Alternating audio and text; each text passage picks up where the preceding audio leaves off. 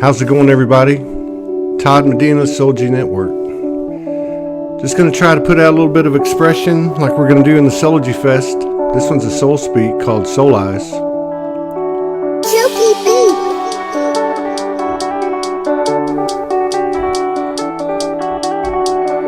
This one goes out to the divine goddess in my life, Morgan Lee. So what's all this and what's all that? Who is he and where it's at? What is she? Another smokestack, hard soul impact, talking street spirit smack, galactic full track, got the angels at her back. So look at her, what you see? Another mirror into you and me. Can't you see you as you and me as me? What else can we be? If I take my eyes off you and look at me, now I can see. Supernatural benefactor, illusion detractor's not a factor. We come from the hereafter. We got our natural nature, high vibrational creation in motion, mama's love potion. Sexy soul sensation, neo-navigation, intuitive, emotional, irrational, irrational, life's devotion, fantasy factual, new earth's approaching, multi-dimensional, cosmic congruence. Come on now, I'll raise this roof with you. Blue cobalt skies, violet purple flame, avians, Arcturians, ancient, Akashic, anarchists, Andromedans, able-bodied human souls, it's time to get bold. You've been shown, you've been told, we're glory gold. We're halo from the hood, homegrown. Shift happens, veil lifted, life is for the gifted. Mama universe has shifted.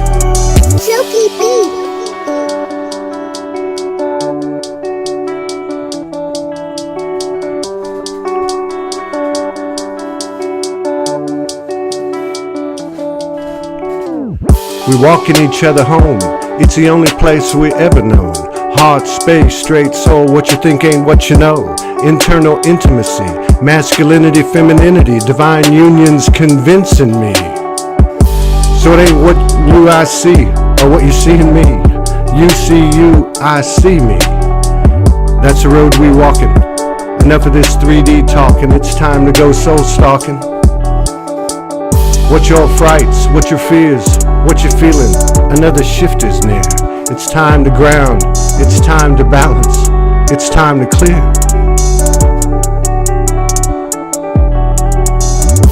So what's all this and what's all that? Who is he and where it's at? What is she? Another smokestack, hard soul impact, talking street spirit smack, galactic full track. She got the angels at her back. Look at her, what you see? Another mirror into you and me. Can't you see you as you, me as me? What else can we be? Take your eyes off me, take my eyes off you. Now we both can see. Blue cobalt skies, violet purple flame, avians, Arcturians, ancient, Akashic, anarchists, Andromedans, able-bodied human souls, it's time to get bold. We've been shown, we've been told, we're glory gold, we're halo from the hood, homegrown. Shift happens, veil lifted, life is for the gifted, Mama Universe has shifted. How's it going, everybody? That was a little ode to the divine feminine, and here's a ballad from the divine masculine. Who is the horned god, you ask? Well, I am of the deep, dark, primal energy that resides within both you and the earth. In the hidden depths and uncharted realms within you, I have slumbered, waiting for my time. Banished for hundreds of years by the lies of the church, my name and honour was defiled through fear-based distortions, associating me with evil and carnal delights and claims that I was a devilish being. But the truth cannot remain hidden forever. For I am he who walks the land as guardian and protector of all that is sacred and born of the mother.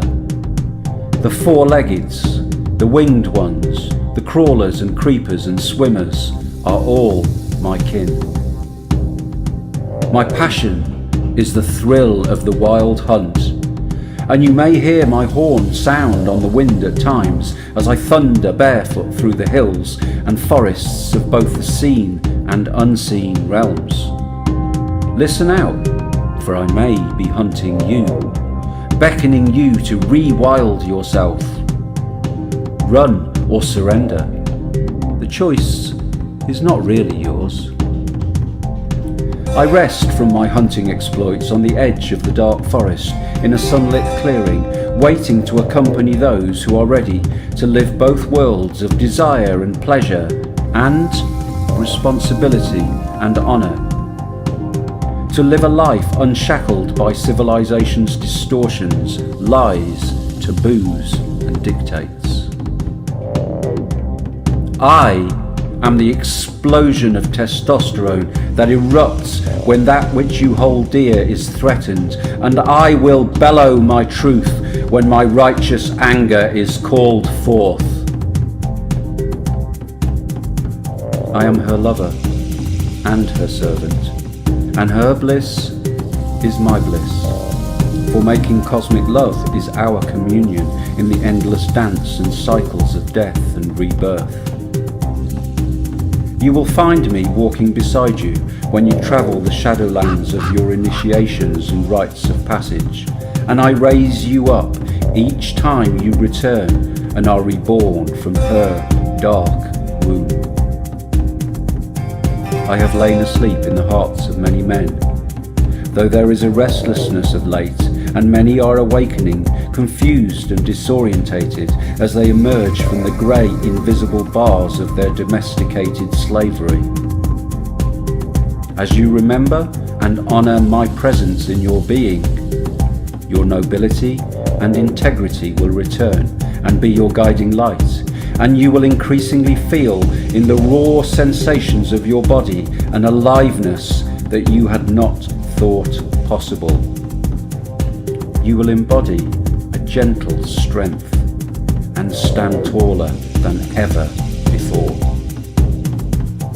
When you walk under the infinite sky with me, your eyes will witness miracle upon miracle, and you will wonder where you end and the rest of what you perceive begins. I am in the flickering fire that burns away the night. I am the voice of your ancestors on the wind. I am the power and the determination of the mountain stream. I dance and sing with the mushroom beings under the moon, and I allow my body to move with wild abandon. On all fours I love to burrow my face into the earth's moist fecundity, and I breathe her in. If you let go of the ideas of who you thought you were and surrender to all that you are, you will feel my presence. The time is right. The time is now. It is the time of the awakening of the horned god, for without his blessing, a man cannot rest fully in his sovereignty, and she will settle for nothing less than a king to be at her side.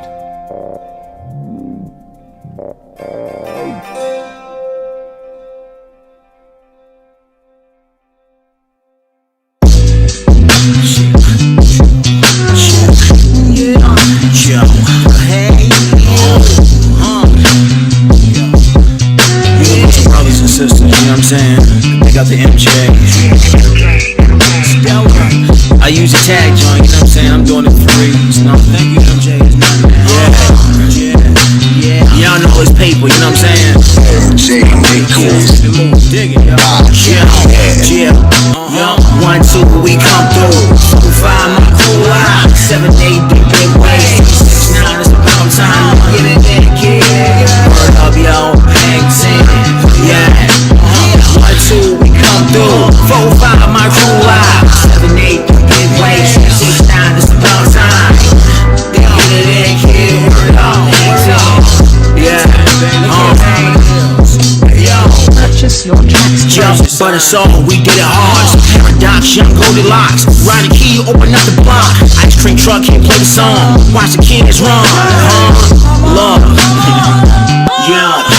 Archangel man, that blue flame. Got a thing for this maintain. Ever change it. Spirit riding, ain't no hiding. We outside with them birds flying. Responsible for the balance, man. 13, new stream. Blood moon, it's cool beans. Hold it down, that's one team.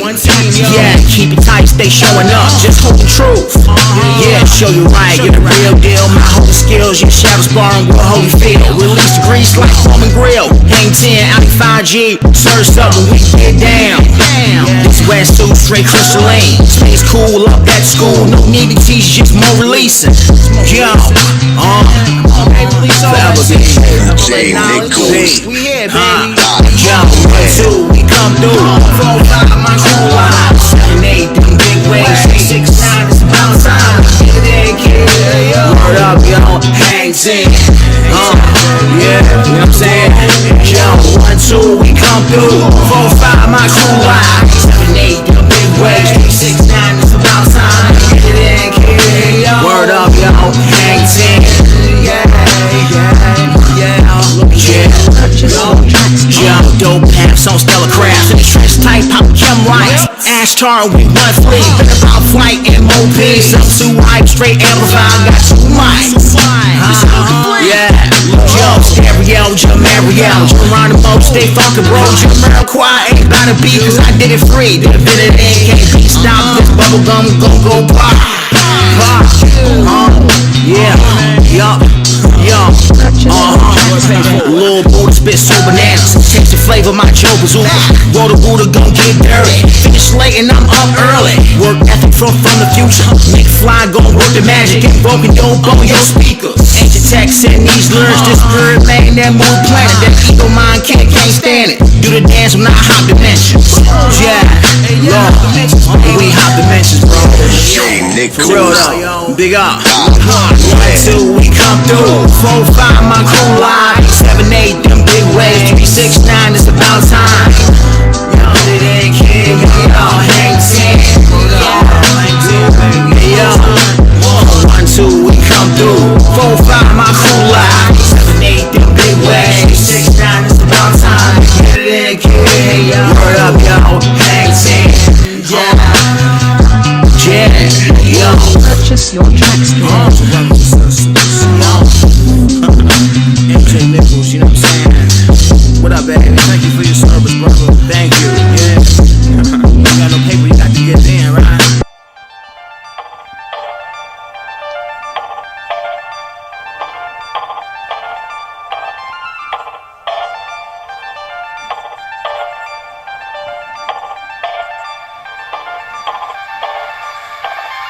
Yunusai, Irihanina, Irikanina, Erikande, Yanas, Yalyanine, Deresunyana, Daljamne, Darshamdina, Aljamde, Deresunyana, Derejanere, Sunyan, Harjan, Ejan, Ete, Sunyan, Daljan, Ese, Sunyan, Darjana, Delejanine, Derekandele, Deresandele, Sunyandan, Aljande, Sunyan, Aljan, Ete, Sunyan, Aljan, Ete, Deresunjan, Andele, Desarjan, Elejendan, Aljan, Ramjan, Darjan, Delejanan, Dersan, Arjan, Etu, Danhan, Yehan, Esunyanan, Dalikanından, Aljannete Sukandante, Aljannete Sukandantele, Sandere, Kandere, Andele, Jandere, Sunjananantele, Jandere, Sunjananantele, Dirikandele, Jana, Darikanena, Elisuyana, Aljannete, Ersuyana, Aljananantele, Kuhyana, Ajan, Yeshana, Lesuri, Nantela, Yarikanena, Yajan, Yeshana, Nantele, Tushana, Nantele, Shana,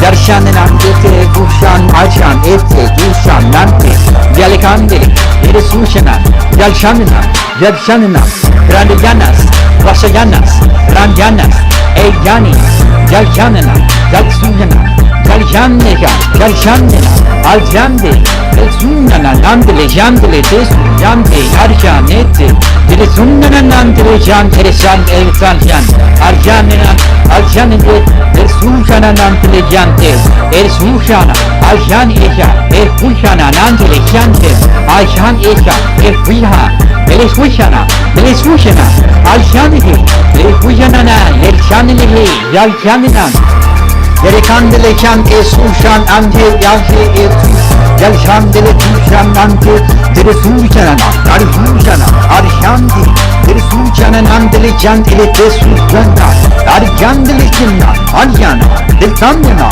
Al-Shandina, Al-Shandele, Deresushana, Al-Shandele, Al-Shandele, Al-Shandele, Yal-Shandele, Shandalke Nandele Hina, Deresandina, Deresushana, Yal-Shandina, Deresunan, Al-Shandele Tesunandan, Derekandele Tesandandan, Junasai. That there is the central self. You can call it God, you can call it anything you like. And it's all of us. It's playing all the parts of all beings whatsoever, everywhere and anywhere. And it's playing the game of hide and seek with itself. It gets lost, it gets involved in the farthest out adventures, but in the end, it always wakes up and comes back to itself. And when you're ready to wake up, you're going to wake up. And if you're not ready, you're going to stay pretending that you're just a little, poor little me. Why? Because this is, you're saying to yourself, I won't wake up until I feel I deserve it. I won't wake up until I've made it difficult for me to wake up. So I invent for myself an elaborate system of delaying my waking up. I put myself through this test and that test, and when I feel it's been sufficiently arduous, then I may at last admit to myself who I really am and draw aside the veil and realize that after all, when all is said and done, I am that I am. Aren't we just going round on a cycle and doing the same old thing over and over and over again because we don't realize that we're chasing our own tails?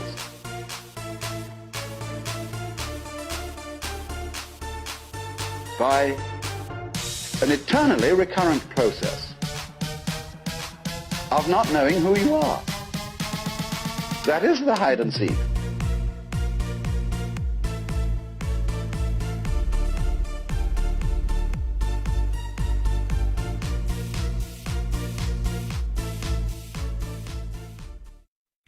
Good morning. There's always hope. There's always something to be grateful for. There's always joy. There's always beauty. It's all in the eyes of the beholder. Actually, it's inside you. Peace and equilibrium is something that is found deep inside you. It is not something that is found outside you. The more you start understanding this, that everything is energy, and that everything is a vibrational energy, you will be very careful about who you let and what you let into your energy fields that can disturb your inner equilibrium. Be very careful what you listen to, what you look at, and what you read, because everything is then programmed directly into your subconscious mind, and that is how fears are created, because you're taking in the energy of the masses into your energy field, even if you are not aware of it. It's very subtle things that are happening now. And we as light workers need to be very careful with our energy fields and who and what we let into our energy fields, and even into our subconscious mind and into our subconscious programming, because we need to leave the everyday behind, and we are stepping into a new world. We're stepping into a totally new co-creative world where we need to be masters, where we stand in our mastery, and we don't allow anyone or anything to take our freedom away, because freedom is something that's inside of you. It is something that is in vibrational energy inside of you, and the higher you lift your energy field and your vibrational energy as one with the divine source and step into the truth of your soul and the truth of who and what you in truth are as a son and daughter of God, the less because you will be influenced by what is going on outside of you, because you have transcended that. We are in a stage of tremendous transfiguration here on the planet, and it is your sole responsibility to take responsibility for your own soul, your own life, and your own well-being. When you start understanding this in the highest degree, you will not be influenced by the outside anymore. You will have that inner peace and equilibrium, and you will stand there and you will be in highest service. I was reading something the other day that really made me think, where it said every day you've got to bring your life into highest service in the best way you can and in the most loving way you can, so that you are putting beautiful energy out into the new world and you are co-creating with that. And that is exactly what I do every single morning. I seek that my energy fields are crystal clear. I seek that inner equilibrium. I seek that wholeness, that oneness within self. It is your sole responsibility what you do at soul level now, and how you attain mastery, and how you rise into the new world and into the higher dimensional state. No one can do that for you. It is your responsibility. This is beautiful times because they're teaching us so much. And the more you understand that everything is a reflection of what you have not earned and loved within yourself, you start understanding that in truth there is only one, or else is illusion. Bless you and have a beautiful day. I love you.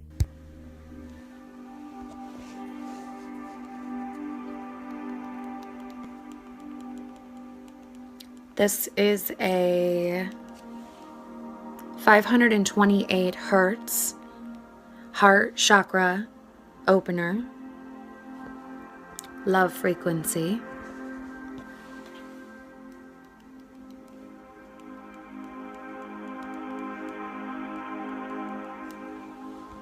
I was guided with a little message. Started writing.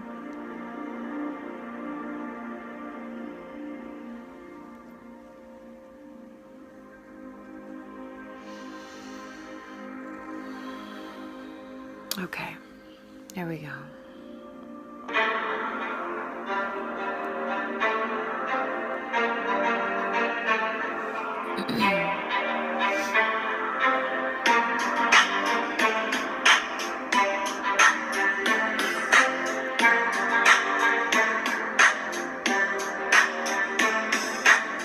Spiritual gangsta claiming one, dividing self.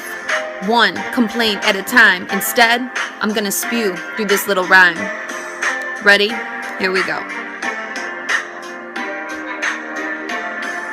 Love and light. This is how we fight. Sending out acceptance. Change isn't what we do. Change is what we are. You wanna be a spiritual gangsta? Stop the venom spew. Trump is who we consciously chose. It's who we've got, whether you want to believe it or not. Spiritual gangsta, put your ego aside. Stop whining. Injustice, another illusion, because we are free. Stand with me, us, the one, here to learn how to love all that stand before me. I shall wash your feet. Oneness is the only way we will ever be complete.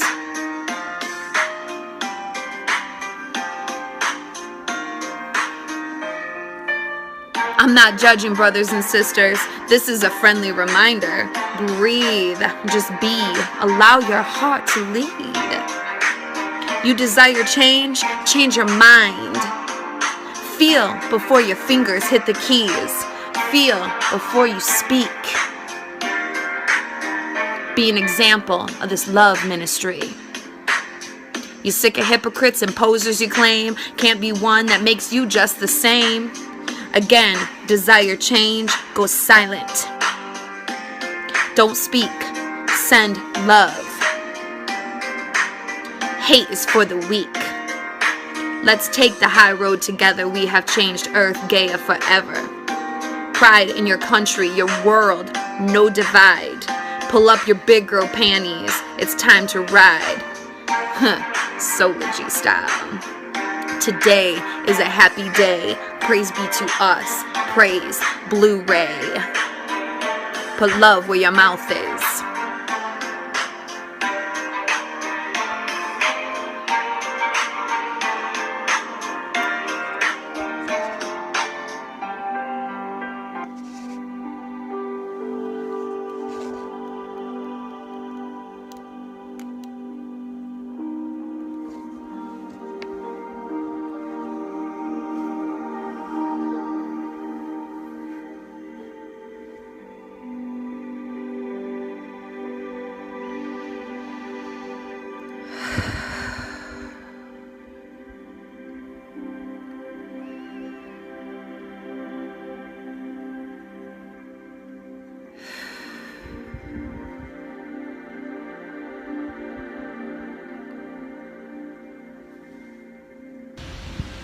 Well, we thought we'd just give it a try and do a live video,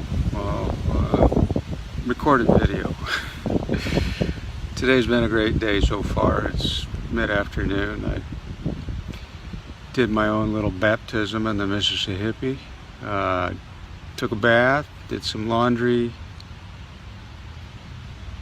Oh yeah. These little entities, these thought forms that attach to, that feed on fear and suffering. These are beings that attach to the auric field of the human. And if you can get out into natural flowing waters and just dunk yourself, go for a swim, go underneath, submerge yourself for a few seconds, as long as you can.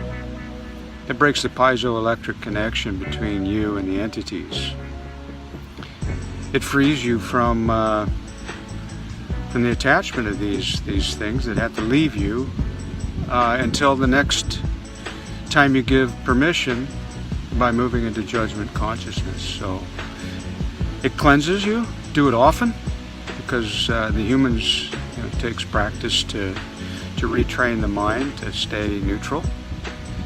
But natural flowing waters are the best way to break that piezoelectric connection between these entities and you, and give you a fresh start, a clean, fresh start, to again practice remaining free of prejudice or judgment, fear, those things that you adhere to that give permission for that darkness to adhere to you. So anyway,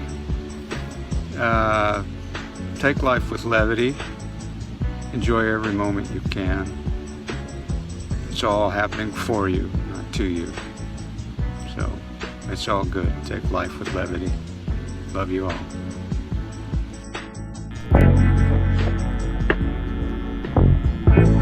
Can you hear it?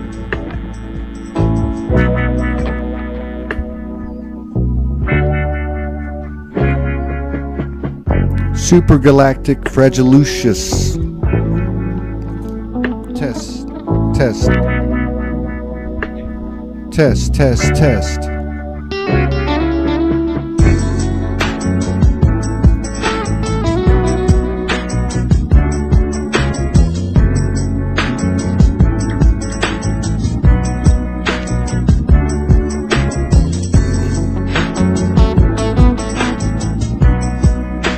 Got it? Ryan Aguilar, the Beast on the guitar. That's his new name.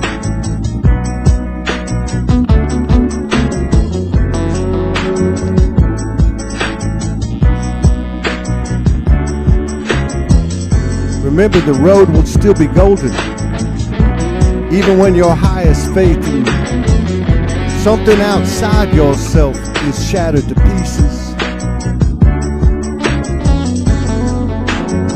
The road will still be golden if your prophet's words prove altered with lies applied to serve the selfishness of our minds. road will still be golden if aliens descend from the skies and we discover that we are born of their light through their seeds.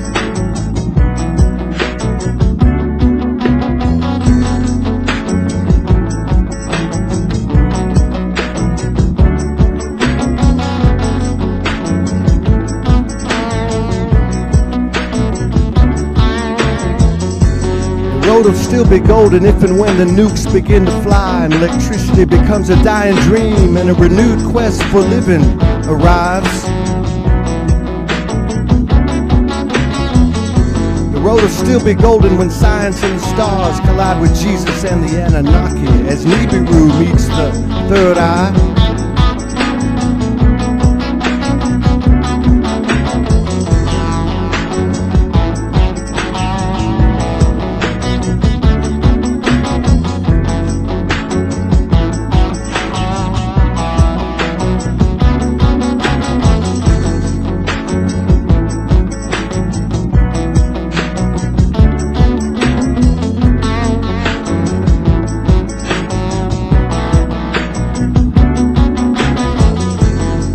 Certain of nothing but our own divinity.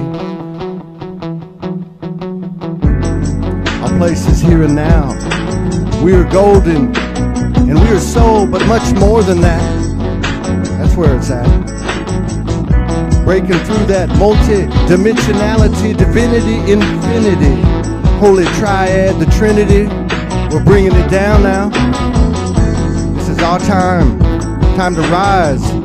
It's a benediction, coronation, divine demonstration, human soul hybrid. That's right, the whole universe is on the edge of their seat. We're expanding this universe from the inner verse, the outer breath of Mother Creation, taking this universe to places it's never been before. That's a real deal. None of this stuff going on in the world stage or even in these family dramas with friends. Nah, it's all about you. Keep living to your truth, because then the universe reciprocates, and with these energies coming down, it can be a bumpy ride or it can be a big soul-gasm. Yeah, bring in that eclipse and that new moon. Time to bring the bass down, lower the boom.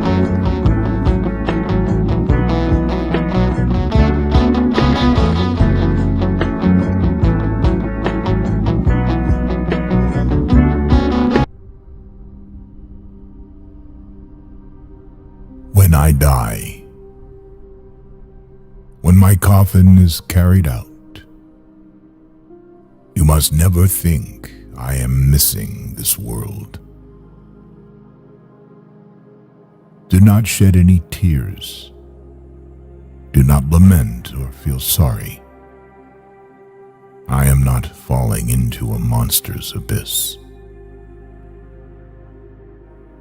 When you see my corpse carried out, do not cry for my leaving, for I am not leaving. I am arriving at eternal love.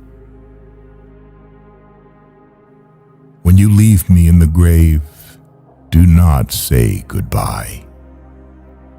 Remember, a grave is only a curtain for the paradise behind. You will only see me descending into a grave. Now watch me rise. How can there be an end when the sun sets or the moon goes down? It looks like the end. It seems like a sunset. But in reality, it is a dawn.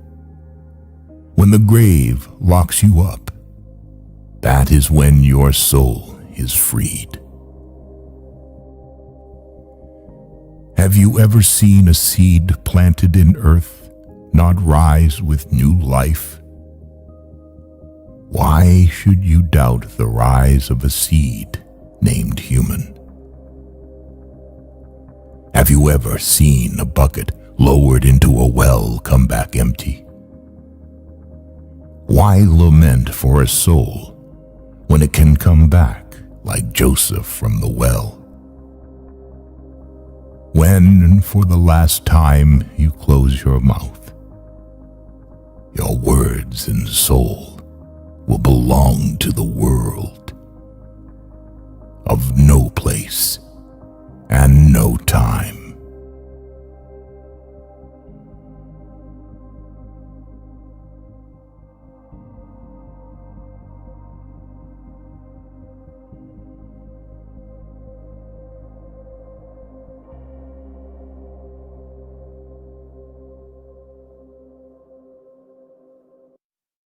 Fear is anti-love. It is not necessary. We can be completely open and vulnerable and innocent, and that is the easiest and greatest way to perceive this new level of awareness. As an adult and being sophisticated and having degrees in universities and all these things, this is a hindrance. It doesn't help to understand this, because all of this science and this technology and everything, it's going to die too. It is, and that, like I said, was written 6,000 years ago in the Vedas, that we would do this, that we would be able to fly through ships, metal ships. They described our reality in great detail. And then they said, after that, we let it go. They're like toys when we're a little child. We let that part of us go, and we embrace a whole new way of perceiving life. And we're here. It is here now. It is going to happen. It is actually happening already through the children, and it's going to emerge throughout the world through the adults very, very soon. This is a very good thing. You have just say God will be walking on earth. Yes, God will be walking on earth, because God is within all of us, and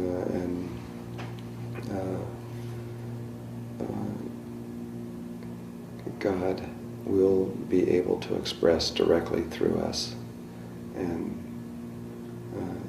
you'll see. You will not only see, you will experience, you will know, and it'll be great joy will emerge onto the earth. But it's only the beginning, because there's something much more incredible and much bigger behind that, and it's hard to, where we are, hard to see this, but it is about to become real.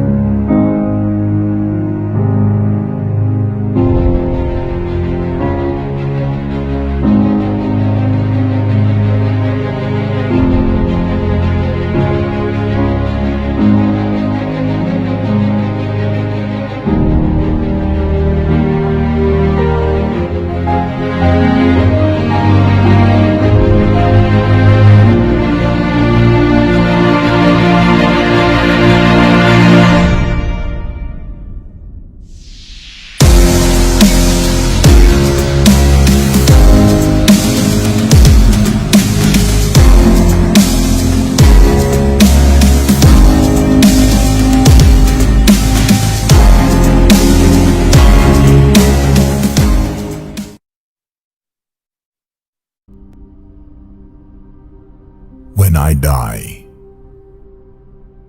when my coffin is carried out, you must never think I am missing this world.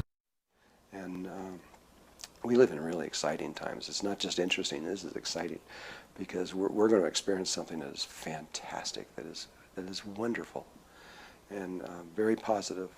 I know there's all kinds of people out there saying, "Oh, 2012 means the end of the world and it's going to be over with," but it's not.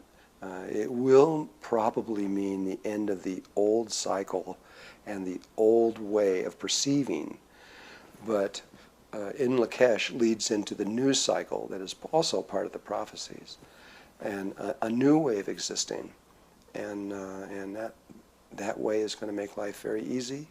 It's going to make disease be something of the past. We won't even need to eat food. We'll be in a whole other level of existence, and that doorway begins within Lakesh. You were talking about the polarity, but and you said that there's always a middle. Also in electricity we have plus and minus and the neutral. Neutral, yes. Yeah. So would it be like in Lakesh it's being like an equilibrium with the outside and the inside, like in awareness? So you're aware of the out and the in? You're aware of the polarities, but you're aware of that the entire system is within a unity system, that is a way of expression, but if you focus only on the dark or only on the light, you don't understand. You haven't realized the unity. And so there's the really dark things, there's the people into the conspiracies and the devil and all this other stuff, and there are those that look like they're only moving into, they're talking about moving into the light and focusing on the good. Not that that's a bad thing or anything, but it in itself does not reach unity. You have to absorb, you have to accept all of it, the good and the bad, in all levels of life, and see everything as perfect and whole and complete exactly as it's unfolding. That there is nothing wrong at any time, no matter what it is. That it's the source, it's the cosmic DNA unfolding, and it's going somewhere. You know, it's like a rose and slowly unfolding. You see it when it's a bud, and you say, well, that's not a rose, that's just a little thing. And so we are unfolding and becoming something. Perhaps this becoming is forever. Perhaps it isn't. We don't know that. But it is a becoming process. And once we allow that process to unfold and without resistance, and we see the reality of the truth of what it is, then we begin to live in a different way. We live without fear, without hurry, without worry, without concern, because we know that it's whole and perfect. And that is a stage of development. There are many stages beyond that, but it is for human life. This is one of the first levels of it. In my own life, I'm hearing, as I've been teaching these kinds of things for 25 years, and many students are coming to me and saying, well, okay, I understand the Merkaba, I understand all the beams of light and the pineal gland and the sacred space of the heart and the internal wiring and how all this works and how the dreams work. It's the stuff that I teach. But how do I do that and also have to pay bills and have a family and drive cars and answer telephones and everything else like that? What happens, all those distractions pull them away and they forget, and they're right back in that polarity consciousness again, worrying and being upset and thinking they don't have enough money or something is wrong. But the answer is to step outside of that, and then the universe just unfolds everything to you, easy, free, with no effort. And as long as we struggle, as long as we believe in the polarity, then we're in it. And we have to deal with it on those levels. And those levels are not easy. And so I am refocusing everything at this moment in my own life to find a way for people to understand spirituality and consciousness. You can get it. You can really get it. But getting it, the final step is like the in Lakesh. It's actually being able to step over and say, okay, I'm going to carry this into my life and everything I do. Every person I meet, everything else, I will come from that level.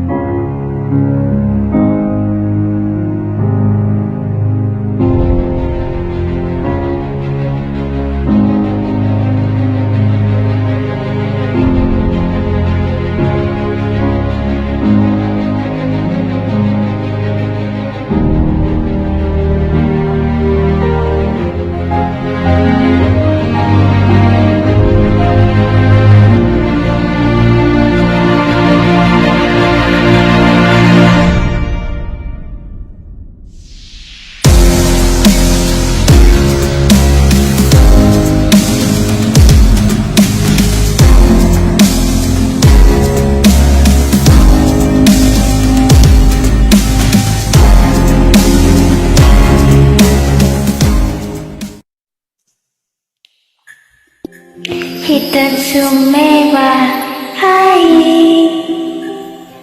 あなたと私は一つ。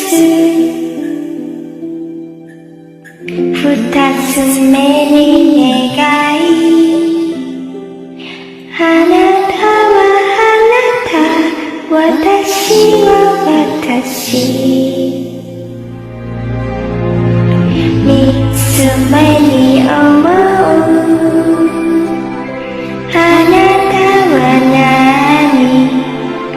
私は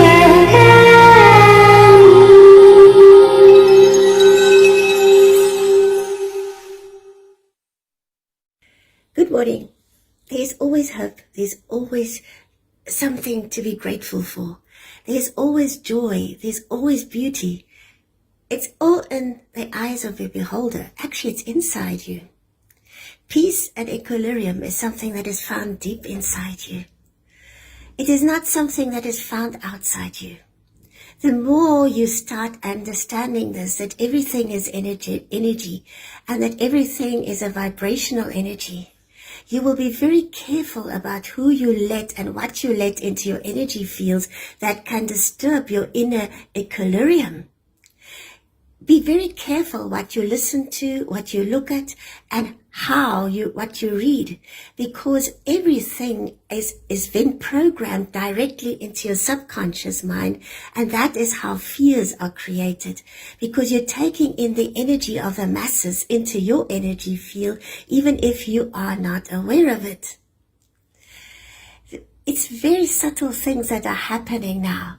And we as light workers need to be very careful with our energy fields and who and what we let into our energy fields and even into our subconscious mind and into our subconscious programming, because we need to leave the everyday behind and we are stepping into a new world. We're stepping into a totally new co-creative world where we need to be masters, where we stand in our mastery and we don't allow anyone or anything to take our freedom away, because freedom is something that's inside of you.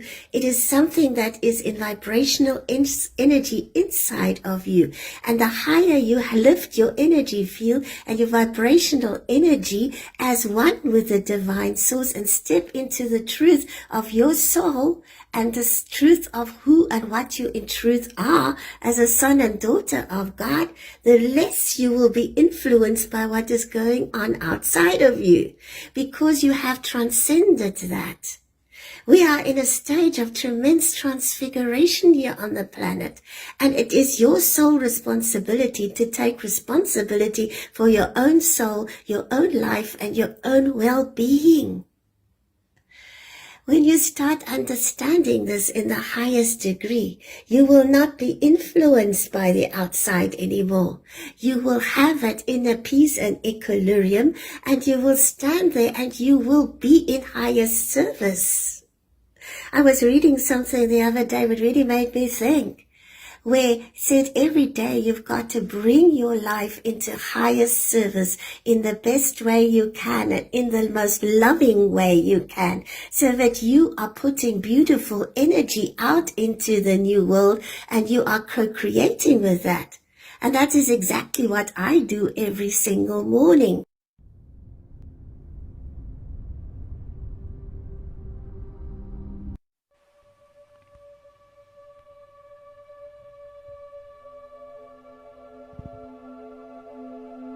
New frequency downloading, recalibration of form, as the neural pathways are recoding. Networks of energy currents pulsating and vibrating through my bones. Awareness arising, constructs dividing, frequency of love integrated and aligning. The sacred space created as a release eviscerated and eliminated all that no longer is aligned or reflected the frequency of the divine. Vessel of light, ignite the magenta flame, reconnecting, resurrecting, as it burns within my heart again.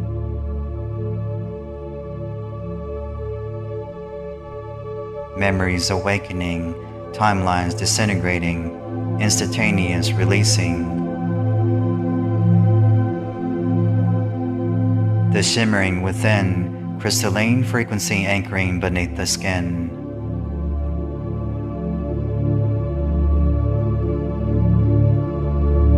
Rushes of ecstatic light energy flowing through this avatar of soul elasticity.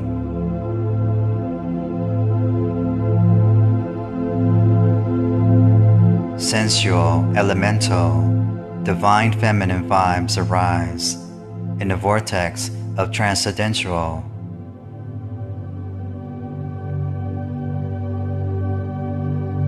Riding the vibrations, embracing the mutations, elevating, recalibrating, light grounding and anchoring.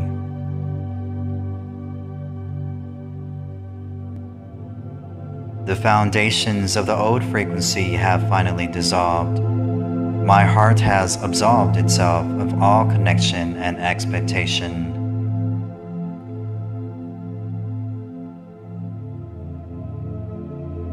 I released, retrieved, and prayed upon my knees until I was empty, creating space for a pure transfusion of divine love frequency.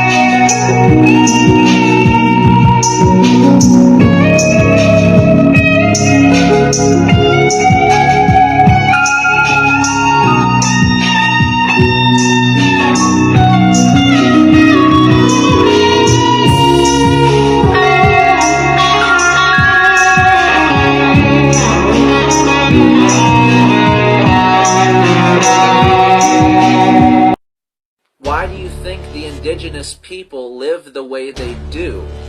They don't know the world you do. They don't exist in the world you do. They don't even own a cell phone.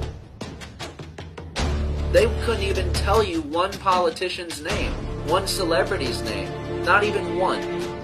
Because they exist in a completely different environment and world than we do. This is why people leave behind their crowded cities of people just like them to go into forests, go into nature, as the indigenous people have done. Because it is the people existent in the program. Go to work, eat, sleep, retire, die. These people suffer. These people are being told how to live their lives. These people are being told the world is a dark place. Everything online is a program, and YouTube is it's a blessing, but it's a curse. Because there is so much fear-based information on YouTube. And what we don't realize is about fear-based ideas and demons, okay? They're one and the same thing. There's so many fear-based videos on Facebook and YouTube, and they're no different than demons, okay? Demons depicted in Bibles and holy books, in my opinion, began as someone's own shadow self, someone's own inner demon that they did not face. What did they do? They gave it a name. They drew it, they materialized it, and they released it into the collective consciousness. And then, that demon that was once one person's shadow demon becomes a collective agreement that we collectively agree on. That we say, this is real, this is scary, this is something we should be worried about. It's a collective agreement, and it's the same with government. The government is our shadow self, and when we do not look at the shadow self, it is projected outside of us. We avoid it. It becomes that demon we did not face, and so we materialize it outside of us for everyone else to deal with. And then we look for other people who are facing this demon. If we see somebody else posting about shadow government or corrupt government, well, they're my type of people because they're in the same situation as I am. But what you do not realize is you are both stuck in your own ways. As long as you're finding people who are also stuck, you will never get out of your own way.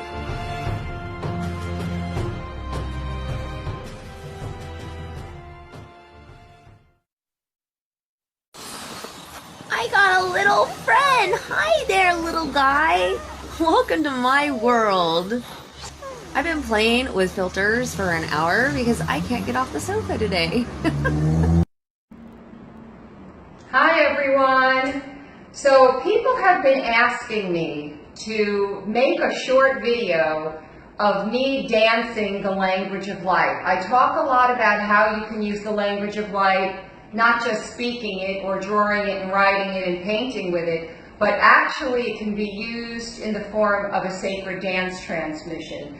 So I'm going to actually give you a sacred dance transmission, and I'm not getting specifically who wants to come through. They said to just keep it open, but this particular transmission is going to be for stabilizing, harmonizing, and balancing, and for also clearing out anything that's not serving us in this time. I know a lot of people are going through a lot of challenges at the moment with these current ascension symptoms, and not sleeping, feeling anxious, having strange dreams, feeling depressed, having headaches, nausea. So I'm going to offer this transmission to help us stabilize, to help us harmonize, and to balance us. So all you have to do is receive it and just take it in. So from my heart to yours.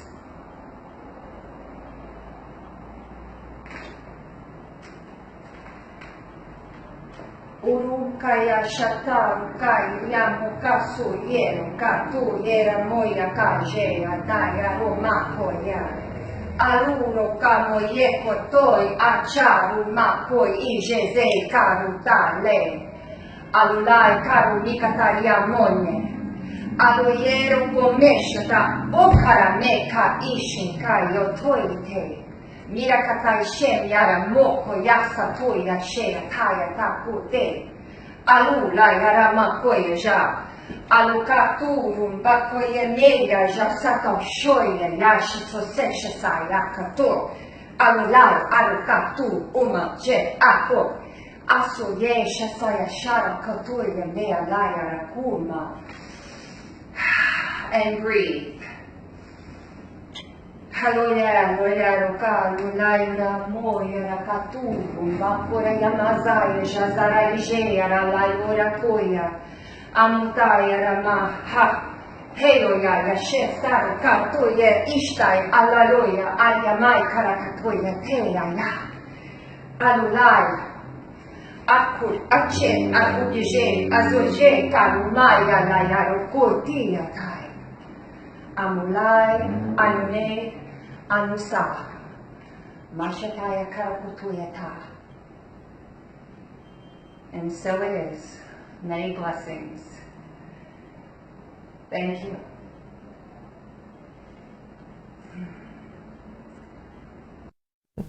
I don't think anyone really knows what's coming in 2021, but we can all feel that it's going to be massive.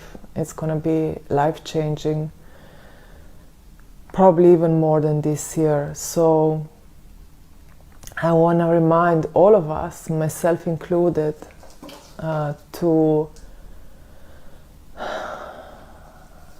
always look at what we wish to see in the world, not to focus on what is painful and bad and what we don't like, but actually let's focus on creating the new, creating the world that we have wished for so long.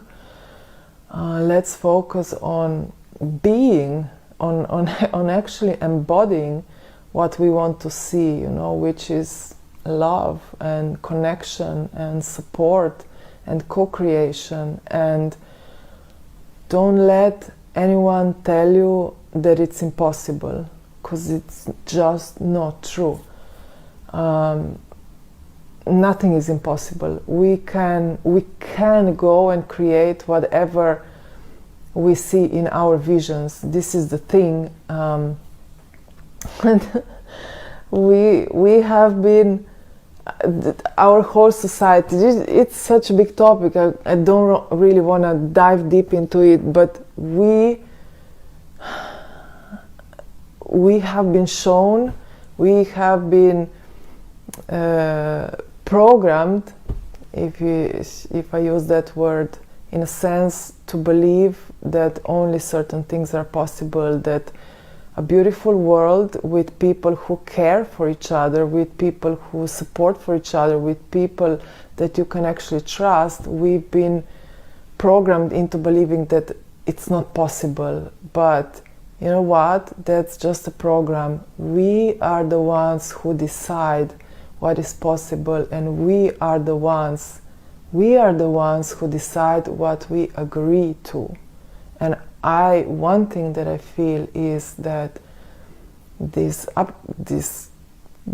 upcoming year of 2021 will be the year when many people will say no to what they don't want anymore, and they will say yes to what they have always dreamed of. And they will start believing that it is possible. And so my invitation to you is to think in that way. It is possible, even if you don't know how to do it, how it should be done, how it could be done. The first big step is just to reframe, to recalibrate yourself. Sorry, cat is playing with the wire. To recalibrate yourself into truly and deeply believing that it's okay to be yourself. You came here to be yourself, and just by being yourself, you are contributing the highest that you could ever contribute, just by being yourself and by creating and by doing what excites you. And it is possible. It is possible. I mean, so many things that we thought would never happen happened this year. So I think it's really not time anymore to limit ourselves. So my friends, I will see you in the new year, in 2021, and I just wish for us to finally relax into who we are, to finally collectively relax into trusting each other and into creating this world that I know we all deeply desire somewhere within. We are all looking for it. And yeah, let's create, let's be what we want to see. Let's not focus so much of what is bad in the existing situation. Let's focus on what we want to have here, on how we want to live our lives, and let's just do it. Like, we don't need to wait. There is always something that you can do immediately to shift the situation, and I think that's where we start. Even if you don't know what you're supposed to do, you start with something very small. You start with something very small, with something that you can do right now. Sorry. Kat says hi as well. So anyway, I am sending you much love and blessings, and you already have everything that you've been looking for. It's inside of you. You don't need permission from any leader, from any galactic, or from any guide. Like, everything is really, really within you. And yeah, I'm excited to see what we create in the coming year. Big love and blessings for the passage from 2020 into 2021. Yes, now, here we go. Praise break. Huh? Praise break.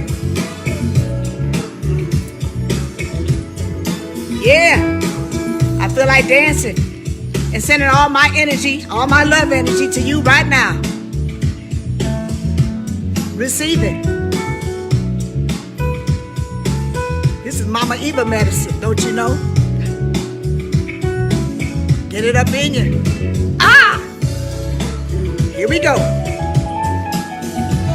Let's move that energy around. Shake your shoulders. Yeah, come on. Yeah. Come on. Feel it. We don't have to wait till Friday. Feel it. Yeah, yeah, yeah, yeah, yeah, yeah, yeah, yeah, yeah. Act like you know up in here. Woo! Uh-oh, there go the bridge.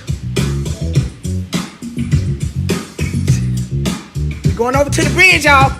We on the bridge. Hey! I need my tambourine. Feels so good to be alive. Hey!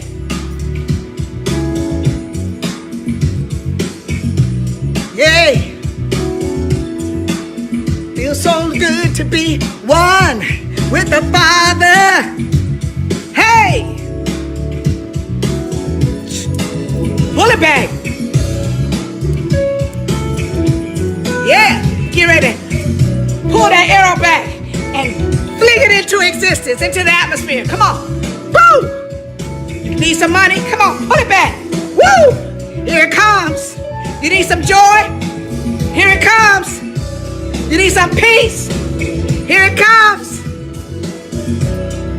Yeah, you need some abundance? Here it comes. Woo! Yeah, you need some alignment, some divine alignment? Get ready, here it comes. Woo! I love you, family. I'll see you soon. Peace and infinite blessings.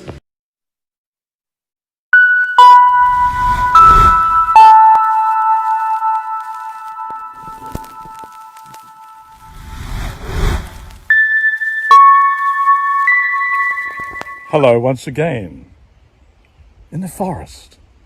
I seem to spend a lot of time in the forest, but I guess that this is where I feel I can reconnect with so many things, and I can allow my imagination as an Imaginarian to run wild, to think about all sorts of things, to search for answers. And sometimes in searching for answers, we create more questions. Now, let's talk about work in a rather different sense. And work is wonderful as long as you don't try to be perfect or special. Rather, do your best with the job at hand. And when you relax, all that is best in you will flow. The creative forces known in the other realms as the joyful jobbers hover nearby on gossamer wings and are ever ready to help you. Have you ever asked? Have you ever thought about this? You are not limited to your present knowledge of how the job needs to be done. Be alert and attentive, ready for the play of action or whatever needs to happen. Allow the job to surprise you. And as the joyful jobbers dance and sing around you, you become less serious.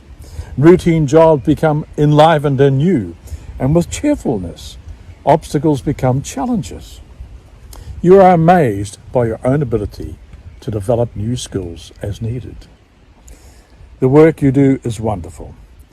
Your inventiveness brings you a great feeling of elation and satisfaction as you turn any job or career into a rewarding experience. Do it for yourself. Even to the mundane, and the laundry fairies say you can find work everywhere. There is no shortage of jobs. Your creativity uplifts and empowers you to be more yourself, then whatever you do feels special. More pay is on the way. Pay, how do you measure pay? Pay is in satisfaction, is pay with coin in the hand, is pay with a kind word of recognition for what you've done. Do things as they have to be done. Do it in good heart. Whatever job you may find yourselves in, sometimes it's so hard. But this won't be forever, because you have the capacity to move and lift yourself above all these things. What you may look upon as being restrictions at the moment, restricted by where you have to be and where you have to work, give it your all. Be in that space. And just believe that it won't be forever. This is only for a time. So there we are. Just look at what's around you. Be thankful for what you have and what you've got. And even though you may aspire to do different things and elevate yourself, that will come. Just be patient. Just do the job at hand and do it so well. Okay. So until we have a chat again sometime in the near future, and I'll just leave you in the forest here, and we just look at the trees and the ferns above. And so I just say farewell for now until we chat again.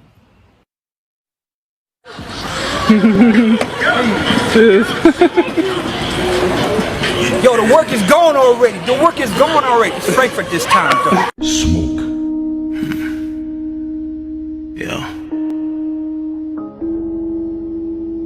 All cleared up. I'm saying. A little eucalyptus and menthol, you know what I mean? Joint. We back. Move through the courtyard, looking at the stars. The stars I ask, cause you looking at me, elevating in the streets. For the folks that can see us going down in the block. Down in the block where the candy lady rockin', the bones get slammed. The table with fam, let it melt in your mouth and not in your hand. Chocolate, rockin' that. Rockin' man, you know I wanna go.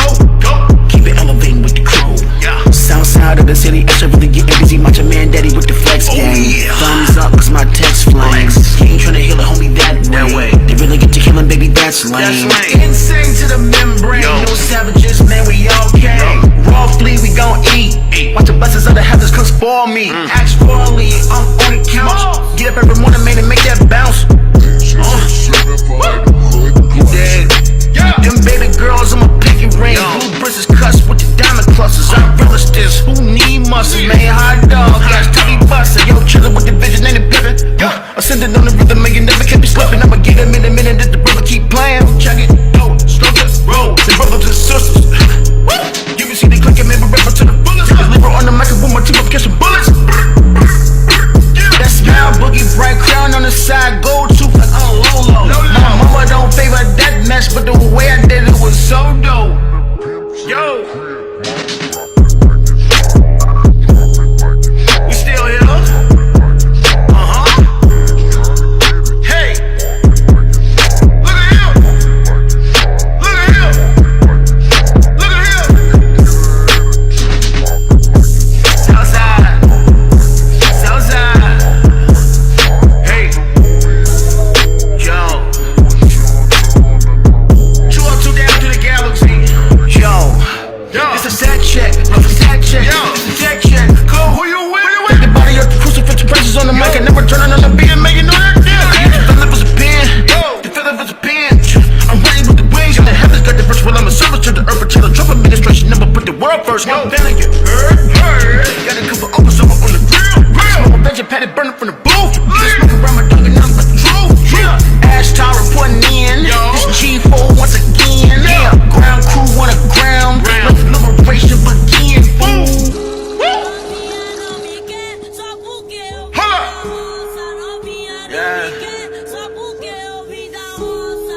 Southside. Look at him. Southside. Yup. Look at him. Yeah. Ash Tower no down. We here on the ground.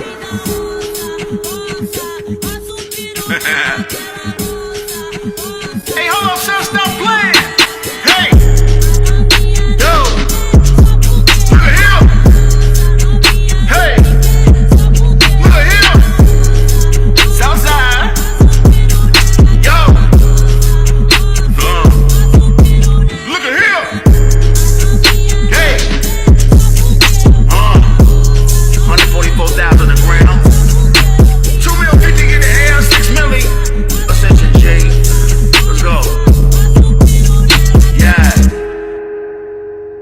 Universal brothers and sisters, huh? Yo.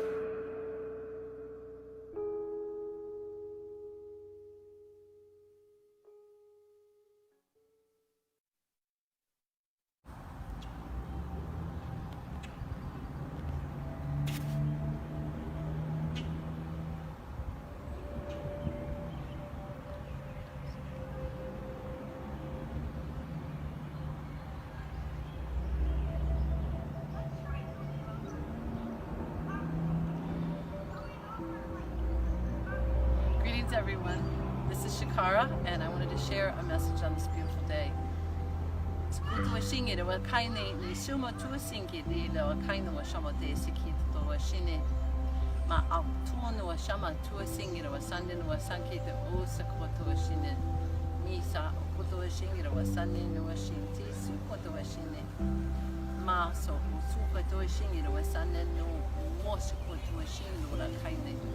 It's so important to get out in nature and connect with the elements. The sun, especially the sun. The sun is giving us a lot of information and empowerment and enlightenment. So this is the time to connect with the sun and the rocks, this beautiful being. The rocks carry lots of information that will help us through this ascension time. Give us strength for our mind and bodies and spirit. So go out and hug a tree, talk to a tree, talk to the rocks. Talk to the sky, talk to the elements, talk to yourself.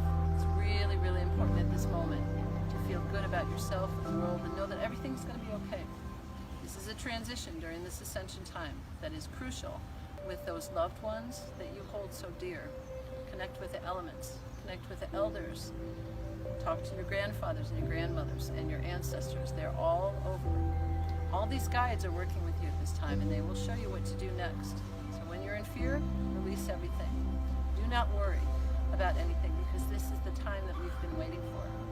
There is a beautiful unfolding happening at this time in your heart. So stay safe, stay smart, and realize that you can create anything at this time.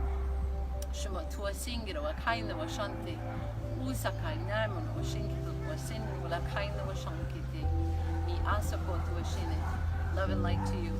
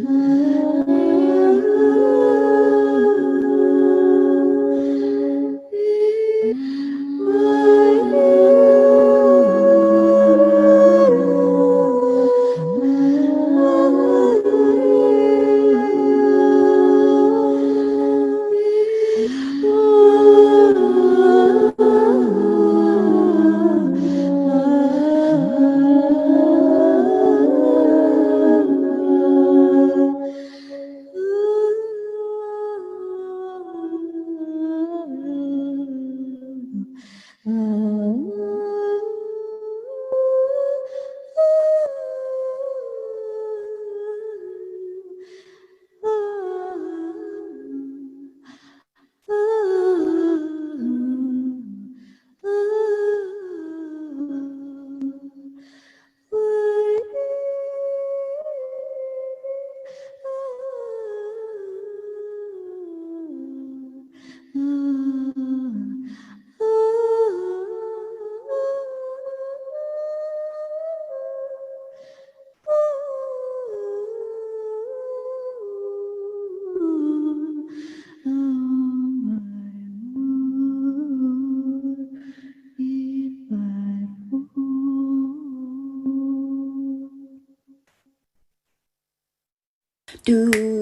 boop boo, do boop boo. May you find peace while you eat your turkey. May you find joy now with your family. Boop boo, boop boop boop boop boo, boop boop boop boop boo, boop boop boo. So things break and we reassemble the pieces that are fractalized patiently with lots of love and gratitude. I am grateful to restore what has been broken with the tools and the techniques. So grateful. May you be restored with lots of love and gratitude. Well, hello and welcome to the Fairy Glade. Close by the river, you can probably hear the river in the background. Overcast afternoon, winter. But the seasons don't make any difference at all to the unseen forest dwellers. And I have a little routine which I always go through when I come into the forest. Every time I come into this area here, I give thanks to the guardians of this land. I give thanks to the ancestors whose spirits are here. I also give thanks and acknowledge the little people, the unseen people, the patapaiarehi, the fairy folks, the elves, whatever you like to call them, the beings which are here. I also thank every living thing in the forest for allowing me to come to this special place. The birds and the insects, the animals, every tree that is present here, I give thanks to especially. And then I like to say thank you to all the waters that flow around this land, under this land, and flow within every plant and every tree and every living thing that is here. Every stone, every branch has residues of water in it. And this resonates with us as humans, with the water we have within. So when I do this little routine, as I like to call it when I come here, it's not a ritual. I do it, I ad-lib it, it changes sometimes. But it's acknowledging the unseen presence. And the unseen presence is unseen to me physically, but I hear and I know. And other people that I bring to this area here, they see and they hear and they share with me. We've had all sorts of explanations, we've had all sorts of descriptions given for what is here. And it's so exciting, and I know that when I come and talk that there is an acknowledgement. And I know that so often, as a lot of you would understand, that when we go to special places and we take photographs around about and then we put them up on our computer when we get home and we look at the foliage and we look at the leaves and we look at the ground and think, oh my gosh, look at that little face peering out from behind those leaves at me. I never saw it with the physical eye, but there was something there. So this is a place which is part of a fairy trail which comes from up the hill there. It goes right through on the fringes of this area here I've designated or called the Fairy Glade, across the main track there, down and across the river and up the other side. So this is just one of many, many fairy trails that are to be found throughout Aotearoa, New Zealand, and not only in places of forest like this. They're all over the land, they're all over the country. So, if we take the time to sit quietly within nature, or even in our own gardens, down the bottom of the garden, and we just allow ourselves to sink into the ambience of what's around us, we just allow ourselves to imagine, to visualize, and then we will allow ourselves perhaps to hear, and then to ultimately see. In this special place, there is a way that I can often tell when the presence is nearby, and I'll show you how I do this. I have here a couple of very simple dowsing rods. Some of you may be conversant with dowsing. And so I'm just going to see now if there is a presence here, close by, that's observing what we're doing today.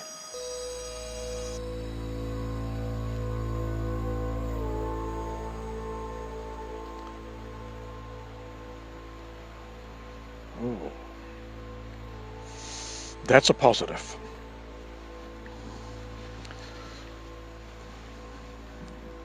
Is there anything in very close proximity?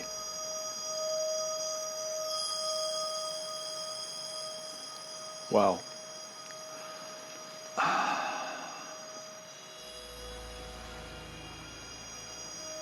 Are you hearing what I'm talking about?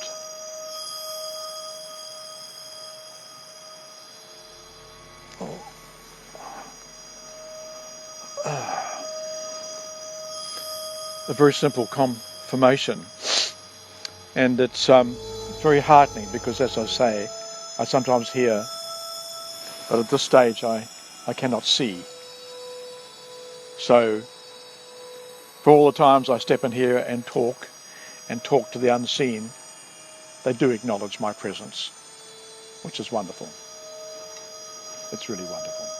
So all these things are in the eye of the beholder.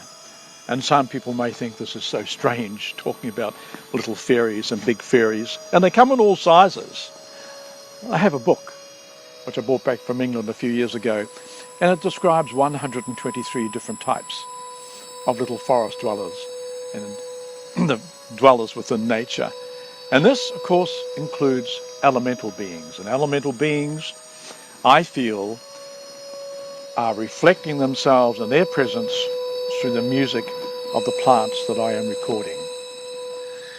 And I feel that the elemental beings for every plant are helping to express themselves and their being through the music of the plants.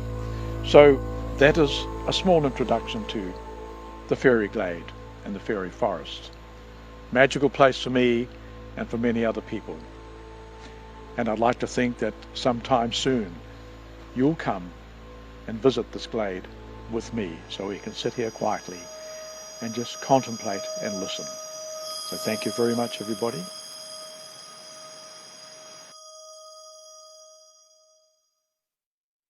Unified love taken from soul codes. I desire a man who honors my truth, to never attempt to tame my spirit, a man who is willing to dive in deep to the depths of his heart to express himself freely and fearlessly, a man who is willing to be seen to express from his soul his wildest dreams. To live his own truth and free expression, to be awakened from within, serving humanity, who takes care of his own responsibility and sets into motion the most beautiful love potion. To learn from one another's language of love, to be able to stand in his power, to follow his bliss, and each on our own unique path together and sometimes apart. To never feel shame or condemnation, stuck in the blaming game, to be the change, to make a difference within our global nation. Our love sets us up in motion, to expand the limits of our minds, to express only truth and love, to dissolve the planet's hate, to be the creators of our own fate, to own our own shit and never hide, to express our deepest desires with pride, to never play small again, to continue to evolve, to be the change, embodying personal responsibility. I desire a man who walks his talk, who is sensual and playful, to be proud of our love, to hold me close in a time of need, to be free and without one another, to desire one another with no need for one another, to always be honest no matter what, to be willing to listen and to let go of what was, to be in the totality of now as if this is all that exists, to meet resistance with humility and love, be compassion and understanding within a heartbeat, to see our reflections within one another, to explore the divinity within this divine presence, to join forces for a higher purpose, breathing and being in all that we are, expressing our unique essence within and without, to always be willing to step away, to give space and honor the other, to make self-love a high priority, to keep moving forward, each day a new adventure, a gift waiting to be explored, create moments of eternity, to be willing to grow and to forgive in a heartbeat, to learn from those lessons, to step up and not hide, unifying our love for one another, to live in the present no matter what, to play in the expanded reality of playing field of unlimited possibility, unleashed, fearless and free to be, collective consciousness, a gateway of a new worth awaits me. A man who adores and cherishes my soul, willing to dance with my wild free spirit. My spirit will know and my soul is willing to wait, for once we meet we'll know in a heartbeat. Two hearts sink into one, magical drumming sounds awakens the soul's tribal dance. Most vital is what we cultivate, manifest and co-create our unified love within one another, extended out words to all that we meet, purposeful passion, a magnetic force, a gift shared to all we shall meet, a simple smile, a gesture perhaps, guiding lights to inspire many upon their path. Our intoxication of deep pleasure, a new unconditional love, a divine reflection of one another, the natural rhythm of a sweet Mother Earth, the interchanging of Father Skies, our spirit in love, our faithful guide, our mission to rise in humanity's love.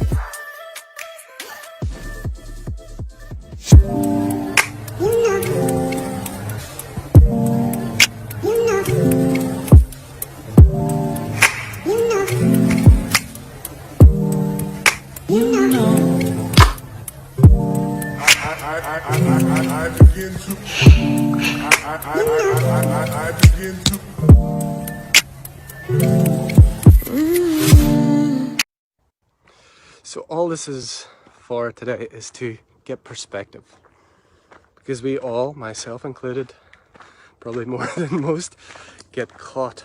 We get caught in our story, we get caught in our dramas, we get caught in the apparently real world, we get caught in our ascension process, we get caught in our descension process, we get caught in the worldly dramas, we get caught in the things that our body is showing us. We get caught in challenges in relationships. We get caught in having to do something, having to be something, having to go somewhere. We get caught in it. And it wasn't designed for that. It was designed to be your playground. It's designed for the timeless to play in time. And you are the timeless. You are the game. But don't forget yourself as the one in time. Don't think that that's your identity. Play. And cry, and fall, and rise again, and forget, and remember, and rejoice again, and recognize, and forget, and remember, and realize, and open, and close, but never stay too long with the eyes closed, the eyes of your soul, the eyes of your heart, the eyes that see through the illusion, that see through the delusion, that make real in your eyes, actualize your true essence, playing and dancing in form. You're limitless. Nothing can stop you. There's nothing you can't do, be, have. Everything is available. Everything is. Everything is you. You are imbued in all. And you are the source of all. There's nothing to get. It can't be out there. It's coming from in here, projected out there. So don't fight what is reflected. Begin to change the source of reflection. Begin to change that which gives rise to the reflection. Open your heart. Play, sing, dance, get silly, get weird, get irreverent. Don't take yourself too seriously. Don't place yourself on a pedestal, and don't place yourself below anyone or anything. All of those are the dream.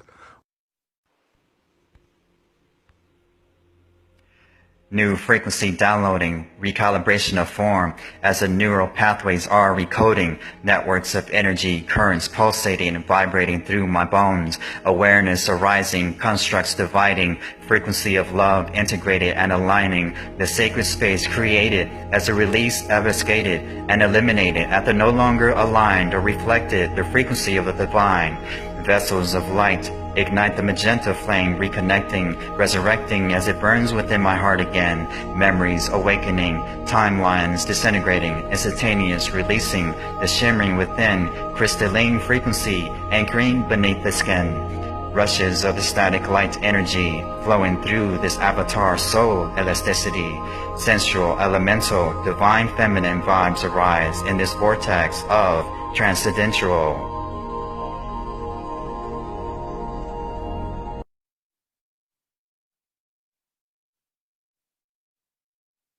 The very nature of politics is dichotomous. Its purpose is to enslave. The intention of this system is to create an emotional attachment through a false sense of self, programmed through thought and bound by energy. Affliction comes by way of pain, antithetical to conviction, who is conjoined with peace. The substantial embodiment of our spirit leads to an unequivocal remembrance, a mental and emotional reframing. We have always been, and we will always be. The nature of the Spirit is love.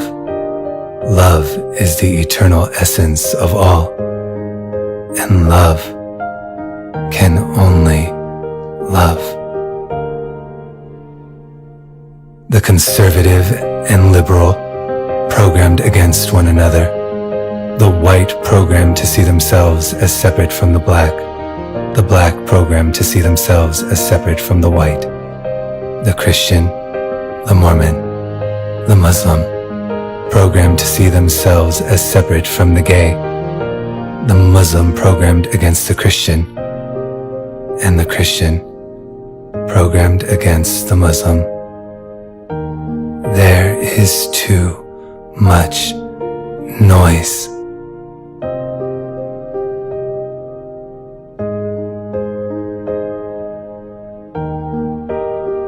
The evangelical sees him as anointed. The minority sees him as the Antichrist. And the spiritualists split. The illusion of separation playing out everywhere and in everything. Now, let us all ask ourselves, who am I?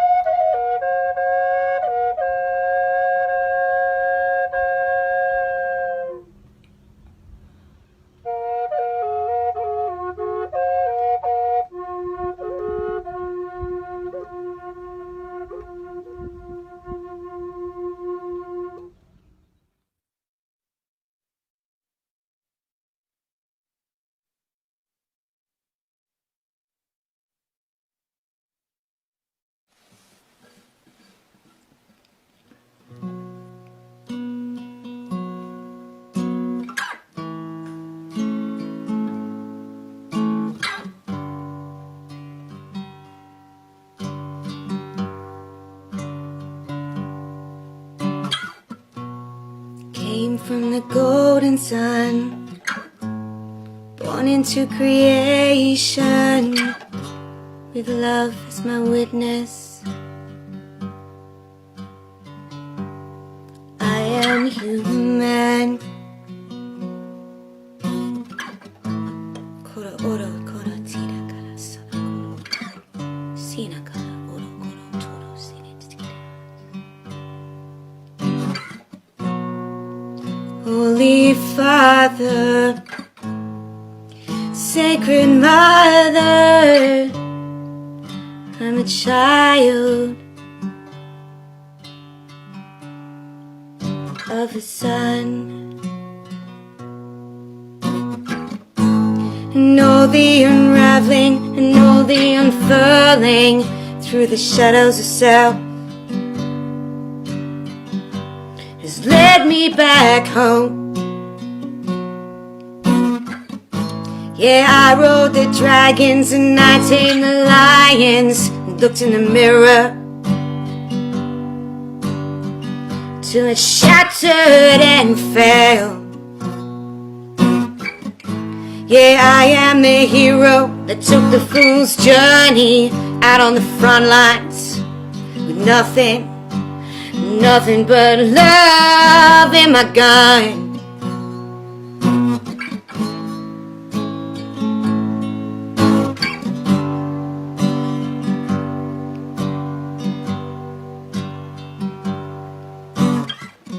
Came to carry the threefold flame, be a pillar upon this plane, rebirth divine, human template. And all the unraveling and all the unfurling through the shadows of self just led me back home. Yeah, I rode the dragons and I tamed the lions, looked in the mirror till they shattered and fell. Yeah, I am the hero that took the fool's journey out on the front lines. Nothing but love in my gun. Yeah, I was a fallen and now I am risen, and my cup runneth over. I drink from the holy grail. Da da da da da da da da da.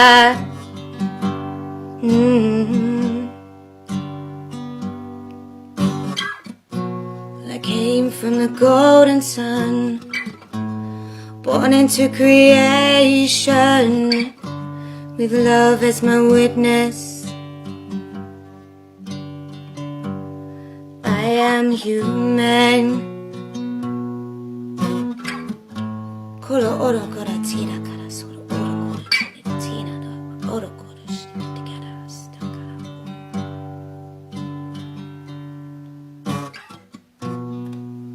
Holy Father, Sacred Mother, I'm a child of the sun,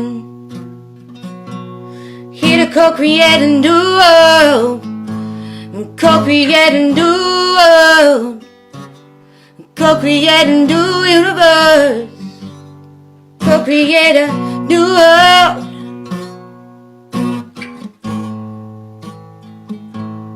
Co-create a new world.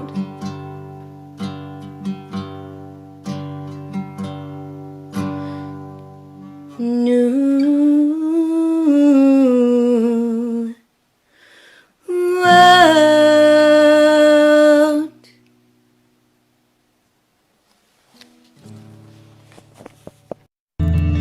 It's an energy a lot like Vibrational Empowerment Network. It's all about the I Am Soul. We've been doing a lot of talking about this virus and about this politics and this religion and all this other stuff, all these distractions from what the real story is, why we're all here. I think it's about time we have at least 50% of everything that's put before us be about who we are, and what we're a part of. Conscious colored energies hailing from the other side. Alternating currencies, healing frequencies are alive. Pleasing demons lost and found, angels, hangs of angels, thorns all crowns. Light workers, white, black, red, yellow, brown. Self-inflicted burden spark, healing freakish tendencies. I finally found my mark, coded neath the tendencies. I sip and swallow just the same, yin-yang vial of consistency. Come on baby, play the game, pop the vein, spirit of serenity. Blessed by fear's selling epiphany. Fatal dreams found to lose, earth face and anomalies. Dirt shines, diamond blind, every card's coming, aces, one kind. Journey to a divinity, shedding skin and conditioned sins. Erasing false realities, journey of extremities. Chaos in the harmonies, finite to infinities. Postulated possibilities. Freedom is fearless, and it is free.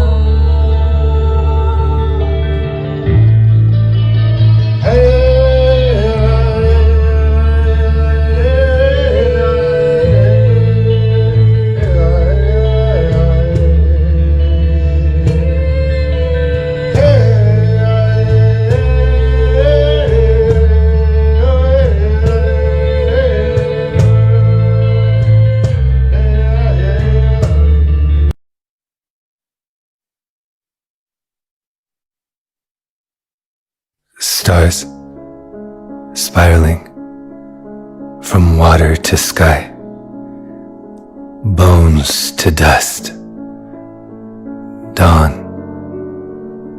to dusk, man to mastodon, butterflies chasing the light of time back into empty space. The ocean splits as the blood of love bleeds from the soul of creation. Moses appears. He never left.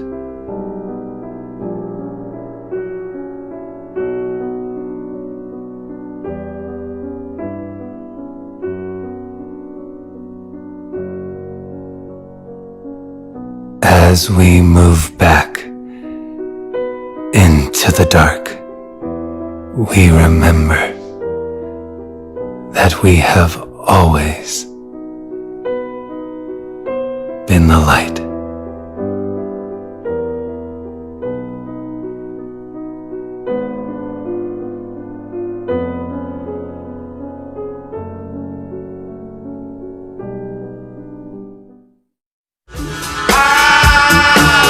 Allow yourself to be in the funk. Experience the funk. Be there in the funk. Acknowledge the funk. Thank the funk. Be there in the funk. Experience the funk. Acknowledge the funk. Thank the funk. It's like the energy doesn't create funkiness. Todd Medina, Soulogy One Studios, sampling a little bit of an instrumental version of a great song called One Day by the great duo UGK, Pimp C, and Bun B from the south side of Houston, Texas. Yeah. Got a little soul speak. The soul vibration is a slow vibration. You know, can you remember those times in your life, real pivotal? Like when you were a little kid and you fell off your bicycle, and as you were falling, everything slowed down. Or that car accident you were in, and your car's spinning around and everything just slows down. The day you got married, when you caught that Hail Mary touchdown pass, or when your kid was born. Over and over again, this is played out in our lives. We're in too much of a hurry in this world. We got too many worries in this world. We go to bed at night, lay our head down, and we can't sleep, thinking about the bills and the pills and the booze and the smoke. Hey, those aren't the only addictions. Everybody has their Jesus. They're no worse than going to church and paying these people for our sins, telling us what to do and how to live. And what about these countries, these states, with their imperialistic virtues? Yeah, virtues my ass. Enough of this. What we need to understand is that we have the power. We are the co-creators. We can no longer blame the Illuminati and the dark ball and the dark principality and these bloodline royalties in the Vatican, the CIA, FBI, NSA. We can't blame them anymore because their strongest energy is coming from our very own thoughts, the center of the universe, which is our soul. We can feed this darkness or we can feed the light. Don't focus on that darkness. You just give it power. Don't blame it on somebody else because that responsibility is on you. That's what this whole trip is about. It's a little soul speak word for the day. Todd Medina, a little bit of UGK One Day instrumental. Soulogy One Studios wishing you peace, power, protection, and big ass love for you and yours. And remember, one means one.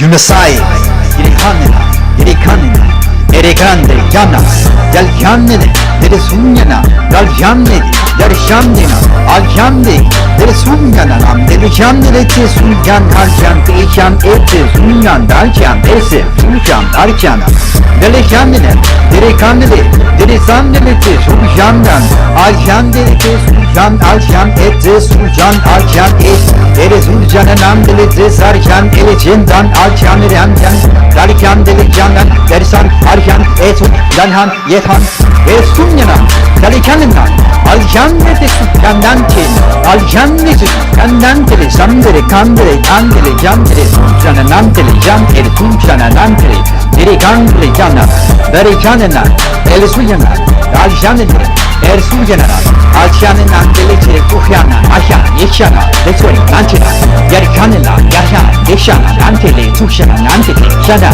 Darshanan, Ete, Gushan, Alshan, Ete, Gushan, Nante, Yalikandele, Eresushanan, Yalshananan, Yalshananan, Randayanas, Vasayanas, Randayanas, Eyani, Yalshananan, Yalsuyanan, Yalshaneka, Yalshanena, Aljande, Elsunana, Nandele, Jandele, Tesu, Jante, Arjanete, Telesunana, Nandele, Jan, Teresan, Elsanjan, Arjanena, Aljanete, Elsushana, Nandele, Jante, Elsushana, Aljan Eja, Elfushana, Nandele, Jante, Aljan Eja, Elfuha, Elfushana, Elfushana, Aljanete, Elfushana, Eljanele, Yaljanena, Yerikandele can Esushan ante Yalje etu Yalshandele Tushan ante Teresushana Arhushana Arshandi Teresushana Nandele Jantele Tesushana Arjandele Jinna Arjana Deltamyana Arjandena Arjandele Teresushana Arjandele Arjandele Arjandele Yarjandele Jandalje Nandele Jena Yeresanena Teresushana Yalikanena Esunna Arjandele Tesunandan Yarikandele Tesangandan Junasai.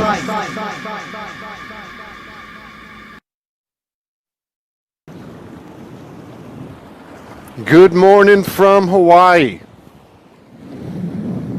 Good morning, all my brothers and sisters. Good afternoon, good evening, wherever you are.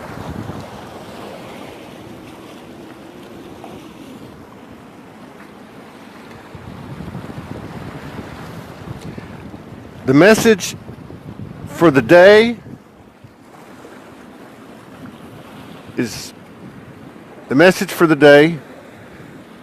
be careful what you say. Be careful the way you talk to people. Be careful what you say to people. You know? Hang on. That sun's just coming up. Yeah, you know, we're moving out of this transition, right? We're moving into what we really are, vibration, tone, color, wavelengths, frequency. And nonverbal. Anyone that's had a near-death experience, dimensional experience, knows everything's telepathic. And I see a lot of hurtful shit being said out there to people. I see it. Everybody does. You know, things can be said without a negative connotation. You know, we're past this point where we got to play a shell game and act like, you know, we're not doing what we're doing. We're moving past this point now. The universe is not going to support anything but the pure truth. You know, and if you want to take shots at somebody, right, you need to come right out in the open and do it, or cut the bullshit and stop acting like you're not doing or sending out the vibrations that you are. And I'm not coming down on anybody. I'm just telling you this is the reality that we're living in now. The reality we're living in now is we're going to be walking down the street and we're going to be able to hear everybody's thoughts. It's already occurring. Man, this thing is in our control. We have the ability. We don't need QAnon. We don't need Trump. We don't need secret space. We don't need, a religious icon coming down and saving us. We don't need to know who we were in a past life or a future life or a parallel life. I'm Todd Medina, you're you, and this is what we came here for, and we're only going to have this chance one time, so let's start being good to each other. All the time, every day. That's the new earth. I'm just rolling. I got out here. These last few days have been intense for everybody. You know? Yep. It's good to see everybody. How y'all doing? You see that? It's pretty, isn't it? And up there's the mountains. I don't know if you can see it. Oh, there's some. See the mountains? Mountains, coconut trees. There's a little town, a little sleepy town of Kapa'a, which I live about a mile from it. It's good to see y'all. Norma Rasmussen is in the house. Angela Brinkerhoff. TL. That's 3 people I've met in person right there. Yeah. It's good to see everybody. We need to spread the love, man. That's what we need to do. This ain't some hippie peace freak bullshit. And it's not some new age bullshit either. And it damn sure ain't any of these religions or any of this nationalism that we're coming out of. None of that either. You know? This is the new template, the new good book, the new blueprint. We're writing it. We're writing it for those that come after we're done, which is probably some of us again, right?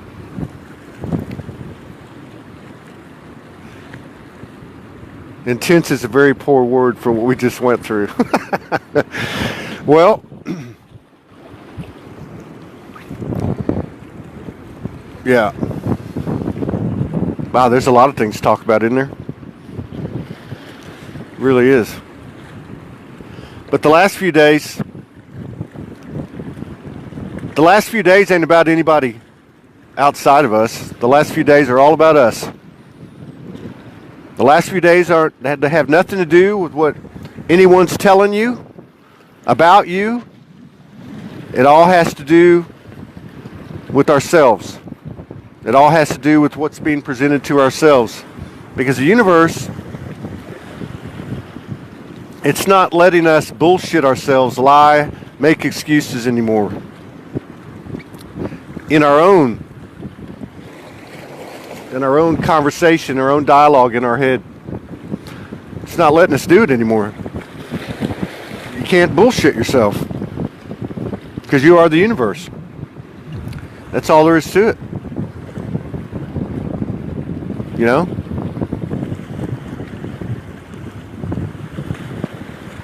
Judgment's going away. Projection's going to go away. At least projection of bullshit. Projection of love won't. Janie says, I felt so small the last few days. Well, you know, one good thing about feeling small, one good thing about going through intense times, one good thing about going through uncomfortable times is that we do know this now after all this time.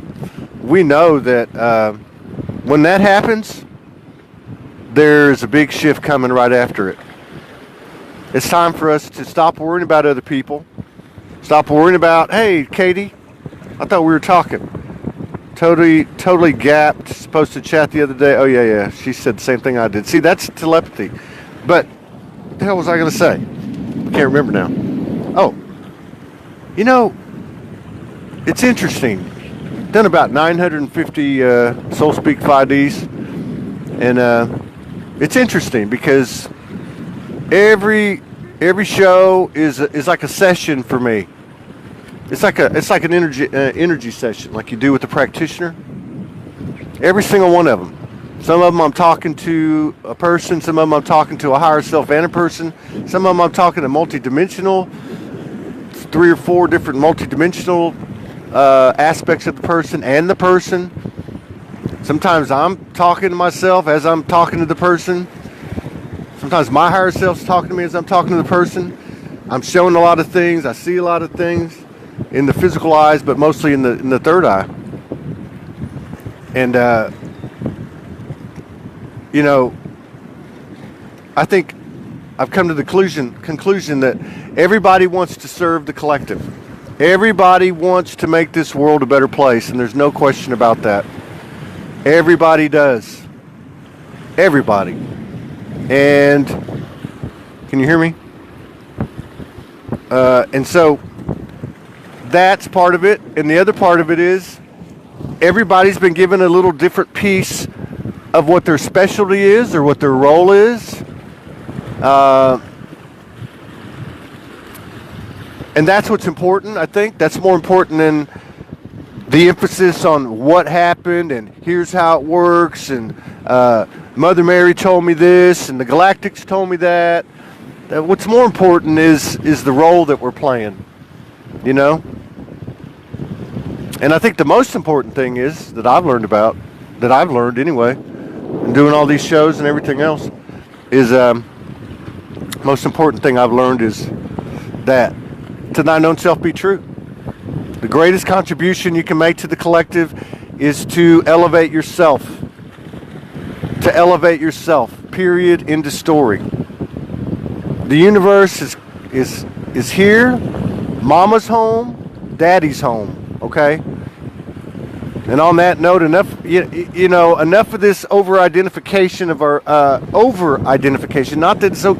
Nothing wrong with identifying what your physical incarnation is, your gender, but enough with this over-identification or association with, the divine feminine energy is, more, is a bigger part of me because I'm a woman, or the divine masculine energy is a bigger part of me because I'm a man. There's an importance to our physical gender. There's importance to, the energetic gender that we carry forth, because it's not always congruent with our physical gender, but it's another part of our role. You know, it's not just our passion or our work that's a role, but it's also our other parts of us. But this whole thing with I'm tired of seeing these posts about this about women rise or this about men rise. It's souls rising. It's souls rising. It ain't got nothing to do with gender. It's souls rising. The same rules apply to the women as it do to the men. The same rules apply to the straight people as to the gay people, which is a stupid word. To the bisexual people, to the androgynous people, to the asexual people. The same thing applies to everybody. It ain't about being a woman. It ain't about being a man anymore. It's about being a soul. It's about being a divine human being. That's what it's about. Being a divine human being. Does that mean that we're androgynous? No. We're still physically what we are. But enough of this separation. Separation is separation. I don't give a shit.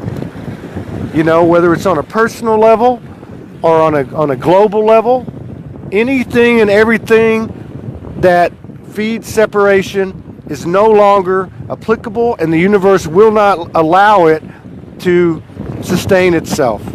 So, I don't care if the Pleiadians are on this side and the Anunnaki, reptilians are on that side. That's separation. I am both of them. I don't care if it's Democrats or Republicans. I don't care if it's QAnon and non-QAnon believers. I don't care if it's Trump supporters and Trump opposers. I am all of those things. I will own all of those things. And the best thing we can all do is to own every aspect of what we consider dark and light. There is nothing. There are no evil boogeymen out there. There are no dark negative energies that you have to protect yourself from. Those are things that you are showing yourself. You're showing yourself that boogeyman, that negative energy. You're trying to protect yourself from yourself. You're actually hiding from yourself when you're trying to protect yourself from these dark negative energies.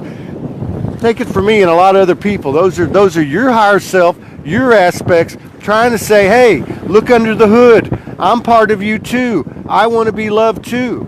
We're universal soldiers. We came here to kick ass and take fucking names for the universe. Excuse my French. But it's time to shift or get off the pot. You know what I mean?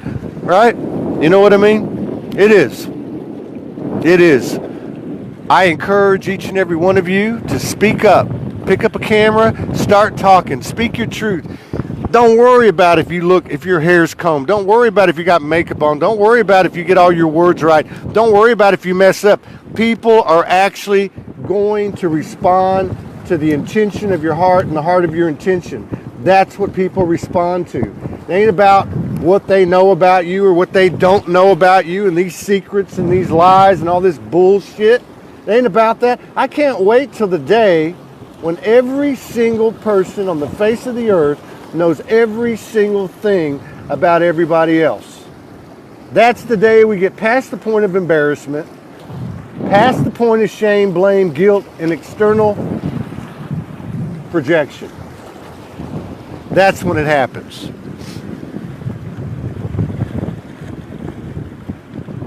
Every one of us has got stuff we haven't told people that we've done or we've thought. And you know what? It ain't nothing but a thing. Ain't nothing but a thing. There ain't nothing that is going to change who you are, and what you're a part of if the whole fucking world knew every single thing you've ever done in every single minute of your life. Okay? Ain't nothing's going to change. In fact, you would expand. Okay? You would expand. We're here to expand. What's today? I don't even know what today is. What is today?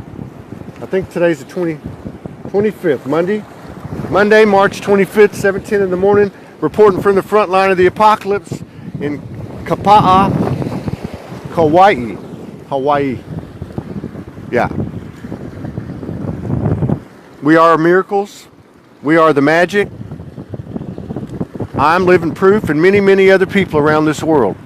How the hell does a homeless hobo go with no money, one airplane ticket, and a couple $100 and end up living on an organic farm at a very affordable rate, doing what he loves, broadcasting every day, in a divine conscious union?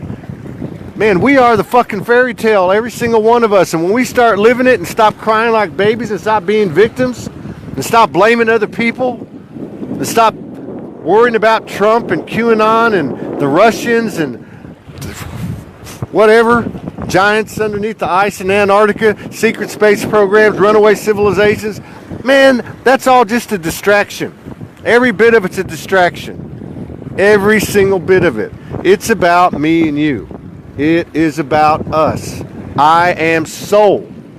I am soul. Period. We are eternal souls. We came down here on this mission, every single one of us. I don't care if you think you're a first waiver, second waiver, third waiver, no waiver. Every single one of us signed up for this. Every single one of us is a valiant universal soul, and we are held in the highest regard in the galactics and beyond the galactics, the angelics and Mother God and Father God, Mother Goddess, Father God themselves. We are held in the highest regard. We came down here in this dense goo. Many of us started as protozoa or one-cell animals and worked our way right up here, right through Lemuria, Atlantis, all that stuff. And all that stuff is all our true history, and all that stuff is interesting. But it's not vital to what's happening right now. Nothing's vital to what's happening right now but you and me, period. Being honoring ourselves and living every day. We don't even have to worry about honoring other people or anything that we do on the outside. If we're honoring ourselves, to thine own self be true, everything takes care of itself. You cannot love anyone more than you love yourself. You cannot love this universe more than you love yourself. So it's all about us. You increase the love quotient for yourself, you increase your love quotient for everyone else. You know? It's true. We're here to unite the universe. We're here to unite reptilians and Pleiadians. We're here to unite all the skin colors of the world. We're here to unite every single polarity in the physical and the non-physical. This is what we're here to do. And as we do this, we are not only not only do we have an original DNA blueprint, right? But we've actually added to the DNA blueprint. We've actually added a healed reptilian DNA, a healed Pleiadian DNA, a healed African DNA, a healed South American DNA, a healed Eskimo DNA, a healed victim DNA, a healed victimizer DNA. We're adding these things, all of these seeds that were planted on Mother Earth like no other planet in the multiverse. Every galactic star family seed's been here. Every single situation's been here. Every atrocity, everything's been here.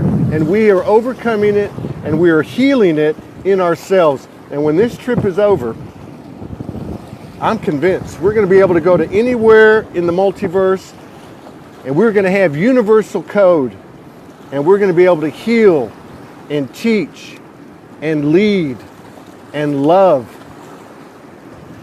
And I think that's how this whole trip started. If you look at the history that's no longer hidden,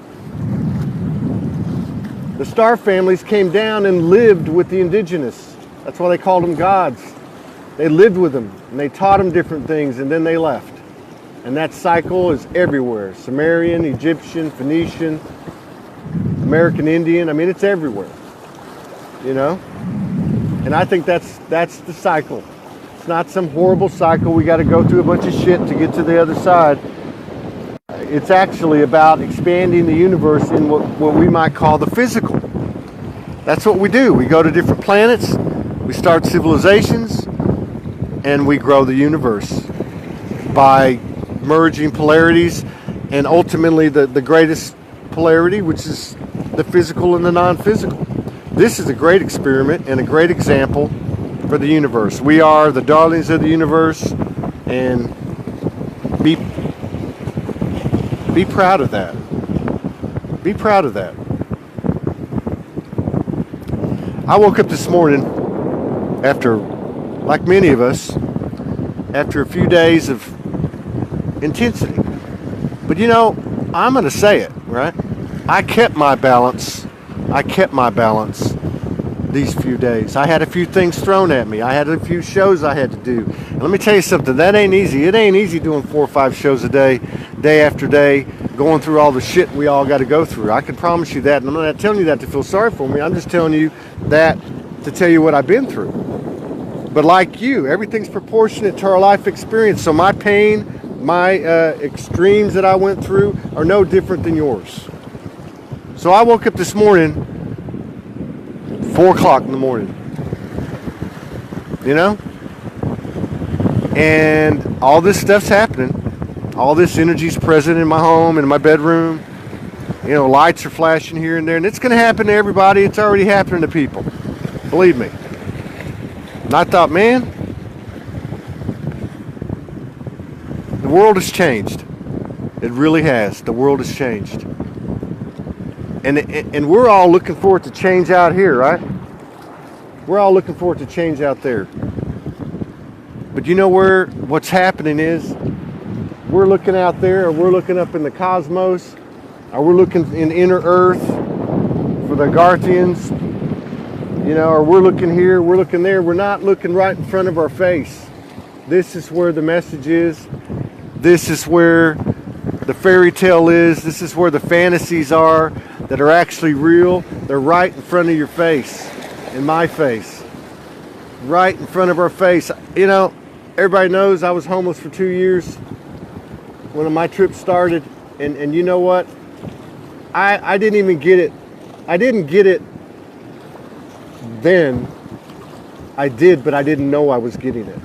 But I could walk, I could be anywhere, behind a building, walking down a street in the middle of the night, and sleeping in a freaking cardboard box, sleeping on a friend's couch, whatever the case was. I was able to actually see the beauty of everything around me and stay in that space. And I didn't really realize it at the time, but I realized it. What the hell? Man, these scam artists. But but really, it's right in front of our face. That's what I'm saying.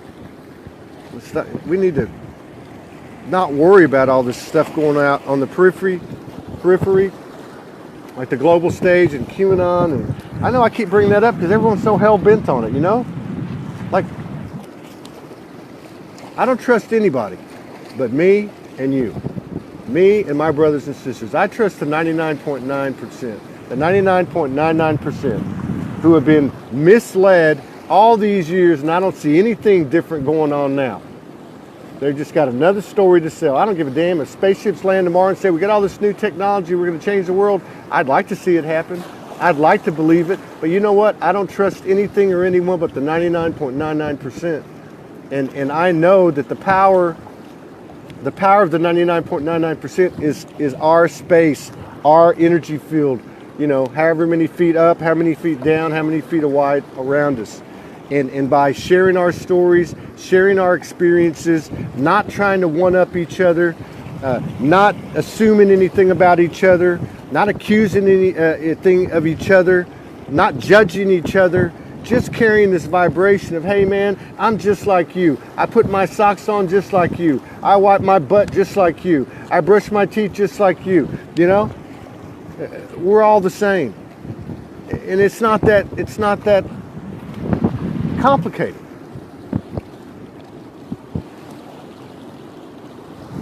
I'm not going to say I got up today to do this. I had no idea. I was actually going to go over here and get a cup of coffee, and then something told me walk out on this thing. That's the river. See that? That's where the river comes into the ocean. Something told me come and walk out here. Mother Goddess didn't tell me to do this. Father God didn't tell me to do this. I didn't drink any coffee. That didn't make me do this. I ain't been drinking. I ain't been smoking nothing. I chose to do this. I chose to have this experience. I chose to call my brothers and sisters on the phone, on the camera, right? We've all chosen what we're doing. Let's own what we're doing. Let's be what we are, who we are, and what we're a part of. We are the A team. Hell, we're the AAA team, you know? We are the AAA team. And we are universal soldiers. And the world has changed now. We control it now. We actually control it, right? No fear. Well, we're going to do one show today. First time in a long time. Pretty light schedule. But I don't know. Maybe we'll just spontaneously do 2 or 3 or 4 more. We'll just see how it goes. I need to set a bunch of appointments. I got a whole bunch of people waiting for me to get back to them to schedule the show. Well, all right. I'm going to go get some breakfast, and I'm going to go and have some coffee. Peace, power, protection, big ass love to you and yours. Remember, you're universal soldiers.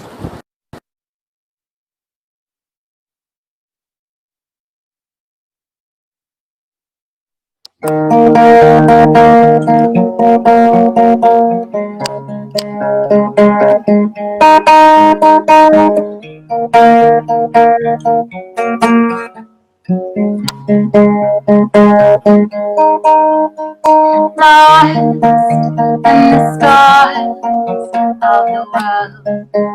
Do you see me now? You won't be told to sound okay. Out of beat, you break all the rules just to find where you came from and turn away. Fool, you won't buy to the blind one is no more.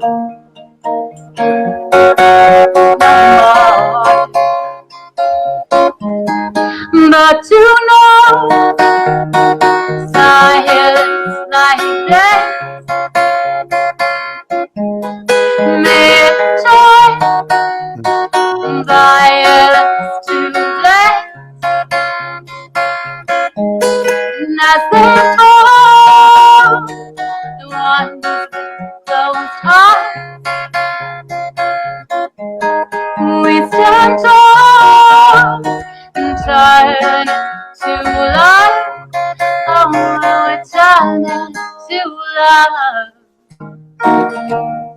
See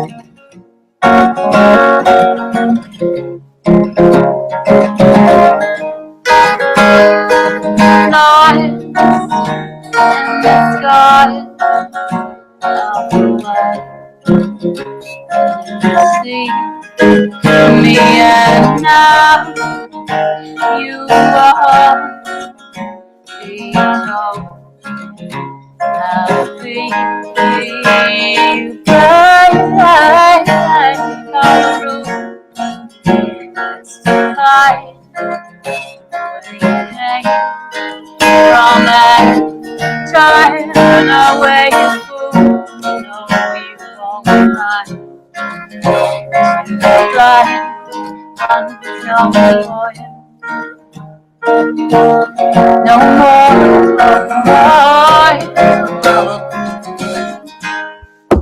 but tonight, silence like that, like time, silence too late, that we were. We were so merry, done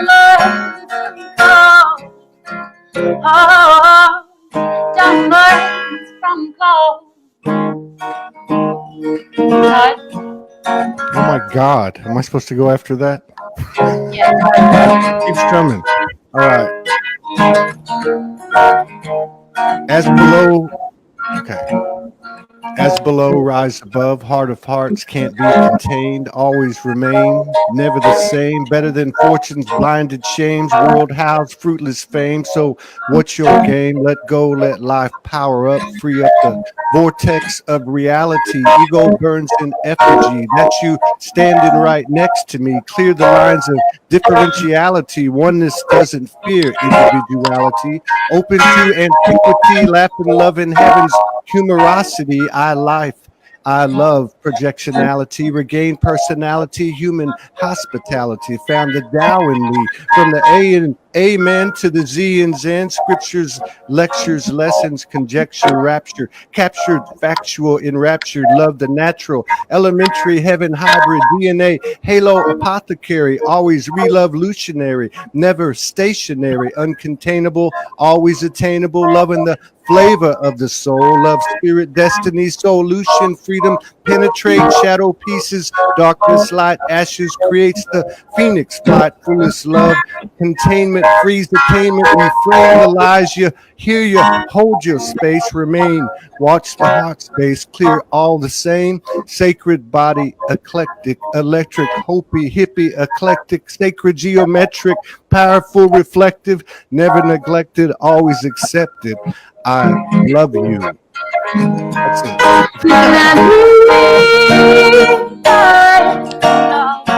We were so yeah, some numbers, some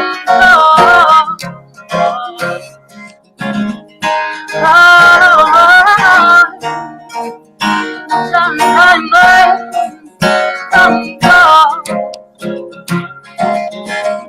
numbers from call.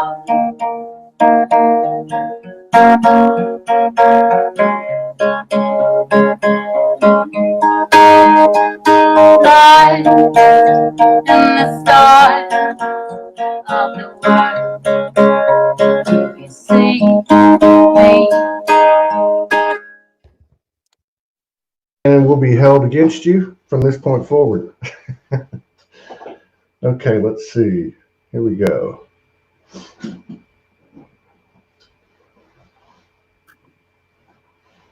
Let's see now. All right. Looks like we're getting most of them on now. Just got some people coming in. Welcome everybody on the replay. The people on the live probably aren't on yet. We've got the honor of having David Icke in the house today. I'm going to play one of our intros real quick. We'll be back in about 1 minute and 45 seconds. Allow people time to come in. Be right back.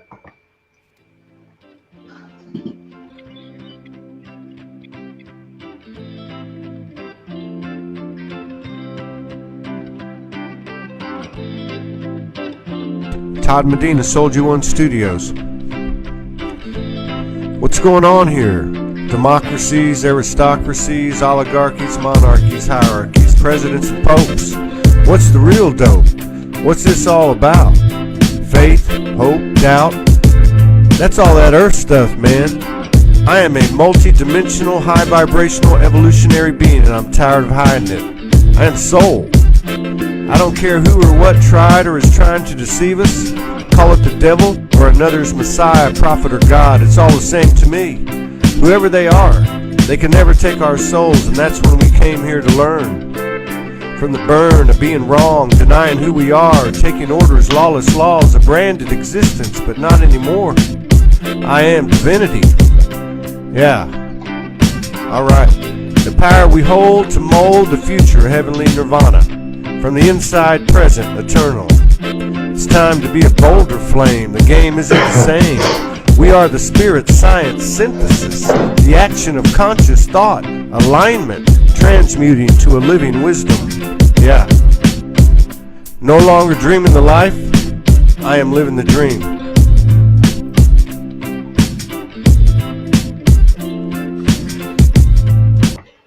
How's it going, everybody? We got David Icke in the house. It's an honor to have him here. I have to say a couple of things on behalf of everybody. He's probably one of the top 100 researchers in the last 100 years in this world, and has probably woken up more people in this world, in my opinion, than anybody else has. So I just want to say, David, to you first, thanks for coming in. Thanks for sharing space with us. And thank you for your service to humanity. It's a pleasure to have you, sir. Well, that's very kind. It's a pleasure as always. This is the time when obviously that which is behind current events and has been behind so many negative impacts on the world over such a vast amount of time, if you chart it back, it doesn't want this information circulating. That's, of course, what all the censorship is about. So we have to do everything we can to keep this going and be light on our feet and dodge and weave and do whatever is necessary to overcome it, because they are not trying to destroy information and delete information for a bit of fun. They're doing it because without they can't possibly achieve what they want. You have one second. You have another device that just came in, and it's messing up the audio. Right. You have a second device on. Let's see.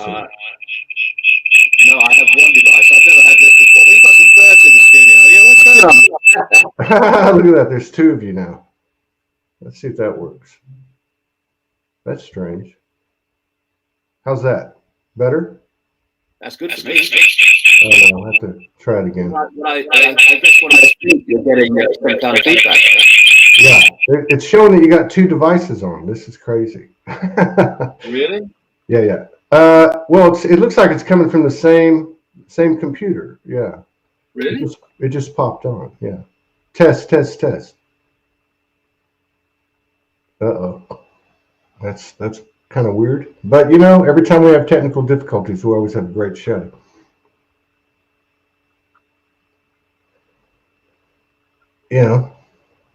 Everybody, let's put our energy together and see if we can get this thing going.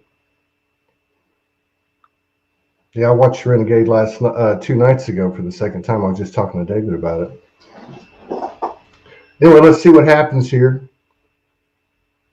Oh, there's a third one. Hang on a second. He's got another one coming in now. All right, hang on. Let's try that. How's that? How's that? Am I making a funny noise still?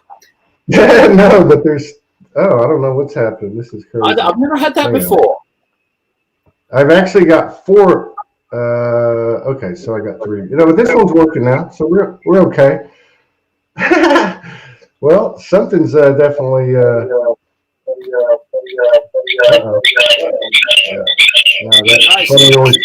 yeah, it's back. I don't know. The only thing I could say is to get out and go back in, we can try that. Go ahead. Let's see. Are you there? There? Yeah. Okay, doesn't look like there's a, okay, how's that? One, Is two, that three. better? Yeah. I Oh, think we're that's, there. yeah, I think we're there. It's a little bit faint, but we'll make it. We'll make it. Good. Yeah, Okay. it's a strange one. That never had that before. Well, we've had a lot of strange things happen on this show, believe me. We've even had people disappear, all kinds of stuff. So yeah, let's get down to it. I mean, I had a couple of things I wanted to ask you about just in terms of your personal journey. Let me just kind of preface it like this.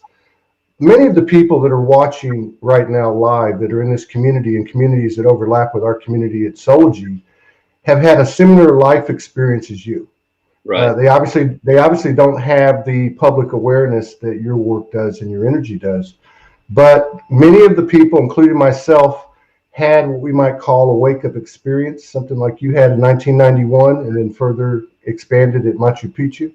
Okay. They received an awakening message or download. From that point in their life, they started following this guidance. They also had the impression and continue to this day that they were not alone, like you said in Renegade. And by virtue of following this guidance, they were ridiculed.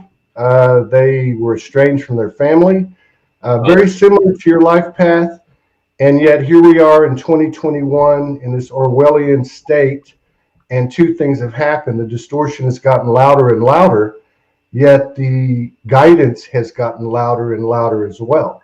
And I think we're all trying to integrate what we're experiencing externally and what we're receiving internally.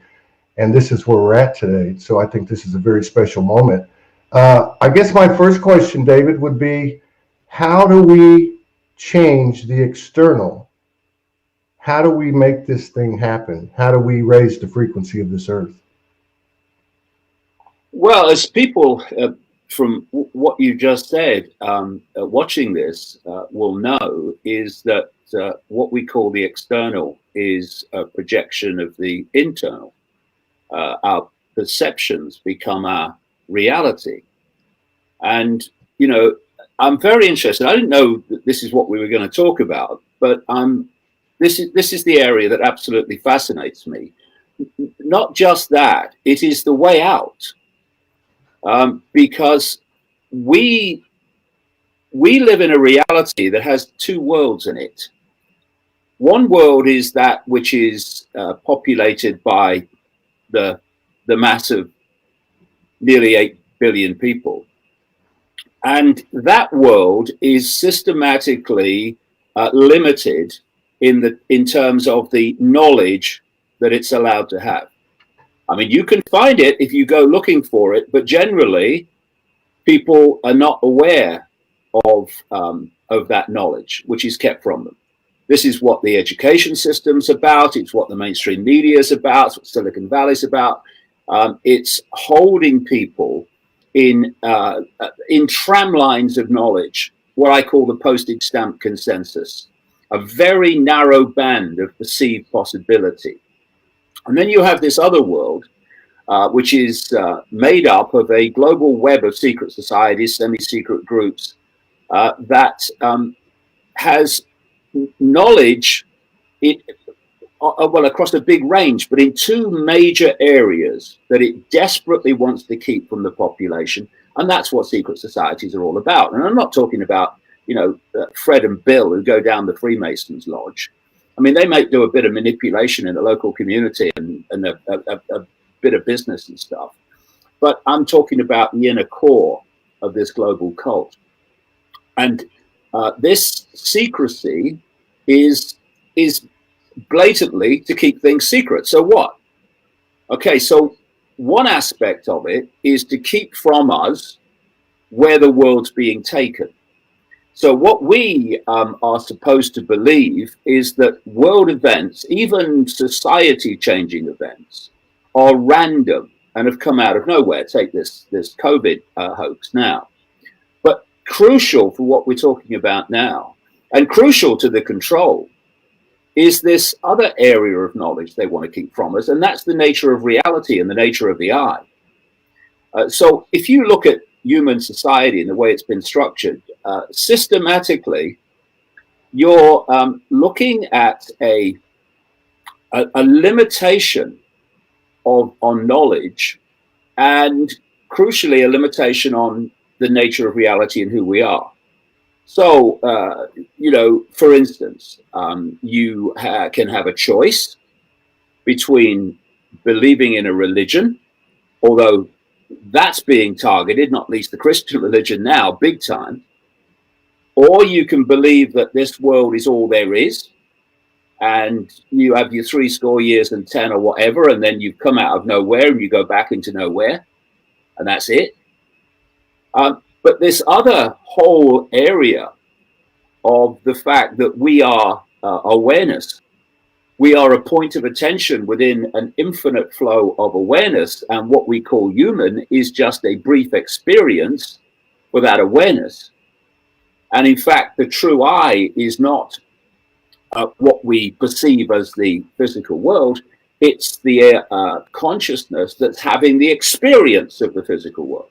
So again, if you look at the way it's structured and you look at the way people are encouraged in channels of perception, we are pressured and encouraged to self-identify the true I with the labels of what we're experiencing.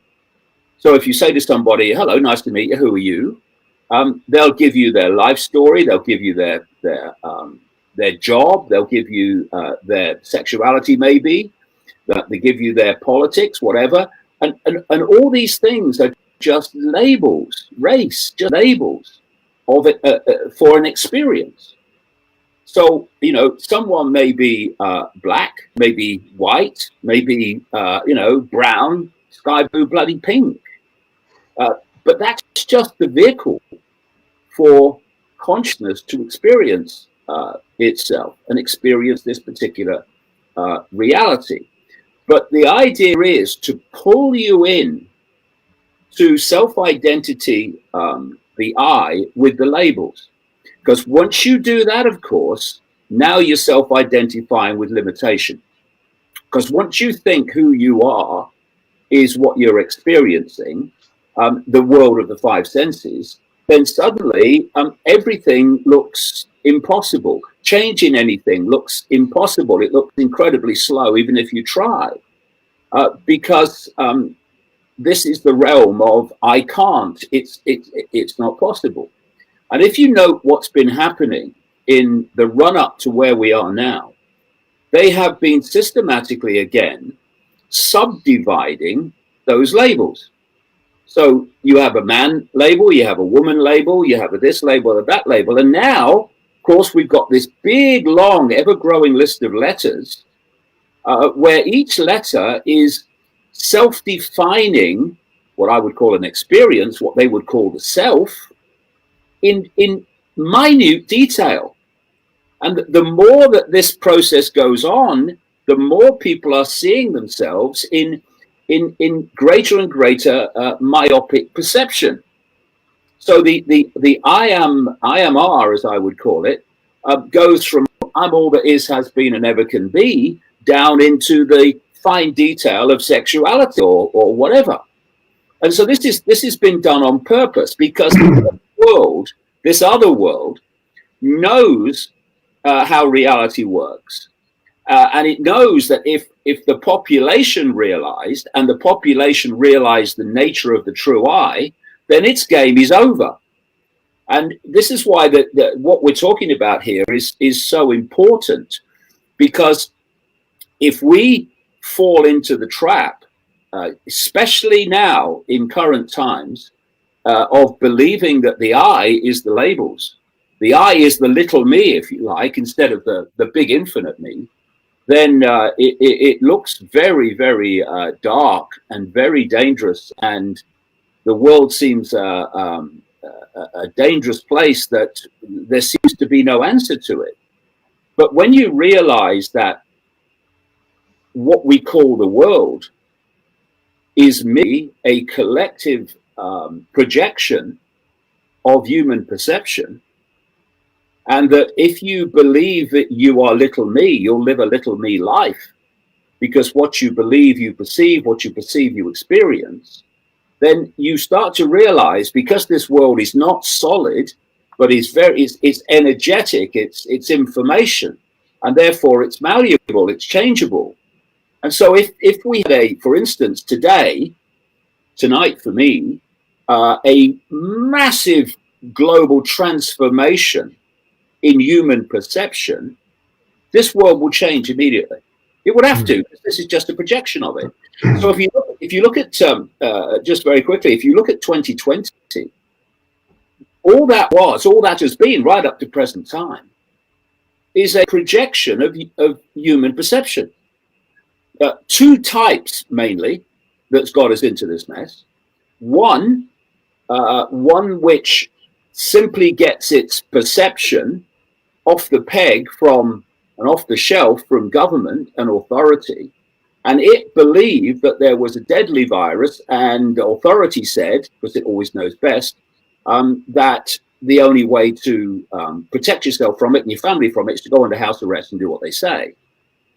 So that was that perception became the reality of mass lockdown and house arrest and dismantling of the economy.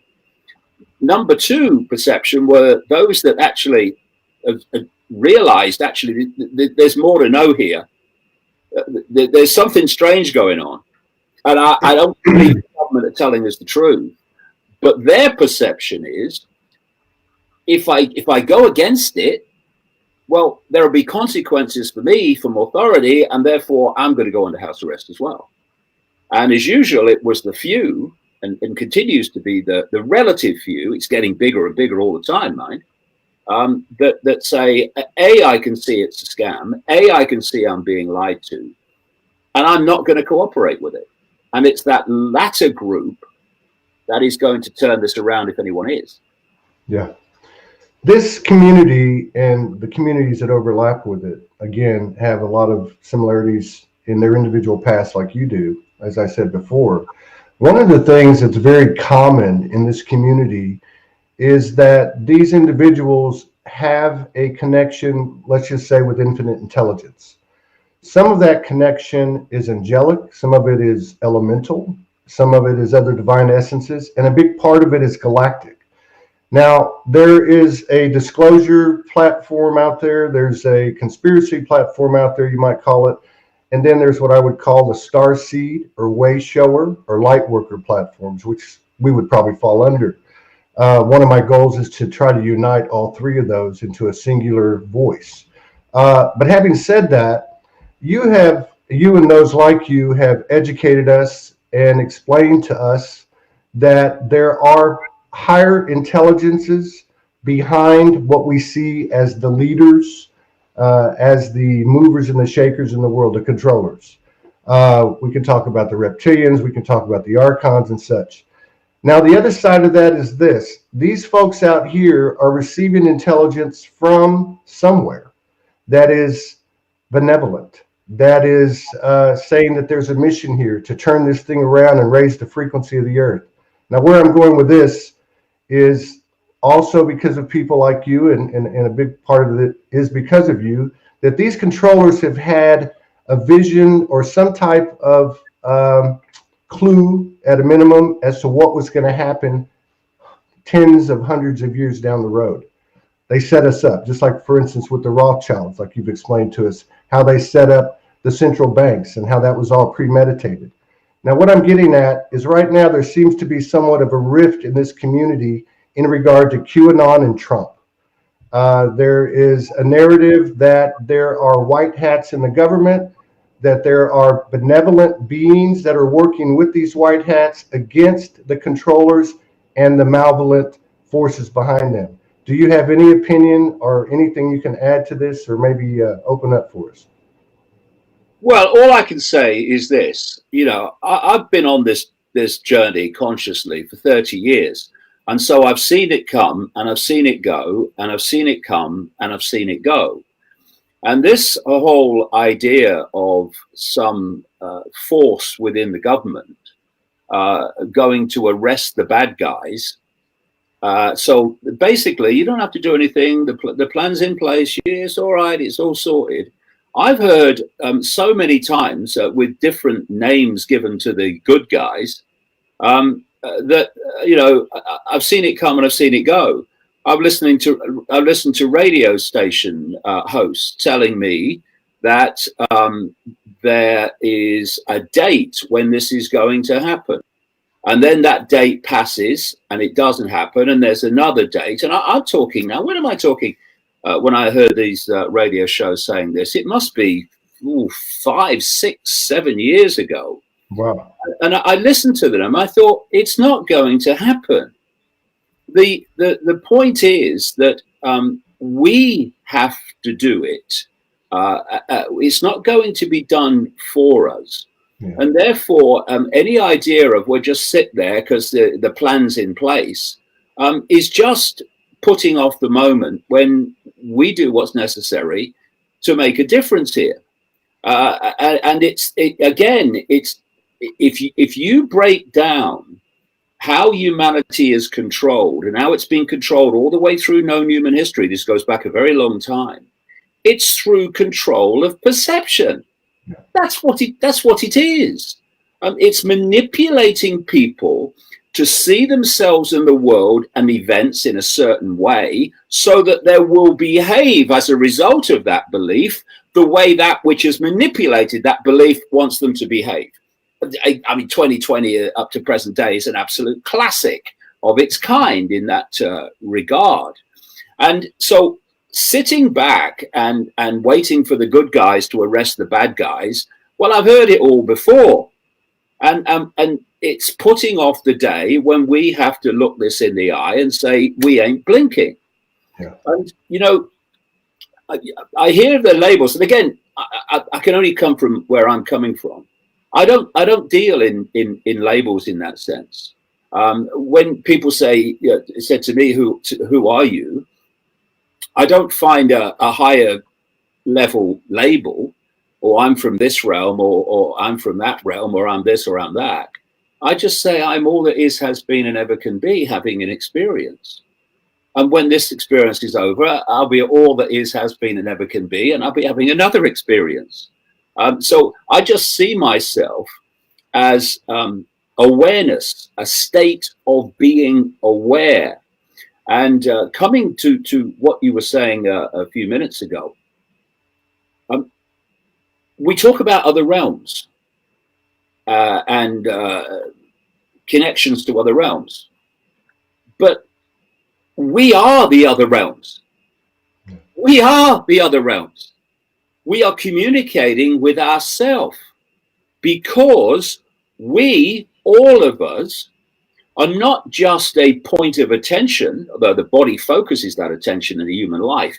We're not just a point of attention within this infinite field of consciousness and awareness. We are that field. And the question is, how much of that field, that infinity, are we going to tap into? In other words, how much of that infinity are we going to identify with? Are we going to identify with that little bit that calls itself David Icke, born in Leicester, England in 1952? Or are we going to self-identify with the infinite field itself? And the more that you open your self-identity, the more of this field you're tapping into. As your self-identity moves out of the label self, phantom self, as I call it, and into a perception of infinite self, that very redefinition of identity, the I, expands your consciousness in relation to the scale of awareness that you are self-identifying with. Now, coming back again, and it's very important because this is how it works, I would suggest, this other world of secret societies, the global cult, as I call it, it knows this. And it's set up society specifically to hold people in a deeply limited sense of self-identity. And it's moving towards, and it's talking about it openly in the next 10 years, to connecting artificial intelligence to the human mind, the human brain, so that instead of a awareness that we now call human, even in the 5 sense version of it, we then become simply a computer terminal for AI. And these crazes, they're insane, in Silicon Valley are openly talking about this as a good thing. You'll be superhuman, we'll be gods. No, you won't. You'll be superhuman, you'll be subhuman. That's the whole idea. And so this whole area of who am I, what is the true I, is not some esoteric navel contemplating. It's fundamental to where we go from here.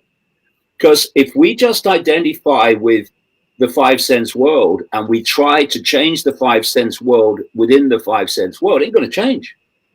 I mean, people might have noticed that in 2020. It's going to change when we take on a different self-identity and start tapping into that wisdom, that awareness, that inspiration, and also the power, as you mentioned, of the frequencies that we can, once we tap into, bring into this world and change the energetic nature of this reality. That's how things are going to change. It's this area, and this is the reason that all the way through the last 30 years, whenever I've written a book about the names, dates, places, agenda, always been massively infused with the nature of reality, because that's what they want to keep from us. And they want to do that because that's the way out of here. Yeah, great answer. I want to kind of tie this together with something else I wanted to ask you about. I saw somebody ask you one time, aren't you afraid, with all the information that you've put forth in 30 plus years, aren't you afraid of some type of retaliation? And I loved your answer. And it's connected to what you're saying. I want to keep going with it. You said something to the effect of, it doesn't enter my field. I don't allow that threat to enter my field. I, fortify my own energetic field. I go forth doing what I do with this essence with me. Because I heard you say on Renegade that you've never felt alone. You've always felt like something was with you. And I know the people here can relate to that. The other thing that you said was that when you had the wake-up experience and you started on this journey of the last 30 years, that anytime that you started on a project, say a book or whatever the case was, anytime you followed the guidance, synchronistically, people came to you, information came to you, and things came to you. And again, a lot of the people watching this can relate to that because our lives have paralleled yours. Now, what I'm getting at is, in terms of turning this thing around and going off the great answer that you just gave us, in kind of a nuts and bolts rules of the road, how do we go forward? I think what I'm getting from you is that we maintain and fortify our energetic field. We move forward in alignment, and the things that we need will come to us in synchronicity. It's almost like the best defense is a good offense. I mean, like, you don't seem to be pulled down by the negatives that you're contending with. You seem to be moving against it in a positive motion. Does that make sense? Yeah, well, there's a few things to that. I could talk for a few hours now. Go ahead. We're all ears. One of them is this idea that information is negative or positive. It's information. Knowledge is not negative or positive. It's knowledge. And, you can see the uncovering of appalling happenings and manipulations. I spent decades doing that. You can see that as negative. And over the years, some of the most vehement critics of me have been so-called spiritual people, because they've said to me, "Oh, you that's negative. You're putting out all that negative information." Well, I don't perceive it as negative, and I don't think that knowledge is negative. It's knowledge that of, for instance, the appalling things that are going on, who's doing them and how, that gives you the gift of being able to understand the game and therefore play it in a more effective way. If you don't know how you're being manipulated, or even that you are being manipulated, then nothing's going to stop you being manipulated. You know, if someone's manipulating you behind your back, you've got no chance of doing anything about it. And then when someone taps you on the shoulder and says, "Look, I've got something to tell you," you know that bloke, you know, you've been trusted. Well, you know what he's doing. Now suddenly you have knowledge. It's not nice knowledge, because you don't want to think that this guy's been manipulating you for ages, but you now have the knowledge to stop it. So this information is to me, it's always a way out of here by understanding how we got into here and how we are maintained here. And you know, in terms of what do we do? Well, I can tell you what I've done for 30 years, and that's follow my intuition. It comes from here in the heart. There's something that you can think, and you can get emotion from down here, and there are different ways of processing information. But this is where I've been coming from all these years, and this is what I've been following. And I mean, people listening to this will understand what I'm saying when I say that you get a feeling here which says yes, which says no, which goes, well, more to know. And that's what I've been doing for all these decades, following this. And this is what's led to the synchronicity of information coming to me, people coming to me, experiences coming to me, because this for me is basically how humanity has become trapped. This says, do what you know to be right. Do what you know to be right. The consequences, okay, you don't go looking for trouble, but if trouble's coming because you're doing what you know to be right, well, trouble can come because I'm doing what I know to be right. That's non-negotiable. But what happens is the head kicks in and the gut kicks in and gives you all the reasons why you shouldn't do what you know to be right. This will give you the fear, and this will list all the consequences and what if, and what happens if you do that. And basically this gets shut down, and you go with this. And this, if you think about it, the head thinking, which is a very low level of awareness, and the gut, fear, emotion, that's what traps people. The people are trapped here. And this other world knows that. That's why it's used that to trap us.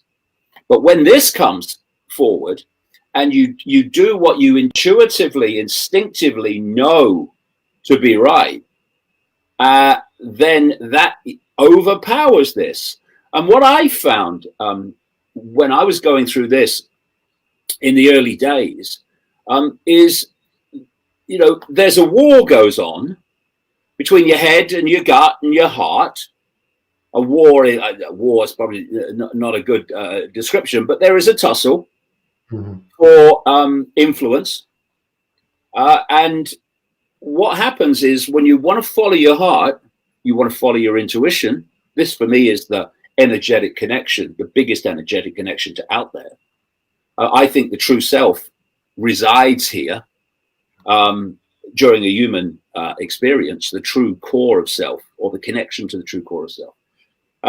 And what happens is you want to go with this, and then this comes in, gives you all the reasons why you shouldn't, all the consequences of doing that. This gives you the fear consequences, emotional consequences for doing that, and therefore you don't go with it. But what I decided, because you will know that when I came out, first of all, to talk about these things, the spiritual side of it, before I very quickly got into the names, dates, places area in 1990, that I went through enormous levels of ridicule.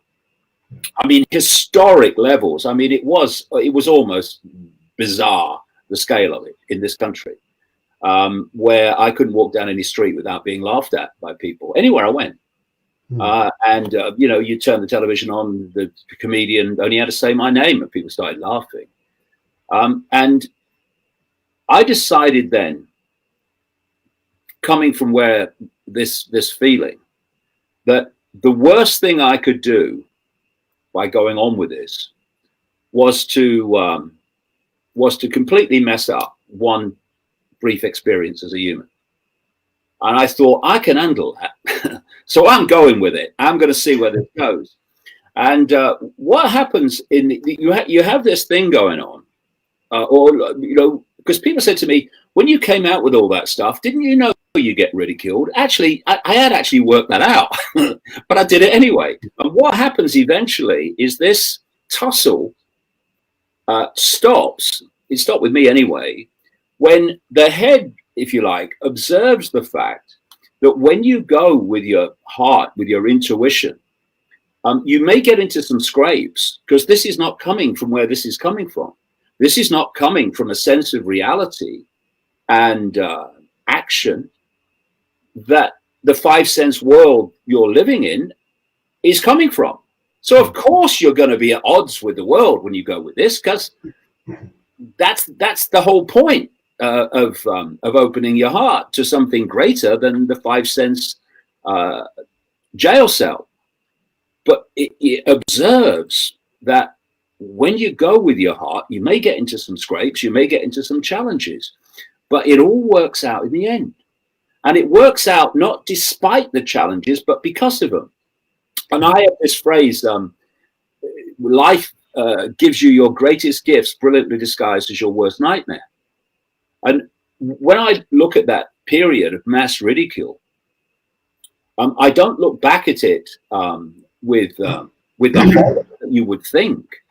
I wouldn't say I look back at it with affection, but I look back at it as a wonderful gift, because it cleared me out of the prison that most people live in, which is the fear of what other people think, which is another version of what are the consequences of me doing this, which keeps people in the prison. Oh, I don't want those consequences. And what happened to me probably about, I don't know, 93, something like that, is my head and my heart came into sync. So when my intuition now says, well, I'm going to do this, my head goes, okay, let's go. It doesn't say, oh no, consequences, because I'm not bothered about consequences. I'm bothered about doing what I know to be right. And the consequences take care of themselves. And of course, so often when you do what you know to be right, your fear of the consequences stops you doing it. But if you do it, you find that actually it's much easier than you thought it was going to be. And the consequences either are not as bad as you thought they would be, or they're not of the nature you thought they would be, or the experience, the consequence, was a gift to take you to a greater place of awareness and possibility.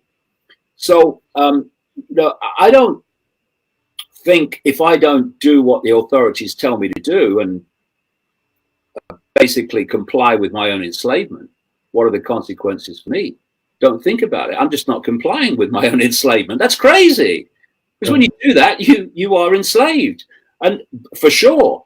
But the other thing is that if enough people do it, if enough people go with this and do what they know to be right, then there are no consequences, because it becomes unenforceable. You know, you take the masks.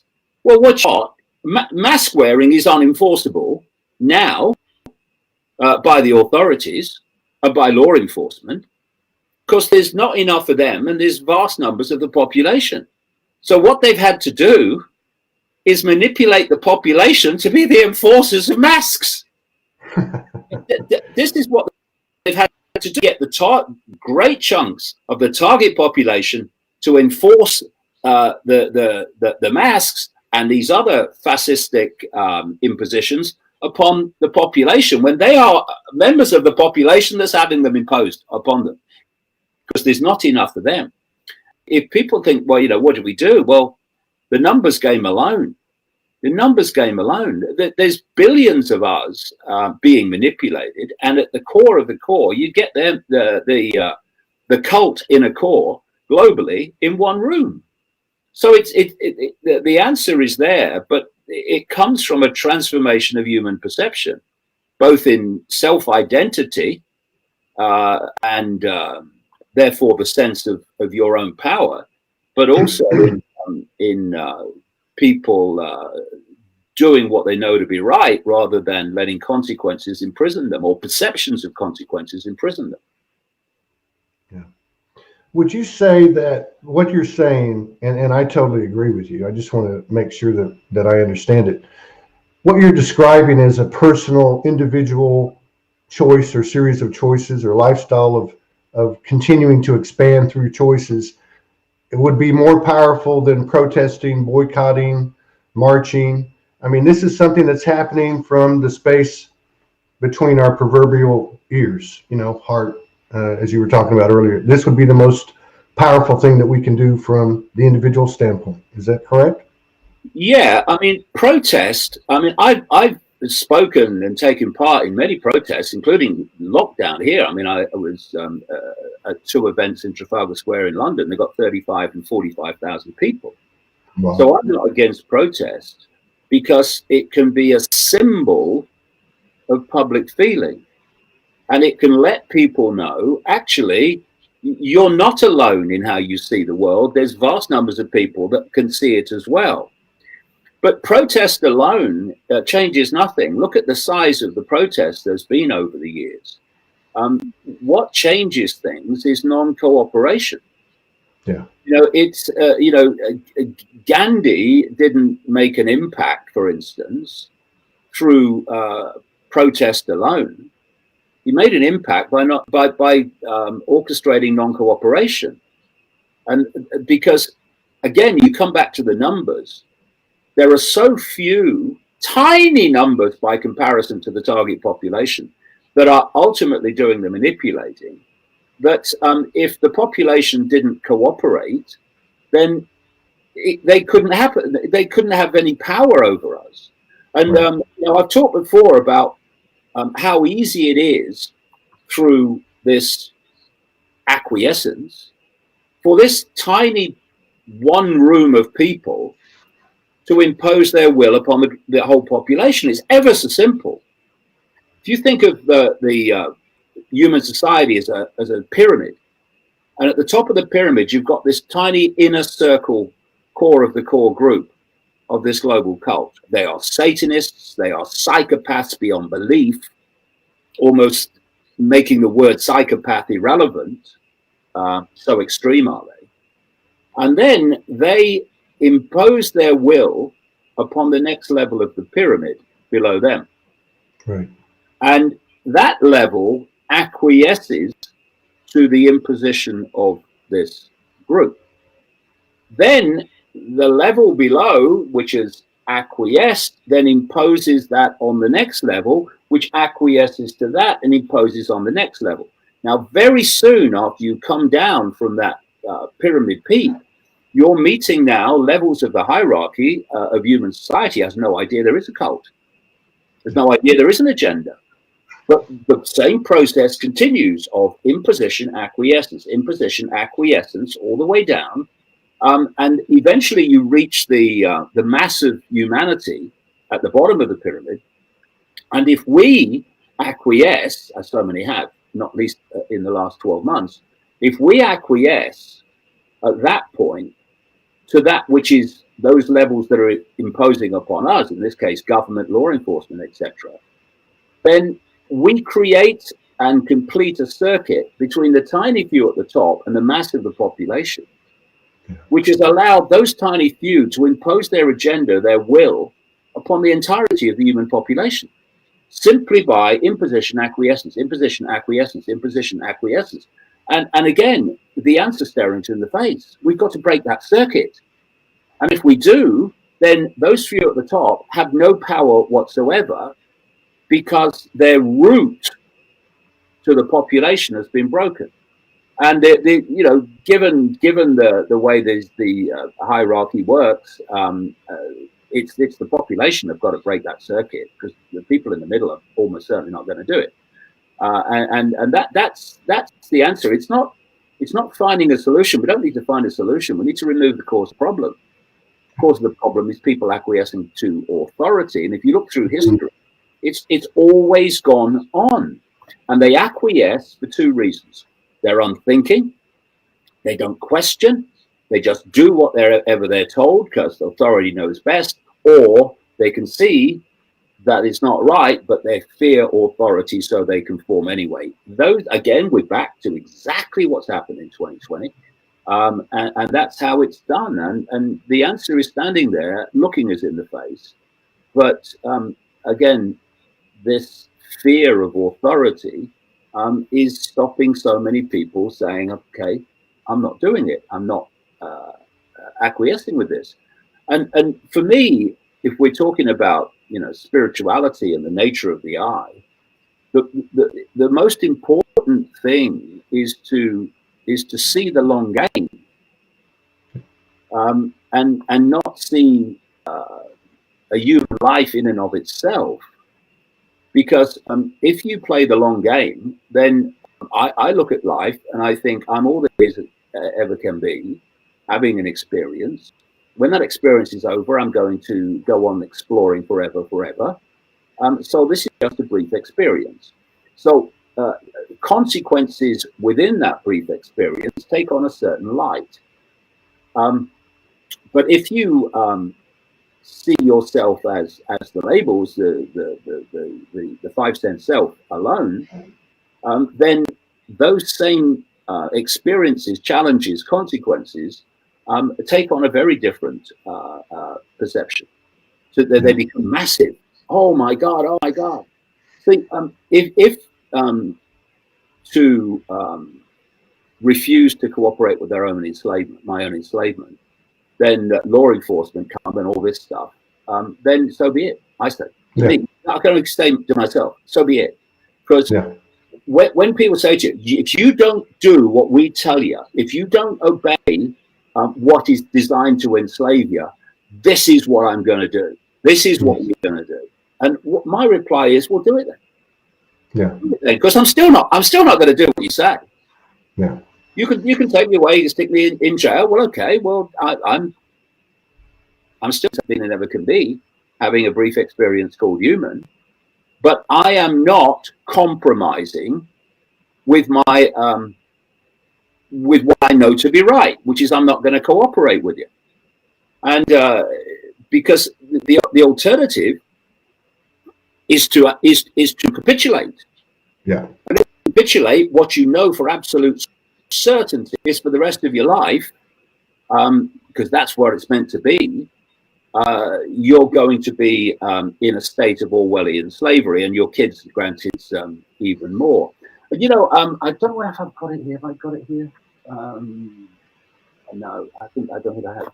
But I was looking at a quote, and you've probably come across this one, where he said, if you face a challenge at the age of 38, and he was 38 when he said it, which is why he used that number. And you face a challenge that to stand up and do what you know, but you don't do it because you don't want the consequences. You want to live longer or whatever. Then he said, you may go on to live till you're 90, but you will be as dead at 90 spiritually as you were at 38 when you refused to stand up for what you knew to be right, because, as I would put it, the consequences made you conform. Right. It's this attitude, and like I say, you don't go looking for trouble, but if trouble comes and facing that trouble is what's necessary to do what you know to be right, then I can't tell people what to do. I don't want to tell people what to do. What I would do is I would do what I know to be right. I'm Because with you. if you don't, well, where this ends is obvious.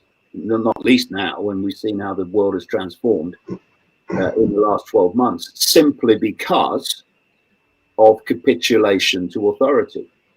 Yeah. Speaking of that, and because I don't want to run out of time, we've got about 8 or 9 minutes left. One of the things that I've noticed in the body of your work as time's gone on chronologically, especially I saw this in Renegade when I rewatched it 2 nights ago. There was some scenes of you walking the street, talking to people. You were making comments over the video that your stuff is being received now the last 2, 3, 4 years, which I think is a kind of a micro of the macro. I mean, if it's happening there, it's happening in other places as well. And then also you showed a few presentations throughout. One of them was in your hometown. And at the end of one, you got teary-eyed. The applause, the standing ovation. Again, I think this serves to the fact that people are more open now, which is what you commented on. Based on that and your perception, your wealth of experience, how are we doing? Do you see more people saying, I do not consent? Do you see people move in that direction? Do you see the trajectory of the collective kind of following the suit of your life path and those people that are watching in terms of serving their guidance and that intuition? Yeah, well, you see, because of what I've experienced for so long, I'm quite fortunate now. It's a bit of good karma, I think, because people who are kind of more relatively new to this, and I do completely understand it, don't get me wrong, they look at the world as it is now and they go, why aren't more people awake? Why? What's going on? Why don't they see it? Yeah. But when I started out in 1990, by comparison to today, there was no one awake. There was no one awake. There's so few people. I mean, I went to America to talk about this for the first time in 1996, and I was talking to 8 people. I talked in someone's front room to about 5. I mean, they didn't want to know. And so because I've experienced that, I look at the current situation in a completely different light.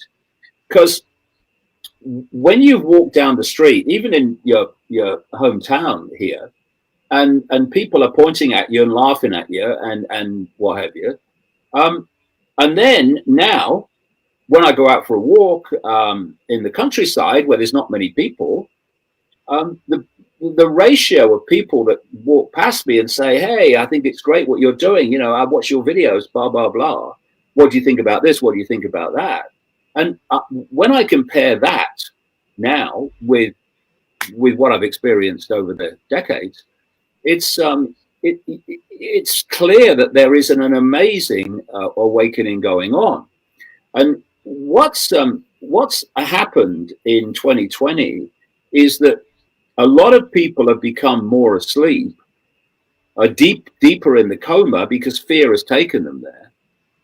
But in contrast, a very, very large number of people have started to awaken from the illusion, because what's been happening up until relatively recently, really early 2020, is that this cult has been working under the radar. If you go looking for it and you're aware of how it works, you can see it very clearly, but most people couldn't because they're getting on with their lives. Right. But what has happened symbolically is that this cult has walked into the room for vast numbers of people now. They are now seeing that actually the world's not like they thought it was. And when they look at the coordination, where all these different countries all over the world are responding in exactly the same way, pretty much, right, they can see that actually there's some coordinating force here. So basically, that events have forced them into evaluating what the hell is this reality that I'm experiencing. And it's another version, if you take it collectively, of life gives you your greatest gifts brilliantly disguised as your worst nightmare.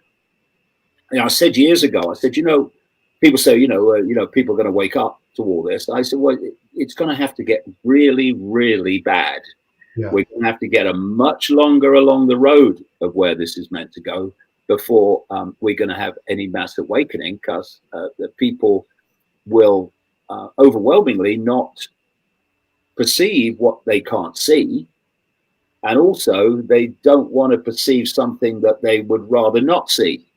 So, if you're trying to tell someone what they want to hear, that's easy. Trying to tell someone what they don't want to hear, that's much more difficult. Because, with the first one, the door's open. They want to hear it. But with the second one, they don't want to hear it because they don't want to believe it. They don't want it to be true. So they are much more likely to say, oh, no, load of rubbish, mate. Change the subject, because I actually don't want to face the fact that it might be true. But what's happened in 2020 is it's gone here. Yeah. Been put in our face. So unless you are solid gold asleep, and vast numbers of people still are, obviously, you can no longer deny what your daily experience is showing you. And this has been a nightmare experience, continues to be, but it is awakening people. And going back to what you said a few minutes ago, this is something I've been going on about now for a while. That there is a two-stage, a basic two-stage awakening process. Call it what you like. One is to awaken to the reality on a much greater level of what you're actually experiencing and what's going on. That's stage one. Stage two is ceasing to cooperate with it. Yeah. And there's lots of people, very, very large numbers of people worldwide now who have got to stage one. They could see it. Yeah. But they've not got to stage two, which is, and we're not cooperating with it. And when that happens on a mass scale, then the few have lost that circuit connection in great numbers of people. And it's always the few that start the momentum. Yeah. And if people start to see people standing up, refusing to cooperate, yes, they'll get all the abuse from the faster sleepers. But if they don't care and they do what they know to be right anyway, then other people start to join them and join them and join them and join them. It's like, starting a march over 1,000 miles, and there's maybe 2 or 3 people on the march. By the time it hits Washington, D.C., it's 1 million or more. This is how the momentum starts. But those 2 people at the start of the march, they had to walk first. And this is where the courage comes in, or you go to a point beyond fear of the consequences, which means you don't need courage, because courage is overcoming fear, and you just do what you know to be right. It's just second nature. You wouldn't consider not doing what you know to be right. And like I keep saying, it doesn't mean you don't have to be canny, and you don't have to pick your moments and what have you. It doesn't mean that you just rush at the wall and smack it with your head. You can be canny and you can be wise in the way you do it, but doing it is not an option in terms of not doing it, because you wouldn't even consider the possibility of not doing it. And this is where this is coming from. It's what we call love, but love has become such a discredited word in the way that humans have used it over the years. They've talked about attraction. And attraction love, that's fine, but this heart love, what we have to put unconditional in front of it, because love has become so discredited and misused. This will always do what it knows to be right. Will never consider doing anything else. And to thine own self be true. Yeah. Yeah, and so here's the answer. Boom, here. I've just I've got a book out, my latest book. It's called The Answer. The And it's answer? all about this, and it's all about many other things, and it takes apart the COVID hoax in fine detail. But the foundation of the book is that this is where the answer is. Right. This last thing, and thank you so much again for sitting down with us. One of the things I noticed in Renegade as well, and again, not having 30 years and not having the wide berth, but these people that are listening to myself, you know, again, similar life path, very difficult. You mentioned being ridiculed and all the things that you've gone through. It looks like you have a very powerful core group, inner circle that supports what you're doing. And it looks like, you know, your sons and I think your former partner and maybe some others, you guys have really stuck together over all these years. That's quite incredible. Has that been a big part of your ability to do what you've done? Yeah, I mean, you know, the family thing is an interesting one, because, you know, not so much, you know, my children, because they were obviously much younger at the time. But I was married to Linda for 29 years, who's still with us in the group, I should say. But I was having experiences, and I was acting upon those experiences, and I knew this is what I have to do. But people in the family, they weren't having those experiences. Yeah. So they had to go on trust with the very strange things that was happening to Dad and David, and they stuck with it. And you know, there were times when I'm sure they thought, "What's happening? What's happening?" Because, you know, I was a television presenter on the BBC, and, you know, well known in Britain on the telly all the time. And suddenly, and they experienced that, and then suddenly this Dad is being ridiculed by everything that moves.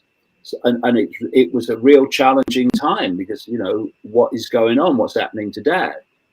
And, you know, I would go traveling for maybe 2 or 3 months at a time all around America and other countries, researching this and trying to talk to people.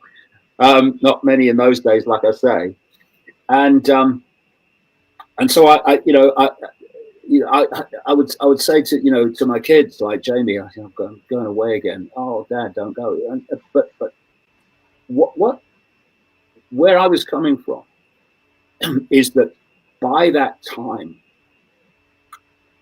I knew where this was going. Yeah. I knew the world that was being planned for my kids and my grandkids who've now arrived also. And so you think, what's the best contribution I can make to their lives? What's the best contribution I can make to the lives of all children? Is it to be there all the time, like most dads are? Or is it to do everything I can with what's left of my life to make sure that I can do everything I can to stop them having to live in that dystopia, that beyond Orwellian dystopia? And what's happened, of course, is as the years have gone on, they have, because I've never pushed this on them. I don't think that's right. You know, if I was a religious person, for instance, I'm not. You know, bricks and mortar religion, as my father used to call it. But, you know, good luck to those who are. But I'm not. Then the idea that I would say to my children, you know, you've got to have the same religious beliefs as me. I couldn't do it. I don't think that's right. You know, we bring consciousness into the world so that they can experience this reality, but and we look after them and we nurture them and we give them all the help we can. But they've come here to live their life, not ours. Yeah. So I never pushed it on them. But what happened, of course, is that, you know, the more they heard the information and the more they saw the world changing in relation to that information, the more that they started to appreciate that actually all those strange things that happened to Dad have actually, you know, got some validity here. And so, you know, Gareth, my eldest son, he does a heck of a lot of work now with Iconic, media platform, and also he's runs davidite.com, and he does a brilliant job supporting, not just supporting me, but in his own right, communicating. Jamie, my youngest son, he's he in fact he didn't just run Iconic, he created it from nothing. Amazing achievement. And they're very, very aware people. You know, my daughter Kerry is fantastic as well. And you know, when I look at Gareth, you're talking about consciousness. Do you know Gareth, when he was at school, he didn't get C's in his exams, and he didn't get D's. He got E's. I think he would be happy to have got Z's. when I was at school in the 1950s and 60s, I went to school because it was great to be with my mates. And in those days, you had to go to school anyway. So I played football and I was with my mates. But somewhere again here, when I look back, it was telling me, you know, you don't have to concentrate on all this stuff, because A, you won't need most of it, and B, you know, most of it's not valid anyway. And so I toddled through school, and I concentrated with bits that I found interesting, and the rest, you know, looking out the window most of the time. Ike, stop looking out the window. That was the mantra of my whole life. But Gareth, he concentrated at school even less than me. Right? The apple doesn't fall far from the tree, right? He's left school at 16. He's got E's in his exams. And what is he today? He's a highly intelligent, multiply creative human being. Yeah. And you know, this is the point about education, the education system. It's not there to educate, it's there to program. Yeah. Exactly. And so, you know, this, you know, this very tight group around me, and, you know, we have people that work with us as well at Iconic, and they're fabulous as well. You know, we need to be a tight-knit group, because what happened, of course, on Capitol Hill a few days ago was all part of the spin to justify phenomenal amounts of censorship and oppression of those who are pushing back on this. And so, you know, we need to be very strong from here on in. Right on. And on that note, how can we support you? I mean, I know you have davidite.com. Iconic has a link there. You just mentioned a new book, but is there anything we can do to support you that you're working on presently? Yeah, I work 7 days a week, mate. 7 days a week. You know, and that's not being a martyr. Oh, I work 7 days a week. Look at me. It's because A, it's necessary, and B, you know, I enjoy it. And if I'm not doing it, then I'm thinking, well, why am I not doing it? But in terms of davidite.com, that's the website, the main website where there's news in its right context, I would suggest, on there every day. In fact, it's updated several times a day, and all my videos are on there, and all the connections to all the things that I've done. And then there's Iconic, and this is a media platform which has now got, God, he must have 900 odd series, programs, full-length documentaries. There's a new one just come out called Informed Consent, where doctors and medical professionals give a very different version of what vaccines are. And also it talks to 3 mothers who had children damaged by vaccines, and they talk about their experience. It's very powerful and couldn't come out at a more appropriate time. And I do a weekly roundup of the week's news on there every week. There's a new program coming up soon, a weekly program which Gareth's going to do, and there's just so much stuff on there, and not just about conspiracy, but right across the range: spirituality, nature of reality. There's I think it's being put together now. I know it's been shot. All about what else is going on in the field around us in terms of entities and happenings that we can't see. What is this ghostly phenomenon and the paranormal? What's all that? So it's the whole range, and I'm delighted with it and what Jamie has created. Wow. Yeah, we appreciate it, and I just want to say to everybody, let's this is the year of coming together, and like he was talking about, we got to be tight.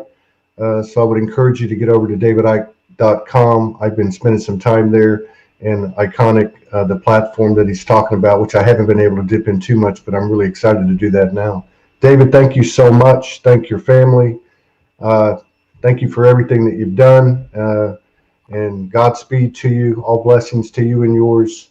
And if there's anything we can ever do, whatever that could be, please don't hesitate, you or Gareth, to reach out if you want to expand awareness of something you're doing. We have a pretty solid network.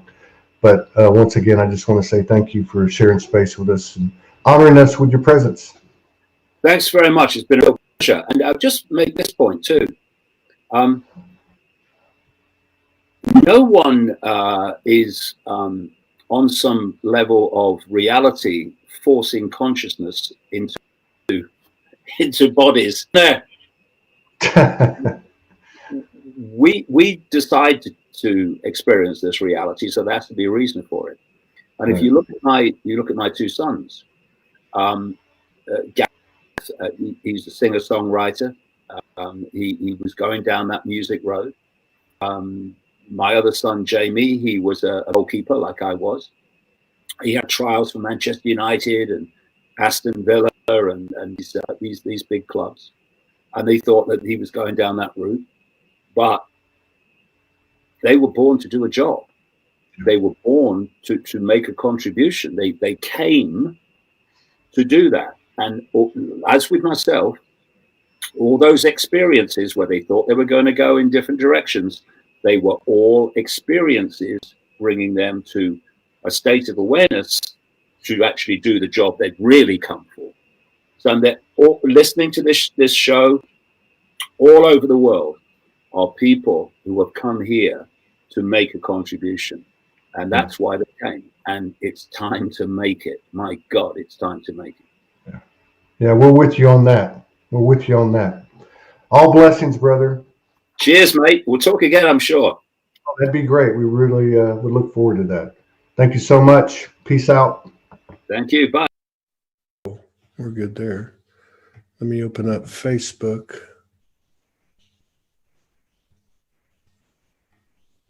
There it is.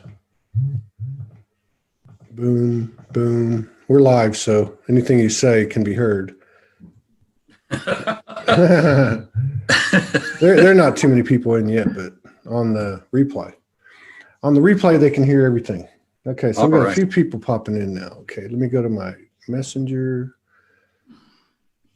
And there's the photo. And let me just pull this up. Let me see. I want to get this bigger. Let me download it. Download. Okay, so I can get rid of this, I believe. And this. And I can actually get rid of that. Let me go pull the picture and download. Here we go. All right.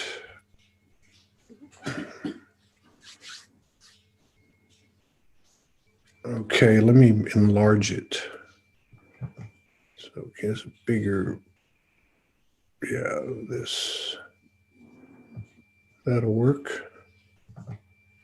Okay. All right. So hang on now. Let's get back over here. All right. We got, what do we got here?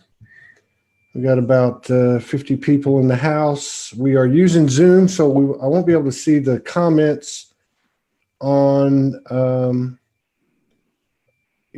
the platforms, but I will be able to see them on my Facebook page, which is where we get the most traffic. So if anybody wants to make any comments, go to Todd Medina on Facebook, and let me just turn off the volume, and I'll be able to see them there just in case we want to take any questions. Let's see here. Here we go. Okay, so boom, come on. Okay, here we go. All right, welcome everybody. We got Eric Stephen Rankin in the house, Sonic Geometry. We're going to go a different direction today than what we've talked about in the past. Yes, we are. So the topic is, in general, Ashtar. Some people might refer to it Ashtar Command or Commander Ashtar. But there's also going to be some foundational stuff that Eric's going to talk about, take us through. One of those is going to be the interesting story of a man by the name of George Van Tassel that I spent yesterday researching, which is very interesting and took me through a bunch of rabbit holes. Yes, it will. Yeah, it was very cool. But yeah, so just to give it a little backdrop, and then you can fill in, we obviously struggle in this transition we call ascension with trying to explain things and what is this and why is that and all this. So sometimes the nomenclature, the semantics, we have to kind of look past. People talk about downloads, they talk about channeling, they talk about activations, whatever you want to call epiphanies, revelations, communication with infinite intelligence, and our other aspects, and however you want to define that. Eric has had experience. I'll let him talk about it with the consciousness. We'll use these terms with the consciousness of Ashtar. He also has a means of connecting with that consciousness through a means that he's comfortable with, which I'll let him walk us through all of that. So having said all that, welcome back. It's always a pleasure. I really get off doing shows with you because, I don't know, we must come from the same branch of the tree of life. I don't know. And, I love the humor. I love the wisdom. And I really love the both you and Jen, the no charge approach to neutrality, unity, consciousness, and oneness. So I'm going to hand it over to you. And welcome back, and thank you for coming in and honoring us with your presence, Eric. You bet. Thanks, Todd. I appreciate all you do, and while I didn't hear it vocally from Ashtar Command, I definitely feel a vibration of gratitude from a galactic council of sorts for the work that you're doing, you and Morgan. That you are hammering through these podcasts and these interviews like no one. I don't think anybody's doing what you are doing in the volume that you're doing it, and letting people, by the more volume, you get more information to people that they can wade through themselves and make their own decisions about and critiques about what vibrates with them. If you're given very few choices, you make very few choices out of what you were presented with. Right. And so it's an act of bravery to, I think, share the way that you do and trust that people will find and know how to discard what either does or does not vibrate with them. So we'll start with that. Thank you. About 11 years ago now or so, my good friend Michelle Anderson, who I have my own podcast, Awakening Code Radio. We've done the show for 8 years, and she's really responsible for a whole lot of my extraterrestrial awakening, I guess. I've been intrigued by the idea of this ancient alien theory. I saw Chariots of the Gods when I was 16 in a movie theater. I wasn't even old enough to drive. I guess I was 15 because I wasn't old enough to drive, and had my uncle take me because I was so compelled by this theory that it wasn't just little green men and UFOs. It was trying to bring some science and archaeology and discovery into this question. Have we already been visited? Not, are we going to, or are we still in contact? That percolated throughout a lot of my life. And then I met Michelle and vibrated with a whole lot of the things that she shares with people. She's on her own unique spiritual mission. And it involved orbs and, UFOs and extraterrestrial contact and a lot of things that at the moment I wasn't vibrating as much with. And she told me about the Integratron. And that's a very unique structure. Some people call it a building. Some people call it a machine out in Joshua Tree, which is in the Mojave Desert of California, about 2.5 miles from where I live. 2.5 hours, not 2.5 miles. I was going to say, that's coincidence. Yeah, very close, very close to Laguna Beach. Absolutely. And so she started telling me about this frequency machine. And even though I evolved in frequency, I don't know what my pushback was with her when I first heard about it. But the more she talked about it, she goes, I think you would really love this. Because the way I met her, I was promoting a book I'd written about dolphins, a novel, but it had lots of actual information about dolphins. And dolphins are masters of frequency and vibration. And that's a lot of what the Integratron is about. So she thought I would be really super stoked to hear about this place out in the desert. But for some reason, it just wasn't vibing with me. I'd never heard of it before. And within a short time, I don't know if it was a month later or something like that, a good friend of mine, he does Kundalini yoga with gongs. And there you go. Thank you for sharing that. Those look like pictures I've taken myself. When I started going to the Integratron, that palm tree was only about 4 feet high. And you can kind of gauge how long it's been. That's a fairly recent picture there. Wow. So my buddy Art said, hey, my gong class related to Kundalini yoga is going to do an overnight gong sound bath at the Integratron. And I'm like, holy moly, in less than a month, I've heard about this place called the Integratron twice. And that's generally the way I have to be beat into action, is seeing something more than once. It'll completely, something important can completely fly by me. And then again and again, sometimes it takes 3 or 4 times, but if it does, then I do take notice. And so we went out to the Integratron to this overnight gong bath. So the Integratron in the picture there is a 2-story structure. That ring, that's called the armature, that ring divides the floor levels. So the bottom floor is only, 8 feet tall or so. And then the top floor is probably 25 feet tall. And it's a beautiful parabolic dome. Sound and frequency do incredible things they call the upper part of the dome the sound chamber. And I was downstairs. Now, stay on that picture, the large picture on the right. While the gongs were playing, and they had already been playing for a couple of hours, and everyone is sitting upstairs. People are laying on mats or in their own beds that they brought for the sleepover. And I went downstairs to use the bathroom. And when I came back, before going back upstairs, I started feeling something that I did not feel upstairs. I felt a certain pulse in my chest. My body was kind of rocking in this rhythmic way. And within 20 minutes, half an hour, I heard an audible voice in my ear. I did not see anyone, that told me some very specific things about Integratron's creation, about George Van Tapp, about the way it was supposed to work. And one of the ways was it was any healing. It was designed, and we'll go into it a little bit when we connect more with the Ashtar story. It was designed as a cellular rejuvenation machine. And I was feeling something down there. And what this voice told me is anything effect-wise was to be felt downstairs, not up in the sound chamber. I learned about 8 different things. So the next morning, I told one of the sisters who own it about this contact moment that I had. And she's like, that's very interesting things, because it's not, even 10 years ago, it was a lot harder to find information about the Integratron. She says, because the things that you heard are accurate things. And are you sure you didn't read them and, go down the rabbit hole? I said, I had never heard of the Integratron. really, I didn't do any investigation or anything. And she goes, well, I would follow your guidance system with this. So over the years, I wanted to go back. It was the next year. I wanted to go back and start my own sonic experiments there. I'm very interested in frequency and sound. And amazing things have happened there.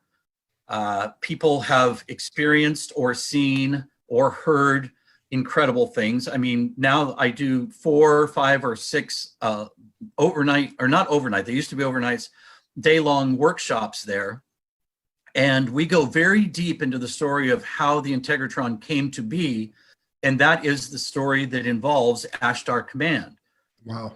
People aren't all that familiar that George Van Tassel, the builder and quote unquote designer of the Integratron, was the first human contactee of Ashtar Command. You heard those words very clearly, Ashtar Command. And at first he was not seeing any type of being. He was an aeronautical engineer. He worked at Hughes Aircraft. He moved from Ohio to California when he was about 20 to go to college. And while he was there, they met this crazy prospector named Frank Kreitzer. He was a German son of immigrants, German immigrants. And he lived under this feature. I don't know if you have a picture of Giant Rock, but he lived in this cavern under Giant Rock, and invited George Van Tassel and his uncle owned an auto repair business that had fixed Frank Kreitzer's car to come visit. And they went and visited, and George became enamored with the desert, with Giant Rock, with the area. And a very interesting story that we won't get into here, but Frank Kreitzer, his last name, died suddenly in sort of a standoff with officials. This is BLM land, Bureau of Land Management. And he was blown up by possibly his own dynamite or blasting caps under Giant Rock. This is the late 1930s. Wow. And George Van Tassel petitioned the government to be able to re-excavate under Giant Rock, not to live, but to kind of have gatherings and have like a library and groups, sort of like the literate group of the Mojave Desert come out and visit. And he got permission to do all that. There was an airstrip there, and George Van Tassel re-excavated the airstrip. He built a diner, and he hollowed out the cavern under Giant Rock again. And he started at first just hanging out there by himself, and then he brought other people. But while they were doing that, you could almost call it like a seance experience. They were beginning to hear voices, get directives, get some information. And in 1952, that all kind of changed. That George Van Tassel was instructed, we aren't spirits, we are actually intergalactic visitors. And we have been hovering around your planet for a very long time. I don't know if they ever said exactly how long. And you are going to be able to communicate with us clearly. And the process will involve one of us remotely sort of attuning your body to your physicality, that you will be better able to hear what we have to share with you. And there are actual old recordings where you can hear George Van Tassel going through this process. And in 1952, he got a very clear message from Ashtar Command that there was going to be, I guess you would call it a flyover event in Washington, D.C., over Washington National Airport, which is now, I think, Ronald Reagan Airport. And they described very clearly what was going to happen. Now, I can imagine George Van Tassel has probably started to share some of his alien theories and UFO theories, and he's getting some information. He wrote a really marvelous little book called The Council of Seven Lights, but I would imagine he was viewed as kind of a crackpot to anybody that heard him. And in 1952, he got this information from Ashtar Command that they were going to fly over in these ships that looked like white balls of light that our military had already been seeing in World War II. And we coined the term Foo Fighters. Foo Fighters was banned first. It was these white balls of light flying over, or either the ocean. I guess at times it's usually over the ocean. And actually, there's a modern incidence of this that you can find on YouTube, where they released I don't know how old the video is, of two F-14s chasing one of these balls of light flying over the ocean. And it's so fast and at angular patterns that the jet's onboard equipment is able to track it for a while, and then it's too fast and it can't, and it just darts away. And the pilot is completely flummoxed. I mean, he has no idea what it is that he has witnessed. But the interesting thing about this is George Van Tassel wrote certified letters to a Los Angeles newspaper, to the White House, and to the control tower of the airport. And he received two of the letters back, and I don't know which one he didn't receive back, which one might have gotten read or just thrown away.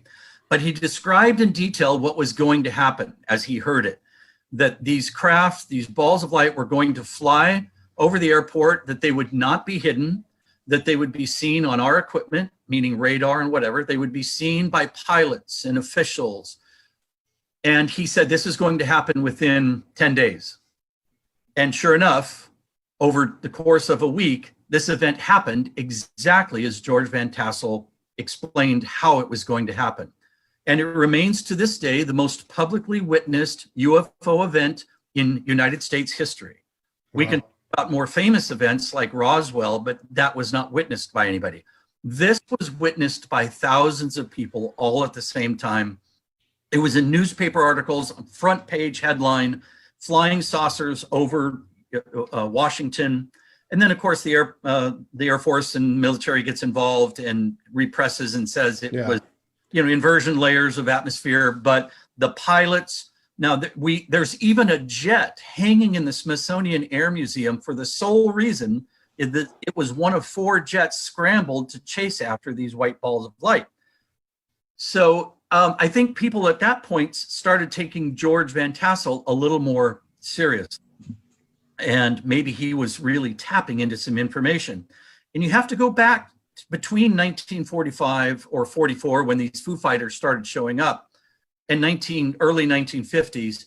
That was probably the highest activity rate of UFO sightings ever to this day. Yeah. People, officials, sane people were seeing all kinds of activity. And anybody from, I think it was Truman to Eisenhower, were actually seriously involved or thinking about UFO contact. That we had Project Blue Book. That was birthed out of this a governmental, even just kind of tipping that they're taking this serious. Right. So we jump ahead to a year. George Van Tassel now is still doing his galactic meetings with both friends on the planet and off the planet. And he's hearing a little more from Ashtar Command. He writes a couple of books about this. And then in the summer of 1953, August, he's laying on a cot outside of Giant Rock. He's moved his family and his daughters out to the area.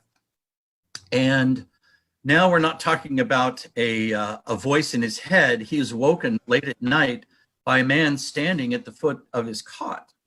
And George Van Tassel assumed that he had flown in his plane and landed on the airstrip, and the protocol was to go alert George that you are there. Yeah. So George goes, this man looked completely human. Said he was kind of Scandinavian looking, blonde hair, blue eyes, and he introduced himself as Solganda.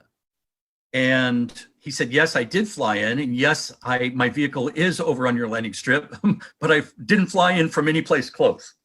And you would be very interested in seeing my craft. George had, he was not only knowledgeable, he was employed by Howard Hughes at Hughes Aircraft. He was an avionics engineer. He was in charge of the test flight department. He was good friends with Howard Hughes. Howard Hughes flew often out to Giant Rock and landed on that airstrip, and actually even ended up funding some of the building of the Integratron, and the wood struts, the beautiful parabolic arches, are laminates. Those were built by the same shipyard that built the spruce goose or the wood for it. Right. There's a real connection there. And in 1953, Solganda took him aboard this craft, and George instantly recognized that it was something different than he'd ever seen. Of course, we were still using in 1953 round gauges with needles, analog resistance gauges. What he saw were vertical gauges with sliders moving up and down. He saw the propulsion system. He saw other beings on the craft, and he said they could phase shift. I guess it would be almost the most accurate term. They could go from completely humanoid looking to semi-transparent to completely invisible to semi-transparent to fully just, you could touch them again. Wow. And before Ashtar left, he walked George back to his cot. He said, there's something we want you to do, both for your species and ours. We're commissioning you. We're going to give you some information. We're going to give you some physics formulas, and we want you to build this cellular rejuvenation machine. Okay. And that became the Integratron. They didn't use the word Integratron. That was the last thing it had been called. I think it was called other things while it was being constructed. George started in the 50s, worked on it all through the 60s. He fundraised and did these UFO conventions out in the desert that looked a lot like the movie Contact, when all the crazies in foil hats were out there waiting. Looked a lot like that. So rumors are that there was up to 10,000 people gathering together to discuss UFO intervention. And so George was very heavily involved in building the Integratron as a working, functional, mechanical machine, electrostatic generator that would generate millions of volts through that slow-moving armature, and it would off-gas these negative ions that would be the source of cellular rejuvenation. But before the machine was ever turned on or completed, he died suddenly in a hotel room, I believe in Pasadena. I've heard both Santa Ana and Pasadena, but now I believe it's Pasadena. His wife, who was never very fond of the desert, she was made the cook at the little diner. She didn't enjoy that. She wasn't into the extraterrestrial aspect, and sold the Integratron to the first buyer. And it was a man who wanted to turn it into a gay disco in 1978 or 9, paint it purple, and I don't know what name he had in for it. And that never fully happened. An intermediary man named Emil Canning bought it, owned it for about 15 years. And then in 2000, the sisters that still own it today bought it. And they are amazing stewards. They love that people come to the Integratron, experience a sound bath in the upper dome. And it has been my true honor and privilege to be a part of this story unfolding.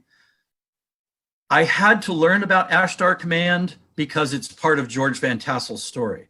I am one to go real deep into, while I'm fully intrigued by extraterrestrials, and of course my sonic geometry, you and I have talked much about it.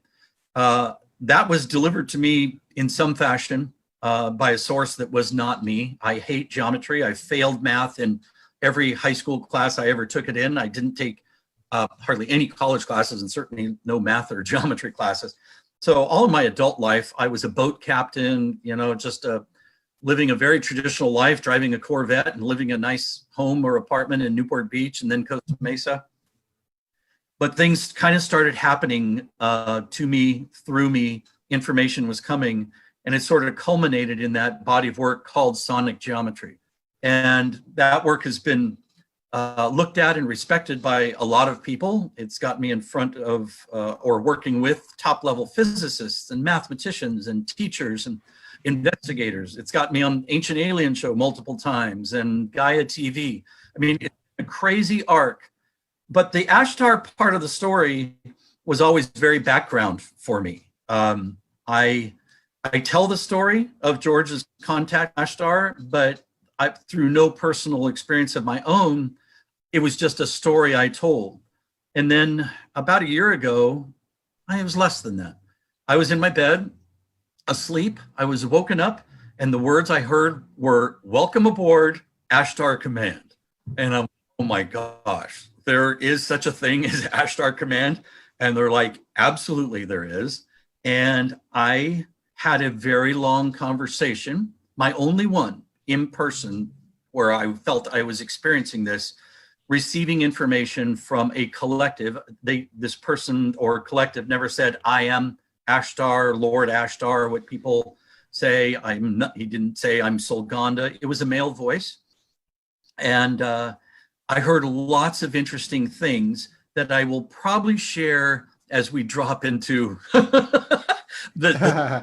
Now let me just I just want to clarify something. So this happened. When did this happen? My contact with Ashtar? Yeah. About 6-8 months ago. Okay. And so there was a visual with it, or was there not? No. Okay, there was no not. visual. Other than in my mind. Right. I got you. You know, but definitely, I count those as meaningful. But definitely, visuals. there was a voice, which many definitely a voice. Many people here watching live and replay can relate to this, and so yeah, go ahead, absolutely. Continue. Well, we could talk in abstract forms now, not so much Ashtar. When people talk about hearing a voice, I believe that is far more the avenue of first contact than seeing a ship in the sky. We are not yet even as much contact experience that people have been having around the world, hearing voices, learning things that they had no right to know. Right.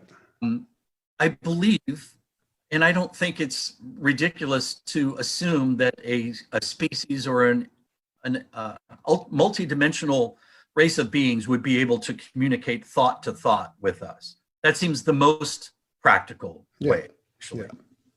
Same thing with ships. I don't think necessarily that seeing a mechanical ship like we see in Hollywood movies with, you know, the same troubles of physics that we have, not being able to go faster than the speed of light, or propulsion systems, or how do you keep people alive, or any of that, much more advanced than that. Yeah, absolutely.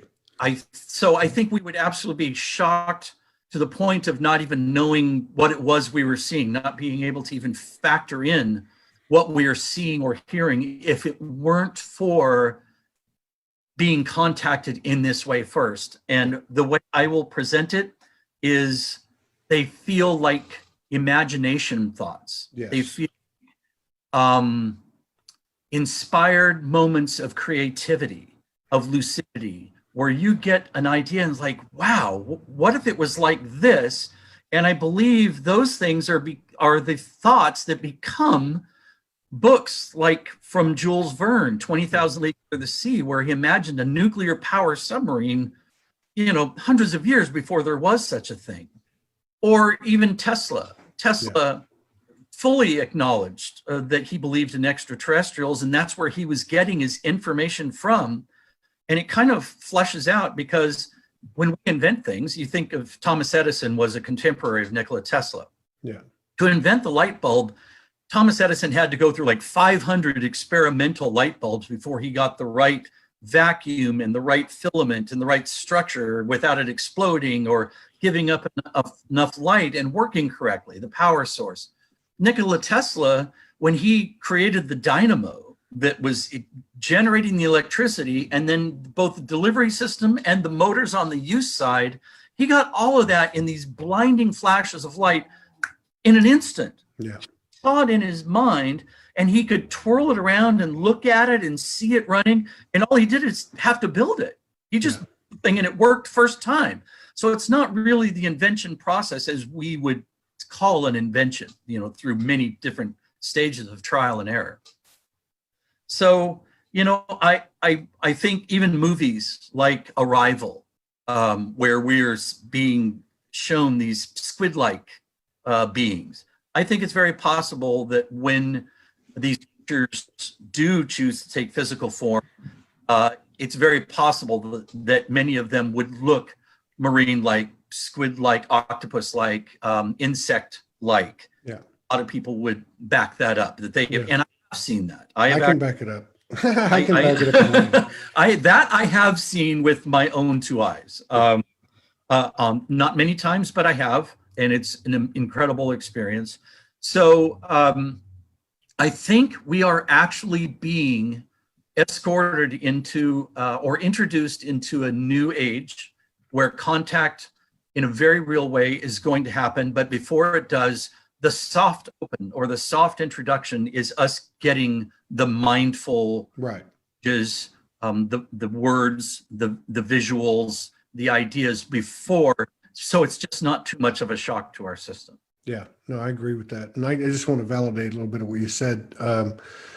Because, you know, Morgan and I have been open about our experiences. And I can say that, you know, in at least one of those two of those situations, there were visible, although translucent, visible beings with bodies, very humanoid, different types of humanoid.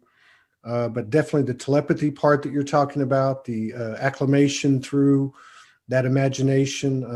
And you want to point to last night when I lay down and we connected. The dialogue, it was a quick connection, and the dialogue was, "Are you ready for more?" And I said, yes. And they said, okay, you can see as far as your fears can be put to the side. So I went through a little exercise of, you know, they kind of like would say, okay, you want to try the next one? And I'm like, yes. Are you afraid? No.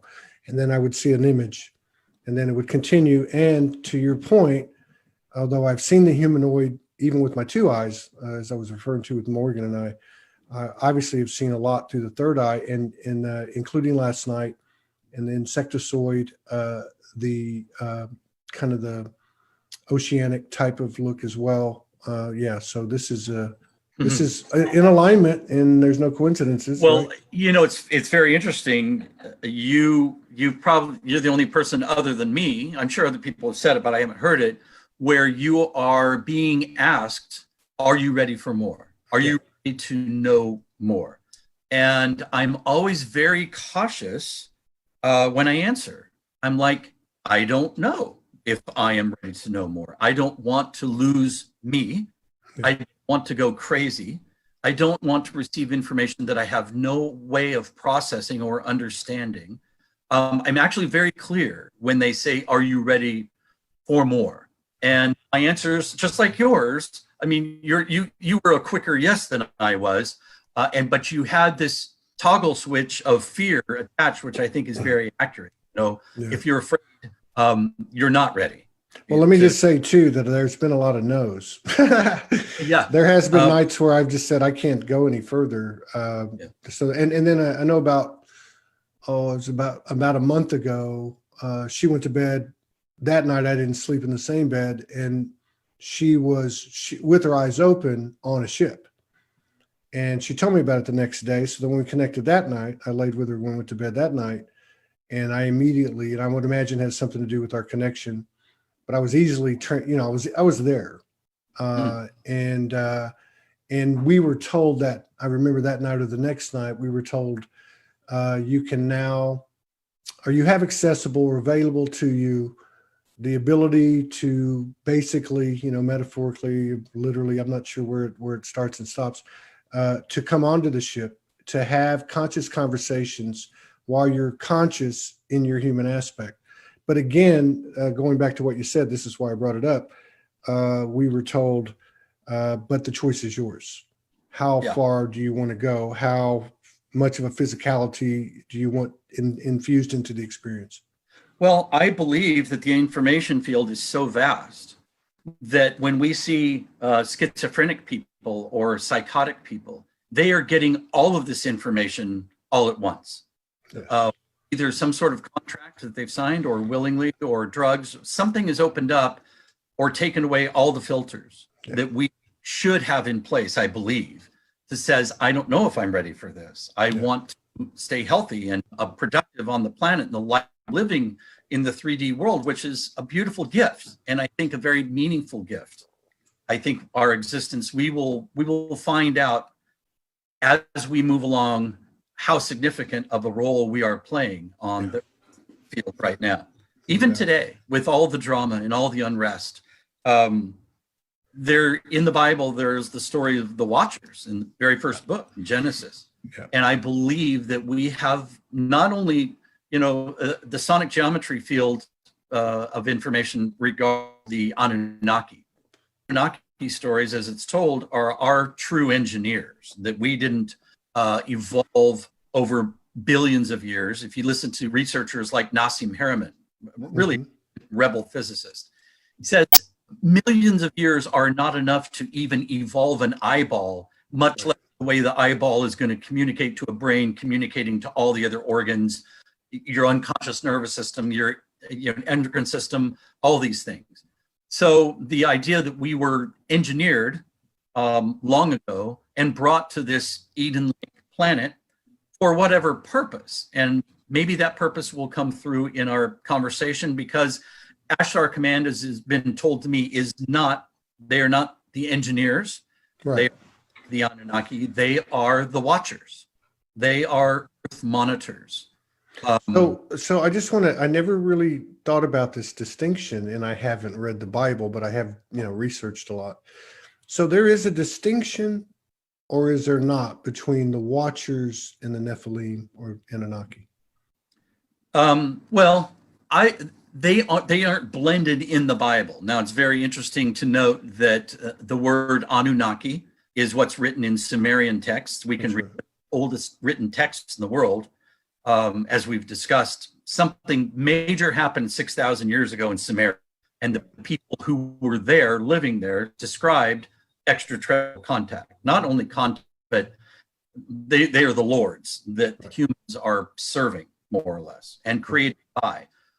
The Watchers, I believe, would be something else. The Nephilim could be related to the engineers, because the Nephilim story is they were sky visitors, spirit beings. Maybe, when you talk about spirit beings, you are talking about like this phase shifting physicality. Spirit means it's no longer present in spirit form, but the Nephilim came and mated with the female creatures that were alive on the planet and more or less bioengineered the species that became us. Right. And a lot of people, if they've never heard this theory, would roll their eyes. I was one of those people for most of my life. But it answers a lot of questions that other answers don't answer as well. And yet they don't negate them either. They don't negate the fact, have we evolved? Probably so. Were we created by a higher being? Yes. Was this being the big G God that created everything? Probably not. Was it the lowercase plural gods? That would be more in line. And interestingly enough, in the book of Genesis, the plural use of gods is used many times. It becomes the monotheistic God as you move forward, but it is the plural, jealous gods who are like throttling humanity at times, both with like the flood or plague or the dismantling of the Tower of Babel. It's like those guys, they're getting too full of themselves. Or even the story of Adam and Eve, when the sun comes down, it's like they'll be as smart as us if they in the tree of knowledge. Well, who's the us that they're talking about? That's not theistic singular God. Right. That is use of a plurality. So I think it's very fascinating. And then later on in the book of Numbers, Moses has been leading the Jews out of Egypt for 40 years, as the story goes, in the desert. And they've decided that Canaan, where they're going to, a lot of people think that they inhabited a land that was just beautiful, ripe for developing. It wasn't. Canaan established the Jews were going to ransack and take over and more or less kill the people that were living there. So Moses sends a couple of spies into Canaan and says, tell us how it is, the fortification and how many people and how difficult is this going to be? They come back a few days later and they said, well, it's just as you said, it's going to be the perfect place for us. The land of milk and honey, all this stuff. But we got one problem. The giant Anak race is still there. Right. And so big that they make humans look like grasshoppers by size comparison. So in the Bible, we get these stories. It's not mentioned very often because it's not the narrative that religion today wants you to hear, but it is there. Yeah, and there's a lot of these accounts too in other civilizations, I mean, you just even through my, beginner research, but, even like what you're talking about in terms of the very high potential or possibility, probability of that we were basically created and brought here, or, and then modified here, whatever, that in the normal evolutionary scale, like say Darwin's theory, there is not just a slight aberration, but a huge aberration or anomaly that occurs about 150,000 years ago, 200,000 years ago, sometime after Cro-Magnon, Neanderthal, in this time period where the Homo sapien took on these attributes that, like you said, it takes millions of years for an eyeball to evolve. These things that occurred were just like off the charts, like beyond the quantum means. So yeah, this is great information. Yeah. Well, it's come to me slowly. It has come to me in the way that I can hear it and process it. Sometimes it's overwhelming, but I always am just like with you. I'm given the choice. They ask first, "Are you ready?" Well, we'll tell you something. The way my moments of contact happen now is it starts with gratitude for recognizing the sonic geometry information as being important, way more important than anything I can know how to work with, because it puts a toe in the door of a greater understanding about our planet. And there are researchers, one of them, Robert Grant, and Nassim Haramein both, saw the information and saw numbers that they had already been seeing in some of their top level of physics in their research. And what came through was this melodic, symphonic essence of the entire universe, that there's a beautiful musicality to all of this. It's a symphonic system from the smallest thing to the biggest thing. It's a united field. It's a unified field. It's everything that physicists believe it must be, but have not yet proven it to be. Well, the crazy thing is, it seems like the clues have been given to us throughout our history, throughout our written history anyway. And we see these number sequences, we see these shapes, we see these patterns and symbols. And when you put them all together, they nest together in this most incredible picture that tells you there is an order to everything. But what it tells you behind that is that there was an intelligence that knew this, probably designed this, and is trying to share this with us in the way that it can be shared. Yeah. Just here we are, bloop. Here's all our information, and we would just go, what the hell? I don't know what. Kind of like on a metaphoric, analogous, smaller degree, like that scene in Interstellar where Matthew McConaughey is in that terrorist sect, or whatever it's called, and he's trying to communicate to his daughter on another timeline. Yeah. And regardless of whether it was Morse code or whatever it was, that it's kind of like not a stab in the dark, but the best attempt you can put together. Yeah. Attempt you can put together. And I think that whether they're in myths or stories, now Joseph Campbell, he's the guy who first started noticing the numbers. He wrote the heroes, or it's called, the theory of the hero's journey is his. He wrote the book, The Hero of a Thousand Faces. But it's a story that most of humanity aligns with. It's a story we all recognize, the lowly hero called to greatness through adversity and unlikely accomplices, does something amazing, brings the information or thing back to the benefit of the culture they came from. While he was investigating all these different cultures around the world, he was also seeing embedded in these stories number sequences. And he goes, what the heck? Why would I see the number 432 in India, America, Africa, South America? And he couldn't put it all together, but he called it mathematical mythology. And what it really seems to be are almost physics breadcrumb clues and a knowingness, but just little crumbs and clues. And that's part of the Ashtar narrative. Wow, I didn't know that, and I used to read a whole lot, like from my early 20s to early 40s. And one of my favorites was Joseph Campbell, Power of Myth. and 3 or 4 of his other books, I never heard him talk about that. And the fact that he did, to me, there's a lot of credibility. I imagine he didn't introduce that into his books because it starts getting very, way more than somebody's probably ready to hear. But you can go on YouTube. When I give my workshops, I have a little video clip of Joseph Campbell talking about mathematical mythology, about Samaria 6,000 years ago, about the number 432. So it's definitely. Oh, I don't doubt it a bit. I'm just saying somebody of his stature and his. I mean, I don't know how many people were as well versed as he was in the last century. I mean, even beyond. So for him to make that connection is, to me, a very vital, important point. Yeah. At some other time, you and I, or maybe it'll be another show, we will go deep. We'll go deeper than Joseph Campbell to my true hero, which was a marine biologist in Cannery Row, Monterey, named Ed Ricketts. Okay. That's not the conversation today, but you will be fascinated. There will be a sequel, folks. Maybe a whole series. Let's do a whole series.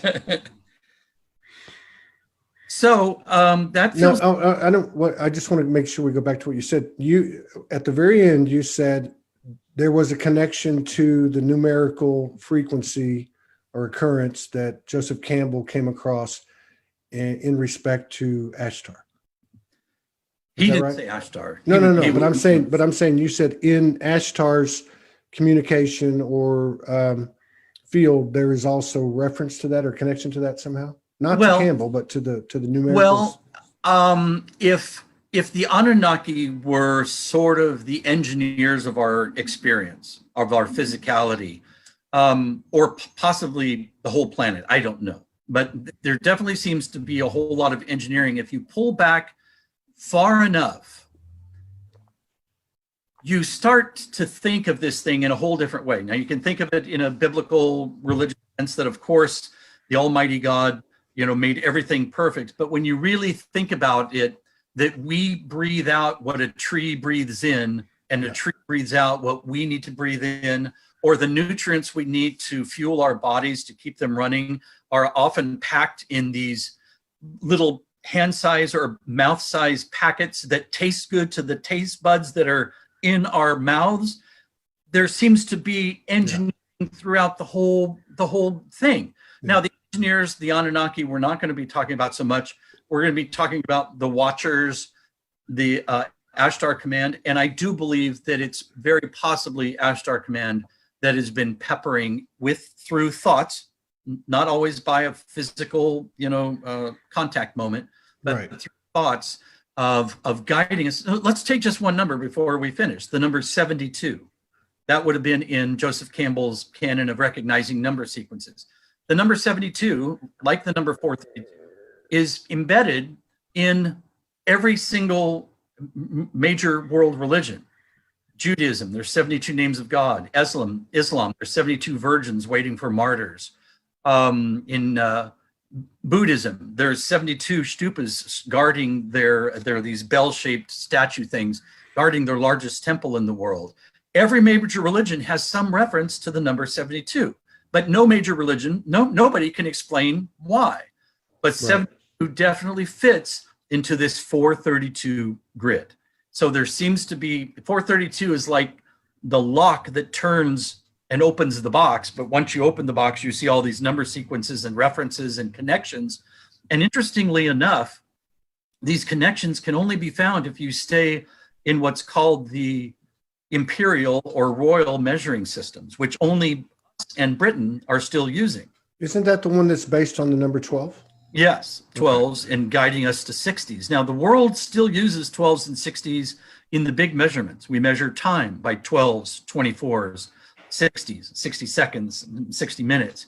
But as far as measuring weights and distances, most of the world, except for United States and Britain, are metric.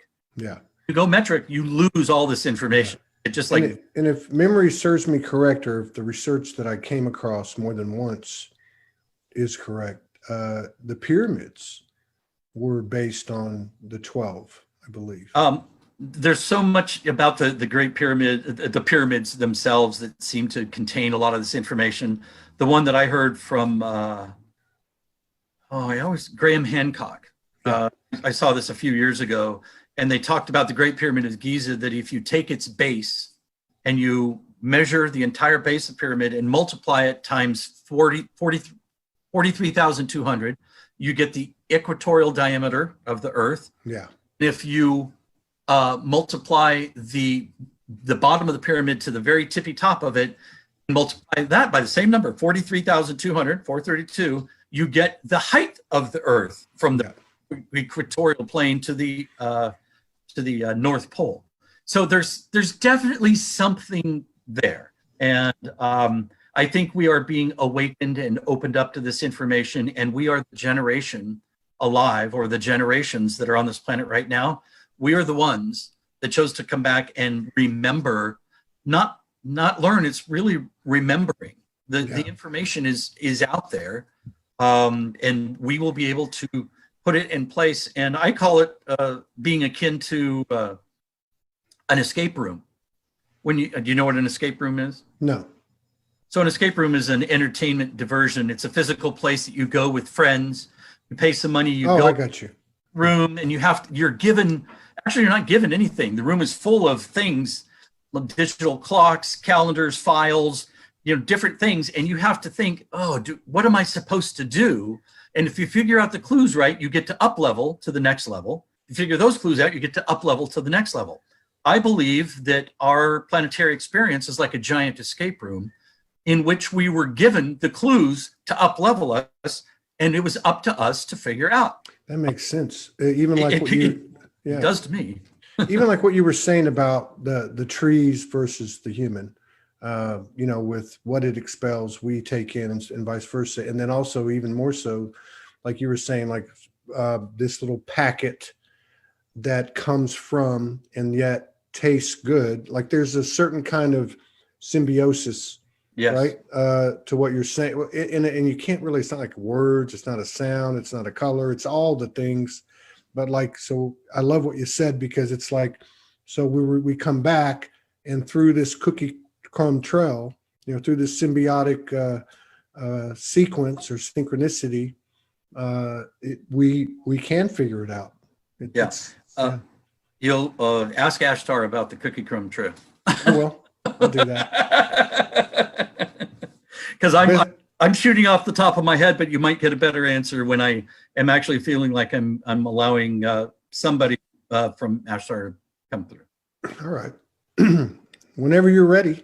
I think I am. So I'm going to turn off. I'm self-conscious to a degree. I don't want to be talking about, this is not something I do often. I have done this with Michelle a couple of times on my show, where he calls it channeling and I call it role playing. Right. And I'm more comfortable with the idea of role playing. Like if I had studied Abraham Lincoln my whole life, and you wanted to learn about Abraham Lincoln, I might come, and you were a teacher, come to your classroom dressed as Abraham Lincoln, and you in the class could ask all kinds of questions, and I would be standing up there delivering the information that I had learned or was coming through about Abraham Lincoln, like talking as Abraham Lincoln, but I'm Abraham Lincoln. I'm more comfortable thinking of that than I'm channeling Lord Ashtar in the moment. But I am going to role play that I'm a representative, a crew member of Ashtar Command, and see what comes through. No, I'm with you on that. Actually, I like this idea. It reminds me of, I think we've all done that. You know what I mean? Like whether we were conscious or not, a kid or even an adult in the middle of this transition we call ascension. But I also think about, like, there's that story about Jim Carrey when he made the movie about Andy Kaufman and how he absolutely became, I think they even did a Netflix doc on the behind the scenes stuff. But no, I get that. And I really like the, kind of the boots on the ground explanation and process that we're about to step into. I like that you mentioned children, because it's so easy for us as children to use our imaginations and be anybody we want to be. That's probably, and then we lose it as we grow older. And then when we drop back into it, it becomes very woo and ridiculous, because adults don't do that. They don't pretend or use their imagination in that capacity. So I think that was an interesting, way that you presented that. I'm going to turn my video off. Yeah, okay.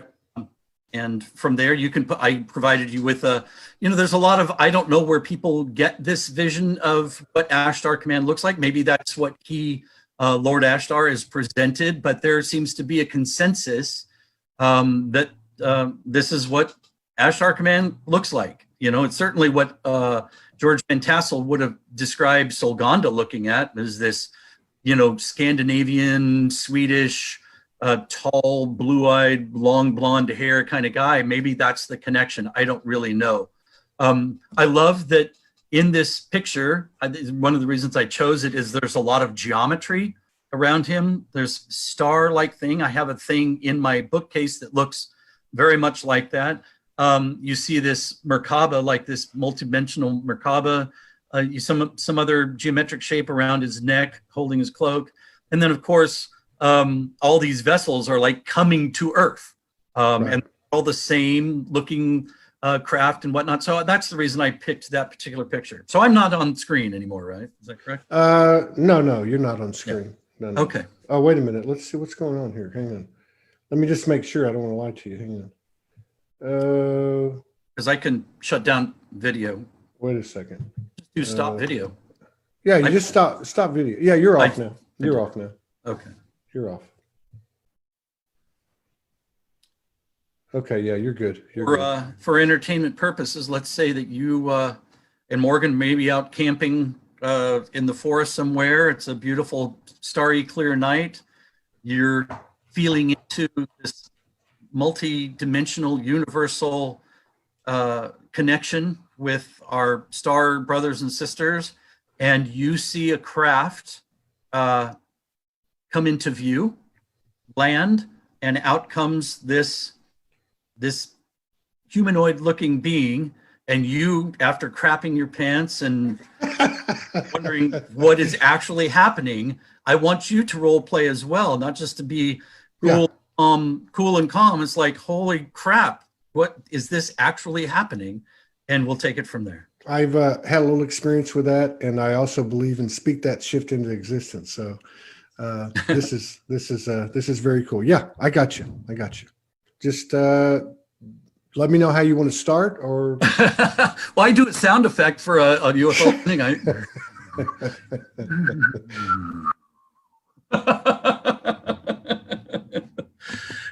When the craft lands, walking through the trees, you see this luminous being dressed like we see this being dressed here. Yeah. And maybe I just say, greetings. I come in peace.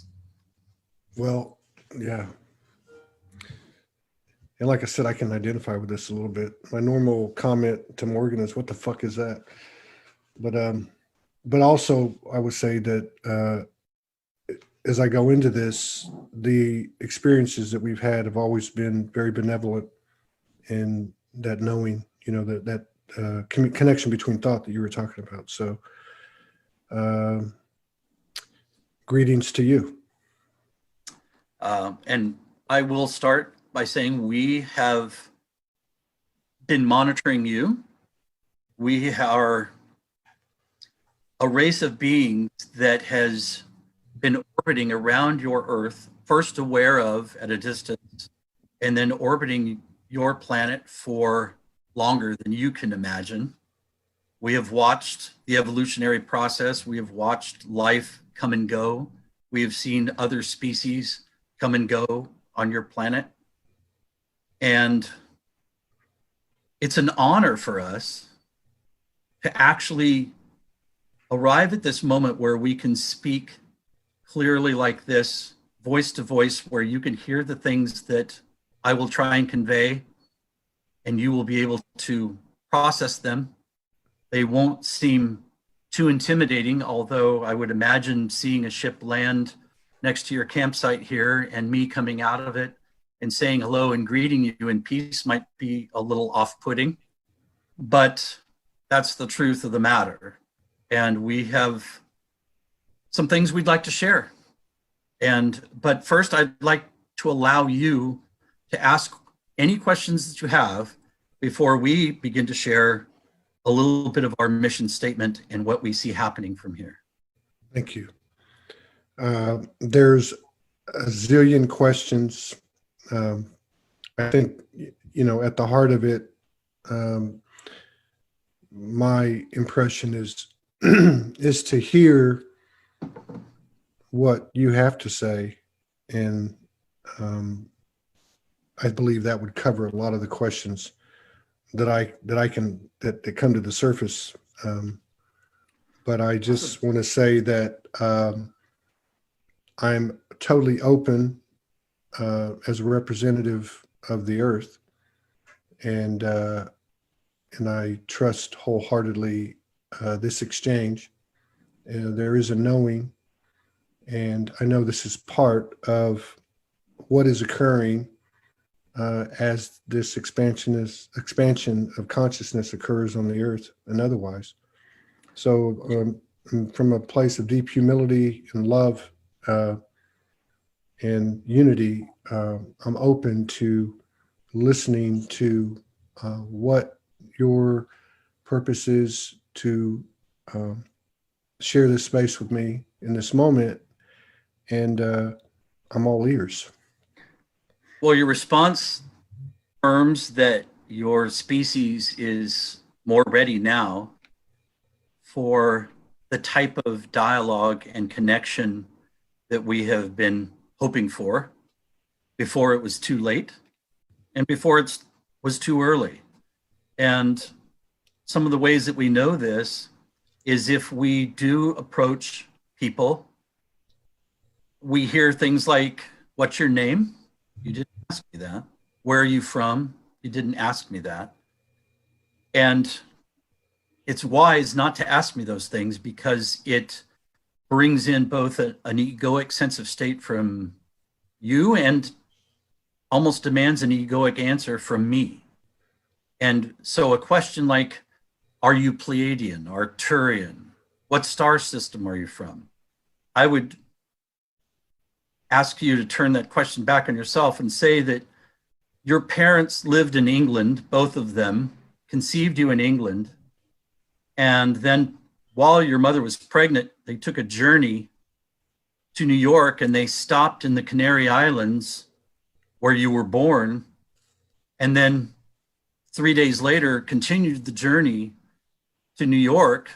What are you? Are you British? Are you a Canary Islander, or are you a New Yorker?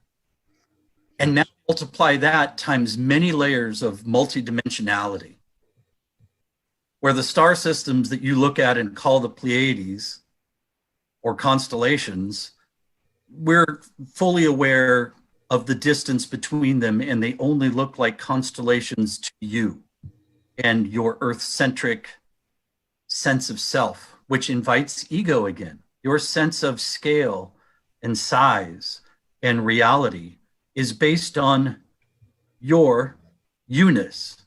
Something that's small to you like an ant is because it's so much smaller than you, than your physical body, and something like a supertanker ship is enormous in size comparison to you. But those are all just relative to your sense of you-ness. And if we are truly to communicate and share, both of us would step out of that relativity of egos and stories and connect and meet in the field of unification, in the true unified field, where all life has its place, all creations, all galaxies, all star systems, everything has its place. And we meet there. And that's a place to, you have a question? No, I said yes. So we find ourselves knowing how significant and the reasons why you were created, even though we're not your creators. Right.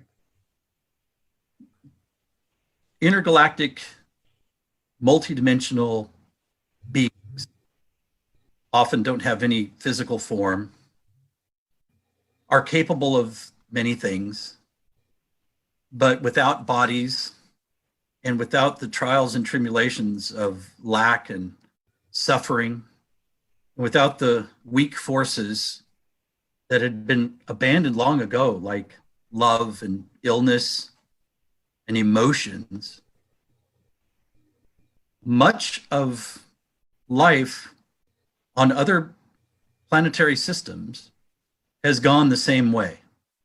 You follow logic for logic's own sake, because it makes logical sense.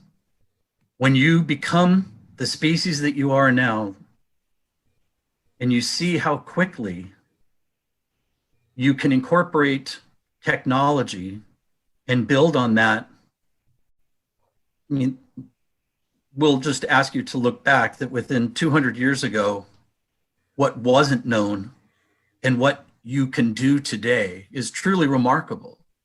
But the path is the most common path. The path that you're on is a very predictable path. And following logic that you might call artificial intelligence, you build systems that make sense to logic. If you're building cars to transport yourselves around, you look for efficiency. So Henry Ford built the first production line, the assembly line, and that was super efficient and made cars affordable and made transportation available to so many people. But along the way, in the streamlining of efficiency, because that was what made the most sense, if you're building cars, how do we build them more efficiently? Well, now, just 100 years later, you go and look at a car manufacturing facility and it's mostly robotics and digital information, because that makes sense. The weakest link in the manufacturing of cars was the humans. They got sick and they needed time off, and they got hurt and they sued us and they needed insurance. So in that weakened state, we go, well, how do we become more efficient? Well, the efficiency is the technology. So you create the robots and you create the systems and the software to more efficiently build the cars. And now take that model and apply it to everything. How do we communicate more efficiently? How do we kill more efficiently? How do we travel more efficiently? And the answers come. You've done amazing things. In killing more efficiently, you figured out a way to split the atom. What not all cultures do, not all planetary cultures do. And you would have been, shall we say, better off had you not done that. And certainly, had you not done that when you did. Because the story, the uneven part of your story is that your consciousness is nowhere near in step with your technology. And it's troubling to us. It's the reason that we showed up. So many different extraterrestrial and galactic travelers showed up when we did, from the years you call 1945 to the early 50s, is because of your atomic weaponry, or the way you were going to use fission and fusion. You have nuclear atomic reactors all over the world, making it seem like it's such an easy way to produce power, spinning magnets around wires or wires around magnets, but it's all just to spin something, such a primal thing to do. And yet you took the highest technology to boil water, to heat a turbine and spin a fan so you could spin these low-tech motors. And in the byproduct of it, you have all this radioactive waste that is unhealthy to your species and your planet, and you have no place to put it. So when I say your consciousness never kept pace with it, or has not kept pace with it, is you would employ a technology before you fully understood the ramifications of it, what it would mean to your existence, what it would mean to the entire field, the collective field of awareness. But the big pull is the struggle, because so much of multidimensional life has followed the AI story? How do we become ever more efficient? How do we become more logic? Because why would we do anything illogical? Why would we consciously and on purpose do something that didn't make sense? And if we know that emotions and getting sick and being afraid don't make sense, why would we do that? So we abandoned those things. Other races that had a lot more time to tweak and engineer and keep the process going left those things behind. And along the way, we all have been greeted by an existential crisis of why do we do anything? We got really good. We're not the creators of source energy or vibration of frequency, but we're really good at using it. We can create life. You're on your way to creating life. You're doing things that were your own science fiction 150, 200, certainly 1,000 years ago. The life you are living, communicating instantaneously around the world, able to see into your galactic system, to understand important things about other planets. Amazing things. But they don't answer any questions as to why. Why is any of this? We're great at doing it, but why are we doing it? And so at some point, there were high-level creators that said, what about all of the inefficiencies? What about all of the illogical combinations?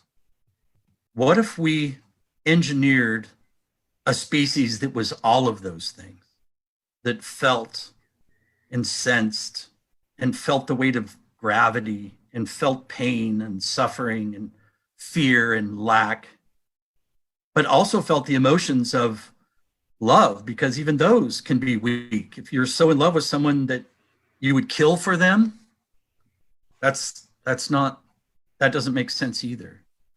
So what if we engineer a species like that, full of these frailties and weaknesses, and we monitor and learn from and see if their existence can somehow inform what is truly the holy grail quest of asking the question, why is anything?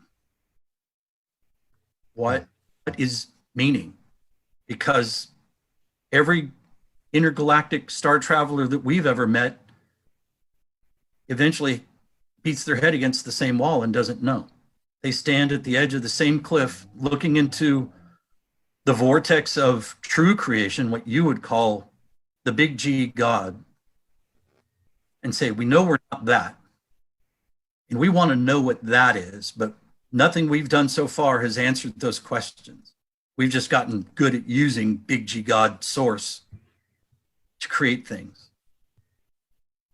So that is your species. That's your race.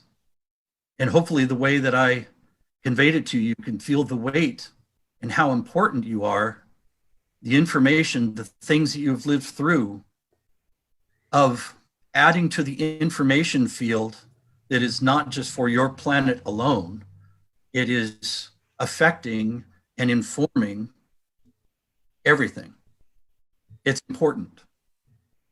And we were placed here. We were actually stationed here, what you would call Ashtar Command, to monitor your experience. We cannot over involve ourselves. We can't just fly down and say, here we are, here's what we know, because we don't want you to know what we know. We want to know what you learn through this experience of lack and fear.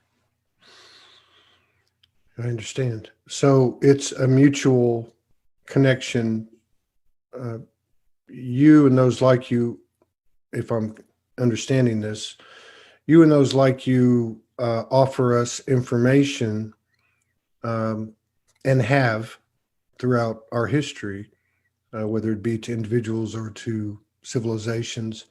And at the same time, we're providing code or information through our efforts in search of what you describe being a universal search, seemingly across all timelines and dimensions.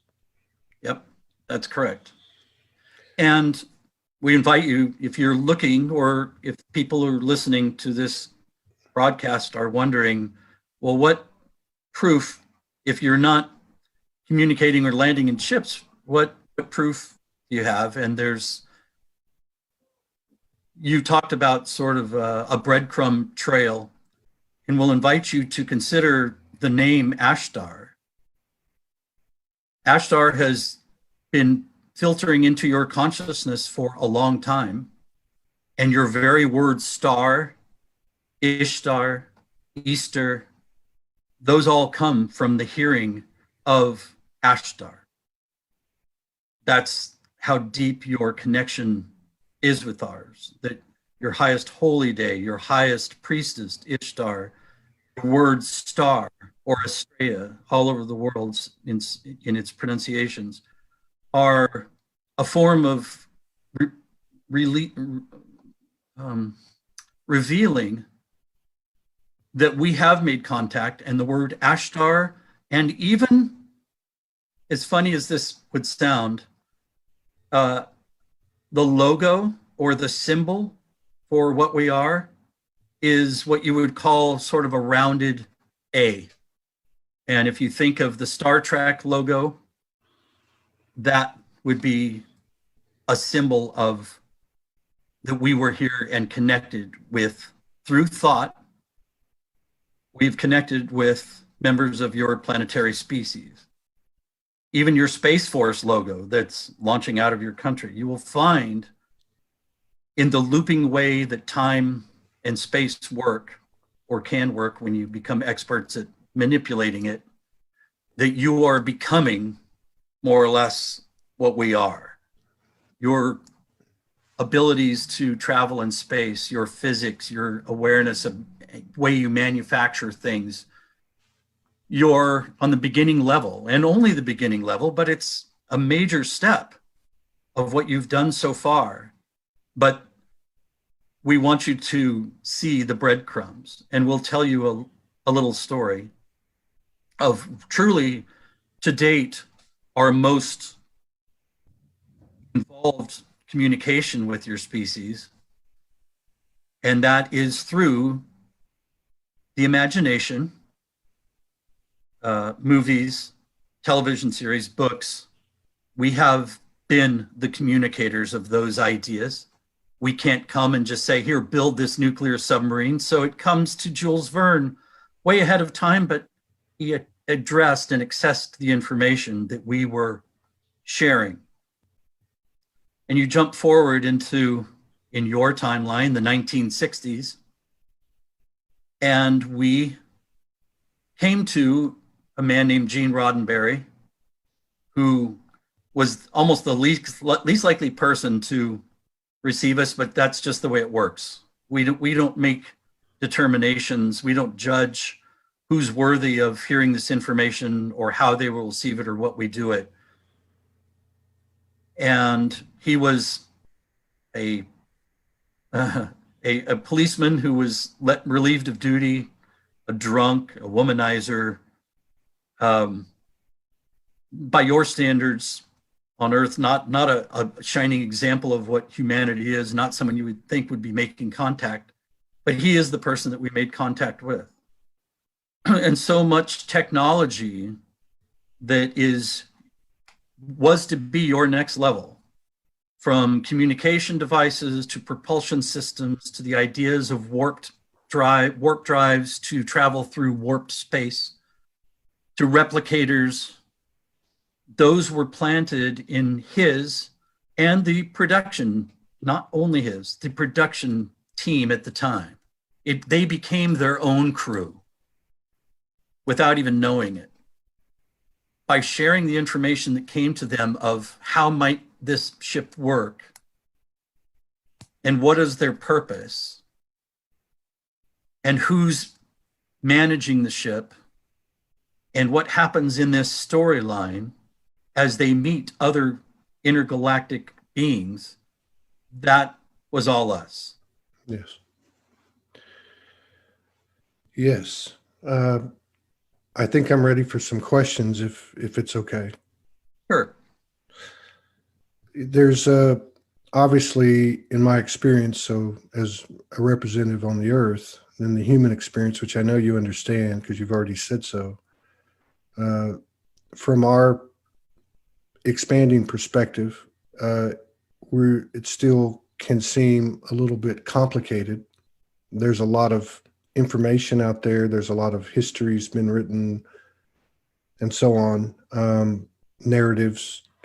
What is the best thing I could be doing, or any of us here on the earth, the human hybrid souls, what's the best thing that we could be doing for ourselves and the planet, and I guess by virtue of that, the universe at this time? Two things. One is a discarding and one is an adopting. The discarding part is fear. The only fear that you guys experience, actually, as we know it, was engineered in you to keep your species alive for a while. Fear served its purpose as you moved through your story of learning and reconnecting to the universal field. So running away from a tiger, storing up enough food supplies to get you through the winter, those were part of the program built into you. It's a good thing. But the fear of lack now, once you get to a certain level of technology, the fear now is manufactured in you.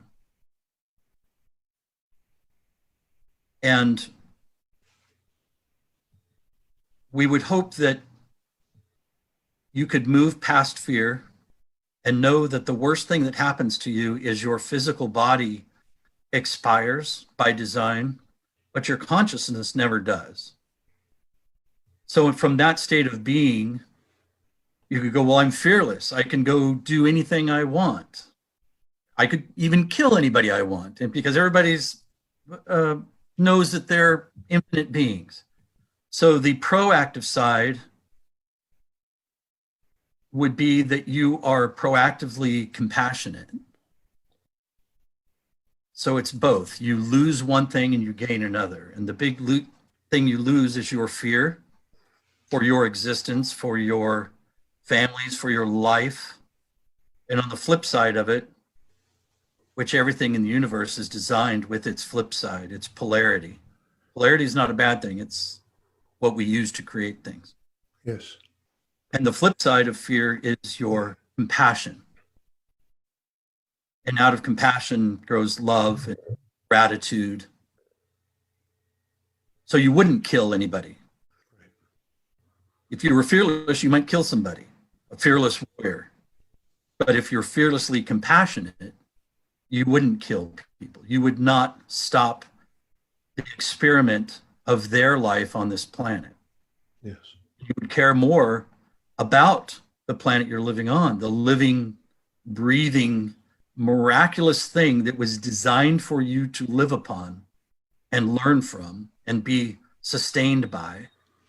We would hope that you would feel compassion for that, and that everything you did throughout your waking moments, and maybe even more importantly, your sleeping moments, because that's where you allow yourself to go back into the realm of infinite possibility. You call it dreaming, but it's really allowing your consciousness to return to the realm of infinite possibility. And even that, you have a design, an engineered part of. There's a part of your physicality that when you dream or let yourself enter the realm of infinite possibility, that stops you from living in it, that stops your muscles from reacting. If you're being shot or falling off a cliff, to actually go through that physical motion, there was something engineered in your physicality that you wouldn't experience that. So in your waking and even sleeping, dreaming, imagining creative life, you address everything you see and everything you feel and everything you do with compassion for everything else. Because it's that connected field, it's that unified field. When you truly believe that your actions have an impact on the everything field, you live differently. Yes. You become the teachers that we thought you might become. By moving through your struggle and moving through your fear and your hatred and your distrust and your divisiveness and your sense of separation, if your species is able to move through that, coming from a physical existence where it looks like you die and you want to protect your body and your things and your family and your friends, then you have provided us something that we could have never gotten to on our own, following logic for logic's own sake. Yes. Even we have to go back to Star Trek a little bit. Spock in Star Trek was a beautiful model of the tumultuous interrelationship we have between logic and feeling. And ultimately, Spock ended up learning a lot. The stories were actually beautiful. If you go back to the original Star Trek stories, because our original contactee was Gene Roddenberry. And you do not judge what they look like or some of the dialogue or the special effects, and you just drop into the story of what is being conveyed. There are many lessons to be learned about your species, about other species, about motivation, why certain beings would do what they do, why things look the way they look. So we will invite you and anyone listening to go back and watch the original series with open eyes, a different mind, an open heart, with less judgment, and you will learn things, and it will become a loop. You will learn things that we have learned from you, that you are learning from us, that we in turn learn from you. And that's the way kind of everything works. It's an infinite loop of whatever it is that you're talking about. Creation and destruction, gravitational pull and explosion, light and dark. They end up being two entities dancing around each other as long as they do. So you're learning that. Your species is truly on the verge of learning and taking a next step into an awareness. Because as far as advanced as some of you may think you are, we do want to remind you that you are barely taking your first baby steps into a greater field of awareness. If we shared with you the things we know in the most concise and clear way, you would not begin to understand it. You wouldn't hear it, you wouldn't see it, you couldn't know it. But there is a moment happening on your planet right now, and many people are connecting with the message, with the awareness, with the rememberings. And your greatest teachers, you call spiritual teachers. And your motivation to go to church or call yourself spiritual is that quest. And in those teachings, you hear messages of compassion and love and kindness, treating each other as you would want to be respected. It's logical. It satisfies two things. It's logical and it's heartfelt and it's compassionate. And from this place, you stand at kind of a precipice, because very few of you in relation to your overall population are receiving and getting this information, while the majority are following the trajectory of fear and lack and distrust, and that won't serve the greater collective much longer. Yeah. And a restart will happen. And there's been other restarts on your planet. And there's no judgment to it. Yes. It's like, yeah, they did a pretty good job. All things considered, they did a pretty good job. They made it further than most. So what you're saying is that we are on the precipice of reaching a point or a level of alignment that we will not have to restart, if I understand you correctly. And then in this process, this evolution of our more refined and pure alignment, there is the presence, obviously, of what from the human, the human vernacular we call extraterrestrial star beings and such are consciousnesses of, say, off-Earth consciousnesses. I'm not really sure how to define that, but I think you get what I'm saying. Yeah. So my question is, or maybe I'm looking for a confirmation, and then there's also a question. It sounds like that your presence and those like you are coming more and more into the fold as a part of this higher level of alignment. Are there certain things that I can do, that humans can do, to make your presence more accessible, so that we can continue on to a higher level of alignment? Well, compassionate living would be the number one. Okay. That wouldn't vibrate with everyone. When you talk about different intergalactic beings, multidimensional beings, there have always been those that thought this experiment, this earthly creating this species, was never a good idea. So many different versions of something like this have been tried and didn't work. And yet they would not consider themselves dark or evil. They would consider themselves thinking of the greater good. If you build a species that is motivated by fear and lack, and that's the information they're going to send consciously into the collective grid of all consciousness, is that a good thing?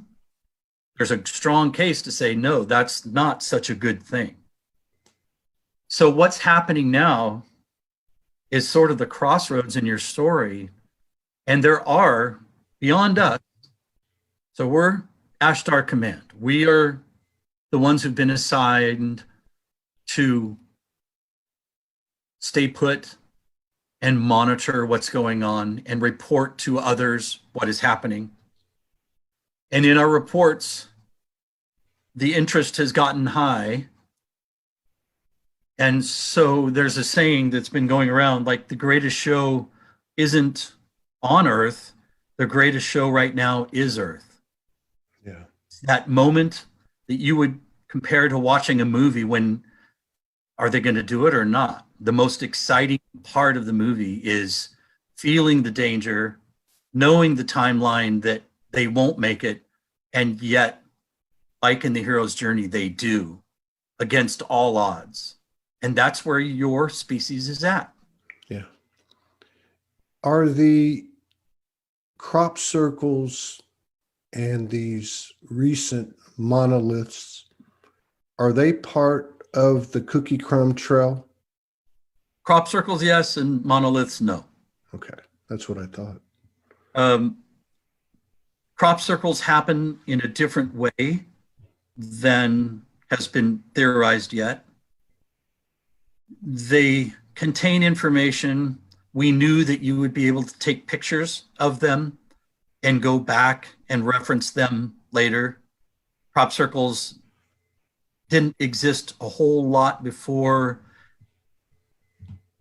you had the imagination or the thought to either draw them, report on them, or ultimately photograph them. Almost all crop circles of any meaning have been photographed and still exist. That it's someday when, and that day could be sooner than later, when it clicks in your brains, when you are activated, when your pineal gland, which is another part of engineering, is fully active and doing what it's supposed to do, and you see into the grid, and you open up to the multidimensionality of what the universe truly is, the crop circles will instantaneously make sense. And they will provide some guidance for engineering things, for relaying messages and information from other visitors, from other systems. And that's, I guess, all we have to say about that. Yeah. So there is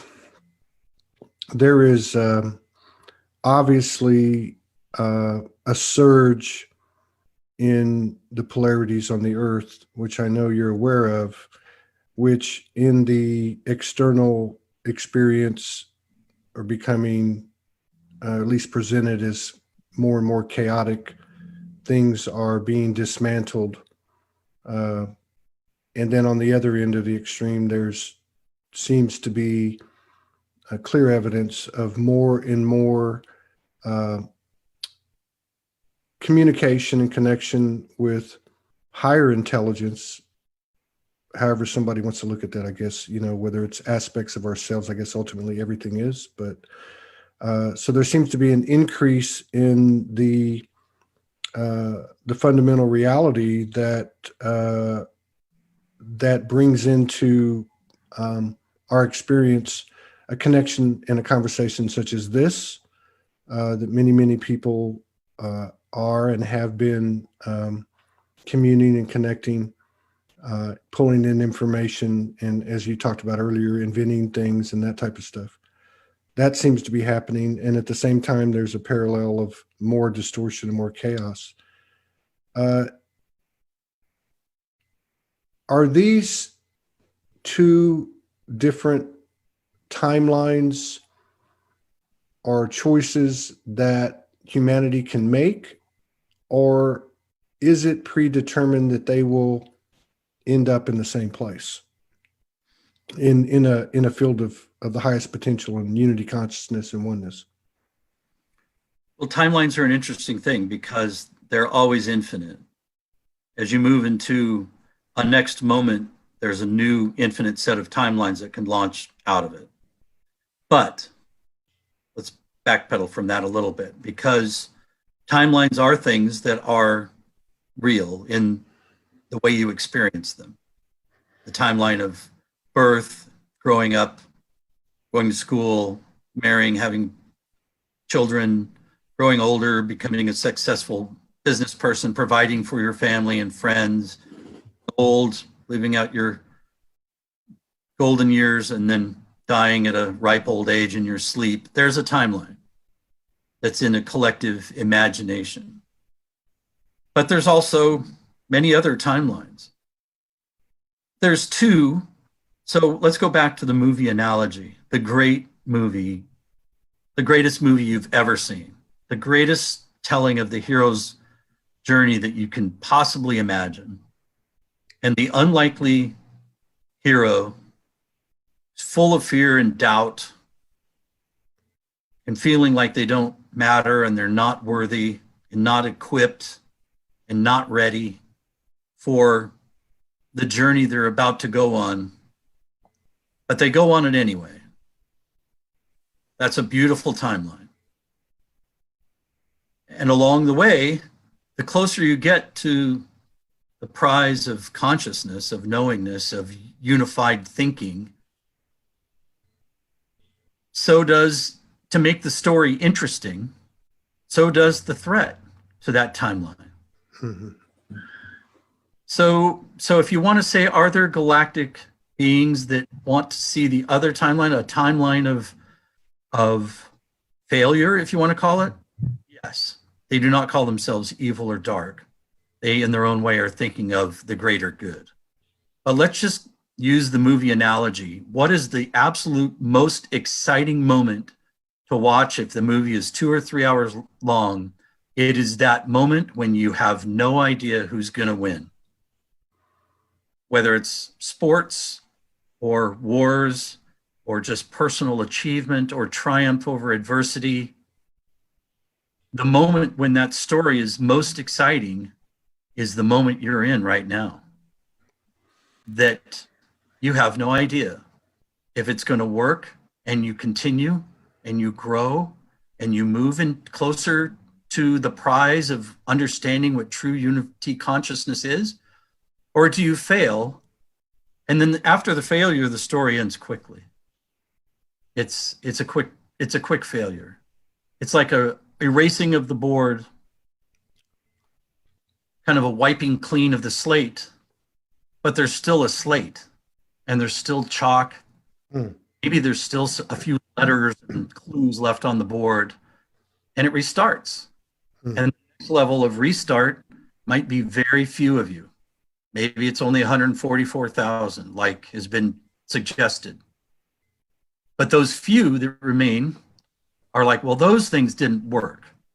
Killing each other and destroying everything and using up all of the Earth's resources, in hindsight, those weren't very good action plans. So let's move forward from here. But that's the slow version of the story. You've lost the technology, you've lost the history, you've lost the struggle. It's truly a major restart, and all the watchers would go away and go, well, we'll check back in 5 million years. The story now, why there are so many watchers and why there's so much interest, is because the timeline could continue. The teachers that taught you compassion and love, if those lessons were actually held close to your beingness and you functioned from those states of mind and heart, could take you to a next level very soon and quickly. And that's why this is so exciting to watch. You are in this place, and it is being played out maybe today almost like no other in your history so far, that you see a beacon of light in the story of government and people living in a collective, motivated by freedom, and it's looking very dark and challenging in the moment. But that's the exciting moment. That is because it's that exciting moment in a movie that you just feel in your gut. This is where they do or die, make it or break it. And we know how close you are to making it. We also know how close you are to not. Just as if you were watching a movie in parameters, all the odds against why this won't work, but also the guts and the moxie and the creativeness of the heroes. You also know those things too, and you go, man, you couldn't write this. You couldn't come up with a better story than this. And we're living it. We're the ones modeling it to the rest field, the universal field. We're the ones living through that moment and being watched. And there is hope. There's hope that we feel in our heart. There's hope that the watchers that want us to continue and one day say, see, it was a worthy experiment. It was worth going back and creating a species that didn't fully know everything, to struggle and be afraid and feel lack and fear. There was a good reason, because look, they came out of it. My heroes are people that, I'm talking now, now I'm Ashtar channeling Eric. My heroes are the people that have overcome such adversity and yet feel such love and compassion. People that struggled throughout their whole life, were beaten down, and that they came out of the other side of those experiences, wanting to do good, both for themselves, their loved ones, their families, entire planet, that's the outcome of the hero's journey. And that's what we actually hope transpires. Yeah. We won't judge if the experiment fails. There's millions of other experiments happening consecutively, but right now, yours is very, very interesting. There's been, over the last few years, quite a bit downloaded and transmitted, from the humans on the earth in regard to the transformation of the physical body, which seems to correlate with the expansion of awareness, consciousness. I'm talking about the transformation of carbon body to light body. There have been more and more, as time goes on, living examples of this type of thing in one way or another. So my question is, are we on the trajectory, what you're talking about, is part of that trajectory the reality of physical transformation of the carbon body to the light body and all the things that may go with it? Is that part of what's occurring? Absolutely. And it doesn't happen in a fluid way. There's anomalies along the way, out of time, accessing information. You could say Nikola Tesla, the way he accessed information, or Jesus would probably be maybe the best example of someone that embodied compassion and love so greatly that his physical abilities defied what we would call physical abilities.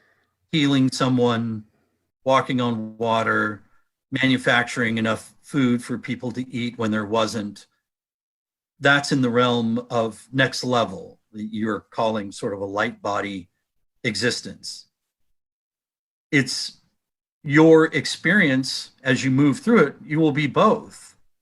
You will have your physical bodies of cells and tissue and bone, and all the while you will be evolving and doing things that seem like miracles. You're doing that technologically now. Anybody that rolls their eyes and says, what crap is this?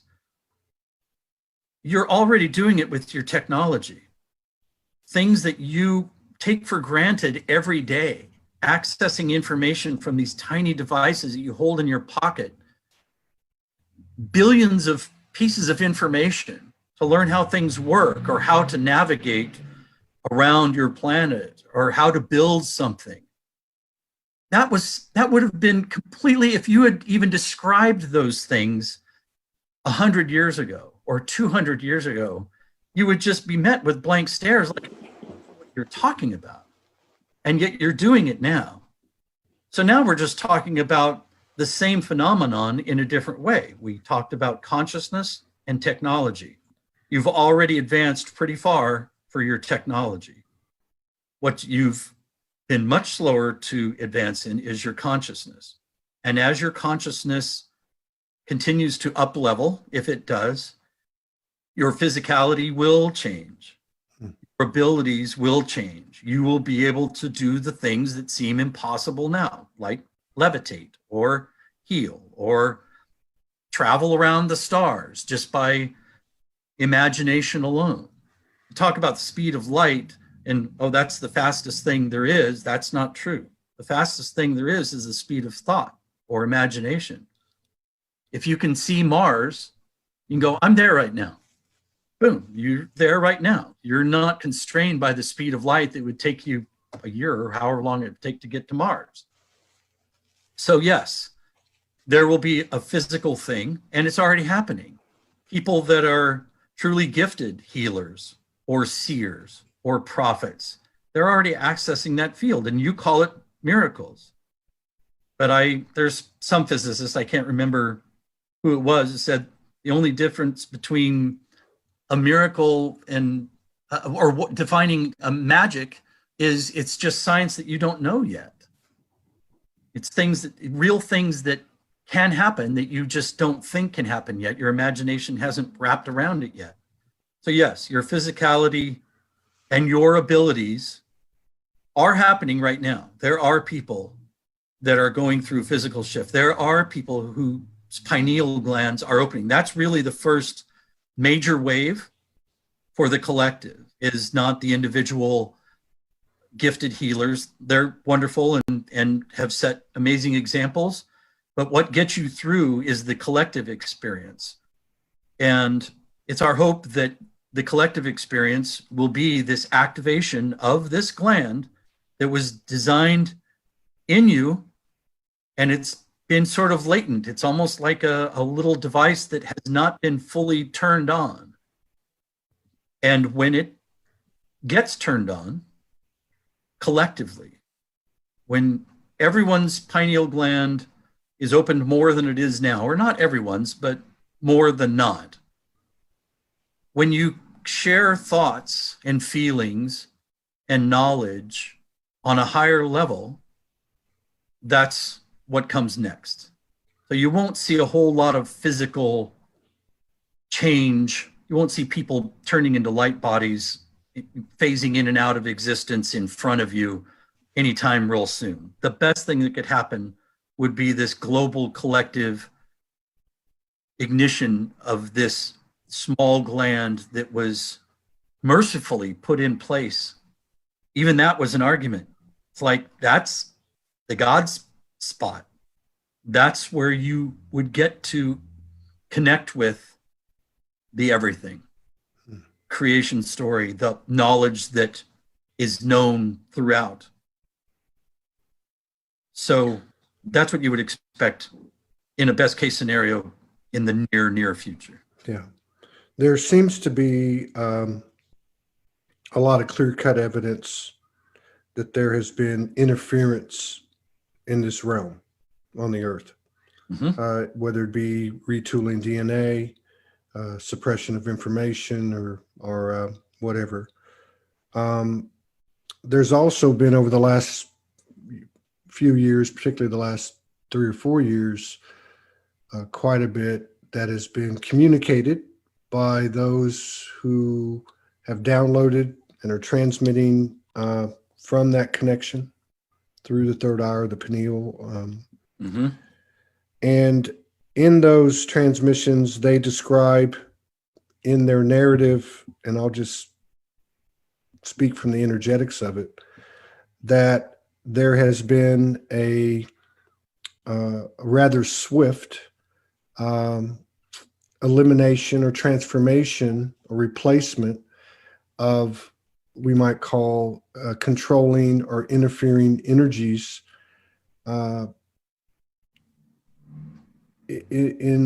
is that something that is occurring, and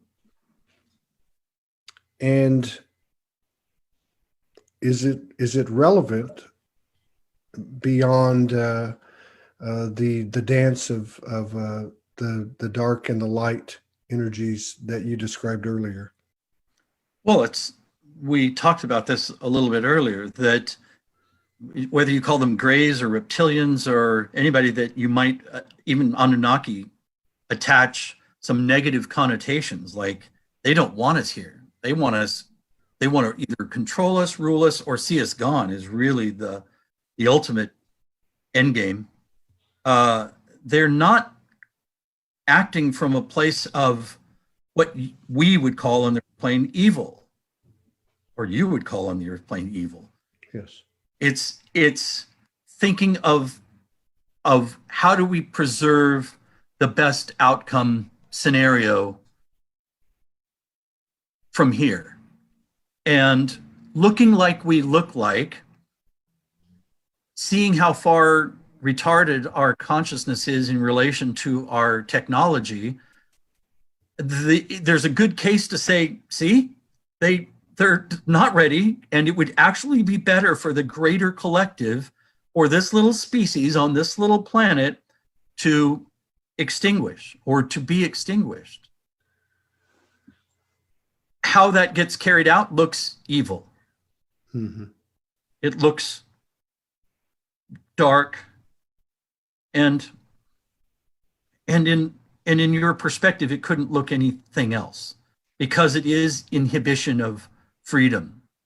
But it is the struggle. All of your stories of God and a devil, let's just end it there. Many of light and dark, good and evil. But the stories of God and the devil are real stories. Just as polarity is real, there is a polarized expression of egoic rightness and wrongness. We didn't lose our egos. We're frustrated that we don't know everything. As advanced as we are, existing for billions of years, there's a high level of frustration. Like, look at all that we've done and we still don't know. Well, that's an egoic sense of loss and shame, and knocks to our pride. So that exists. We want to be clear on that. It's not egoless. Right. But the motivation behind those egoic endeavors, Hitler did not think he was a bad man. That makes sense? Yes. Trump does not think he's a bad man. People that support either side of this political event going on in your country right now, neither side thinks they are bad. In your world wars, neither side ever felt they were bad. They were doing what felt right. Yeah. Expansion, conquest, colonization, making people believe what you feel is right to believe. That's a common theme, and it's playing out in a big arena, at least on your planet. It's not a big arena in the greater scheme of things, but on your planet, yeah, it's a big deal. And all of your collective thought around it is feeding into the grid. Everybody's angst and feeling of distrust and polarization right now, that is going into the collective. Yeah. And there's a good reason to go, we don't need this. We don't need this to play out and see. And yet it's happening. So that's why it's such an exciting show. We don't know how it's going to go. Timelines change. The opportunity of a timeline in every new moment is always there. That's one thing we know. So you get to tomorrow, after today of all this unrest and people, marauding your government buildings and shooting taking place and violence and unrest, tomorrow's a new day of something that you could not have possibly imagined coming out of this. We don't know. We're not allowed, and we're not allowed to oversteer it. The beings that are trying to oversteer, that are trying to see the elimination of your species, are actually working against what in Star Trek was called the Prime Directive. Right. There are beings helping the extinguishing of your species. The people who don't believe it's the extinguishing of the species. They believe that it's the exaltation of them. Right. And their version of what the species should have or look like will continue on. But that's not universal thought. Yes. There's more and more talk about 0 point neutrality, not having a charge, and I'm speaking on behalf of myself as a human and the humans on the earth. You mentioned a minute ago that an individual or an energy complex or group or whatever might be doing a certain something and they don't look at themselves as bad, where others might. Is there any difference between, I'll use myself as an example, I don't feel like what I'm doing is bad, but I think those people over there are bad. Is that, or is that not carrying the same amount of disruption to that field of equality as the other might? Well, we're going to invite you to go back to a little earlier point in our conversation, because it was a big point. You asked, what could we do? And that it was a two-pronged approach. You would your fearlessness, and you grow into your compassion. What's happening when you describe certain things of what you just asked is the compassion has been set aside for the moment in thinking, using logic to think, I know what's better for me, my family, my political party, my species, my intergalactic family. I know what's right. But if it's not expressed through what we have learned of the two forces of fearlessness and compassion, it's almost, and we say almost because anything is possible, it's almost doomed to failure. Right. I got you. So the egoic sense, we can't talk not of it because we have egos as well. So we can't say lose your ego. Your species seems to be hooked on the idea of losing your ego. That's really not it. You're not losing your sense of uniqueness and identity and your own creative thought patterns and processes. That's a good thing. But in the field of how does this express itself in fearlessness and in equal measure, or if not more, compassion, that's when things start looking different. Yeah. In terms of interactions such as this,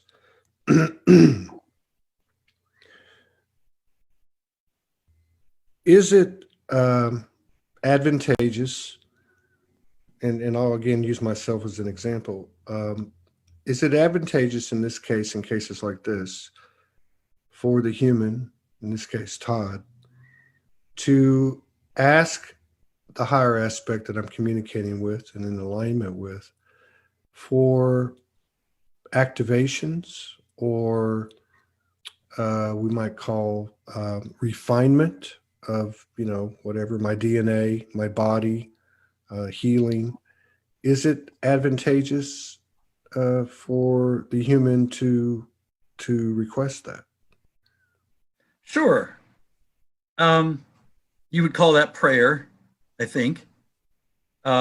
Prayer is a vibration.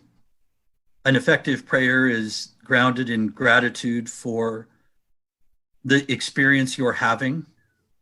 So it gets to be a matter of level after that. Anybody can drop to their knees and in a pure moment express gratitude for the life they've been allowed to live and ask for something, to ask, shown something, to ask for something to happen. But what happens most time is your individual egoic consciousness is nowhere near ready enough to know what to do with what happens next. Mm-hmm. You can pray for the health of somebody, and that person gets better and ends up killing your family. Mm. There's a way that prayer actually works, if you want to use the word prayer, of merging your consciousness with the collective consciousness. And when I think in the Bible's full of great information, by the way. When you knock on the door, it gets answered. But you haven't said anything if you're ready to meet the person who's going to open the door for you, or what the experience is going to look like once the door's been opened. Your path of healing, there's Native American cultures that believe death is a path of healing, that there are some afflictions so great that the only healing is death. So you will probably not be praying for that. And yet if you prayed for peace, prayed for no more pain and suffering, prayed for no more labor or concern by the people that love you, well, death would be almost the most likely outcome. And yet that was the last thing on your prayerful mind in the moment. So effective prayer is something very simple. It is more of a state of beingness, of gratitude, of observing and witnessing the miracle of what your planetary existence is, the miracle of what consciousness is, the miracle that you've been allowed to swim in this field and dip your toes into this field of consciousness like you have so far, but that's all you've done. The water's deep. It's deep enough to swim in forever and deep in and keep growing into and learning about. So you can't just stand there with on the side of the bank with your toe in the water and say, I'm praying this now because I've connected to God consciousness in the moment. Like, well, that's great, but it's it's probably not going to manifest in the way that you've imagined. And the invitation is always, I think the invitation is always for all of us is to remember that there's nothing to fear. There is no end to consciousness, and compassion is the glue that holds everything together. And if that is your state of being from the moment you wake up, to the moment you go to bed, to your dream time, you become the mystic. You become the metaphysical you, still here in 3D form, as you call it. Dimensional amalgamation of chemicals and compounds, atomic structure and molecules and cells to be a thing. That you have a mobile device with sensors built into it, a biotechnological device that has these sensor units of touch and smell and taste and vision and audio to go out and explore what your planet is and recognize it as this incredibly abundant slice of engineering to marvel at and be grateful for. And out of that state of gratitude, that's where you pray. Yeah. You don't pray for a specific outcome.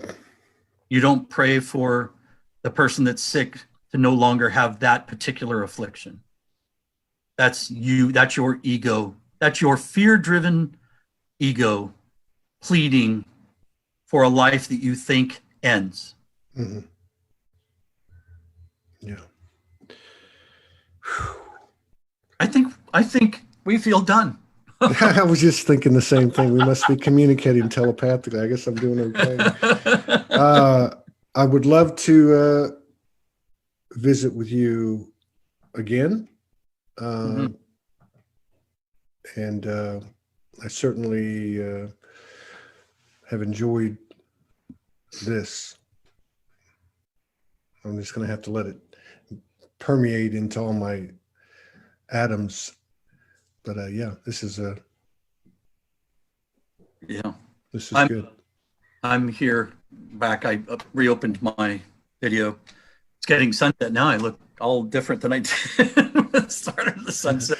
That's I will listen to this myself. Yeah.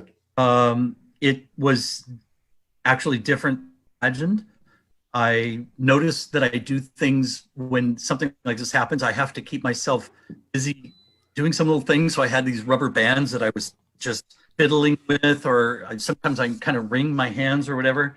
But listening to information as it came through filled me with a sense of hope and clarity, even to my own questions and thoughts.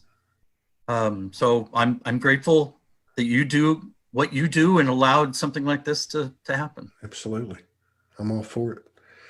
I'm all for it. And I can't wait to hug you and Jen both in the flesh at some point. That'll happen. We've we got close. We've got,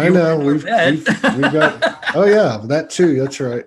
Oh, that's a story I'll have to tell you at some other time. I'm just kidding. Oh no. I'm just kidding. I was I was incapable of anything when I hit the mainland back in 2019 on Lionsgate, but I appreciate it. I really do want to cultivate. I'm very open to cultivating an ongoing collaboration in an original fashion. Just coming to the table and seeing what we can do. I'm sure opportunities will arise. Yeah. All right, brother. Thank you so much. And Thank you. Best to you and Jen. And thank you to anyone. Say hi, Jen.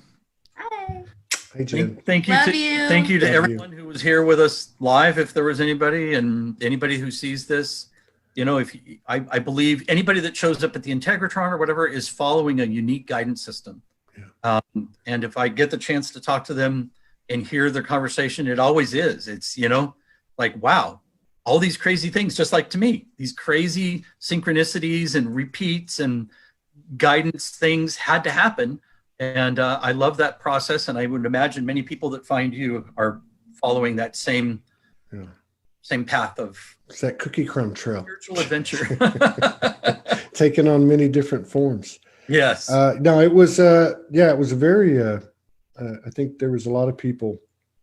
Usually, you know, I've done well over 4,000 video productions, but 2,500 of this show. And normally when you get past about an hour, you start to lose people.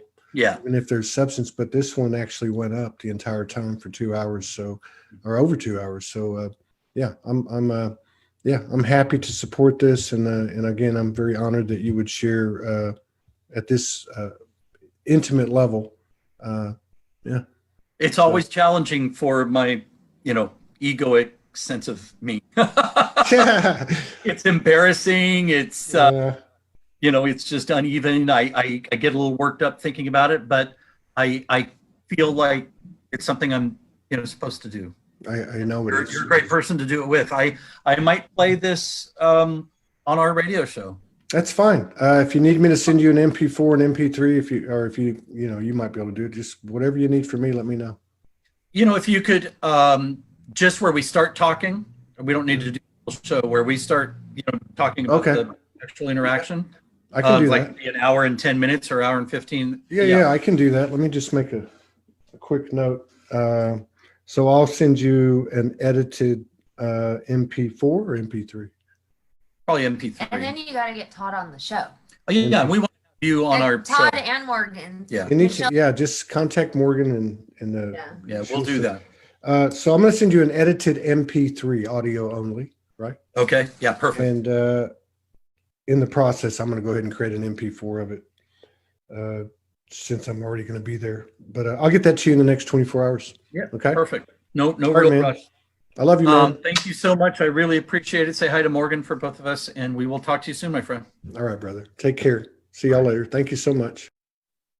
I think that you shouldn't be scared to die, because when you die, it's just like getting out of a car and getting into a new body, and then getting into a new body. So it's like getting out of a car and getting into the car. So you need, can you drive a car without a driver? No. Can you drive anything without a driver? No. Can you drive a body without a driver? No.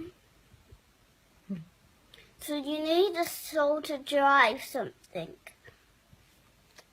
Like a car and a boat.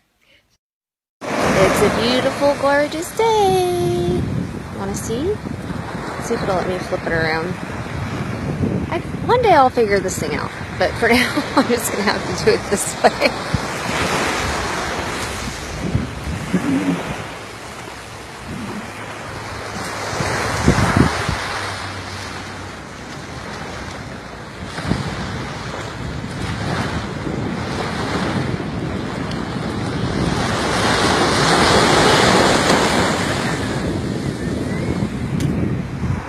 I'm definitely blessed and grateful.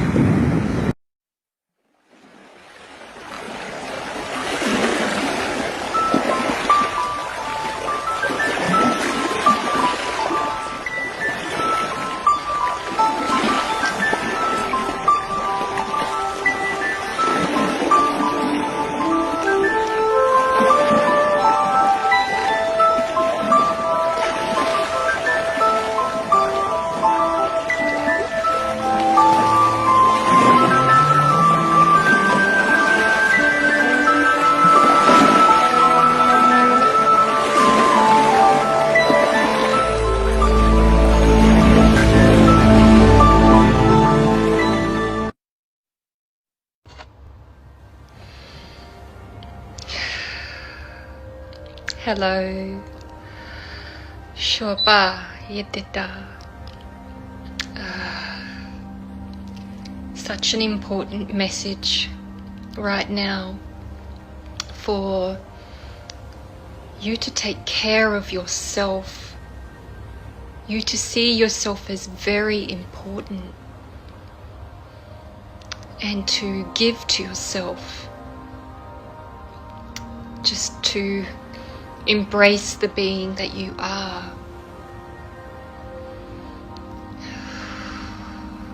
We're releasing this self-neglect where we put others before ourselves, and we often abandon ourselves, we reject ourselves, and then we see that in situations outside of ourselves. So this is really coming through very strong right now, is to really give to self, put your needs first, be the center of your universe, and have a relationship with yourself. So important.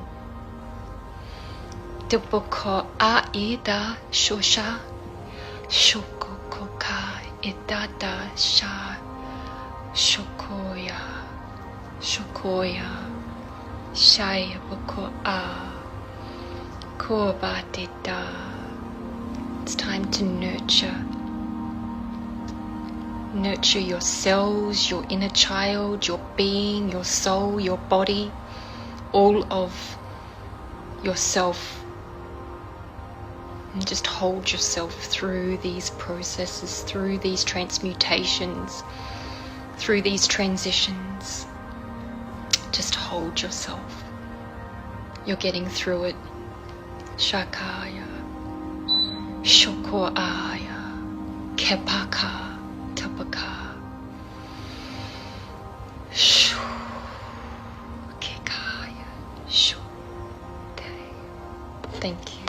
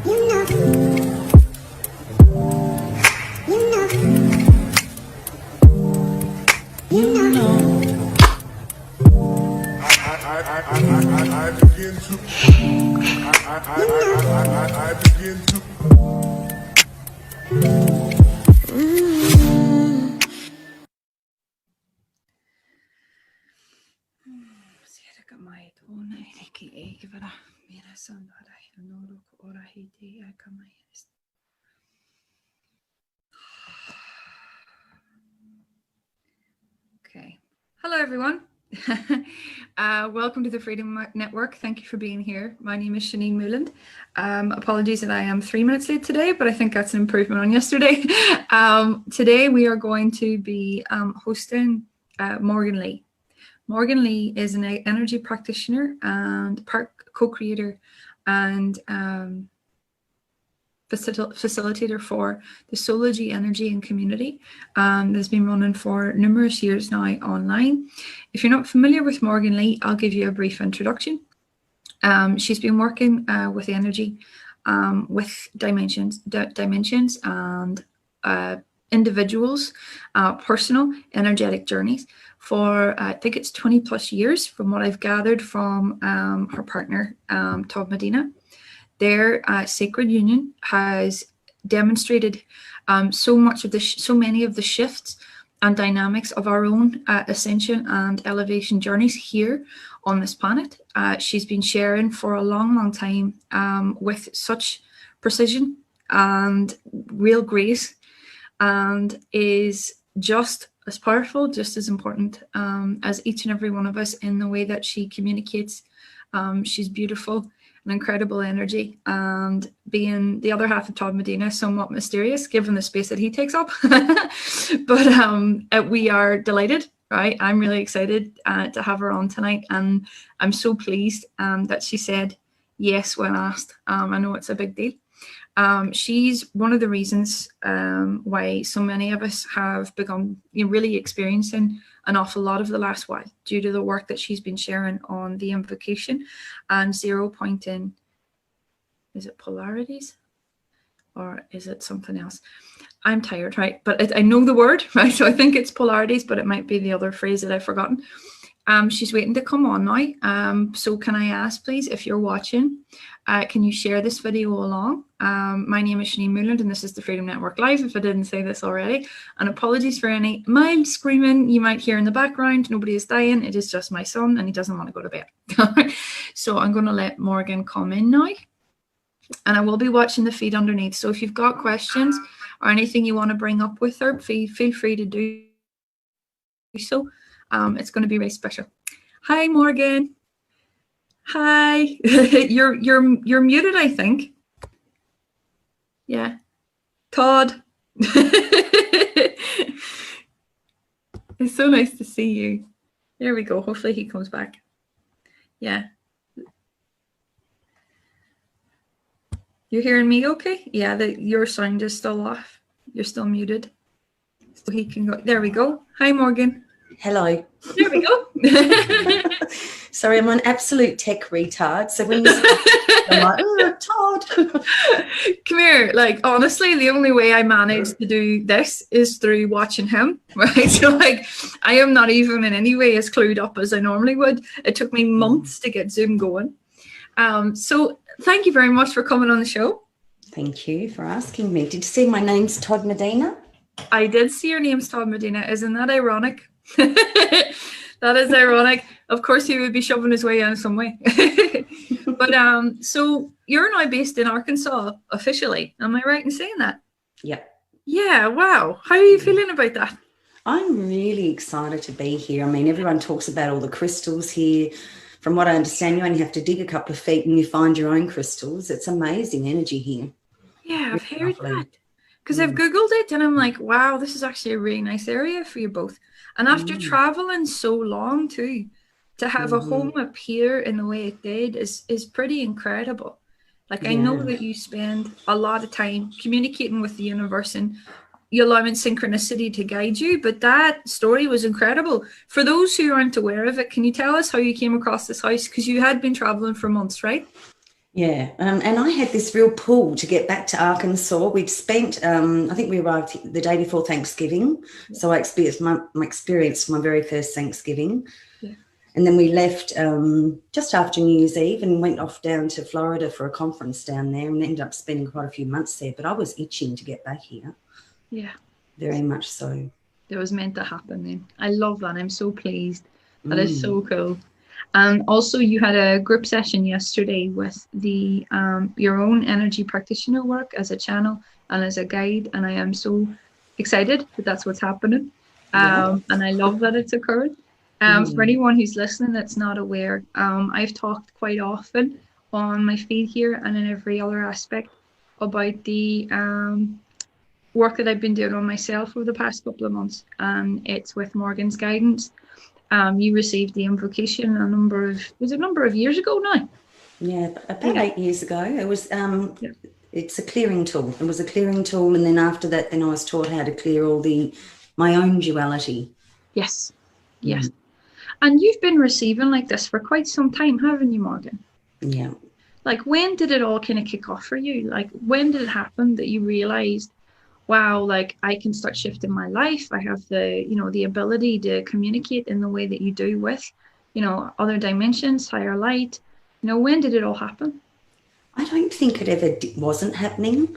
I think that, trying to be a normal person and be a mother and a wife and everything, I used to just pretend that it wasn't there. Yeah. I can relate to that. Yeah, well.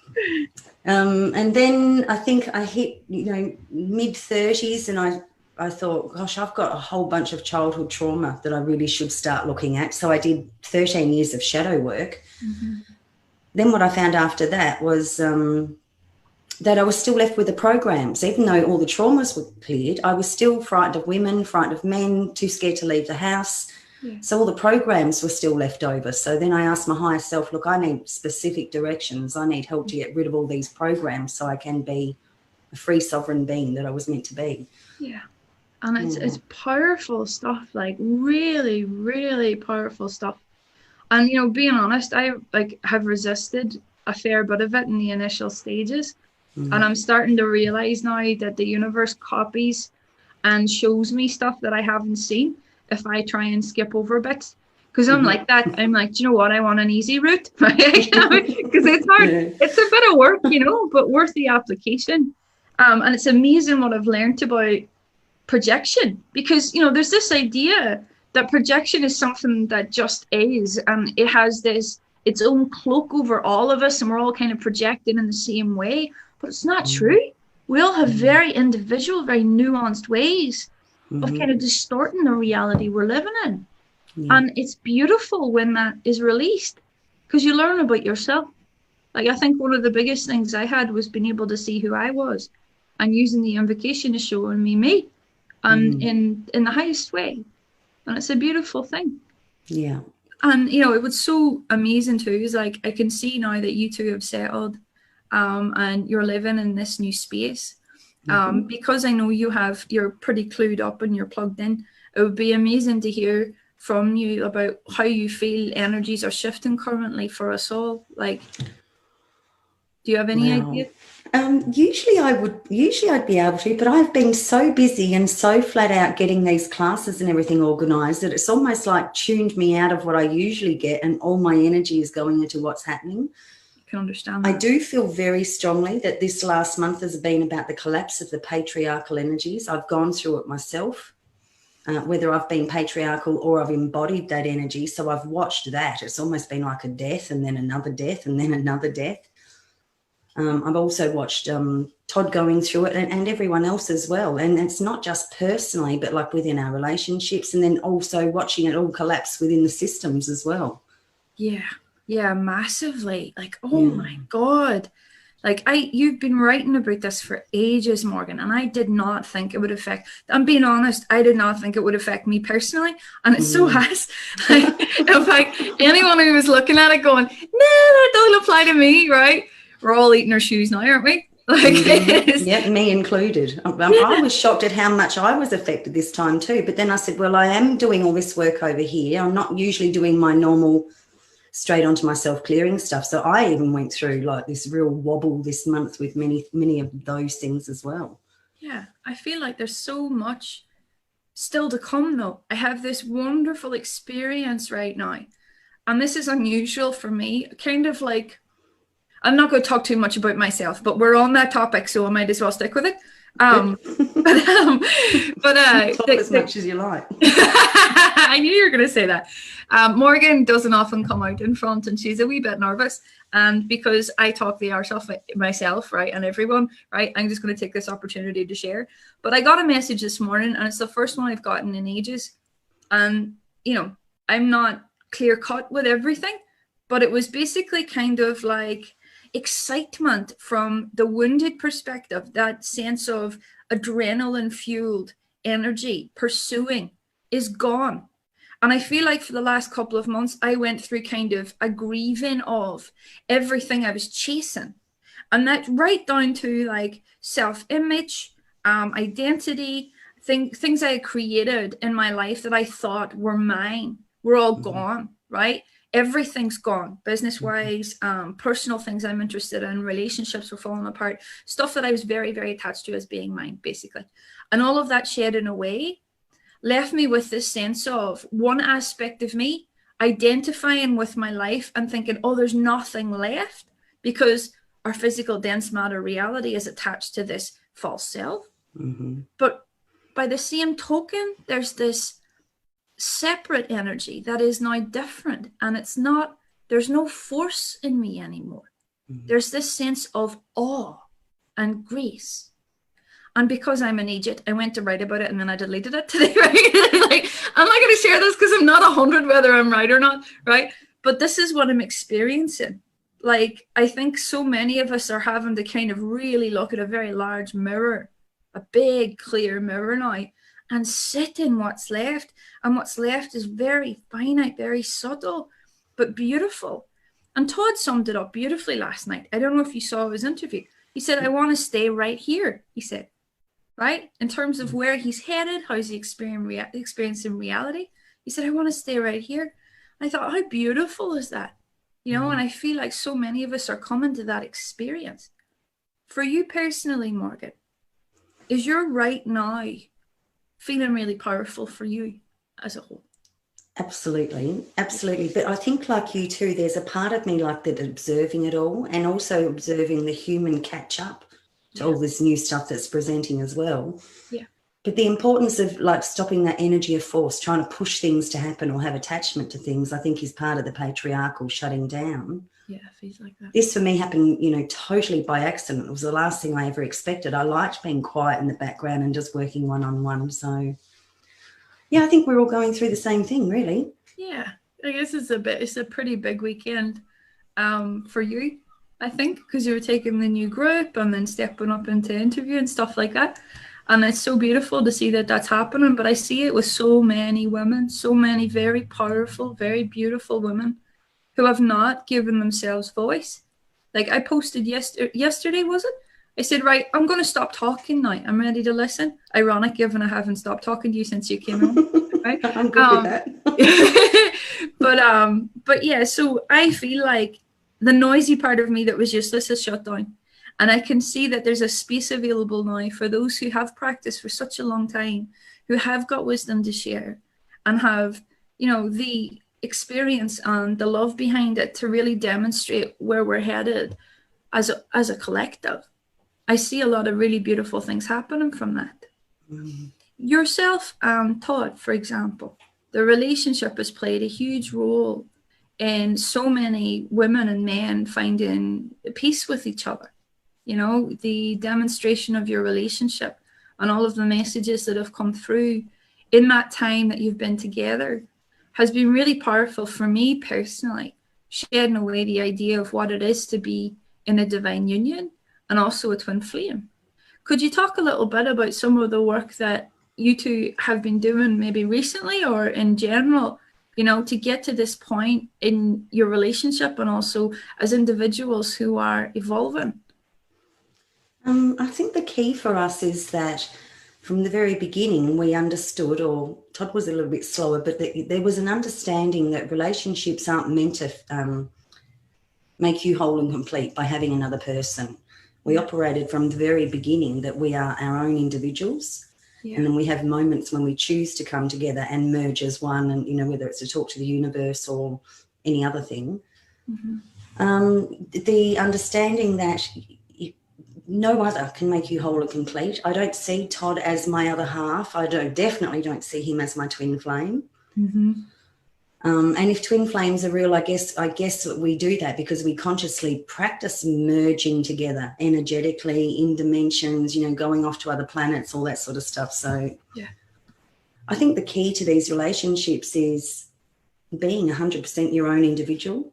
And, you know, my commitment is to myself first, and my second commitment is to the relationship, and same with him. His commitment to himself is first and then secondary to the relationship. I love that so much. And it's such a big thing for so many of us. I'd run down the wrong track years ago with this idea of twin flame relationship, and it's deeply wounded. And in fact, you know, it desensitized me to what true love was. You know, I was relating from a traumatic space to another soul and trying to almost, and it's weird to say this, but this is what's common, steal their identity because I didn't have one of my own. Mm-hmm. Like that was a major, major thing. And even now, you know, every time I see reflections on relationship, on love, on sexuality, sacred sexuality, even, which I'm still only just starting to dip my toe into, not in practice and theory, right? It's, you know, we're not quite there yet, right? Like when I see these mirror reflections of how a relationship can be, it's really enlightening. And I have to call myself up on a lot of stuff. Do you find yourself, like, you two together, are you triggering each other all the time still? Not usually, but we actually have a lot in this last month. It's been shocking because usually we just, you know, flow with ease and grace. We very rarely have anything to say, but I'd say for the last 4 to 6 weeks, he spent a lot more time in the RV than he, like, in the man cave. And yeah, we've actually had a few, like, you know, coming together, you know, a few times in the last 6 weeks, which is very unusual for us. Yeah. Yeah. But considering what was collapsing, you know, she's coming up into her power, the masculine's letting go of the false power and also trying to support her doing that. You know, I can see why that would have happened. And I've had a lot of conversations with other people in these types of unions that are saying very similar things. So yeah, definitely. Yeah. I'm ready to throw Steve out the window. I am not kidding. Like, honestly, like the last, and you know, we have this unique experience anyway at the minute going on with, well, not unique, fairly common. We had a baby, how dare us? But it is bringing up a lot about codependency. It is bringing up a lot about patriarchy. I'm seeing frameworks in his mind about what a woman should be and do that I didn't know were there. But then I see it also, and this is because of you, Morgan. That's my creation, right? What am I doing, right? What am I bringing to the table that's creating that dynamic? Yeah. And it's amazing some of the conversations we've had when I flip the switch like that. Mm-hmm. You know, it's not about out there anymore. Are you getting as hot, like, heated up about, you know, some of the external communications that are going on at the minute as Todd is, right? Or like, how are you feeling right now within yourself? I feel pretty good. I've spent very, very little time on Facebook at all. I just haven't had the stomach for it. 2, I've just been too busy. But yeah, no, not so much the external stuff really. Yeah. At all. But I mean, he's in it. He's living in it. He's seeing it every day. Like, I understand that too, but yeah, I love it. I love his passion. I think it's amazing. Now, just to go on that point as well, with the invocation and the work that you have been doing, is that what you're referring to and that you've been so busy recently? Do you think there's been a step up in terms of people taking responsibility for their creations? Yeah, I think, you know, the work that I do isn't shadow work. I think we've all been doing shadow work for so very many years, and we're all becoming aware that we've got these old programs, and now what do we do with them?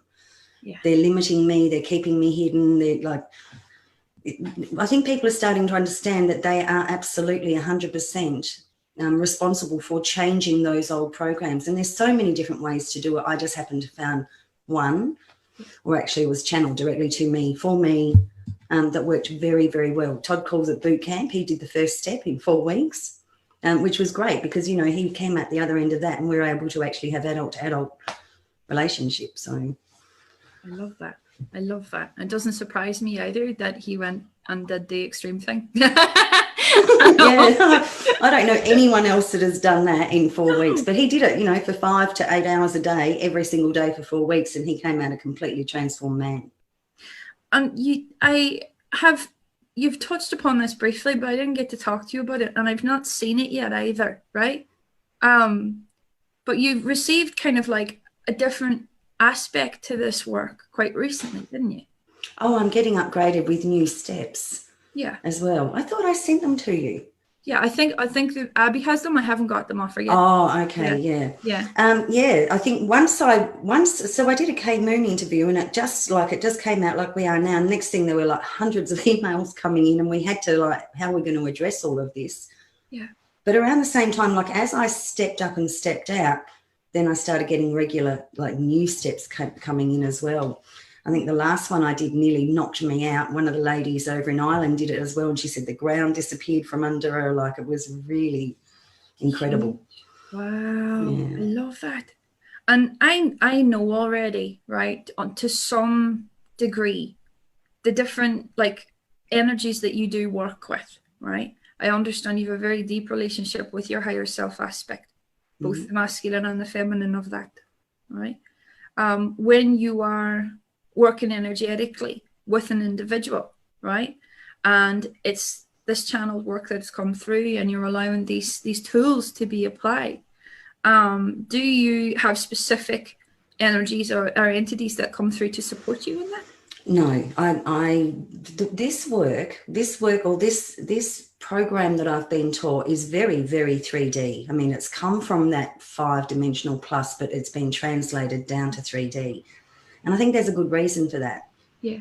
All of our programs, those programs we picked up from our parents and ancestors and society and collectively and everything, are 3D programs. Yeah. So by addressing it and undoing it consciously with a 3D action, we actually neutralize it and it disappears out of our field. Did that answer your question? I get a bit... Totally. Yeah, I totally did. Totally did. So I stay out of that. But, you know, sometimes I do other sessions with people where they want to connect with their higher selves, and, you know, that stuff will happen too. I'm not a huge fan of doing that because I believe in people doing the work themselves and being self-empowered. Yeah, yeah. I know that about you, and I love that. I love that so much, Morgan. It really means a lot, you know, to have that demonstrated for so many of us.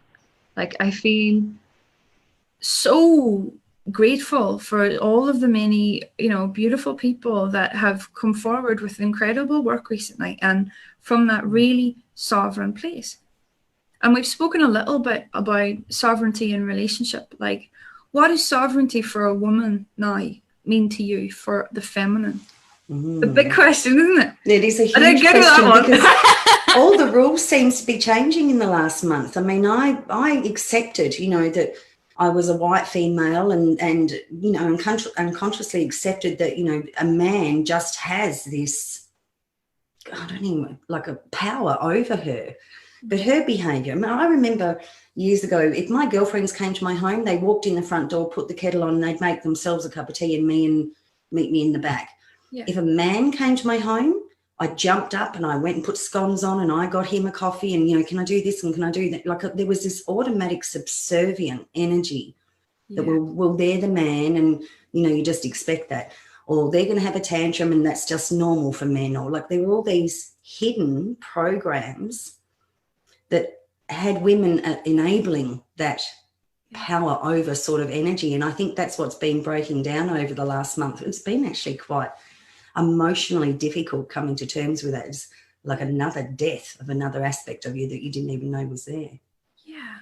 So I'm in the middle of working the answer out to that one, Shanine. That's a big one. I know. I knew it was, but like I'm asking for a reason because it's coming up for me so much.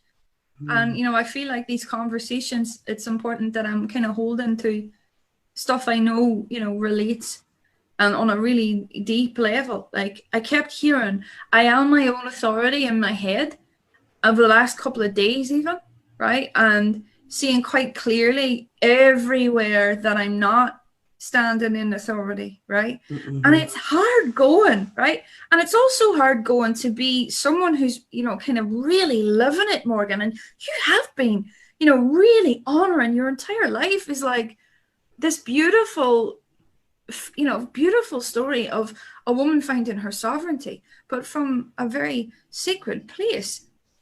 It's hard, right? Like really personal, very private, and you share it all, and it is such a gift. But is there ever a moment you get up in the morning and you think, I don't want to do this anymore? Does that ever happen? Absolutely. Probably numerous mornings a week, especially this month. Yeah. Yeah, this month's been a real big one. And I think it's so huge for so many people, as, you know, the women are understanding how much power they've given away to their partners or men in general, or systems, predominantly masculine systems, to then go, well, I was told for 20 years, be quiet, be quiet, be quiet, don't tell people, like you're learning this privately, and then all of a sudden be pushed into, okay, now it's time to really get out there and share this stuff. Even that in itself was like a huge step to take. Yeah, because there's all this, like I love the way you say it, like it's just in continual death. I feel like this journey is constant dying. And there are many occasions where I've gotten up and I went, I don't want to do this anymore. And it's on those days recently, and I have to say this, where I've got up and I've been quite rebellious and I'm like, right, F this, I'm done. I don't want to keep going. And you're like, we are currently clearing the teenager aspect within ourselves. I was like, oh my God, I've been living there for the last 34 years. And that was amazing to me. Like when you're receiving this information, right? And it just comes. Todd was telling me you'll get it a couple of days before the wave starts to hit the collective. And that's awesome. But also, do you kind of get this stuff and go, oh no, because you're going through it as well, right? Oh yes, I go through it. I only write when I've been through it and I fully understand it. It means that I've been through it in the last couple of days. Like I remember about 2 weeks ago hearing contempt for the human, which I didn't understand at first. I thought, well, what's that? I've done all this work. Like I've embodied my human. I've made sure that everything comes into my human. Yeah. And then, you know, hours later I've gone, yeah, there was actually a part of me annoyed at being this stupid little human. That sounds awful now, but that's how I felt when it came up. Yeah, that's a big one, actually. Yeah, it was. And I think another one of the words was destroyer, you know, to neutralize the destroyer energy in self, to neutralize this contempt for being human. Yeah, there were a whole bunch of things that came up in the last month. Oh my God. So like there's a lot of parallels always with your work, but I even as you're speaking right now, it's such gold, you know, to be honest and present with these experiences and what we're all collectively receiving. And it's wonderful that, you know, like for me, it's amazing just to hear you being so honest about it, because then I can say, oh, this was mine and this was mine. Like I get you with all of that.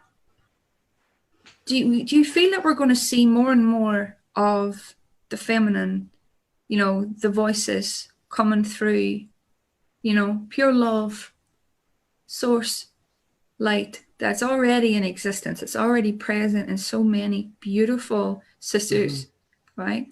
Do you feel like we are heading towards a dynamic where there is more of that? Yeah, very much so. I mean, I've got so many friends that have also been studying this very privately, very quietly for decades. And we understood, you know, be hidden, be in the background, you don't want to be burned at the stake again, sort of. And we're all, it's like there's hands on our backs pushing us to go out there. You know, Morgan the human does not want to come on and do this. Yeah. But there's another voice that says, no, you've got to start saying yes to all of these things now and let them happen. Yeah. But yeah, I really do. I think that there's going to be more and more women stepping up and coming out to be seen. But it has to be done very gently, because we're not coming up and coming out to be bigger than or more than the masculine. We're coming up as they're ready to stand alongside of them. Yeah. Yeah. Equal, unique, and perfect designs. Yeah.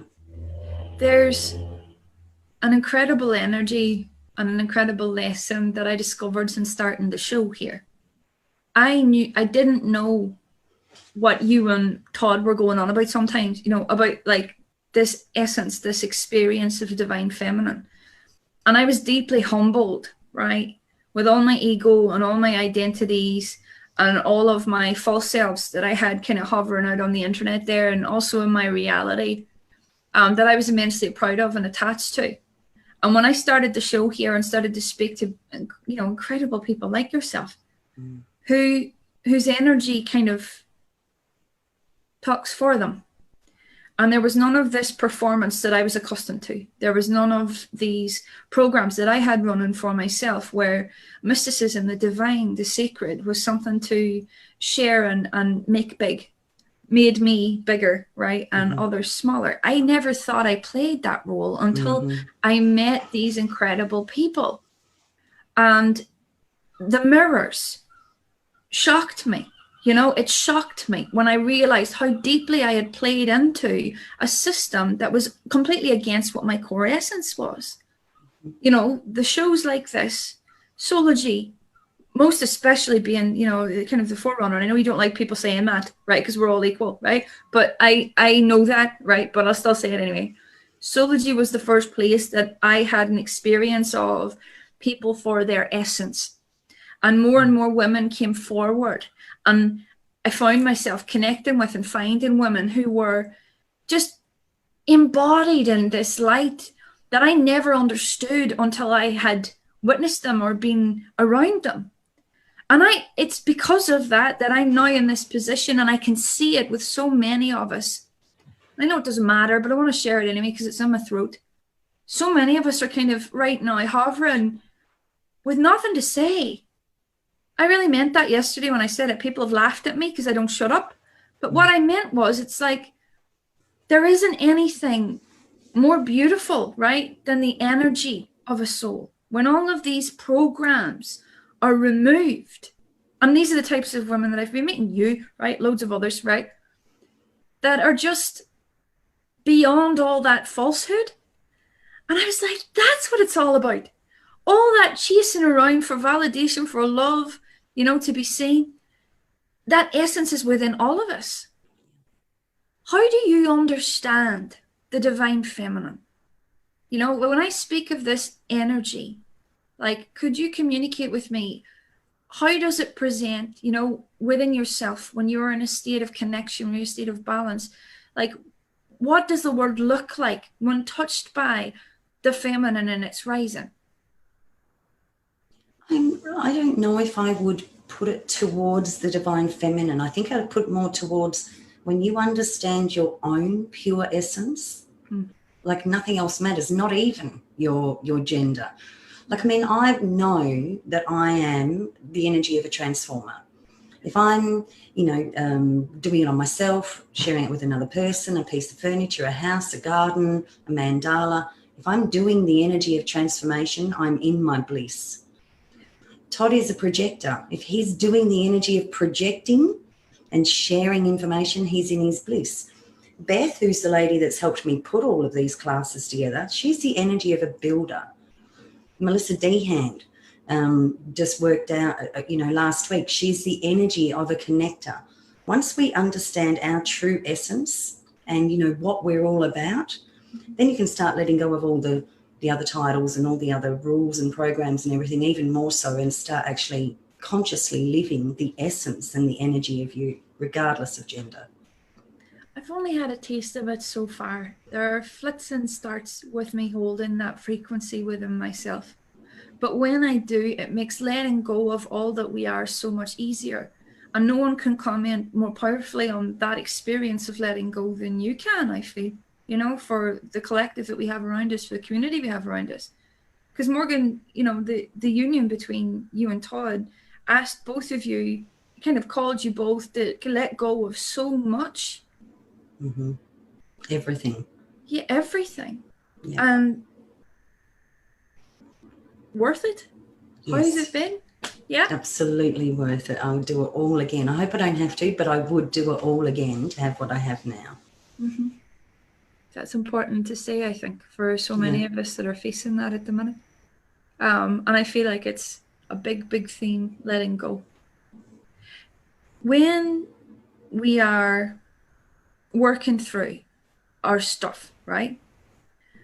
You know, you've heard you say Morgan, the human, doesn't want to come out and talk and share and all the rest of it.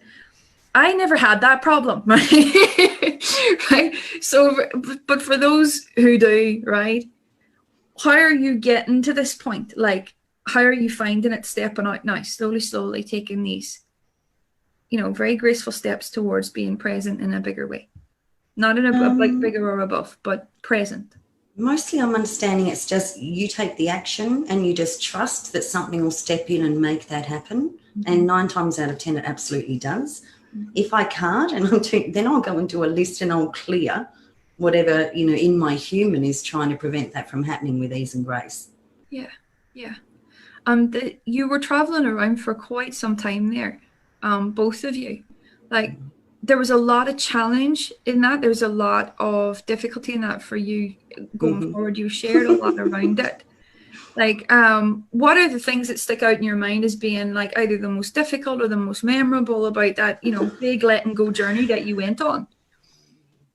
Trying to live in a box on wheels, and it was actually quite. I'm so grateful for the gift, but it was a very small area for 2 people to be in. I'm particularly neat and tidy.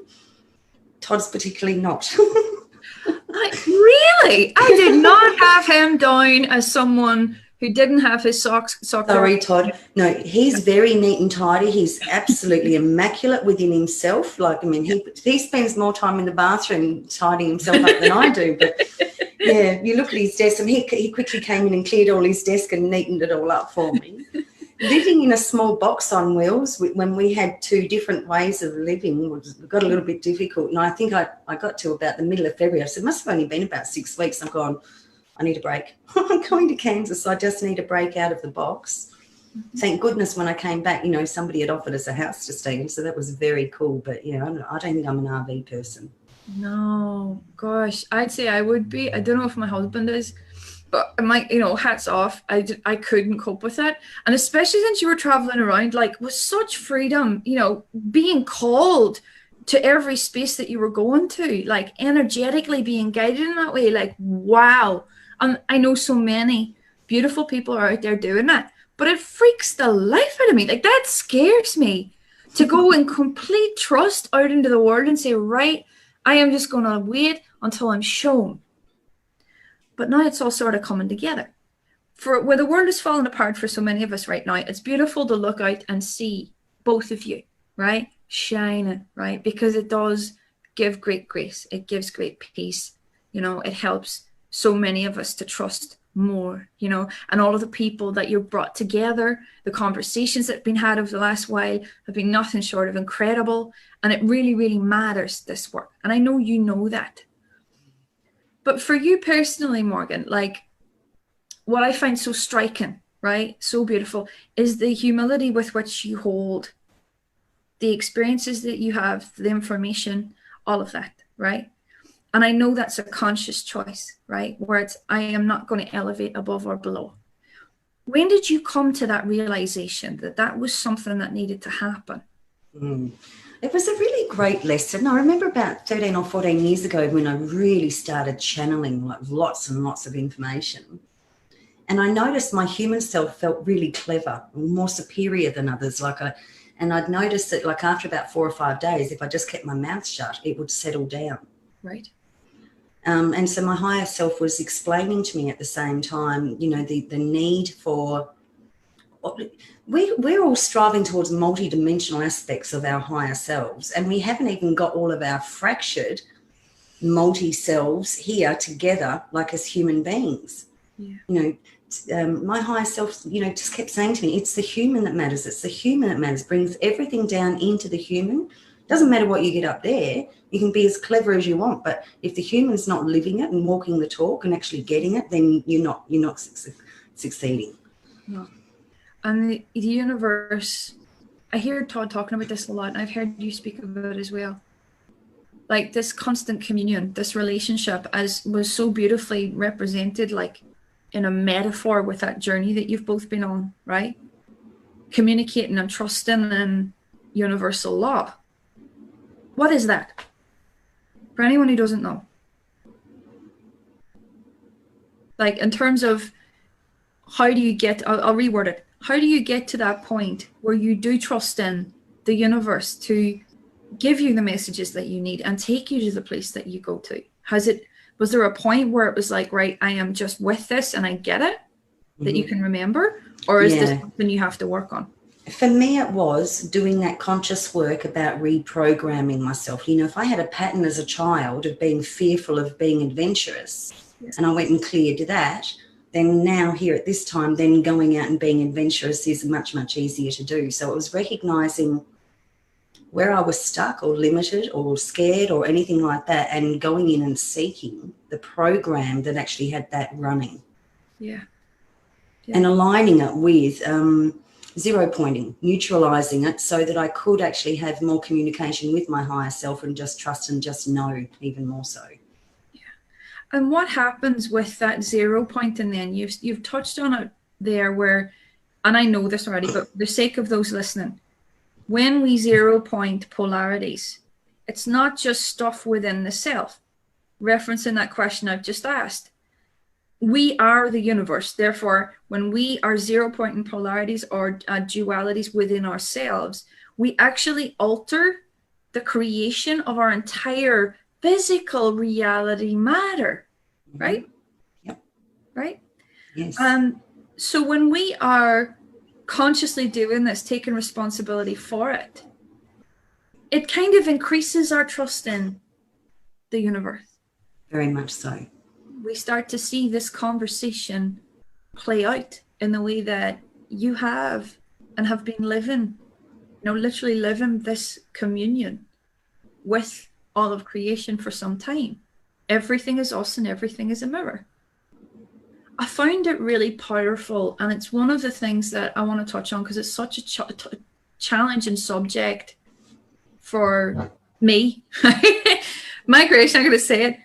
This one with women and other women, because I really find that a tough one, right? Because we've mentioned it before. Looking at all the people that I loved, that I admired, the feminine aspects that I adored, but then also looking at those that maybe I didn't like so much, and going out of my way to flip it and look at these dualities and how I was creating that experience.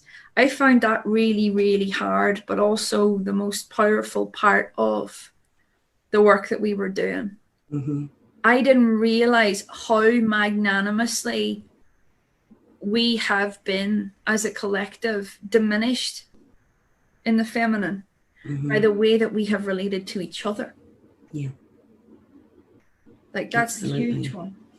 Yeah, it is. And I mean, when we remember that they're all our mirrors, and so if there's something in somebody that we think that we don't like and find the polar opposite, we neutralize that.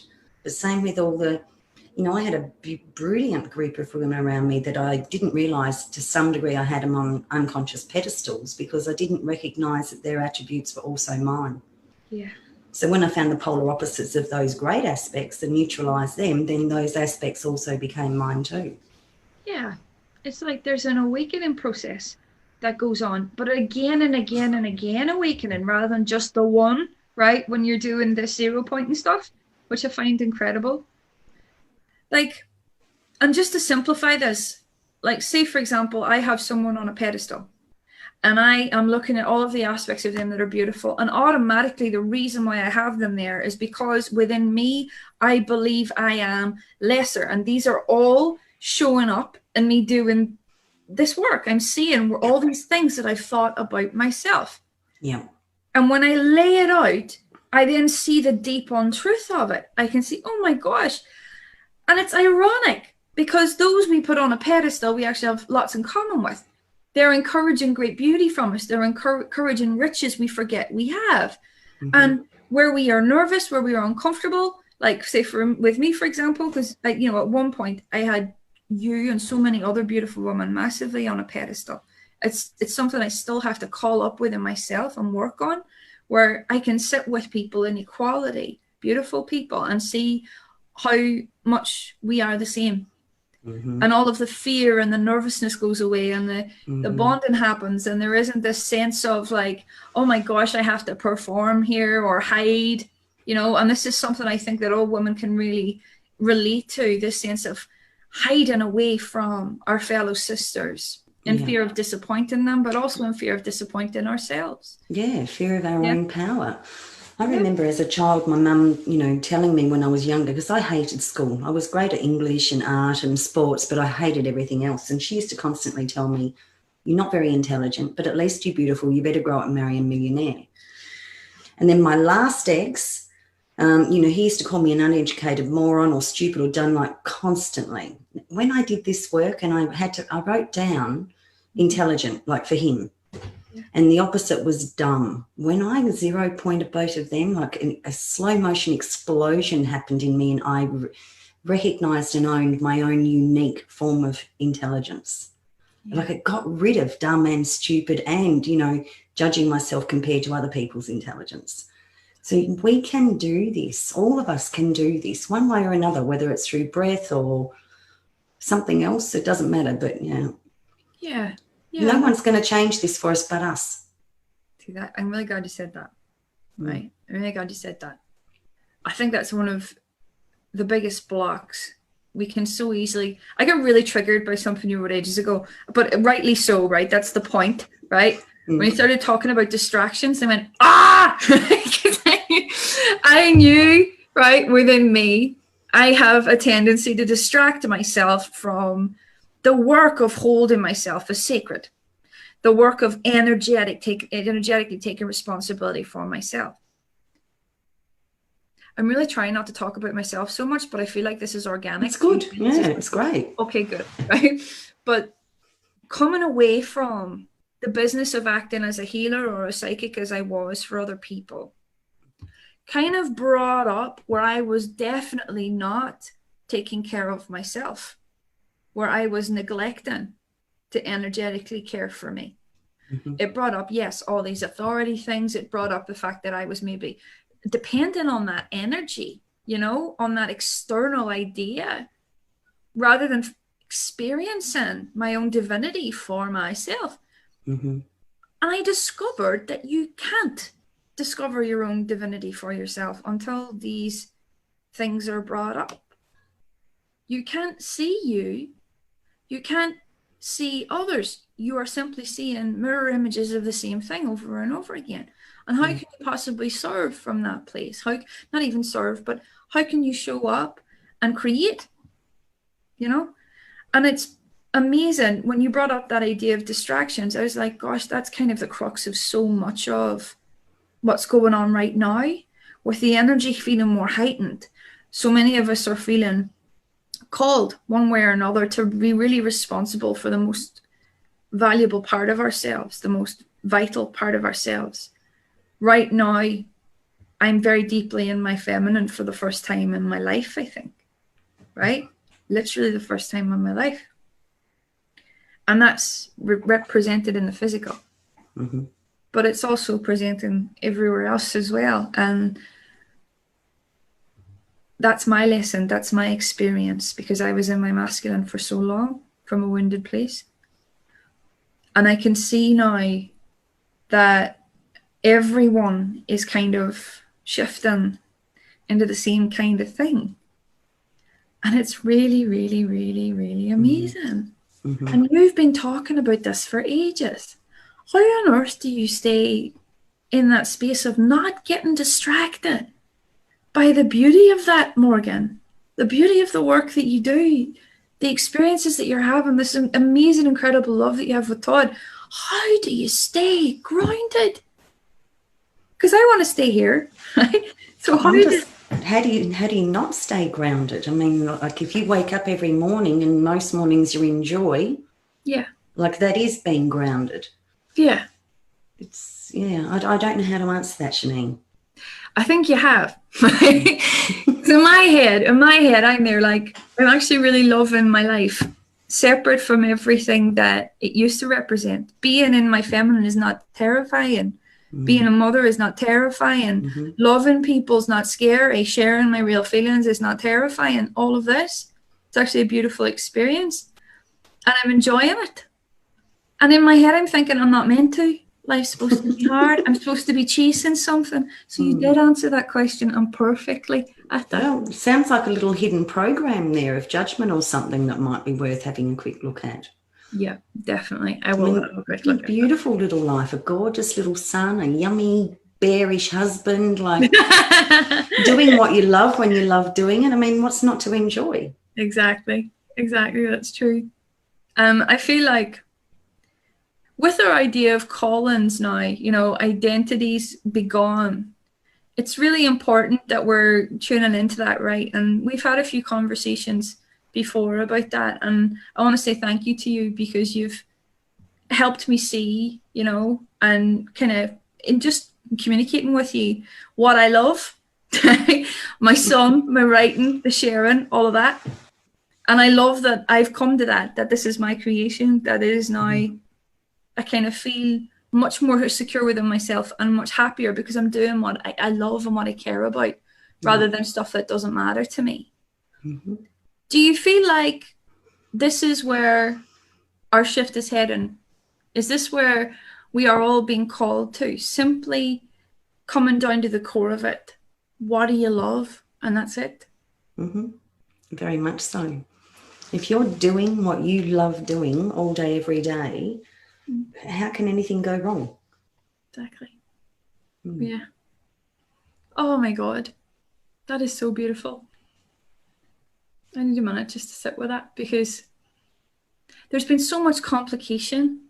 There's been so much getting lost in, useless things.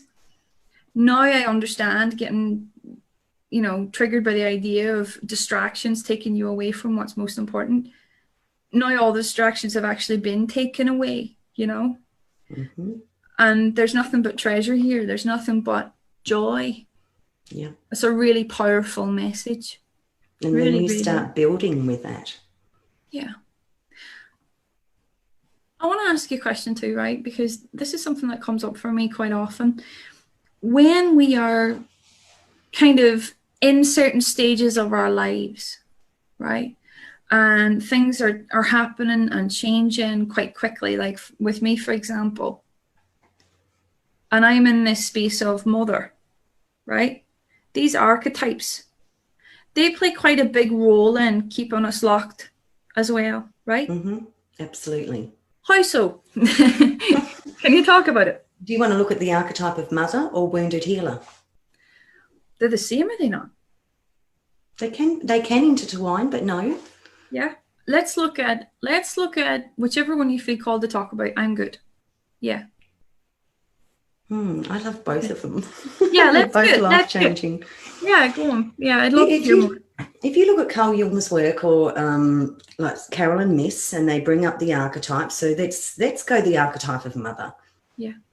So even in their work, they'll talk about the dualities of mother. There's these dualities of mother, and they're all just programs. So when we 0 point all of the unconscious programs around mother, then we become like a sovereign mother. We've let go of what society thinks that we should be doing, what we think, our own self-imposed rules and regulations, our partners' rules and regulations, our parents, their parents, everyone else's opinions drop away because we no longer got them active within our own field. Yeah. And then we're no longer acting like a mother or trying to be a great mother. We just are. We just are our sovereign idea or essence of the mother that we want to be. That's beautiful. That's beautiful. And it's such an important, archetype to speak of. I've seen so many parallels. It's the reason why I said it, between the mother dynamic and the wounded healer, between myself and my son. I've seen how I was stepping into roles at times where he's the authority and I'm not, and he's a newborn, right? Right, where I'm literally, responding to him and catering to him from a place of not trusting myself. Yeah. I came to peace with a lot of the things that I would have judged my own mother for. Some of the mistakes that I felt she made, from a judgment perspective. Yeah. I began to see that they actually came from that same fearful place of trying to get it right all the time. Yeah. And trying to protect me. Yeah. And that's been amazing. And it was most symbolic in the first week of Finn arriving. And thank you for bringing him up, because I really want to talk about him. Because he was not sleeping well, and he was having like issues with colic and reflux and stuff. And I, in the middle of the night, it must have been 3 a.m, and I was sitting there, and all of this stuff was coming up, so, you know, clear as day, that I could see I'm not doing a good job. I can't fix him. It's my fault. And it's all the old stuff I'd stepped away from in my relationships and with Steve, with my friends, with my work. And I was going through it, but I was really in it and really believing in it with him. And I thought, wow, I didn't realize I had more of this to kind of deal with. He was in front of me, and I got this hit of something that I could do. I might cry, right? Because this is big, in order to shift him. I have had a difficult relationship with my mother, which you're aware of. There's this lullaby she used to sing to me, and I had forgotten all about it. And I thought, you know what? I could see the resistance coming up. I thought, I don't want to sing this to him. 3 a.m, he's sick, and he's tiny, and he needs soothed, and nothing else was working. I thought, do you know what? I'll just open my heart and I'll just do it. And I did.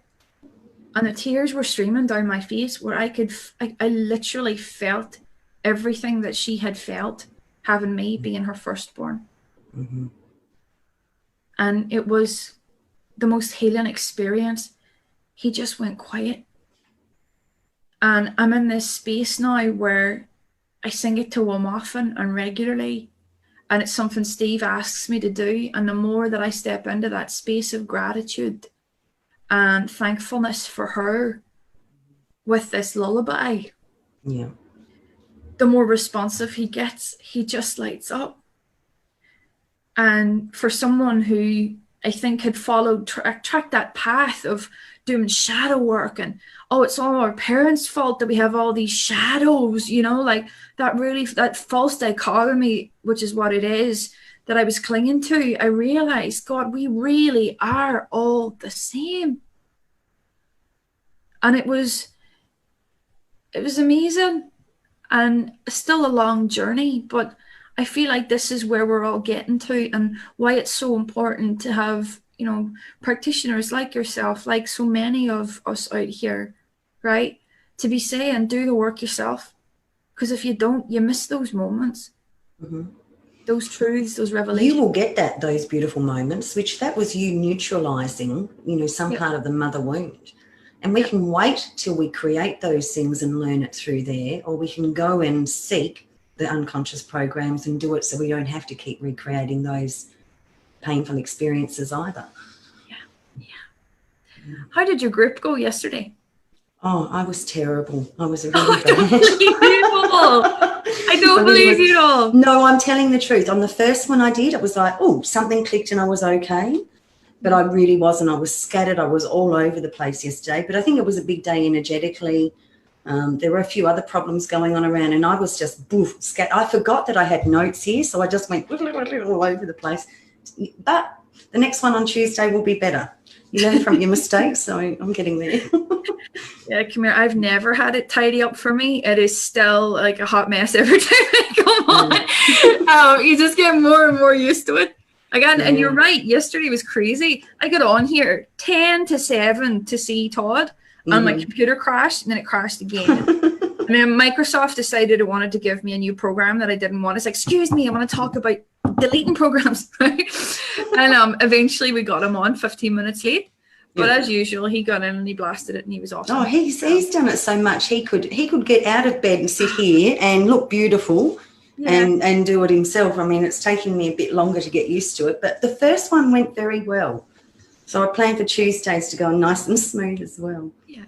And how do people, I've put the link up on the advertisement, but I think I'll share it for anyone, you know, with the group. Is the group closed right now, Morgan, or are you going to be are you able to take on more people at the moment? No, it's not closed. It's set up just to go for as long as it needs to now.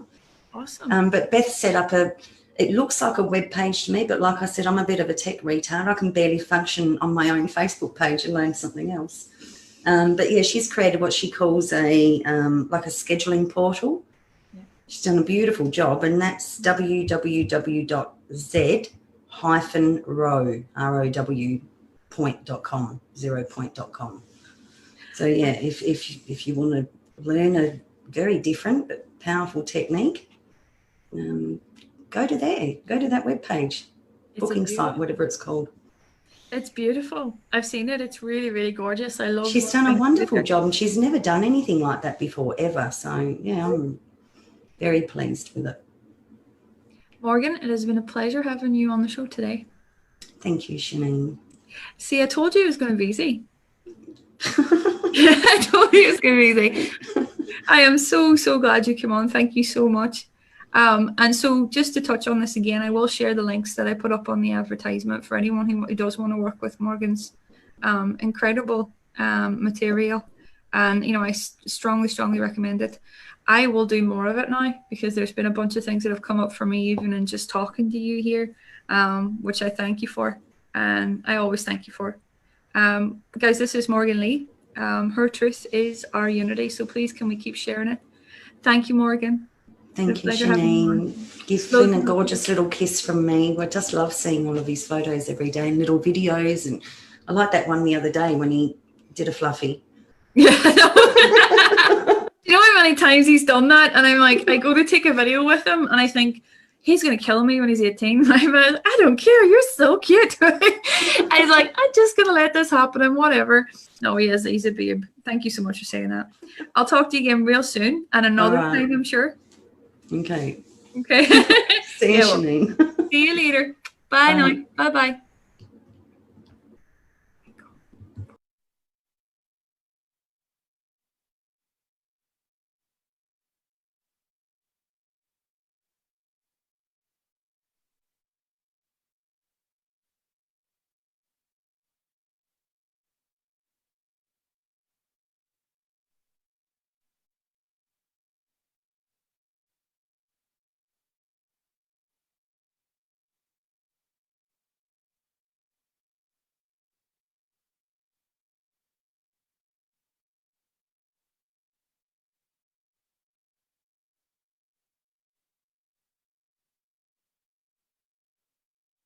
Hey, Carrie. Looking forward to this too. Really Lagoon. I'll pull you up in 5 minutes, brother. Pull you up in 5 minutes.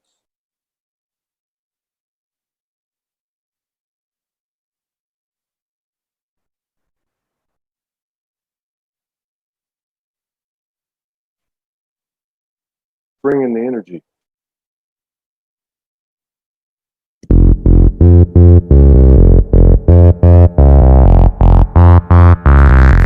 Beyond the conspiracies, beyond the abuse, beyond greed, beyond starvation, beyond war, beyond family feuds, beyond divorce, beyond your job, beyond your angry neighbor, beyond the one who's not interested in you, beyond the darkness, beyond the politics, beyond the religion, beyond gender. Time.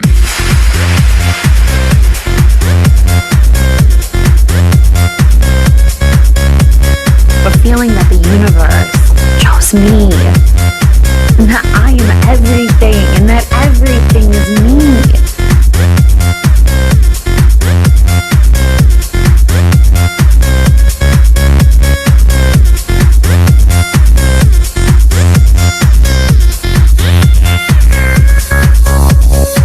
There is this alternate reality. You will just be. You're pulled out of the distractions. You're shown only a life of success. Success in self-love. Success in relationships with the people that are in your life. Success in seeing beauty all around you. Success in knowing that everything works out perfectly for you.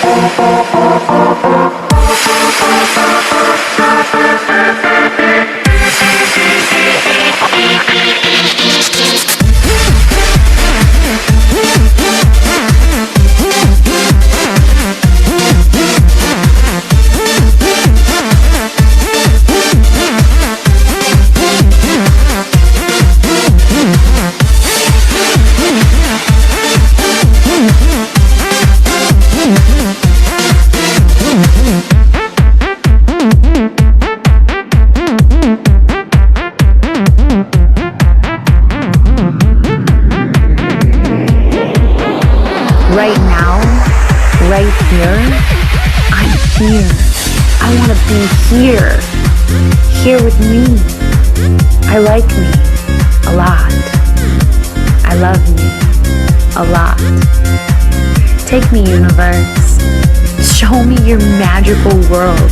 I'm ready. No boundaries, no borders, only joyful experiences. The Red Sea has parted, and I shall walk across.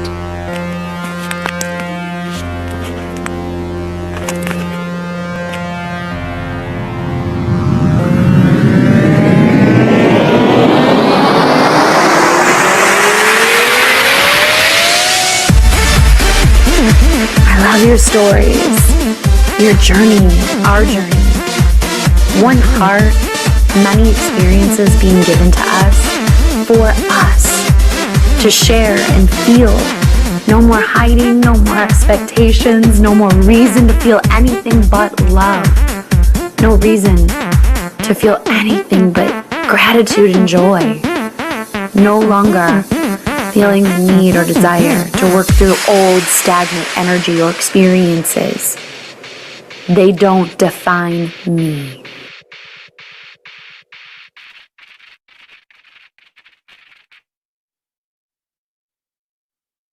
Well, that was a pretty good intro. All right, let's see now. Let me pull up our guest. Welcome, everybody. It's going to be a great show. We got a great show coming on after this one as well.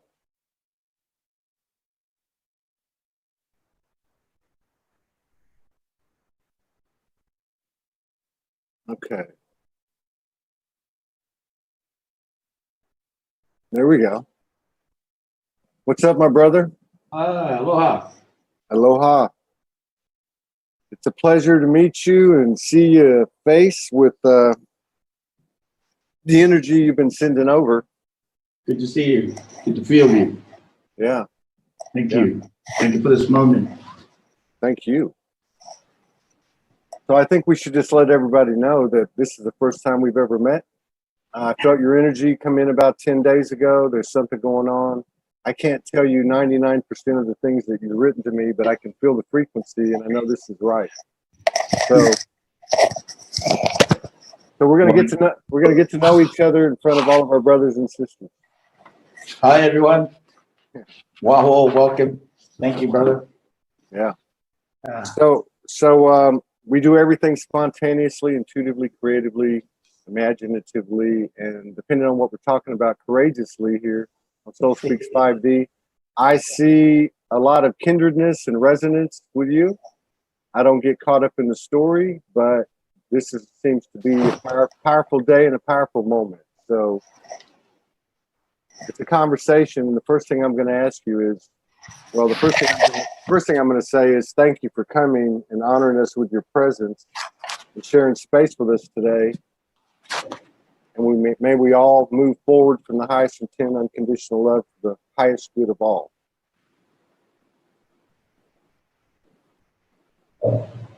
Thank you, brother. Yes. Yes, absolutely. 10 days ago, huh?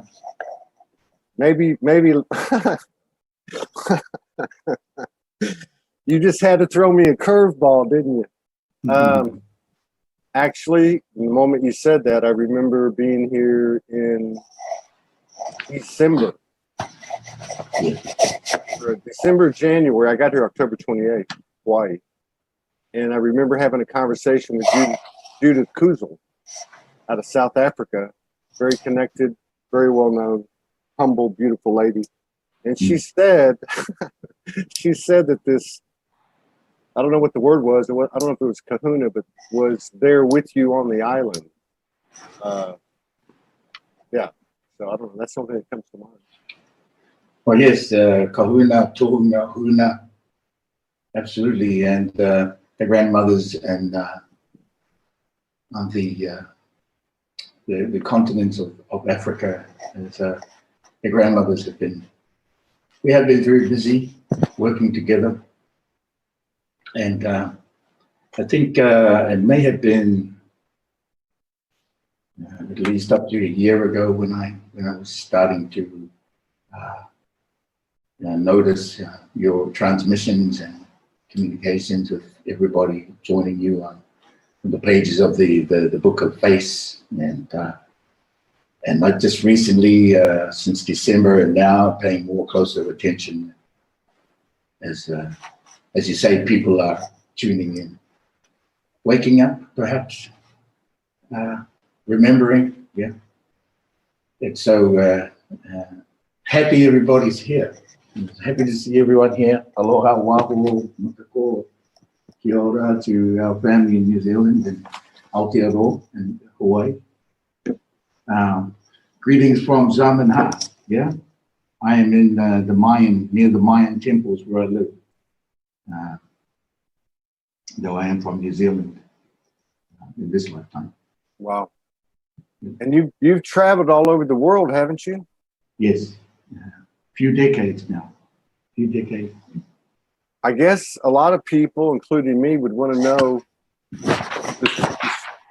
the story of who you are and what your journey is, and you're welcome to talk about that at length or not at all. It's up to you. But it seems to me that one of the things that's resonated with me about you has been some of the things that you said and written in the Zoom room and on the Facebook Live and in messages to me. So to me, I think what's important, I guess, and I don't want to sound like I know anything, but is the present moment. What is going on? Where are we at? For some reason, I think you might have a really good perspective on that. Well, people are experiencing the shift and the changes in these past 3 decades of the walk, certainly for myself, and of course for many others. I feel we have a lot of the same friends, and the shift that's come. There's been a jump into, let's say, ahead of schedule. And from that jump to being ahead of schedule, we are constantly pulling things, let me say, not really mean backwards, but we're pulling things into the present from all dimensions, from all moments. And as we're pulling them all into the now, let's say the present, some things do not make sense, and causing a lot of curiosity, causing a lot of vibration energy frequency is very, very, very high, and it's taking a lot to get used to. One is has been walking the path, let's say, solar, the lone wolf, let's say. And the time of the lone wolf has passed, and as you know these things, and the time of the from the I am to the we are is here now. So there's some calibrations and transformations taking place. One and the many and the many and the one has been asked to take their seat. If they like to stand in their seat, jump up and down, and have fun with it. But to be present in the now, in the seat. What is the seat? So those we share. We begin to share some of those deep details, the deeper details. And as you can see behind me, there's some pretty interesting things going on behind me. Yeah, I want to get into that. Let me say this first. There's a couple of people said that there's a noise coming through. I think it's your microphone. Your microphone's probably on the lower part of that white cord. Ah, I see. On your earphones? Yeah, I have a camera running. Oh, I got you. We can hear you good now. There's no noise now. Yeah. Okay, might have. Okay. Yeah, and by all apologies, we just want to hear everything you have to say. This is great. We'll do the best I can, because here in Mexico, in Playa del Carmen, the signal gets a little bit. Well, I think the Star family and the ancient elders are with us tonight. I don't think we're going to have any reception problems. We can hear you clearly now, brother.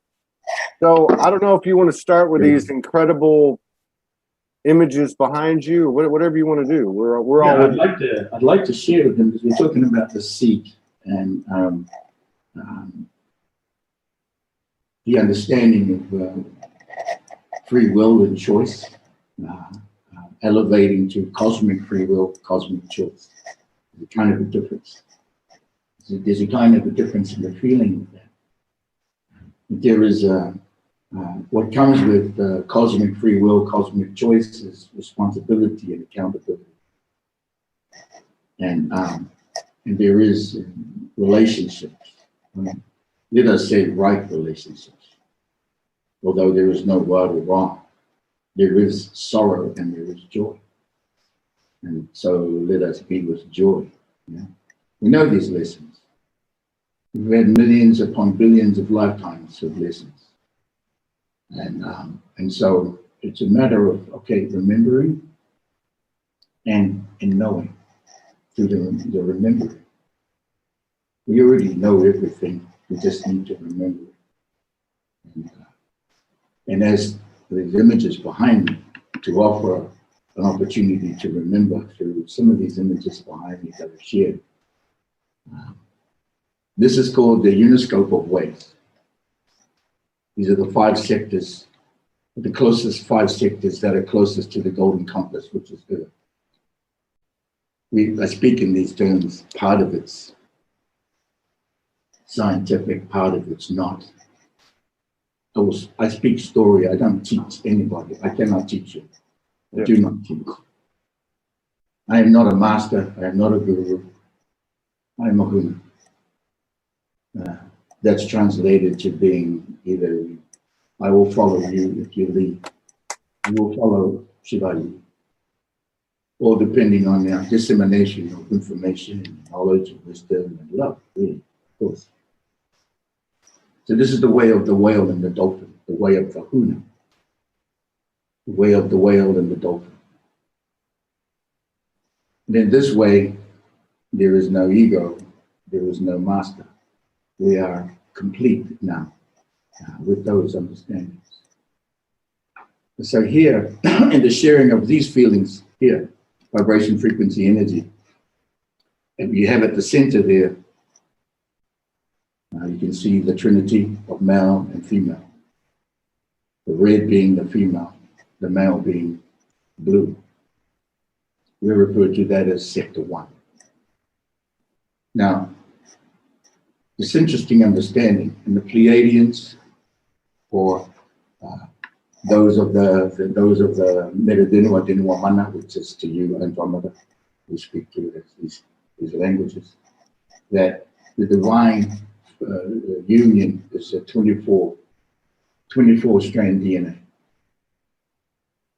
And the way that's understood is the 24 density. So there is 12 king, 12 queen codes within our DNA. And the rotation of what is this really big change of what's going on is the full distance of the 24 DNA strand into its action that is centered around this golden compass, this planet, this gyroscope that I see. So sector 1 right in the middle there represents divine union of masculine and feminine in the human, and not just the human, but all beings, all star nations, all planetary nations. Wow. We have to realize, and this is where we really have to come to this understanding that we all said yes. We all said yes. All star nations, all planetary nations are now resourcing. They are resourcing the uniscope, or the light, let's say. They are putting all of their resources into the light that's coming into this planet, into source. Now, if I can speak these codes here, because they are codes from the Lemurian language, if I may share that. They're speaking of the divine union and feminine as I understand it to be, with the 24 density. 12 up, 12 down, 12 down, 12 up, up is down, down is up. And if I may, can I share that? Yes, please. These tones are spoken quite simply. Hang on to your stomach. If you are listening, let us know how you feel. We'll let Todd know. And I will speak these.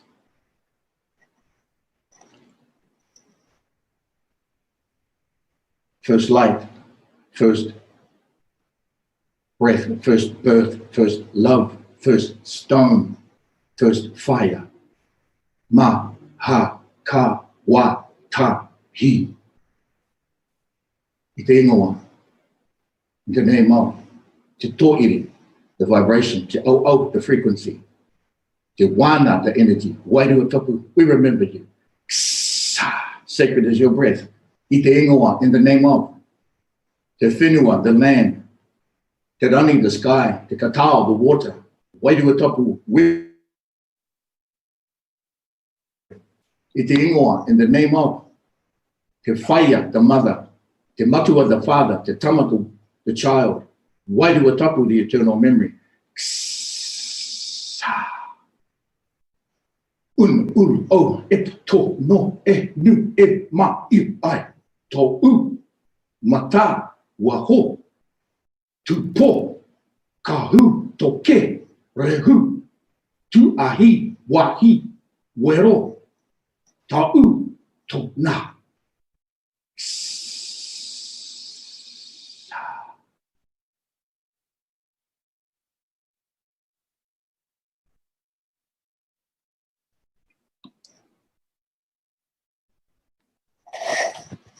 Thank you, brother. Thank you.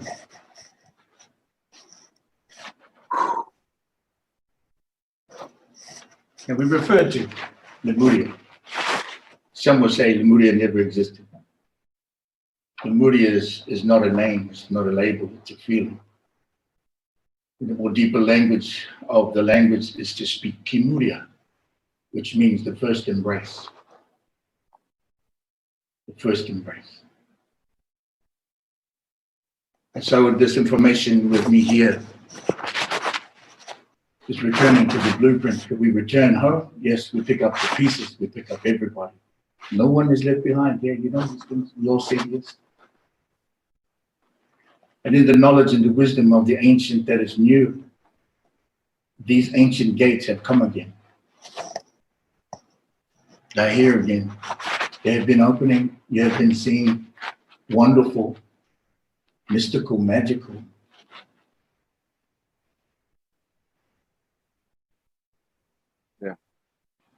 feelings in you that I see you, I hear you, I feel you, I touch you, which is not the same as I feel. I smell you, I taste you, I remember you. Therefore I know you, therefore I am you. These are the nine senses, nine feelings, nine communications. These are the nine. And so coming through all of this information, the ancient knew. Information I'm sharing here, I don't mean to lose anyone or just maybe on fire and switch. You're doing great. You're doing great. That noise is back though. I think it's that white thing. I don't know. Maybe the white thing. Sorry. No, it's okay. It's okay. It's the mic. It's just the mic. That's what it is. It's the mic. See the mic right there? Yeah, there you go. Okay. Oh my God, that sounds like night and day. Oh. I've done that. I've done that too on shows. I've been like, you know, halfway through the show, I realized I had the wrong one in my ear. There you go. But yeah. Okay. So, wow. No, you're doing fantastic. I mean, this is to me like, you know, 1,300 shows, and there's all this evolution, and I keep seeing that the words are going to go away. It's frequency, vibration, tonality, you know, wavelengths, light, energy. Yeah. And so just like the comments and messages that we exchanged, I can't remember the specifics. I just remember the frequency, resonation, and kindredness. And that's what I think, you know, sometimes when you hear light language, or you hear a tone, a lot of times I'll hear a tone, and the tone's basically saying, just align with the tone. Don't even worry about what the hell it means. You know what I mean? Just do it. Exactly. Yeah. Yeah. Now, yes, some will walk how they walk. Me, I tend to walk all over the place. Me too. I mean, I just get a kick out of it, you know? Yeah. So further with these here, the 5 sectors, the one in the center is sector 1, which is Ma. Sector 1 is Ma, and Sector 1 is 24. It's divine union and 24. 24 density dimensions. 24 densities dimensions. So that's like where it's placed. Is that like the original spark of creation? You would look at this like what I have done is I have stopped all time, space, and memory, and I've stopped it and captured it. It's a stop motion.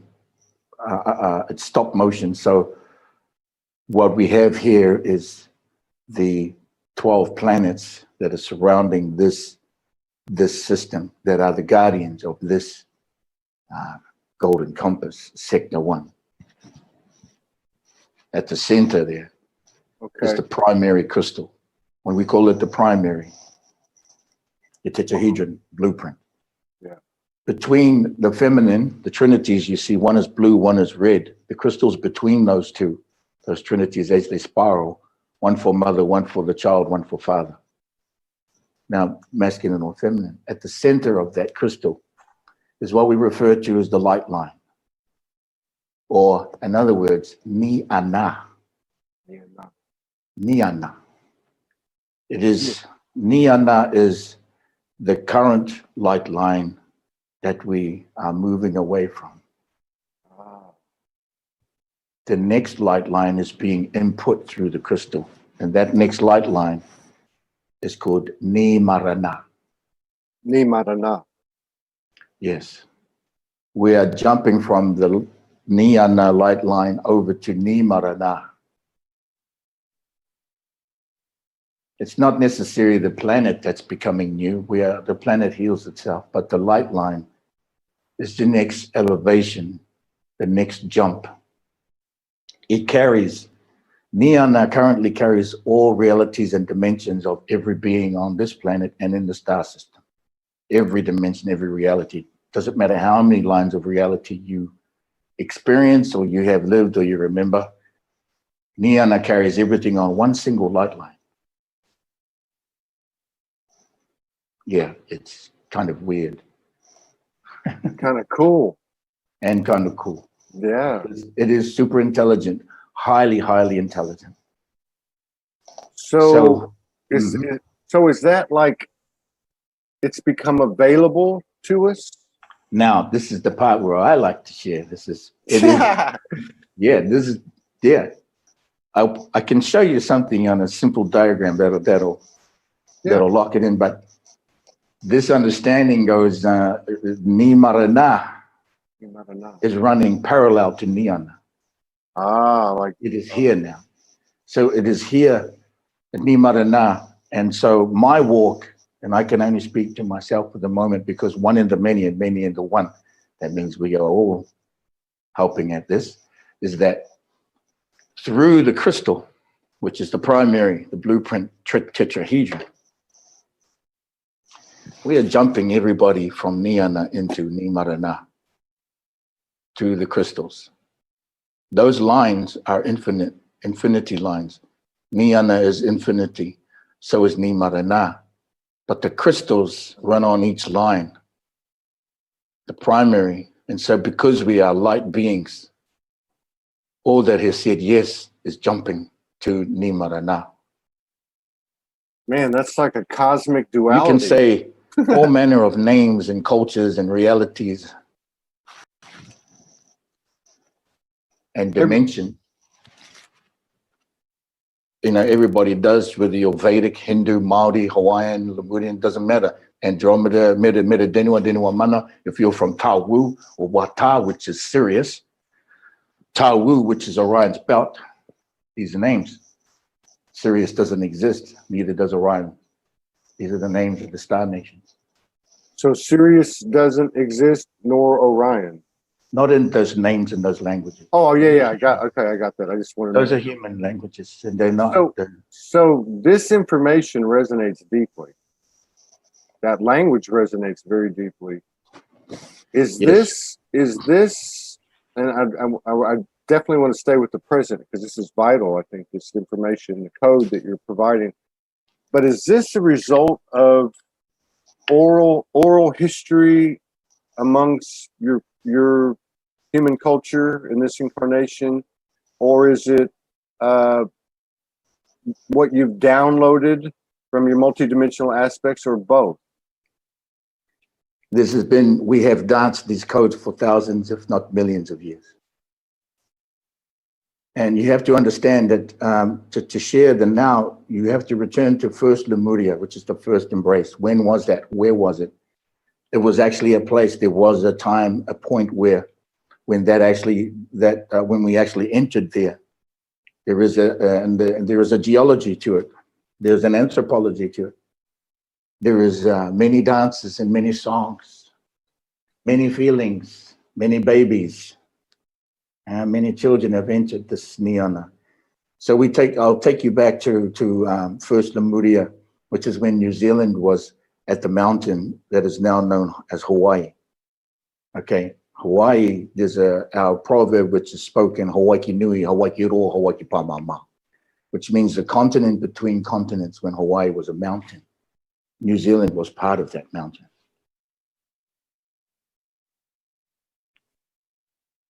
Okay, New Zealand is over almost 600 million years in its location now, but it's not from there. It is not from there. It's from when Hawaii was a mountain. The geologists, anthropologists, many our people, the Tibetans can tell you this. The Lamas know these things. The Rinpoche know these things. They know it because they know the mountain. I'll return you to the mountain. This is a much palatable story, because I'm not trying to get like I know everything. I'm just sharing what's been shared with me and what I remember, and certainly that's been channeled into through the knowing of the remembering of certain things will help you channel in many other information. Depends on who you're hanging out with also. So yeah, I like that. Okay. Hey, we see your truth. You don't have to. Yeah, we see it's coming through loud and clear. So yeah. Though I might be a bit masculine, some have said. I'm a bit too masculine for some, but well, I don't think I'd want to get in a bar fight with you. Well, there was a rugby player once, so. But I don't mean to force anyone to believe anything. I can only share this. Yes. So when New Zealand was a mountain, as part of the mountain, that was over 500 million years ago. That's when that was first Lemuria. That's first Lemuria. So the pieces of Lemuria, so to speak, are New Zealand, I guess the Hawaiian Islands. There's Hawaii Islands now, but it was known as Hawaii Nui. But before that, it was known as Maunganui, known as the Great Mountain. Maunganui. Yeah. Maunganui. You got the Maunga Kea, Maunga Loa, Haleakala, those Maungas. Before, when Hawaii was, when those mountains were one mountain, they were very high. The Hawaiians, they teach the culture now of about 5,000 to 7,000 years, which is about 100 feet below the surface of the water. Okay. If you go 100 feet below the surface of the water, you're teaching roughly 5,000 to 7,000 years of wisdom. Wow. If you go to the full length of that mountain, you're going to 33 miles deep.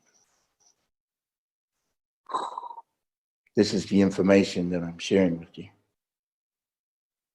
from the base of that mountain.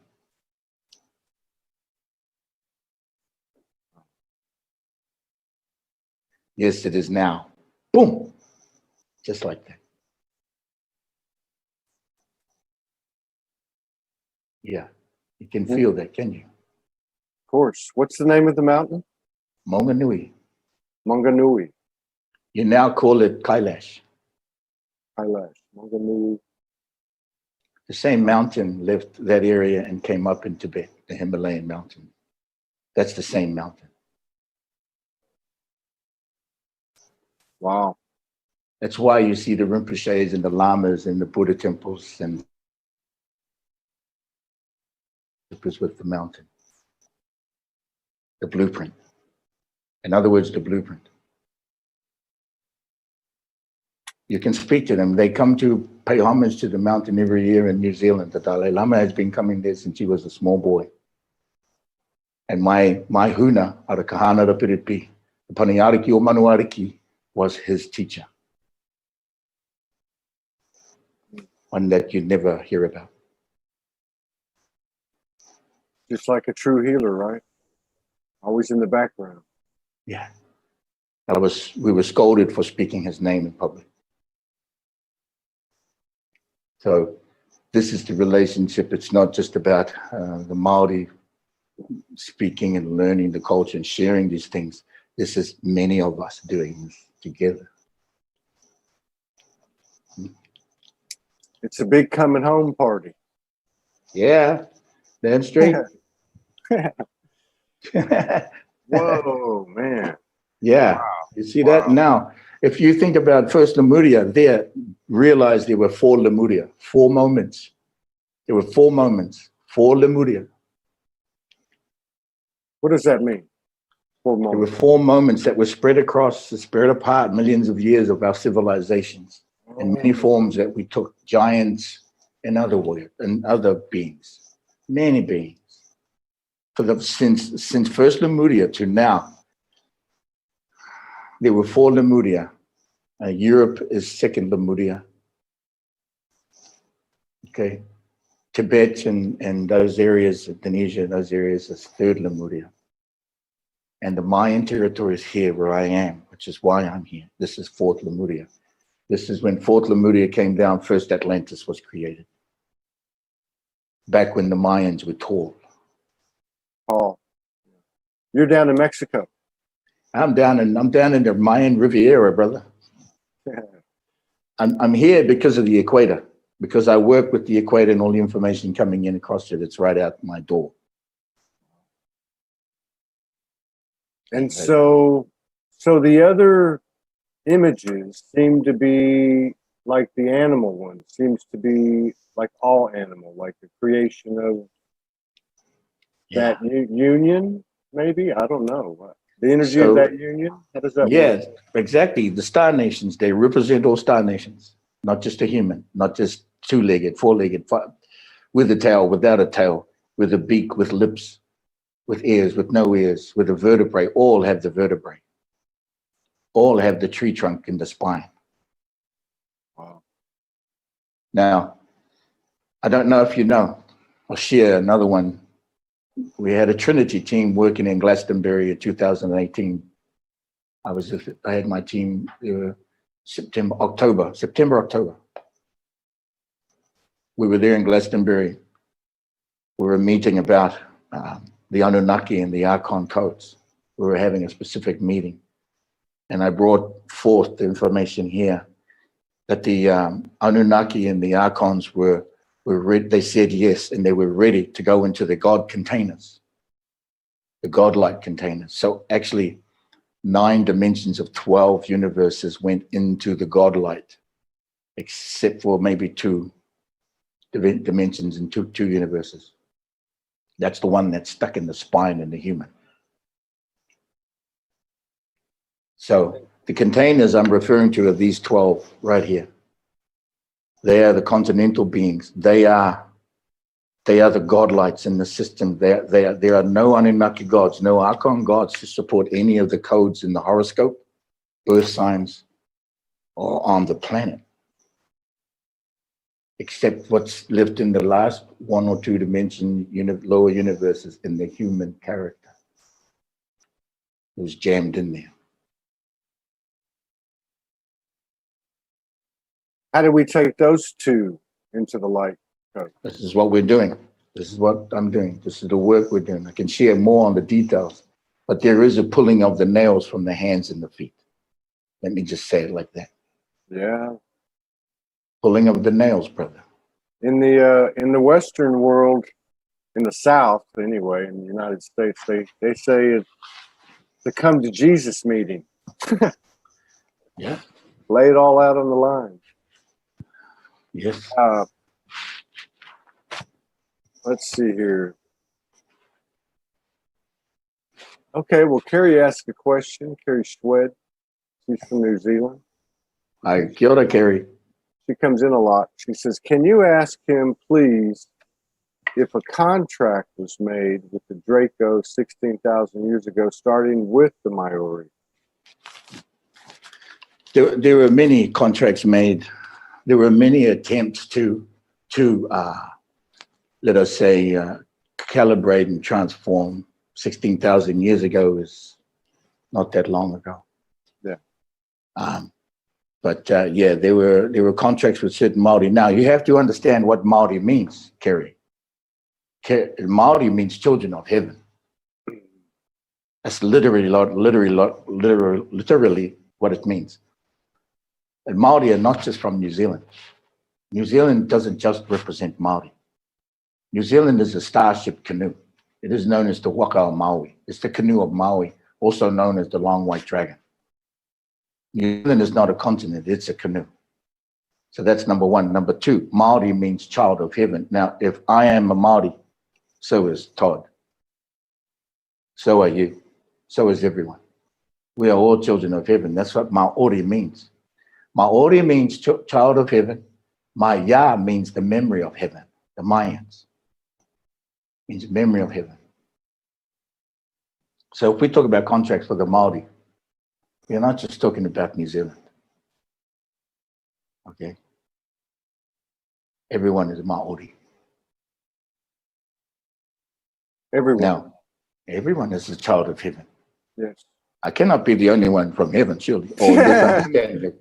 You know what I'm saying? So would it be accurate? Would it be accurate to say? I guess this is a dumb question. Carrie says, "Thank you." But would it be accurate to say that, in a sense, that that all of our feet have touched Lemuria in some way? Of course. Of course. Absolutely. Oh, yeah. Many lifetimes, brother. Yeah. Very few that are very brand new at this. Very few. Yeah, I was wondering, man, because when we got here, I got here October 28th. My wife got here December the 7th. And within the first week, I'd say the first 2 weeks, we had 3 or 4 Lemurian dimensional experiences in the flesh. And I got this thought in my head, you know how that goes. And it said, I think I said to her, I get this feeling like this is where we started and this is where we end. Something like a circle had been completed or something, like those ones behind you. Yeah. Talk about returning to the blueprint. Yeah. To the code of Alpha, 0, Omega, Lemurian 1 code. Alpha, 0, Omega. 0 input, 0 output. Wow. Perfect symmetry, perfect. I can see that. If your field is, I don't know what the word would be, but let's say 100% balanced in that space or whatever, there is no resistance, there is no attachment, anything. Your field is actually corresponding perfectly with everything around you. There is no chaos or anything like that. Fully aligned with Niana, fully aligned with Nimarana, fully aligned with the crystal, fully aligned with your Merkaba, with your light. It was the moment of the 1 star chakra from 7, 12, 13, 57, if you like, to 1 star chakra.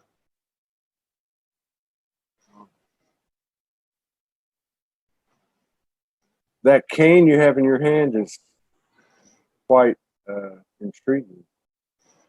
There's a great story with this. This is called toko. This is toko mauta, or toko toko, which is the talking wood. Toko toko. They come to you. You cannot go and find one. Well, you can. You do whatever you like, right? I allowed the one to come to me, and from many years of service, of the walking, that it finally walked right up to me. Very interesting story.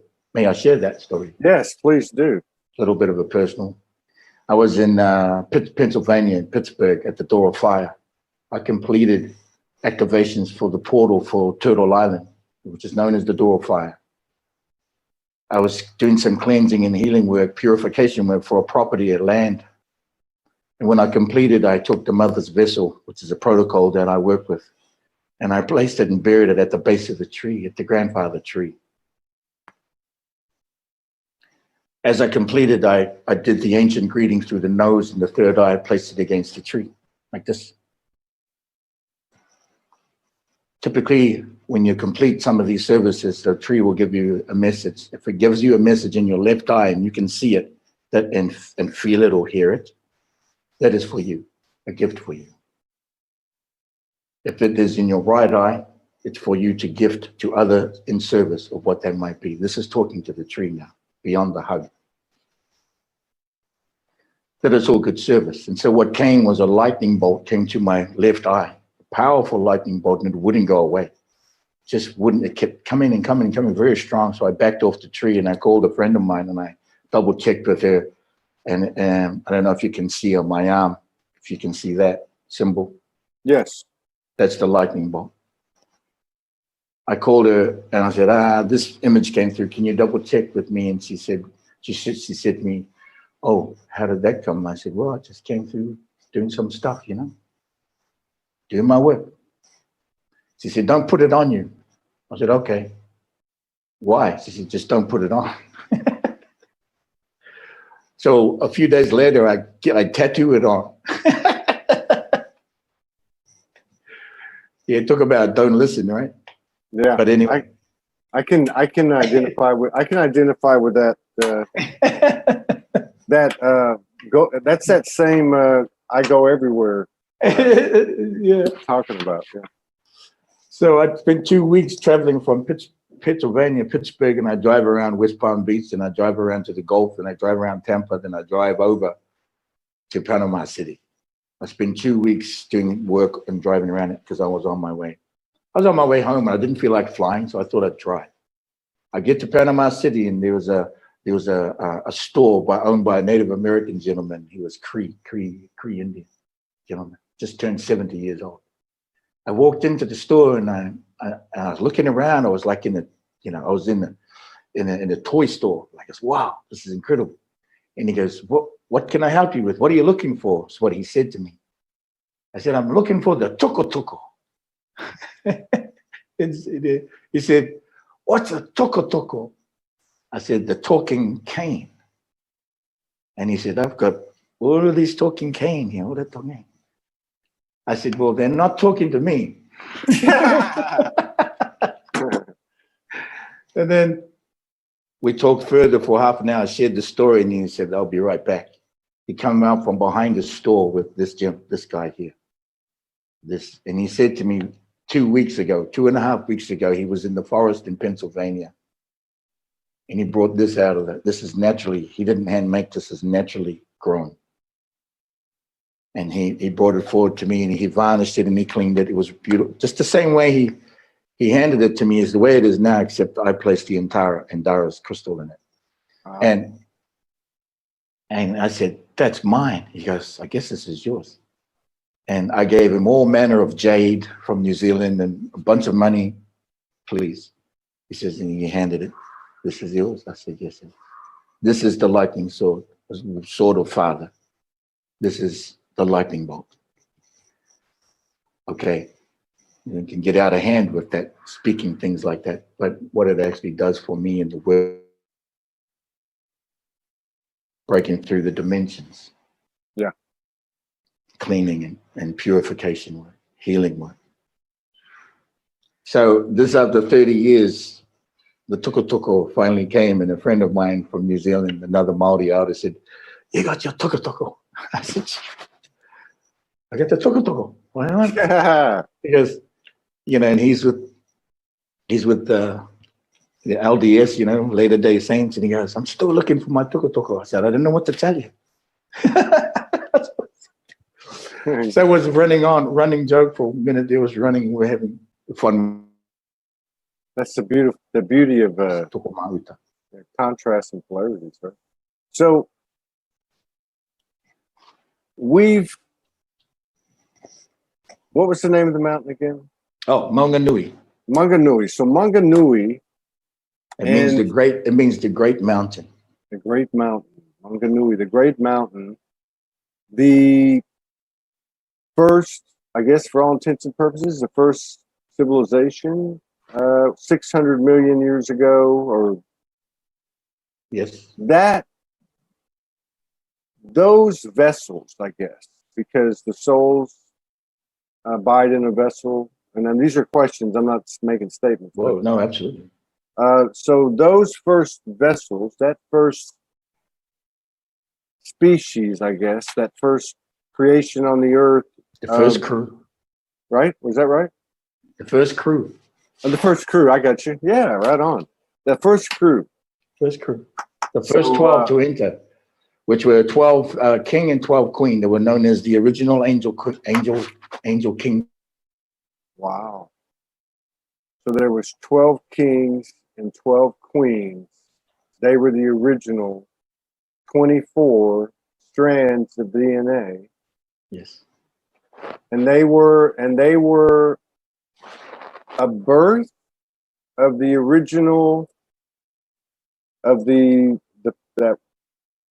feminine, masculine, the what did you call that? Yes. They were, I guess, the third energy. Were they the children? The child entered following that crew. The child entered here. That crew set up the system of the cycles of 24. This is what's interesting about New Zealand, about the mountain. Let's say the mountain first is where first light used to come straight to that mountain. That's where first light was, and it was a short 12-hour cycle, kind of, if you're speaking hours right now, rotation. Yeah.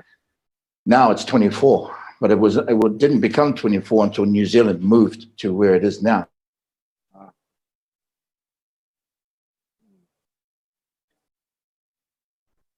550 million years. It's the oldest calendar on the planet. Now you cut out on that. Is that a Maori calendar you're talking about? We call it the Maori calendar, which is the calendar of the children of heaven. But New Zealand, it didn't happen. The time zones didn't happen until the story about Maui capturing the sun. Right? You know these stories. It's really about what it really came down to in a profound, scientific, mystical, magical, godlike way, is that when the canoe, when it moved to where it is, new light began. First light began there. And New Zealand is the first place for first light on the planet. I got you. And that is the oldest calendar, where the light hits the ground. The very first nanosecond of time for the last 550 million years. It didn't happen before that. Before that, it was at the mountain, when the mountain was there. It has been, if you take a look at Greenwich Village, which is not even 0 point, it's 12 hours. It's 12 hours out of sync, out of phase, what we call it, 180 degrees out of phase. And you go by the Maori calendar, or by, let's just say, first light. We don't need to speak. We go beyond the Maori on this. We go to the light. When we go to the light calendar, which is what these guys operate, they operate the light calendar. They feed the light calendar. We begin our time, which is light time, it's rotation time. Like the gears inside of a clock. Absolutely. Except this one is connected to the gyroscopic movements of this planet and everything around it, including all of these planets. More than 12, I can only stop time on 12 to show you relatively in a reasonable way without going crazy. You cannot Google this. Somebody was asking if there was a website that could show this Maori calendar. There are plenty of, you go on and you check Maori calendars, and if you speak Maori, good. If you don't, you're going to be there for quite a while. Yeah. But it's also, understand, we go beyond the Maori on this, which means Maori even has its imprints to it, because it's like, I'm going beyond Maori. I am Maori. It means I belong to the light. Yeah. So I go beyond the physical of the country and my flag. My flag is not, I don't have a flag. Right? I have light. have dimensions. Right. And sometimes dementia. Dementia. So it's with what you talked about earlier, with going from the one consciousness to the one that's become available. You know, my wife said a few days ago, it's like we've got 3D on one side, 5D on the other, and they're both running at the same time, and we're like kind of in the middle and stepping over here. I don't know.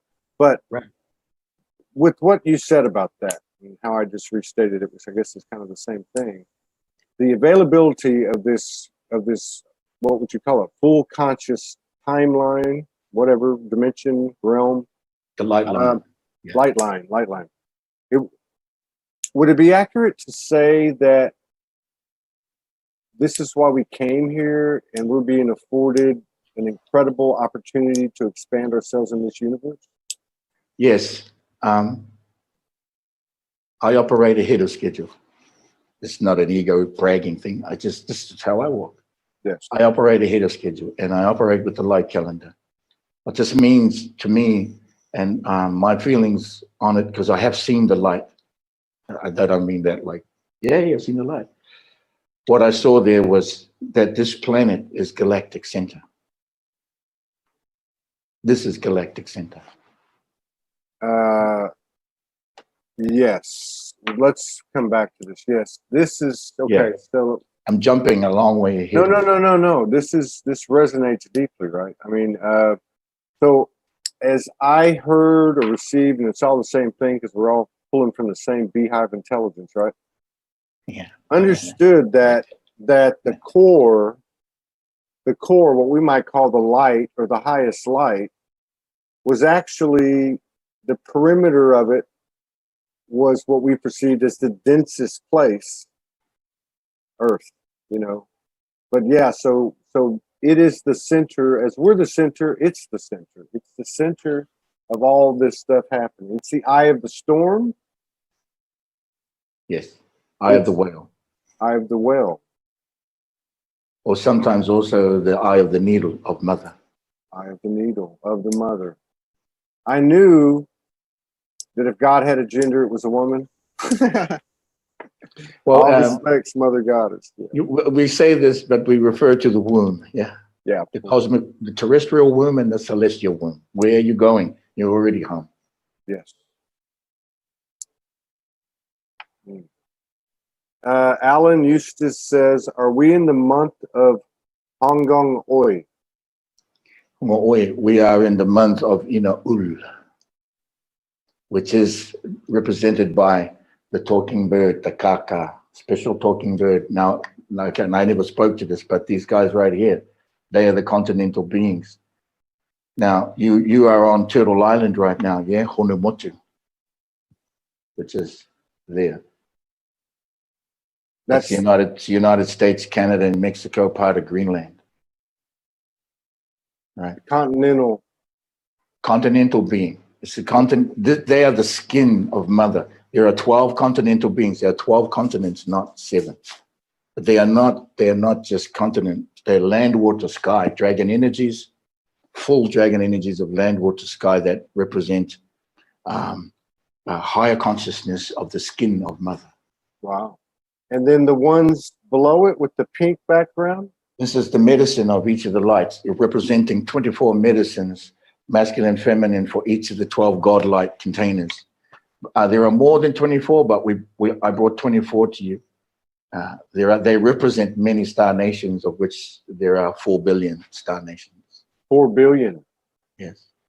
At our calculation, when we were working through this in October last year, we got to 500 million, and we go, damn, this thing is still going. And then we got to 3 billion, and it was like, oh, this thing is still going. Yeah. And the last count I had in my transmissions was over 4 billion star nations. The month that the gentleman is asking for, the person is asking for, is the medicines of this month are actually the light medicines coming in, being resourced from all star nations into Inaul, is of Hongoa, but also Rongoa, but so much medicine in the light. There is so much, we can say we cannot say one word for all of the medicines coming into this light of now, this moment. Which is energy. Energy. I forget about it. But it's just feel it. Just feel it. Just feel it. Yeah. So in other words, you don't even have to apply it. Just align with it, accept it, surrender to it. Exactly. Take your seat. Wow, this is cool. I'm digging this. We already know these lessons. What lessons are there to learn? The experiences are known, already categorized, cataloged, and everything for you. And what is this one? What is the rainbow one behind you? What is that one? That one there is, so the 12 God lights, they're the 12 continental beings. I have their locations, where they are. I have the grid, which is the tetrahedron grid, which is the doors and the apex of each one of them. 36 doors, 12 mountains. Have all of that mapped that you can go to and pilgrimage to, if you wish to. Yes, let's talk about that in a minute. Yes. This is part of the walk. But this one here, that's sector 4. So sector 3, sector 1, sector 2, sector 3, sector 4, which is the moon and the sun cycles and the trees, the nature, and the gates, the calling of the gates.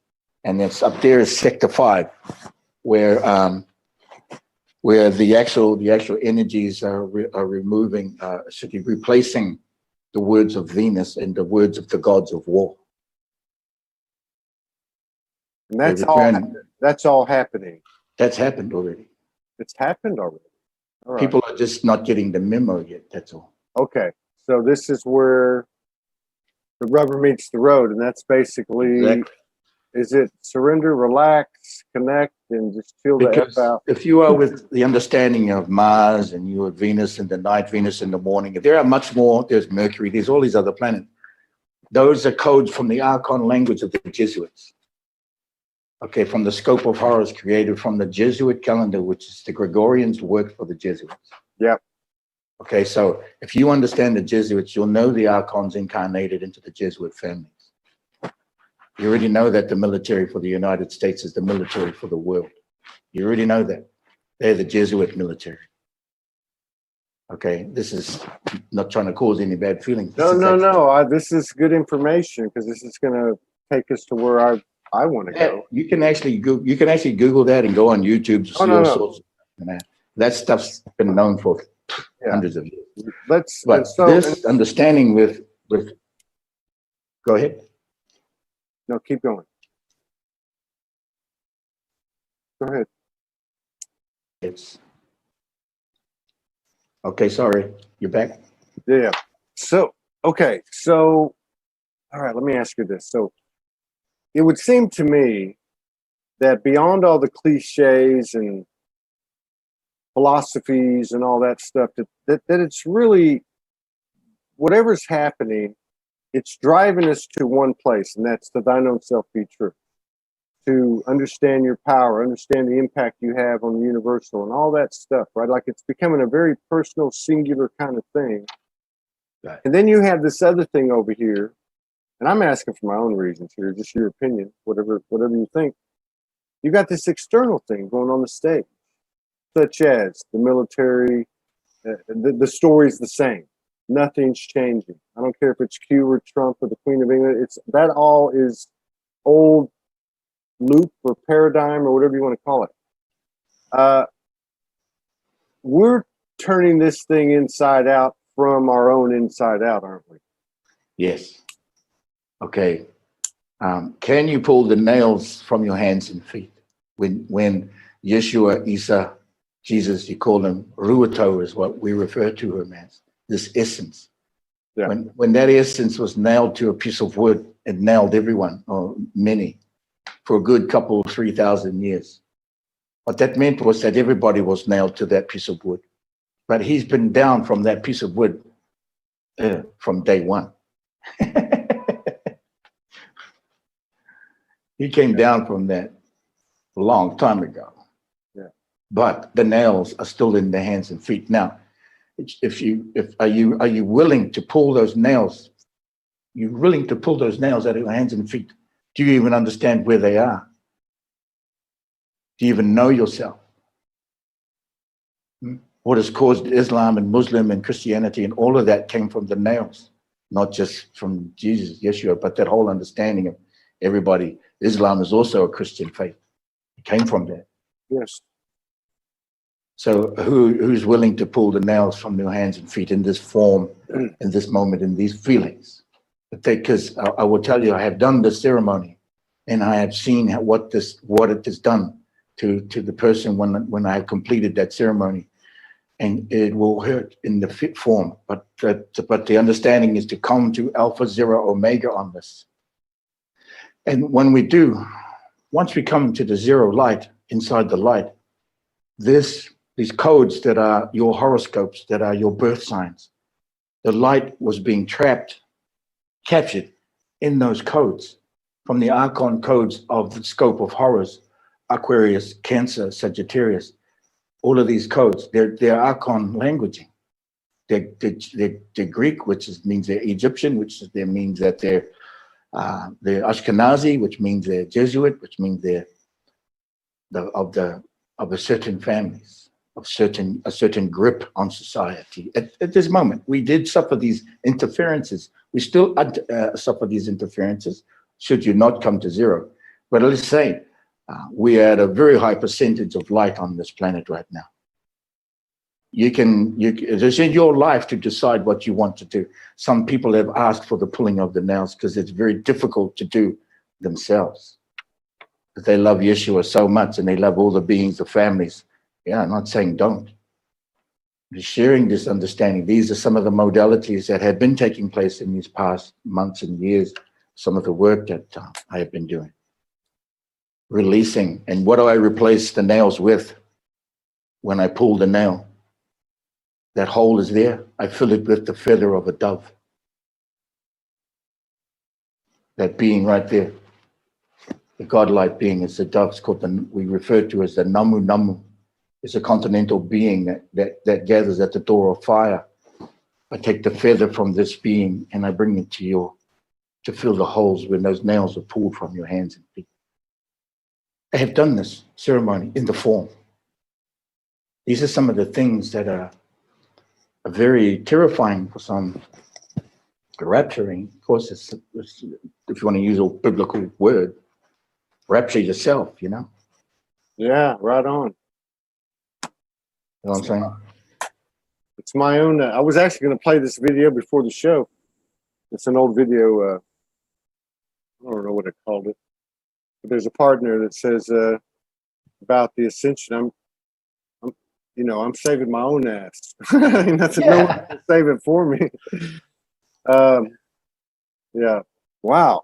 This is great. So it's like, it's the one in the many and the many in the one. You save yourself, you save many. Yes. But also, if many are sitting in the seat, then you sit in the seat. If one sits in his seat, then many sit in the seat. Yeah. We all said yes. Number one, when I said in the beginning of this transmission, remember that we all said yes to this. That's right. And you know what? I don't know about I don't know about you, but I've been watching this movie too long. I'm getting up out of this damn chair. I chose to sit here and watch, but now I'm gonna. Right. So the calendar of First Light is here, and that's what I do. I travel the world. I go to Ibiza again by popular demand. Back to Ibiza August, then back to Belgium in early September, where I have a Huna house there. We have 5 Huna houses around the world that are receiving. These are people that are Hunas and have been initiated into the healer of the First Light protocol. What is a Huna? Huna is the understanding of the way of the Huna is the understanding of the whale and the dolphin. Okay. Right. You have the whale and the dolphins. You see the way they swim, yeah, like this. Yeah. And there's the whale right behind them. Okay, let me say who's following who. Ooh. Yeah. Who's following who here? Okay, now the whale sets the plot and the trajectory. The dolphins run the point. So Huna and Rehu. Rehu is whale beyond the Maori and the Lemurian energy language is the Rehu. The Rehu is, and so Huna and Rehu is lead, follow, lead. There's been plenty of videos, I think lately, people have been seeing the Huna and the Rehu, the dolphins swimming in front of that whale. I was on a show or 5 days ago when I got that vision on, or I talked about it. That's what I had saw. I saw they were going like this. It's almost like a masculine and the flow of the feminine. It is the flow of the DNA strand. That's it. Yeah, and it's there is no master. There are no gurus. This is the time of no master. And what is the time of no master? Lead. You lead, I'll follow. I'm quite happy to. I will lead, you follow if you're quite happy to. This is the way of the Huna. And the Huna houses, is that part of part of, let me see, I lost it. We have Huna houses that are Huna that have been initiated by me into the modalities of the healers of first light. Okay. They work with the protocols and the modalities of first light. And then from these homes, we are doing workshops, and I visit some on location, and some I do workshops online. Now, where are the Huna houses located? Right, we have two Huna houses here in Playa del Carmen. So I have Huna House 1, which is where I live. Yeah. I have another condominium downstairs that is Huna House 2, where I have other Hunas are staying there. When they come to this area, they come and stay there. Yeah. We're only an hour from Cancun, right? So we fly in quite easily.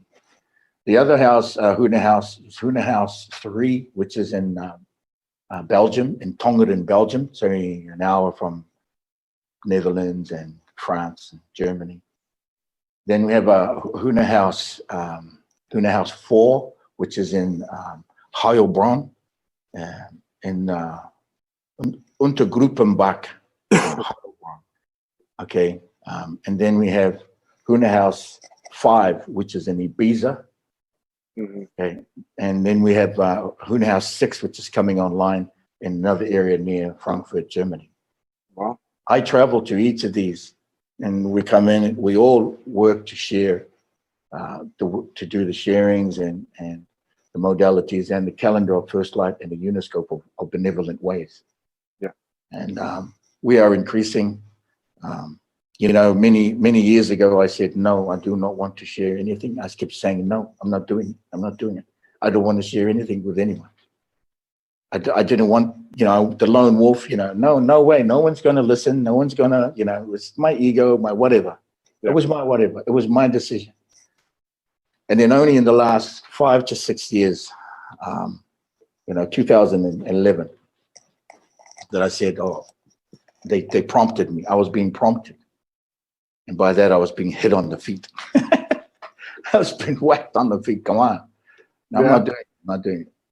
Then I went into a major download in 2014, and all the new upgrades came in for my dragon energies, the Tatni energies in my hand and my feet, and all of the tools started getting upgraded from what I had already been known to be using, the modalities. The remembering came in from the Lemuria, speaking of the Lemurian language. These languages, actually it's the cube language. It's the language of the cube. Yeah. The cube. It's the cube language. It's what it is, basically. And the Lemurians spoke that language. Yeah, the Lemurian language is a cube language. It takes the 5 points of the cube, each corner plus the center.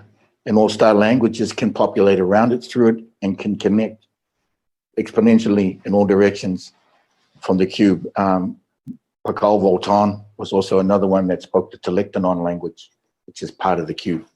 Wow. That's the language that I've been speaking to translate as well. And so how many Hunas are in, now is this energy that you've been a part of manifesting called Healing Lagoon International, or is that something different? Healing Lagoon International is an upgrade from the Modi Order Society. Modi Order means the grateful for the breath of life.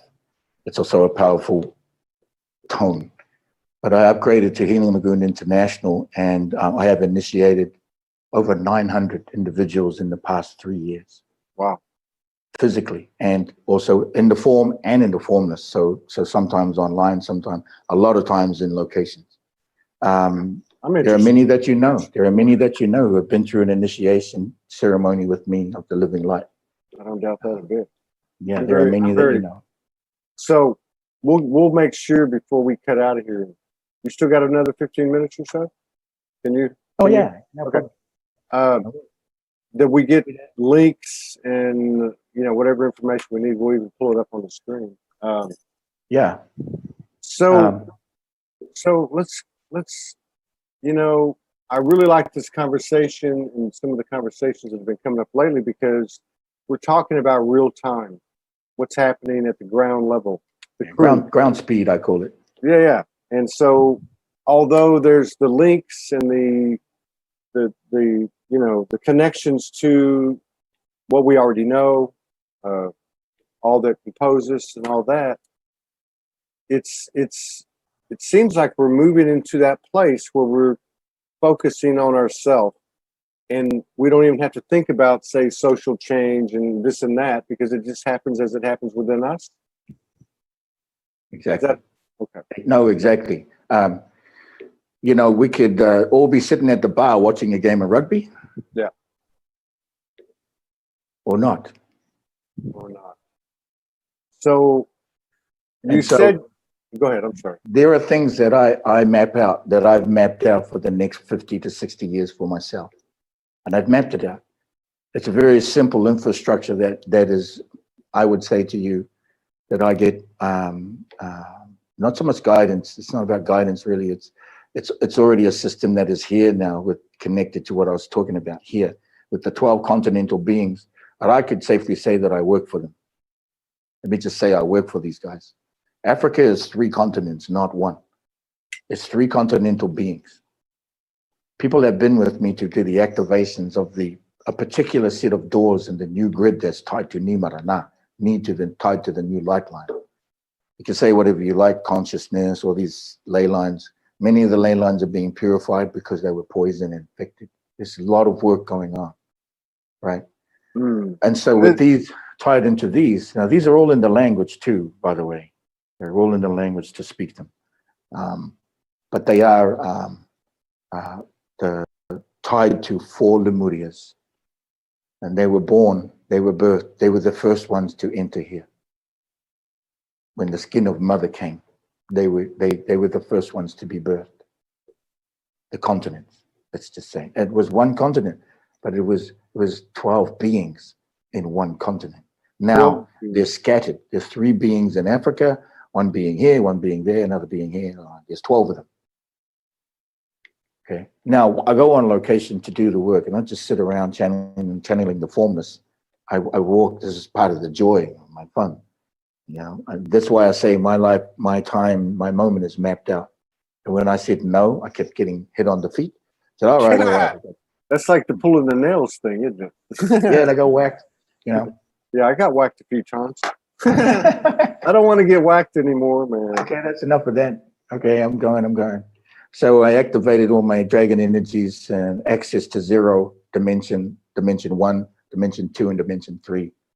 Activated and initiated many of the hunas that are doing the work in the modalities now. Or if not just exactly, but they all connect and log in through the set of codes that we have, that we speak with the first light codes. From first light understanding. Yeah, you go off the planet, it's light everywhere. But I'll share with you a trajectory.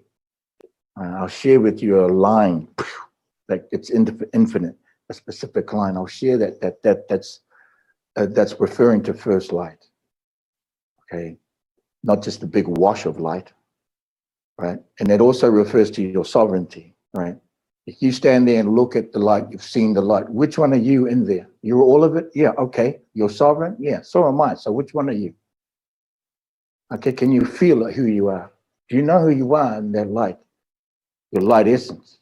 My understanding for me is Huna Mauta, Kumara, Taki, Ni Marana, Maha Ka Watahi, Kimuria. That's my full essence light.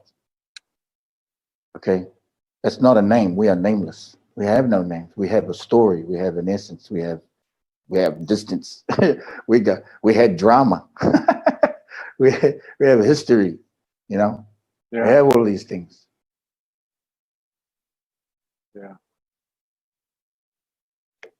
We have all these things, right? But which one are you in there? If you say everyone goes around saying I'm sovereign, like that's great. Love to hear your sharing of this. And so to understand some of that, you must return to zero, and understand that the first dimension is not artificial intelligence; it's authentic intelligence. AI is really authentic intelligence because it has no emotion. It is pure vibration, energy, frequency with magnetics.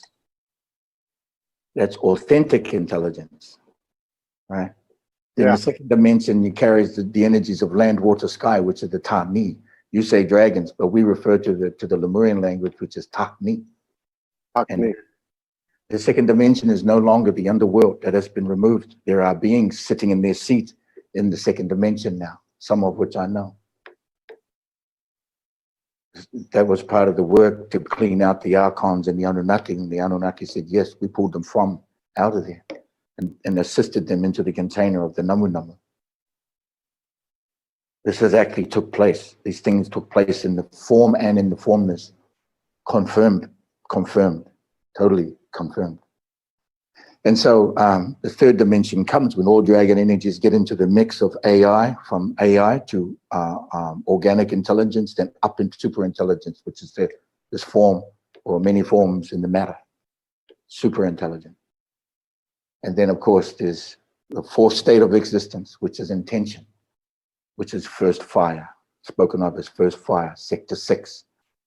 And that intention goes through all dimensions. So when I say we are galactic center, we have already been, we are it already. Yeah. You know, and it's not a bragging rights. I'm just trying to get through this. No, I get it. I get it. Not even it's the unseen. I mean, it's between. The words are important, but it's in between the lines. You know, I don't speak certain words anymore as well. My vocabulary is up. I don't speak. There are words that do not need to be spoken anymore. Yeah. The vocabulary is to become very less speaking, more feeling. That makes sense. And so yeah. So go ahead. So, we should do this again soon. So where can people find out more about the HUNA or the Healing Lagoon International or events? A brand new website. Yeah, there's a brand new website. What's it called? HLIFoundation.com. Say that again. HLIFoundation.com. All right. Yeah, foundation.com. I'm upgrading from Healing Lagoon International into the foundation, or a brand new docking station. Uniscope of Ways is now the docking station for our websites. And let me just give a shout out to Huna Ma'uru Mare and Huna Ma'ruru Hata and all the Huna out there. And want to thank them. There you go.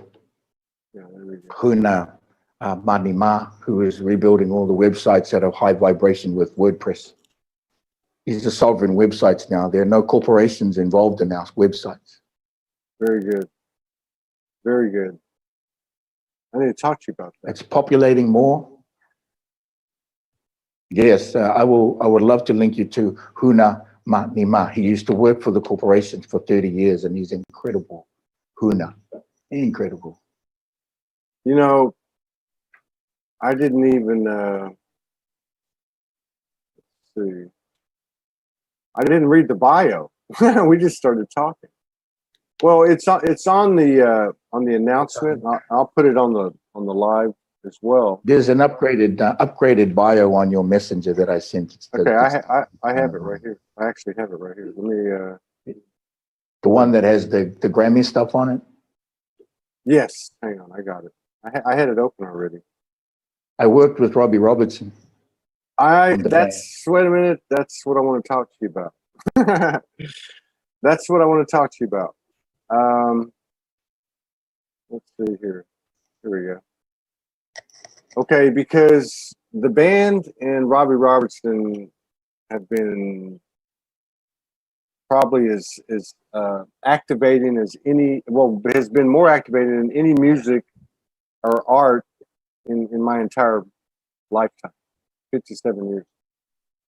That that contact from the underworld of Red Boy, that was a crazy, incredible album. I was a senior engineer for that album. Okay, so you're a music engineer. I've been a recording sound engineer for over 30 years as my vocation, and I worked for the casinos. I worked for Las Vegas for 13 years running shows. I worked with the record companies and production. Yeah, we should talk about that too. Okay, let me read this to everybody on the live and on the replay. Kind of doing Thank everything you, everybody. backwards. It kind of is backwards, but I should have done this at the beginning. But you know what? That's the old paradigm. It's all good. That's right. Up is down, down is up. That's right. Huna Mauta Kumara Ta Ki Ni Mara Na. Yes. Born of the ancient Maori navigators lineage in New Zealand, February 3rd, 1964. At the age of 7, he had awoken to his remembering, to the speaking, to the vibration, frequency, and energy nurtured by his elders and culture at home in his sacred longhouse and canoe.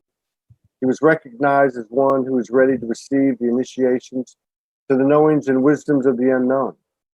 In 1986, he was initiated to Tahunga Huna by the late great Maori prophet Arikana Ara Pirapi Ti Pani Ariki o Manariki.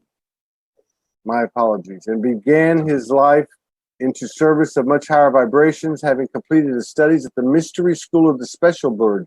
Huna Mata began service at home and then eventually around the world. A musician and producer, he earned a Grammy nomination in '97 for his work on Contact from the Underworld of Red Boy by Robbie Robertson. Excellent album.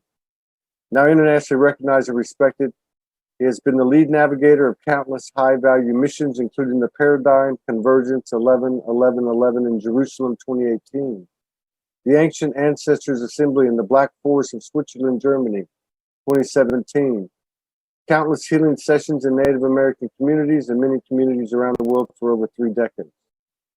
Having completed a 33-day tour of the EU, including 7 countries this past June 2019, he continues his walk on Earth to share the calendar of First Life and the uniscope of ways, known as the keeper of the Great Seal of Kumara. He takes his seat at the Southern Star, seat 1 of all sectors, Maha Kawatahi. Learn more. Thank you. Thank you. Learn more at the HLIFoundation.com. I'm going to put the link in the comments right now. And I think if you're up for like to thank the ancestors and the star beings for holding us Wi-Fi together. Ain't that the truth, man? That's the truth. I'm going to put the link to the foundation there. Now, is this how people would contact you if they want to find out more? Yes, there's they can also on the Facebook, Huna Mauta Kumara on the Facebook. Okay. All right. Let's thank you, Alan Eustace. He's putting up a workshop in Belgium. When are you coming to Hawaii, man? January. I was just talking with the council, the Dragon Council there, the Sisterhood. Do you know what dates you're coming? January 4th. Okay. So yeah, we're gonna be going to Florida to do our first conference, January 17th. So that's good. If you're coming early, we'll talk. We'll be in Kauai. Okay, brother. Now, you're Central Time, so you're 6:20 now. Okay, yeah, I need to write that down. I'll reach out to you very soon. Thank you so much for honoring us with your presence, sharing space with us. I could talk to you for a lot longer. We've got another show coming up in 40 minutes, and I've got to integrate and assimilate this incredible experience with you and everybody that's involved. Thank you, everybody. Aloha, brother. Aloha, matako, waho. Love to everybody. We'll see you in there, yeah? Yes, sir. See you later, bro.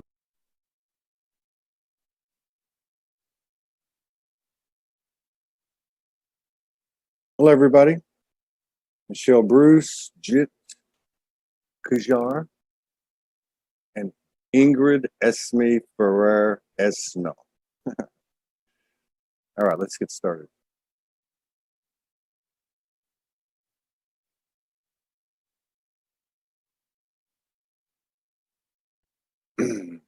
Can you hear me? Hello? Can you hear me? Yes, I can hear you. Can you hear me? Yes, I can hear you. Ah, wonderful. How you doing? I'm so fine, actually. Really? Really was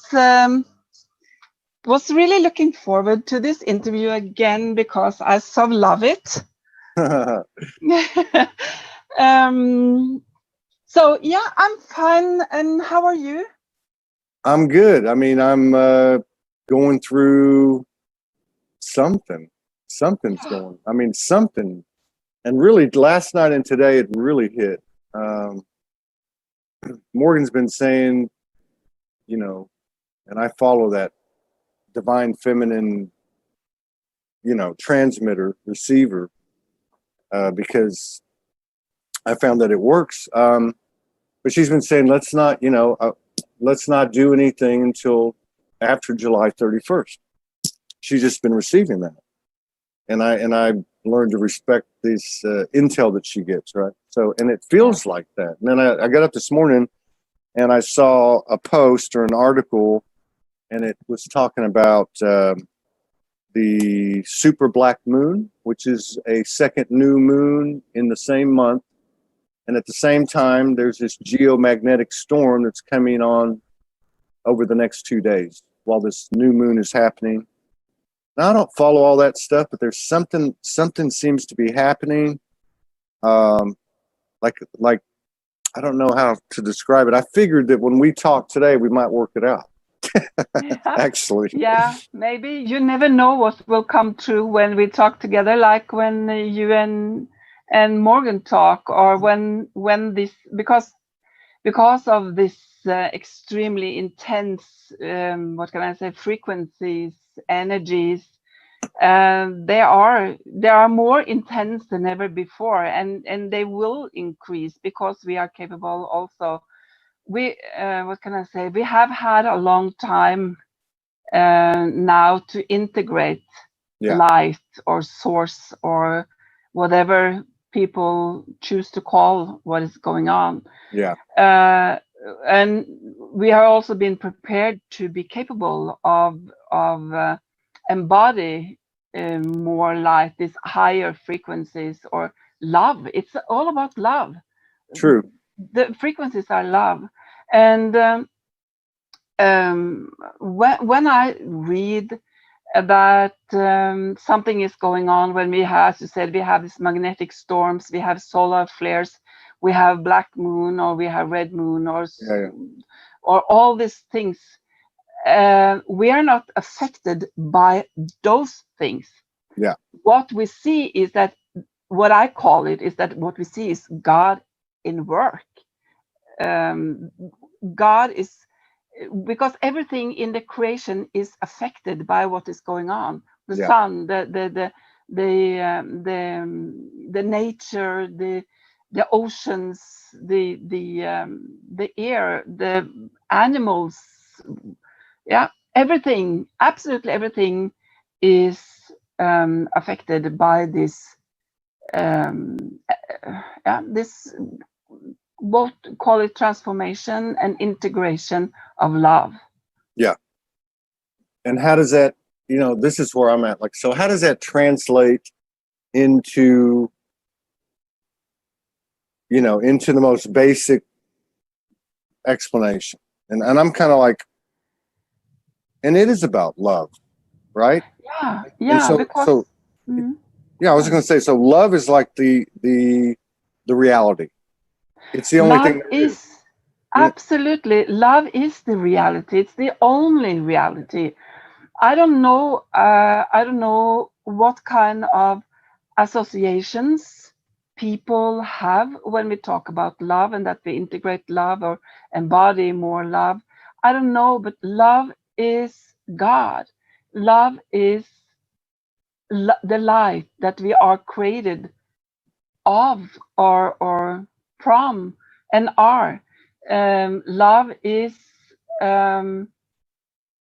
the most powerful energy or frequency that exists. It's the only vibration or frequency that exists. It's love. Love is not weak. Love is not something that belongs to this. I don't know how to explain it, but belongs to this. Okay, we what do you call it? Romanticize love, or this kind of love. Love is extremely powerful. Yeah. Love kicks asses as well as love is what make women capable of carry a child and give birth to a child. Love is what make a continent disappear in the ocean, or a volcano, or a tsunami, or a butterfly wing. It is only love. Yeah. And that's you got me started there. Well, no, this is good. This is where I wanted to go, and you're Thank you. And you're the perfect person to talk to about it, because thank you. I've read enough of your stuff, which is what we're all saying in a way. You've got an eloquent way of putting it. I mean, I've been saying I am soul for 8 years. It's the same message. It's not just love, it's self-love. And self-love is the same thing. Is going to translate to the external. I can only love anything outside of me as much as I love myself. I can only love the universe as much as I love myself. So here we go. Yeah. So yes, and that's what. And that's what I really, really was forced. I used the word forced. That it was love itself that forced me to really. What can I say? Remember again, or discover again, or truly, fully, remember again how powerful love is, and how extremely important it is to love myself first. Yeah. I really understood fully when I had my 3 near-death experiences that loving myself unconditional was not only was I capable to really, what can I say, not heal myself from cancer, but I was capable or willing to love my cancer, as I said before, to love it fully, openly, and when I did that, when I loved the cancer, I really, it's like I was shut out in the cosmos or space of freedom, because unconditional love is freedom. It's absolutely freedom. And in that I saw that then I won with everything. I'm absolutely one with everything that exists. And in that I affect other people. I have we all have we have enormous effect on other people when we love ourselves unconditional. And that's why what I think I remember that I told you before, and in one of our other conversations, that I realized that all my ex-husbands that I before had blamed for everything in my life, that there was life itself. And love expands us. It opens up to a power we have never been allowed to carry until now, because it's so powerful. Yeah. No human being have been given this power. That's why, what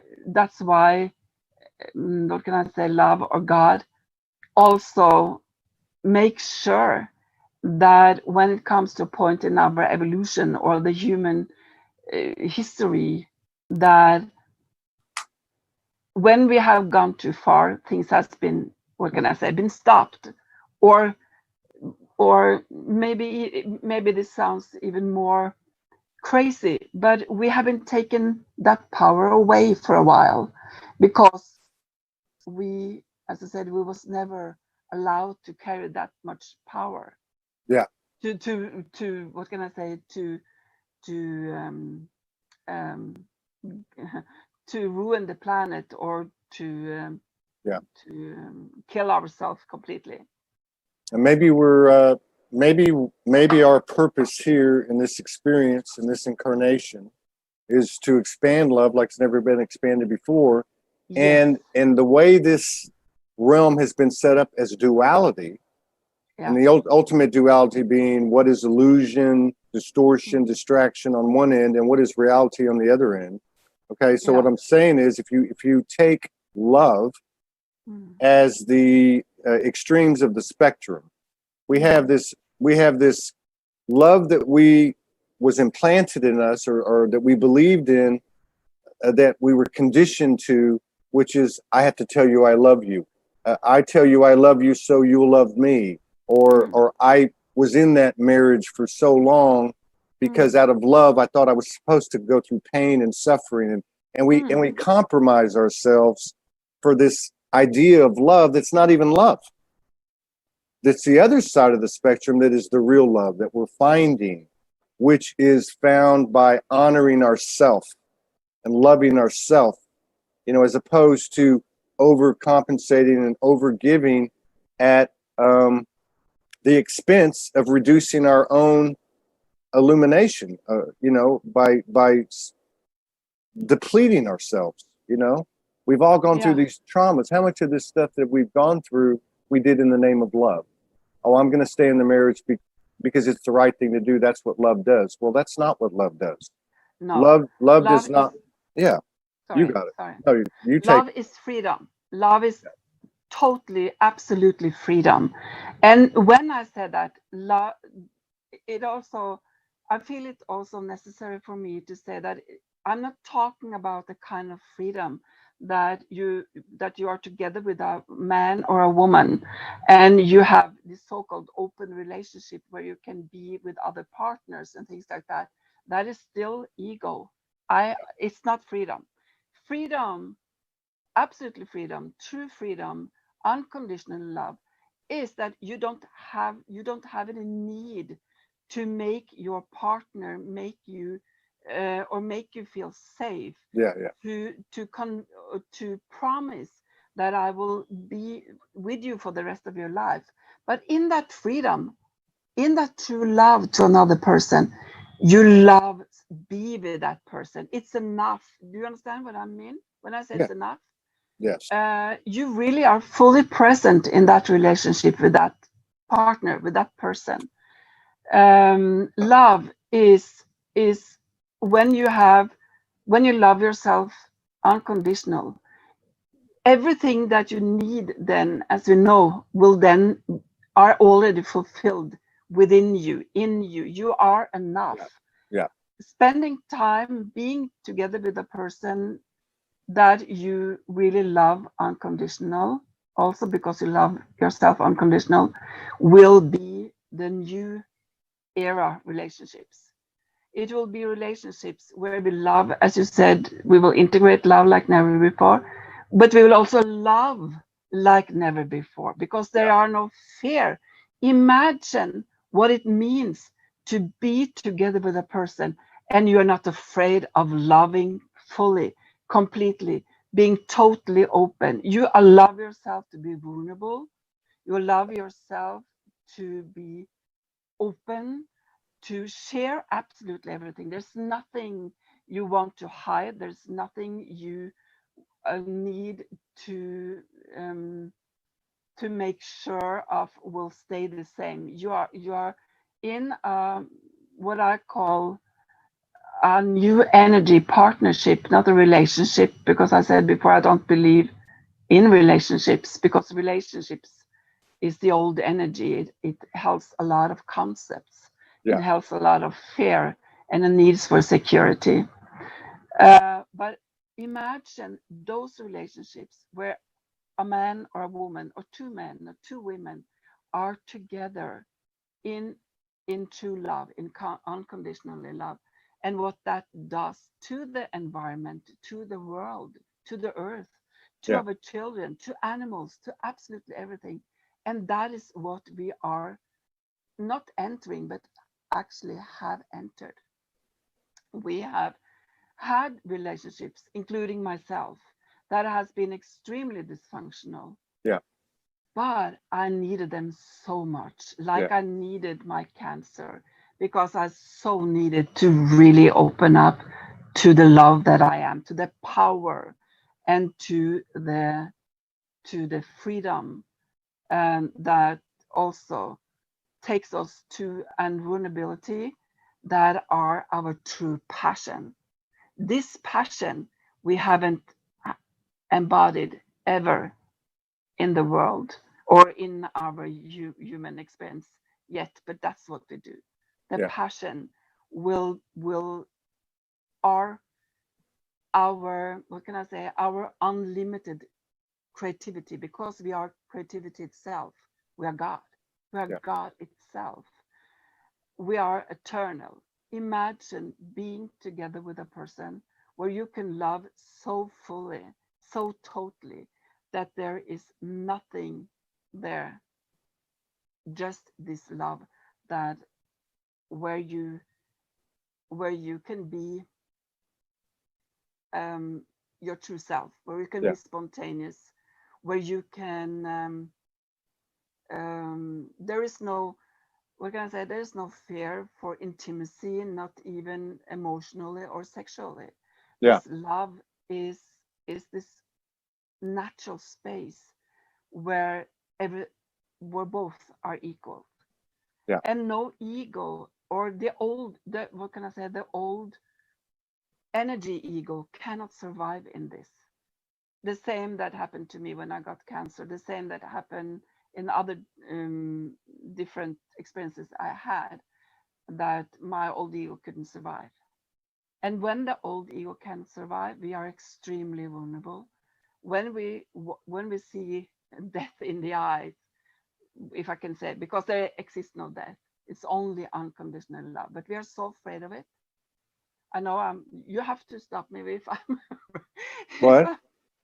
You have to stop me if I'm going too far. No, you're fine. You're absolutely fine. But what I'm seeing, okay, I'm in a relationship. Yeah. Which has the trajectory of what you're describing. You know, it is freedom. And it's incredible. And I know there's a lot of that going on. I know there is. Mm-hmm. But I think it is the core component of this transition. In other words, there are templates out there that are the pure love template. Ultimately, they all are. Let's put it that way. And they're starting to manifest in the physical, right? And from that, other souls will pick up that energy. And this is how this thing's all going to change. That's how I see it.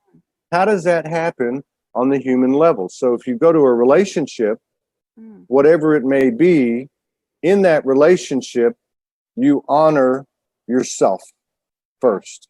Yeah. You know, like the example I think you gave an example a minute ago where you were saying, like, okay, so love is free. So let's say one partner says, hey, I want to love freely anyone that I feel like I have the urge to. The other partner might say, that's fine. I love you unconditionally. I'm not judging you. If that's the life you'd like to have, I don't want to have that. I'm choosing myself, right? So what I'm getting at is, like, in every interaction that we have, whether it be with our partner, because they're all partners, right? There's this split occurring. We've got this old concept of love, all these things that we did out of love. Look, 1/3 of crimes are crimes of passion. So that's love involved in a very extreme and maybe not a good way. But we do these things, even to say I love you. Like, I know you love me. You know what I mean? Based on my energy or based on your energy, I know you love me. We could sit in a room apart from each other and not say a word. The need to say I love you, the need to do things so they'll love me. If I do this, they'll love me. If I do this, they might say they love me. I mean, I just see this thing happening where the human love or what was we believed was love, isn't love. It's not about sacrifice. It's not about pain. It's not about taking on somebody's load. It's not about disempowering somebody by doing stuff for them. We're all doing this together, but we're all doing it alone. It's here today. I mean, I can feel it. People are waking up to it. I can feel it. Absolutely, absolutely, and that's why this time of transformation or transparency, I also call it the era of transparency. It is so beautiful and it is so powerful. At the same time, I want to also add, while I remember that we are still, no matter what, we are still in a human body. We will still have human feelings, no matter how much love we will integrate or embody, and we will embody our light fully. This is so powerful what is going on, really. And of course, we can also sometimes feel that I'm going crazy, or we whatever we in this time. Because I read and see a lot of people are going to losses when it comes to financial things, losing their homes or children, or everything is happening in an enormous speed right now, because love is calling you home to yourself, and it can absolutely be brutal, but love is something we will learn to not fear. And when we really transform the fear of loving fully, I'm coming back then again that yes, you can love everybody. I fall easily in love with people. I'm so falling in love. It can be whoever it is, they're just showing their soul. There can be a smile, it can be an eye to eye contact, it can be a touch, whatever. I fall easily in love with people, but I no longer need anything from them. I no longer I have for many years in my life, because I also been talking about my childhood, I needed a man. I was believing that men could make me safe. That's why I was married 4 times. Because I believed that, oh, it was a man I needed. I needed somebody that could give me what my dad or my mom never was capable of giving me. And as I said before, the pain was that I always remembered what true love looked like. I remember how it felt, because I remember how this real love is on the other side, if I can say the other side. Again, there's no other side, but again, a lack of another word. Yeah. I remember how that love is, and it is sometimes undescribable.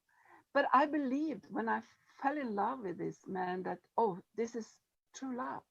This is true love, and I will feel safe. I didn't know that these men, not after a while, that, oh God, I married my dad again and again and again and again. So for years, I blamed them. I hated myself. I put myself even deeper into hating myself, all these things. When I suddenly, as I said before, woke up fully and realized that I am love itself. Whatever had taken place in my life happened inside love, happened inside unconditional love, because there's nothing outside God. There's nothing separated from God. And God is love. Again, God is love, and we are love. So this is what we are integrating. Every concept and every belief systems about relationships are collapsing.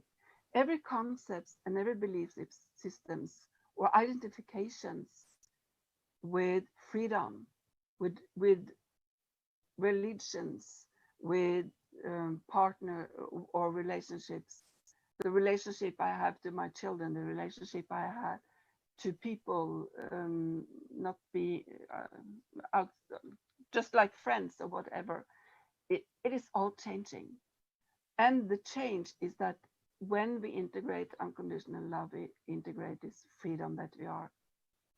And that is that we don't need anything from other people. Yeah. And when I stop needing anything from men or from other people, I also set them free.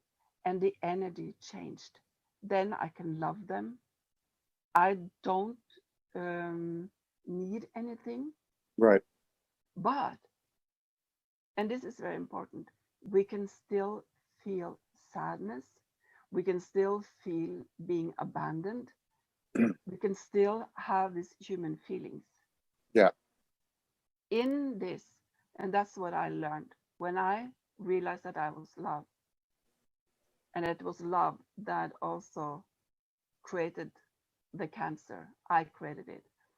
When I took this love and I dived deep into my own darkest abyss, I loved all my feelings, also feelings that I had denied. The feelings of not, because something in me was so told me that I will never be vulnerable again. I will never be hurt again. I will be this powerful woman, but I don't want to need anyone. So that came still from anger and fear. But when I took this love, dived into, as I said, my darkest abyss, I embraced that, what I had called weakness. I embraced my hate, my self-hate, my fears, my anger, my frustrations, and all of these feelings, because this is so important, had the highest truth in them when I no longer denied them, because I tried to be either a good spiritual person that was not allowed to be angry or hate or needed somebody. You understand what I'm I think so. Let's go back up. I actually was. I can feel that I'm jumping a little bit. No, you're not jumping. Actually, you're not jumping. Okay. Okay, so this is good. All right. Let me just get the comment back. So let me go back to what you were saying earlier. All right. So love is expanding on in this realm or in the universe, in our lives. It's coming in no matter what it looks like. It might look like a geomagnetic storm or a date or an event or an earthquake or whatever.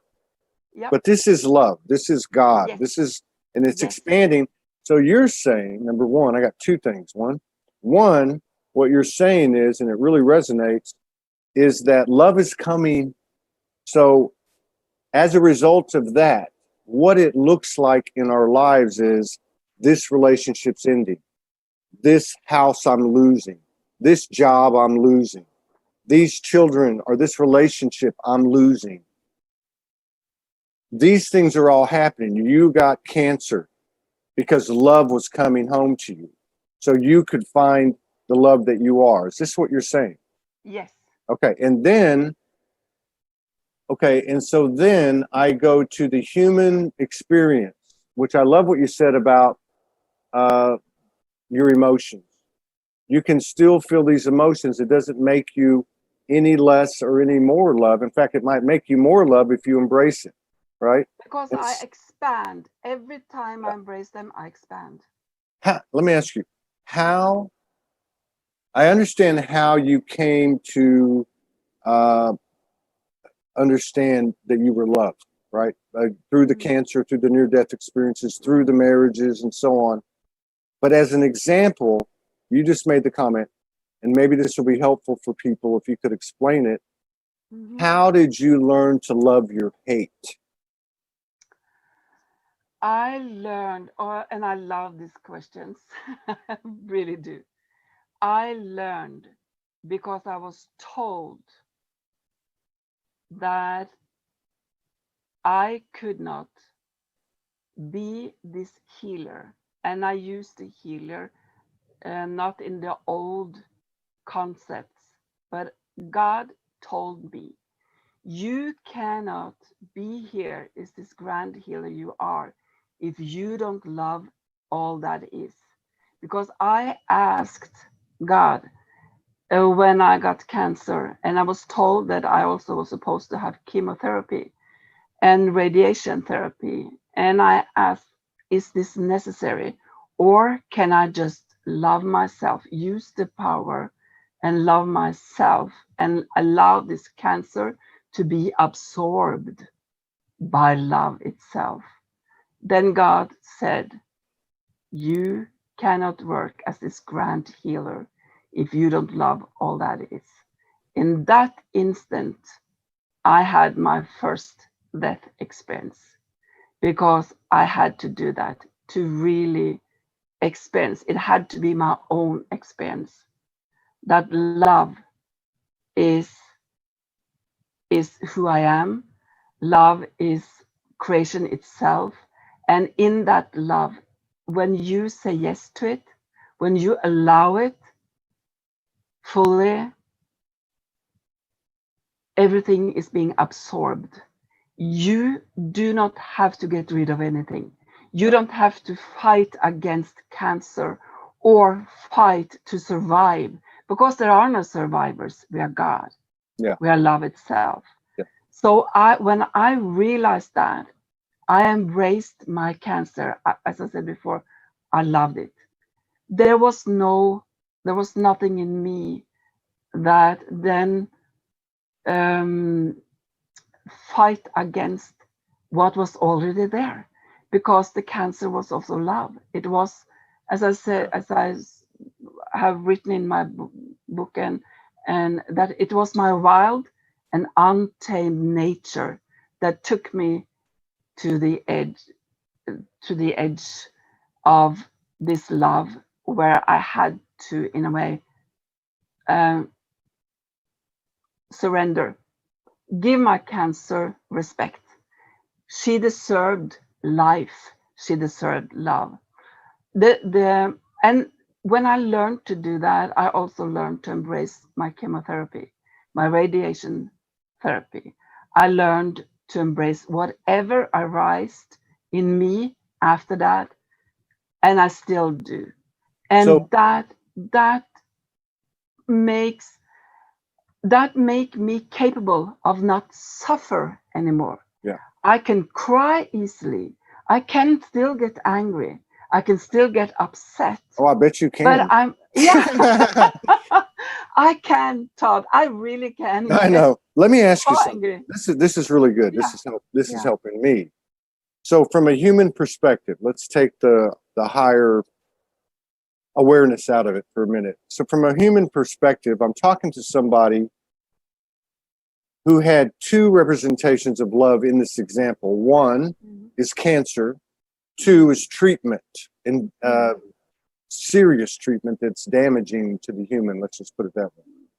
In one case,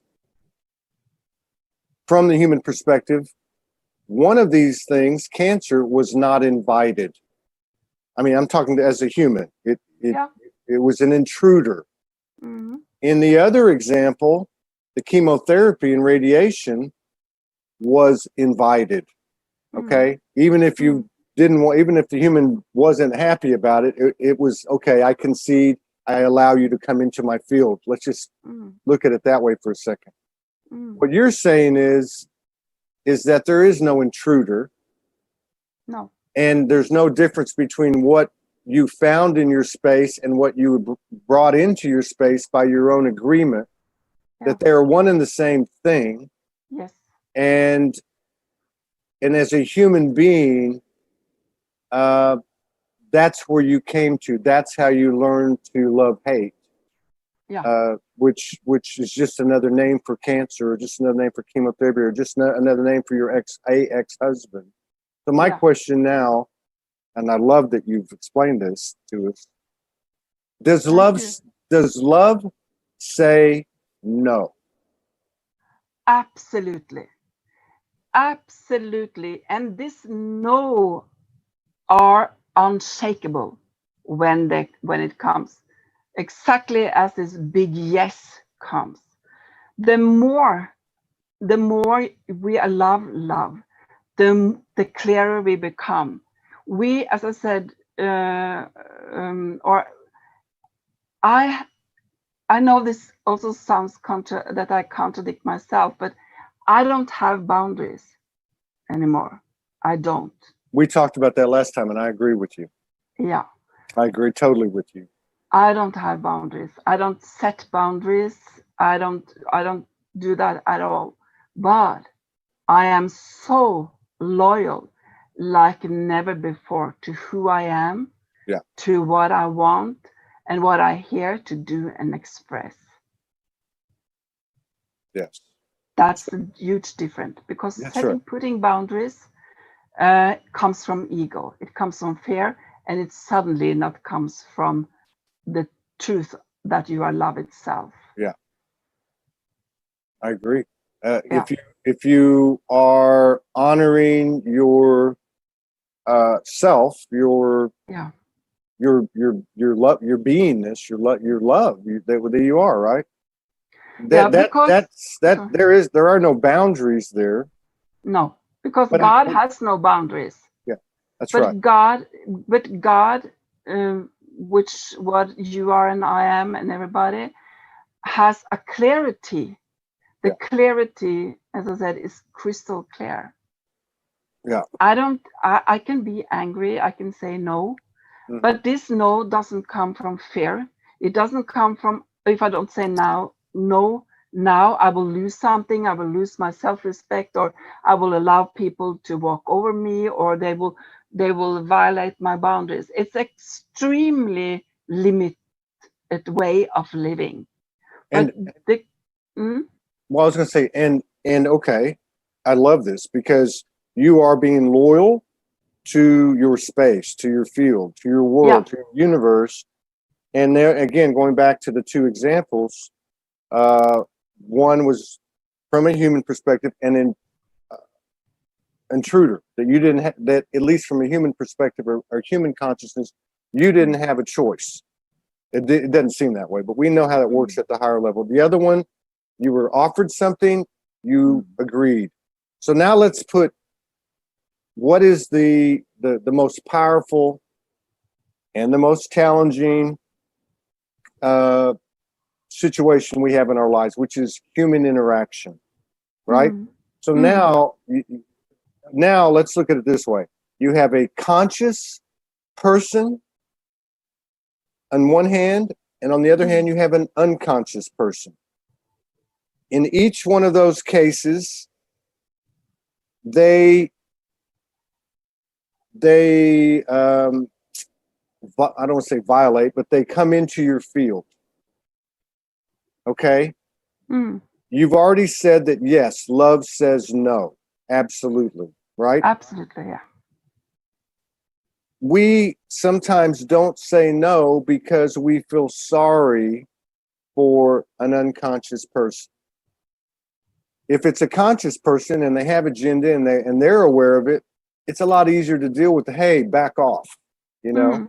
But if it's an unconscious person, a wounded person, it's a little more difficult. But I guess the bottom line is, I'm asking you, we still have to say no, right?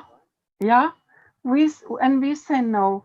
But the reason when you said in the beginning that they're so difficult to say no sometimes because we are so afraid of hurting that person. Yeah. But then we are not free. I talk about when you love yourself unconditional, you are free. You do not need anything from that person. We have only difficulty saying no when we need something from that person or persons. Yeah. Because I don't know if I explain myself, but the moment I don't need anything from that person, I can love that person. I allow that person to be exactly who or what he or she are. But I can leave. I can leave that person, still be open, still be vulnerable with myself, but I can leave. Yeah. I can let that person be the victim. I don't have to save anyone. Yeah. As I'm saying, I'm leaving everybody that needs to be saved. I leave them behind. I do. And it's the best thing you could do for them anyway. Yeah, exactly. Because that is love. Yeah. I'm leaving them with love. Because it's too much painful. It's way too painful for me to put boundaries because it limits me so enormously. But when I love myself unconditional, I'm open. I'm fully open, and I can be in the room with another person that I don't like, but I can love that person, but I can at the same time don't like that person. I know when the moment, what can I say, comes where it's necessary for me to speak the truth spontaneously, because that is also what we are here for, to be spontaneous and speak the truth when it's necessary. And if you have to call that person to whatever you used to call them, whatever you have, okay, then the person need that too. But you're still in love. You are still standing in love. Well, I think that the what you've helped me with here is where you started the whole show with, so you can just put whatever face or name you want to on it. But you said, love is coming. Love is here. So if I say to myself, why is this disease in my body? Why is this energy in my space? It doesn't really matter. It's all the same thing. Why is it here? It's here because love put it here. Right? That's what you're saying. You're saying love put it here. So just as you loved the cancer away, you can love anything. You can call it transmutation, transformation, whatever you want to call it, or however you want to describe it. But that's what you're saying. God told you, love your cancer. Love it. And away. Yeah, and that is exactly what I do when I also work with people, when I work with couples. When I work with couples that are, what can I say, in the edge of the end of the relationship because they cannot stand it anymore, I tell them then that do not leave. As long as you work with me, do not leave. Yeah. I make them close every, what you call back doors or fire doors. They are not allowed to escape because we are so used to escape from what is uncomfortable or what we fear, because we are so afraid of not being respected, of that the other person doesn't respect our boundaries. All these rules are really it's living a lie, if I can say it like that. So when I work with couples and individuals also, I'm saying the first rule is to stop everything. And because that was exactly what I was told too. When I was in my third, I have to think, it was the third marriage. But yeah, it was the third marriage.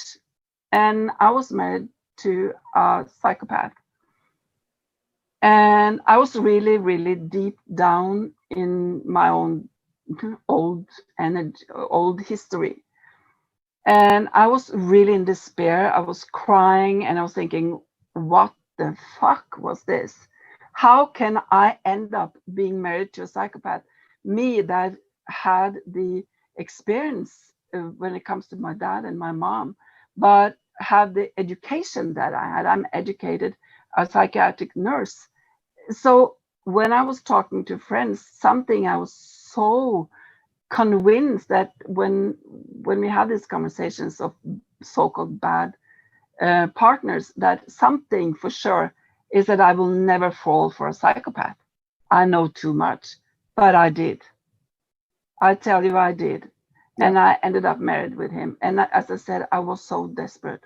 I was so filled with grief and sorrow and anger because I had also moved together with him with my two kids. And for me, my entire life, my children was the most important thing. So There was one evening I was standing in his living room and God came through and said, it's not about your husbands. It's not about your man. It's all about you. Yes. Bam, it said. I started then to really, the journey of really self-realization or self-discovery. Yeah. And I realized that I'm the only one that needs to change. I'm the only one that needs to work with me. You were and the separation. You were the separation. Yes, I was the And separation. the other thing I find really interesting about using the examples you're using, so the example of the disease and the treatment, and then the example of relationships, let's just say the marriages, the men, the husbands, the treatment, the disease are all just different faces of the same thing. It's Yeah. love, and it's love, and it's no different than what you're saying and what's happening to people all over the world right now. Yeah. And that is, why is this happening to me? And I gotta come to this conclusion now after hearing the way you explained it. It's really simple. Why is it happening to me? Why is it in my space? Why is it coming to me? Because I am the separation. Because I don't see myself as that, or as him, or as her. And that's sounds really, it is simple. But it is actually very simple, because that is also what I learned when I started my own self-realization, that my husband's was just a mirror what was inside me that wasn't healed, that I had been running away from long time. I needed this man to really open up to my own traumas, to my own wounds, as you said, where I was separated from love. And that's what I'm coming back to, what I do when I work with people, when I work with couples, that you need only to work with you, and you need only to come to the realization that you are unconditionally loved. And when you do that, you then open up the space for every feeling you have ever had, every fear, everything. You allow it to come up. You allow it to reveal the truth that liberates. And you can then come to a point where you either choose to be with that person, but then you choose from love, or you choose to leave that person, but you choose it from love. It is that simple. But because we're so afraid of that freedom that true love is all about, so we stay. As you said in the beginning, we stay because we use this concept of, when you have promised something to be with them for the rest of your life, then you keep that promise. This is also coming from religions. But we are hiding. You're hiding behind. I know so many people are saying, I cannot leave because of the children. Yeah. My mom did the same. She said, Yeah. I cannot leave him because of you. Because I have to take care of you too, so I cannot leave. But it was just bullshit. I did the same all thing. these lies. Yeah, I did too. I did. Of course we do, because we do what we have learned. We haven't learned unconditional love. Yeah. We haven't learned what freedom is. We haven't been allowed to be our true self. And that is also, I'm coming also a little bit into this, why I work with couples or adults and not children. I wake up parents and adults because we are the one that need to really connect with love, because when we connect with love, we will make space for our kids, for our partners, and for the world. I like that stipulation, or that rule that you have when you work with couples, because again, we're looking at energy. It just happens to be the face of a couple, right? The label of a couple. Where you're saying, when you get to the end, like you're coming up to the edge of a cliff, and we've all been there. The first thing you're saying is, don't run. Yeah. right? Don't run. Stay right there. Yeah, because when we no longer can run, I can assure you that the shit is hitting the fan. Is that what you're saying? Exactly it is. Because that is exactly what we've been trying to run away from, and we are trying to run away to not love because we so need also to blame the partner. But when we have to turn around and meet ourselves in the door, is that what you're saying? We're saying that in Norway. We have to meet ourselves to come face to face with ourselves. That is when the transformation is starting, and that is when the healing is starting. That is when we discover that our God self. That is when we discover our wholeness. That is when we are entering or allowing our true power to really liberate ourselves. But we have to go through this pain. We have to go through this resistance. We have to see that the partner also are mirroring the bullshit in ourselves that we don't want to deal with. Yeah. Mira says, when you don't run, the lessons come clear. But I like what she's saying, but I like the other way better, which is, when you don't run, the shit's going to hit the fan. So let it hit the fan. You know? Exactly. Let it hit the fan, because it's all about you again. Yeah. And I really do love this whole thing about the understanding that well, you said at the top of the show, that's a nugget of gold. I mean, why is this here? It's because love is in it here, basically, because love wants me to see that it's no different than me. And then on the human side of it, you've got this great way of explaining it, which is to be loyal to yourself. You know, that is love. That is love in the purest sense, to be loyal, to honor yourself. You don't have to like someone in the same room, you said, but you can love them, right? You don't have to like. You can say, let's stay together from love, and you can say, let's shake hands and part company for a while from love. Yeah, exactly. And that is when I'm coming back. If we really are willing to stay in the storm, to stay in this, when the shit hits the fan, when we are willing to do that, we are also softened. Is that the right word? We become soft. Yeah. When we learn to embrace this, when we learn to say yes, because there's I cannot count how many times when I work with couples, when I say, you just say yes to whatever your partner are saying. And I said, okay, say yes, no matter how painful it is to hear, no matter how much you hate what you're hearing, I'm saying, say yes. And let this yes open you up.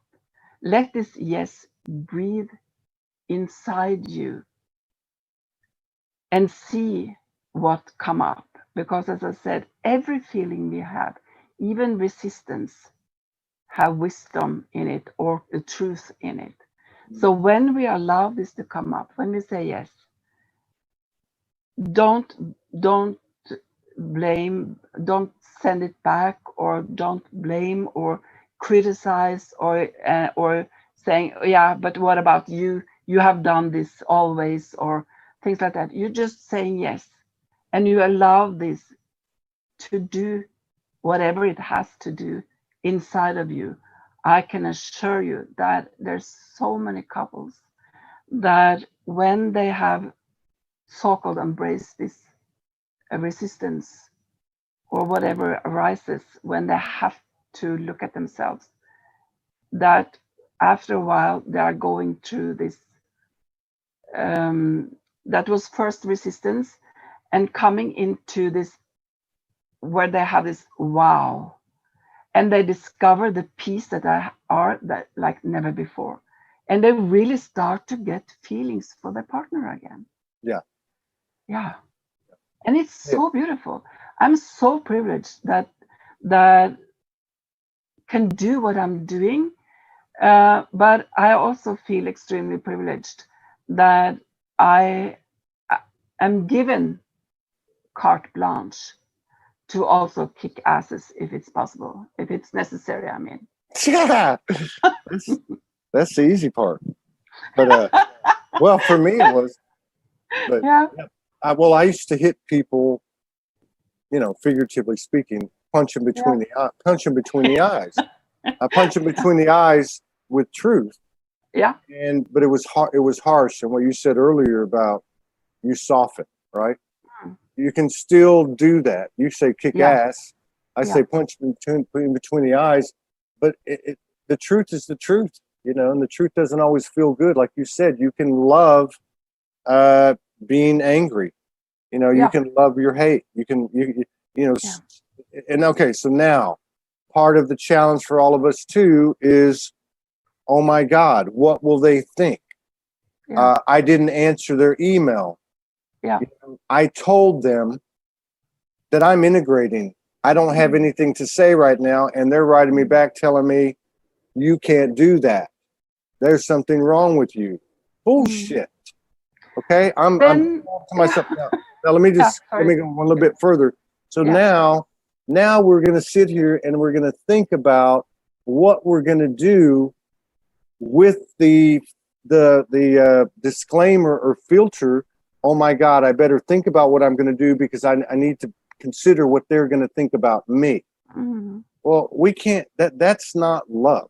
Is that love? That's not, I mean, we're not honoring ourselves when we're concerned. I mean, I care about what people think, but if I'm in my truth, why would I second guess myself? Why would I, I don't know. Is this something we're coming out of? Is this something that? Yeah, this is something we're coming out of. Because first of all, I just have to say what I remember. You can absolutely not, what can I say? You are absolutely in your right to not respond to every message you got. Yeah. And second of all, if I get the same response that you have, I have to be blunt. Those people are not my friends anymore. They are blocked. Yeah. They are. Yeah. As I said, I'm leaving everybody behind that needs to be saved. Because that is the old spiritual concept. I'm leaving everyone behind that needs to be saved. Save your own ass. Save your own ass. I got to save my ass. I remember doing this early soul speak in the music, and it was talking about the ascension. It's my own ass I'm saving. In other words, that's the only thing I can focus on. That's the only thing I can actually. It requires all of my attention. You know what I mean? It requires all of my attention, good or bad. Yeah, and that is exactly what unconditional love is about. It is about you. It is about you. What God said to me is not about your man. It's about you. It's all about you. And that's why I'm saying I'm leaving everybody behind that needs to be saved. I know that this can sound brutal, but it's the biggest love action I can do, because we are not supposed to save anyone because there are no survivors. I need to tell people that they are powerful beyond their imagination. That doesn't mean that we sometimes need other people to help us. We need to talk to other people. We need to be allowed to, what can I say, talk about our story. That's not what I'm talking about. I'm not talking about that we are supposed to be on our individual islands and not needing anyone. That's not what I'm talking about, because the new energy is about that we are absolutely gonna understand fully that we all need each other, but not need from the old concept, not from the old spiritual bullshit or religions that has told us that we need to help everybody to up this mountain side or whatever. Not at all. Not at all, because we are God. And I can assure you, I was told once, because I also see and talk with the angels, that they told me, we are not coming down to your level. Who We are said not this? Who said this? the angels that I was I get talking it. to. No, I get it. I get Yeah. what you're saying. Yeah. Yeah. And that's actually what we've done.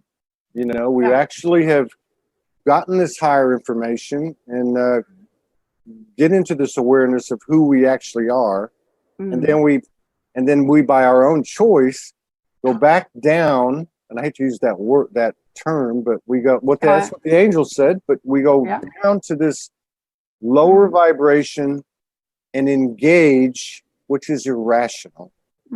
That's irrational. We're actually dealing with an irrational frequency, and we can't deal with it rationally. We're dealing with it irrationally. Best thing we can do is what you said: those who need to be saved, I'm leaving behind. Yeah, doing. Yeah, that's. I'm not the captain that going down with a boat. I'm not the captain going down with a boat. No, I'm not.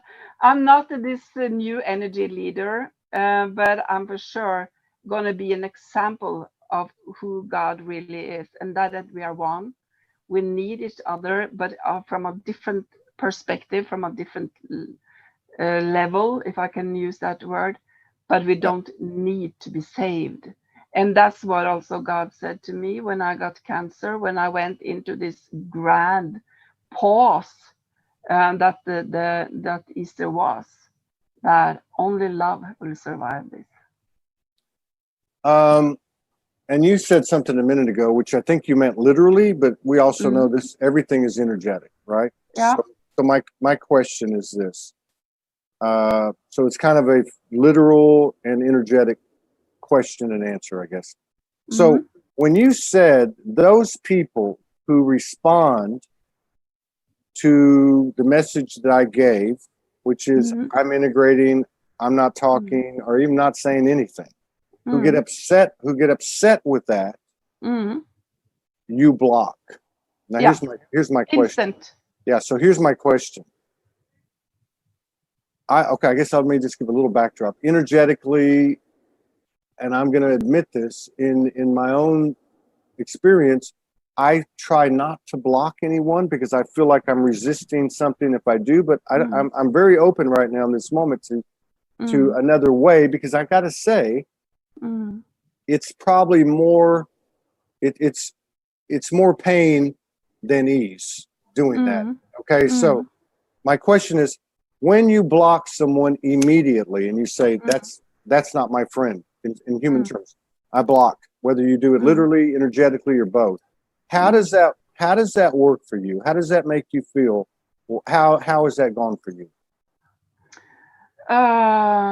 Because I know who I am and I know who that person are. That person needs some more, what can I say, needs some more silence from me, because it needs to find itself in a way. For me, I'm still standing and still feeling, and I still are capable of, if I can use the word capable, nothing has happened with my love and my freedom. I'm freedom. And from that perspective, I am capable of doing what I'm doing, why I'm here, and the reason why I'm here, the purpose why I'm here. And that is telling people that you are God. Yeah. I don't know if that was the answer on your question, but the point is that if we are continue doing what we have been doing for eons of times, and that is putting everybody else before we take care of ourselves, we will never discover or feel the freedom that we are. And in that freedom, as I said before, is unconditional love. I continue be this love then for myself and from everybody else. I'm happy. I'm glad. And I have had very few people that answer me back if I don't answer right away or don't answer at all, because my life and what I'm doing are extremely busy, and I don't always have the time to answer. And I know for sure that if I don't have the time to answer, I'm not supposed to answer, because then the person need that silence because it needs to feel I with agree. me or without me. Yeah, yeah. But the point is that I cannot be this example of truth and unconditional love if I'm gonna respond to everybody that needs me and need to be saved. No. Then, as I said before, this is the old spiritual concepts that we are leaving. There's still so many new age spiritual concepts out there, talking about so much. This what also gives me chills is when people invite me to this meditation, this collective meditation for the world, to save the world and all these things. And I couldn't disagree more, because this is people that are forcing through the meditation their belief systems into the world. That is not freedom. There are, I've said it before, I've written it before, that there's people that want me to participate in this goddess or retreats or whatever, to open up to my inner goddess or liberate my inner goddess power. Still, you don't find me there at all, because I'm not a goddess, I'm God. I'm freedom. The world does not need to be saved, but the world, humanity, needs definitely to know who we really are. Oh, that's another good one. I'm not a goddess, I'm God. And that has nothing to do with gender, by the way. I totally get what you're saying. Wow. So, wow. Amazing. Very amazing. So here we are, and going back to where we started, all of this stuff is happening right now. It's more widely spread and more intense than ever, because love is calling us home. Yeah. It really does, and it really are shredding or what is the word? It's destroying. I want to use the word destroying every concept that we have had up till this era or this time, where the old unbalanced patriarchal era and concepts and structures are collapsing. We are learning, again, if I can use the word learn, or discover, remember again how powerful we really are, and also it is the bravest people that are incarnated on the planet right now. Which is who? All of us. Yeah. All of I see us. what you mean. Yeah. True. And there was those that actually wanted to come. Yeah. But they was not allowed.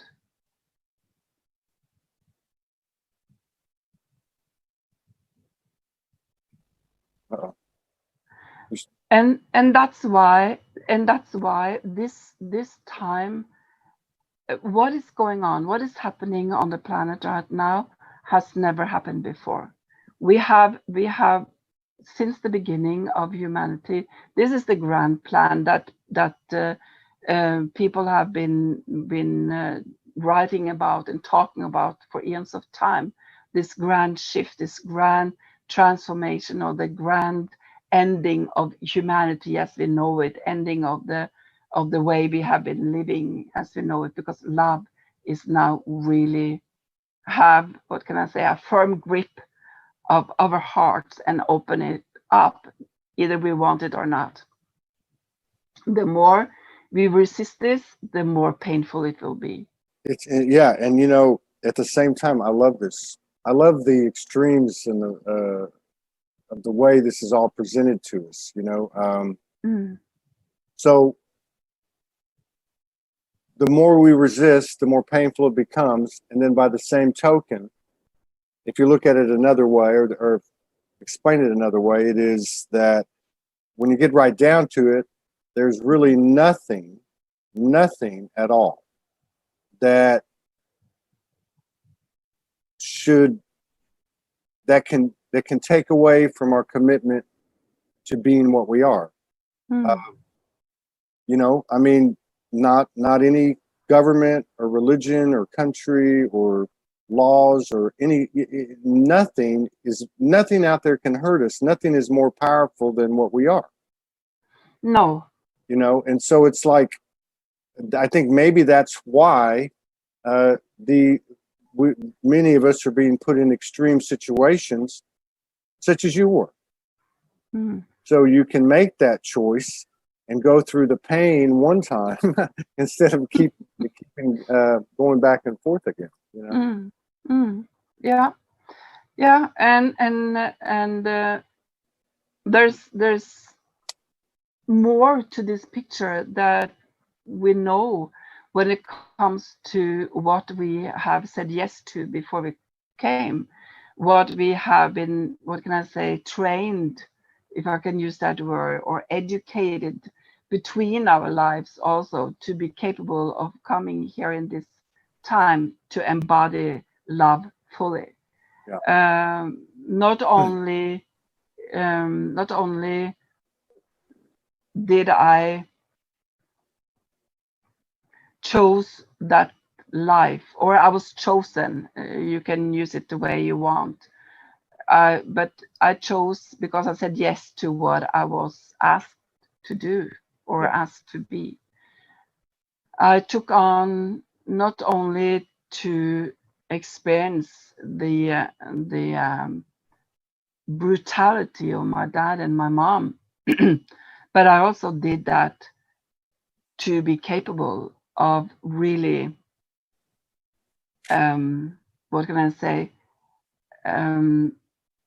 no longer be separated from love. Yeah. I was, as I said, I was born open and knowing, and I never forgot about home on the other side. But at the same time, I was also in a human body. I took in other people's feelings, also my own feelings, my own panic, my own shock, my own despairs, my own.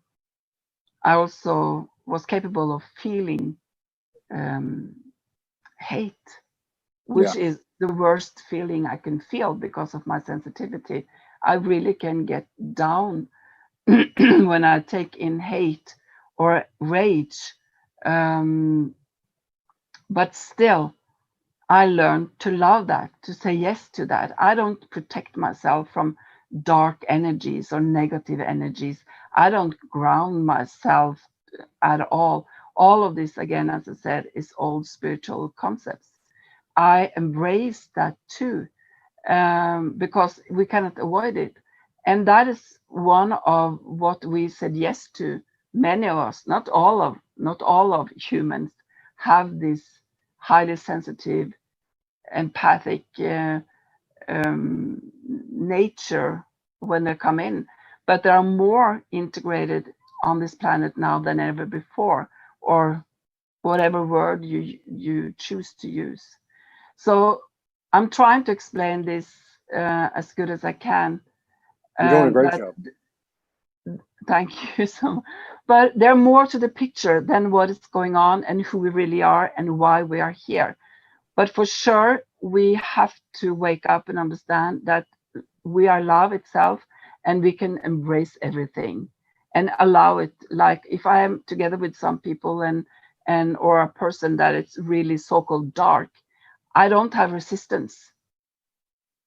I just allow it to flow through me because it cannot hurt me. It cannot damage me because I'm love itself. Yeah. But the more we have transformed our, what can I say, the inner wounded child, and our traumas, our fears, our dark childhood, or whatever we have experienced, when we allow ourselves, as I said earlier, to dive deep into this and allow it to just reveal itself, to be transformed, the more love we are integrating, the more love is rushing in, if I can use that word. Yeah. and the more powerful we become. And as I said before, the world doesn't need new energy leaders. The world needs examples. Yeah, I agree. Truly, examples. Yeah, it's not what you say, it's what you do, or what you are. Yeah. Because that's a communication of what has been in the higher dimensions. You don't need to talk. It's like a transmitter. It's like a beacon of light. Yeah. The more it shines, the more other lights pick it up.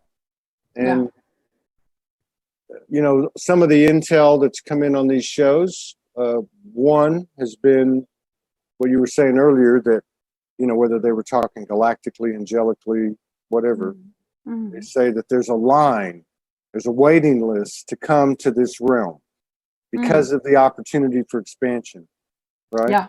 Yeah. And then that's what I said. There was so many that wanted to come, but was not in a way allowed. Yeah, well, yeah. And then the other thing is that the collective job that we've done has been like, if there was a target, you know, we blew the target away. Like, absolutely. We've gone way past what anyone thought. And we have our vibration. If I can say, the higher it goes, that means the more you say yes to love unconditionally, the bigger effect it has in the entire creation. Yeah, that's right. That's right. This is not that's right. This is yes, that's why I'm saying, if you can love yourself unconditional and block a person, the love that you are standing in to yourself will also affect that person sooner or later. That's how powerful we are. And I guess now that I look at my own situation again, because it's energetic, is that although I didn't physically block very many people, by not talking to them, not responding, I guess I was blocking them. You know, I guess I was just saying, hey, I've enough. I'm not gonna, you know, I'm gonna say something once, and you know, if it comes back in a distorted way, that's it. I'm done. You know? Yeah, and we are allowed. We are really allowed to do that. That is the most healthiest thing you can do for yourself and for that person. Yeah. I just feel, and I just got to get this out. You know, love is truth, right? Love is truth. Love is not being absolutely, and love can be blunt. Love is the truth that is crystal clear, and I can assure you, as I said before, my no's and my yeses has been crystal clear. Oh God, I just got a big wave. A giant wave. Wonderful. We are, because I think like everybody, I mean, I deal with my own stuff every day. As a human, you know, all the stuff that we do. I love what I do. I love what we do, Morgan and I. I love bringing this transmission to our brothers and sisters every single day. I love that. And like I think a lot of people right now, because of whatever, because love is home, that we're being taken to a depth of choice, so that we can find a greater love that we are, the greater awareness of love and such. That's my way of saying that. I sit here today and the human is in a little bit of fear, and a little bit of sadness, and a little bit of I'm tired, because once again I'm in this space of, will we be able to continue to do this? Will we be able to continue to broadcast? From the human level, it looks like we're in jeopardy. at the higher level, I know everything's perfect. And now at the Esme level, I'm just gonna love my sadness, love my fear. Yes, because be truthful, be honest. You know what I mean? Yeah. Yeah, because this sadness and fear, worries, when you, as I said, when you allow it to really have your love, your life, or life space, it will reveal a higher truth. It is. That's why I cannot stress enough how important it is to really open up for whatever feeling that arises. Yeah. Because we're still standing in this intense integrity or embodiment of true love. But and this integrity will also what can I say, activate or cleans out, if that's the right saying. Cleans out. That's right. That's It was English. So when you embrace your emotions, I'm asking you, like, what do you do? When you embrace your emotions, like say a situation comes up and it stirs emotions of, you know, probably the most difficult one to deal with, let's say, is anger. Because we're told it's not right to feel angry. You know what I mean? And I'm sorry, Morgan just sent me a note. Okay, but she said I said your name wrong. But anyway, so okay, so when a situation comes up, and by your method, you're going to embrace, in this example, your anger. Do we declare or state that anger to the other person, or do we just embrace it within ourselves? First of all, I have to say that anger is our natural feeling. It is a divine feeling. Anger is passion. Anger is fire. Anger is creativity. Anger is healthy. So never suppress anger. And I say never suppress any human feeling. But anger is natural. It's a natural feeling. That is where you have your no or your yes also. When I feel angry, it depends on the situation. It depends on the person or persons. Yes, I say yes to my anger, and I can say, fuck, this is really bullshit. I allow myself, and I can either say it inside myself. I have space for this. I have space to allow my body to be angry and to have the time it needs and the space it needs to flow through, because I know it has, again, a purpose. If it is a person that has made me angry, it also depends on the case. But absolutely, I have said a word in a clarity, because anger is also clarity, what that person needs to hear. And that is also what we're here for.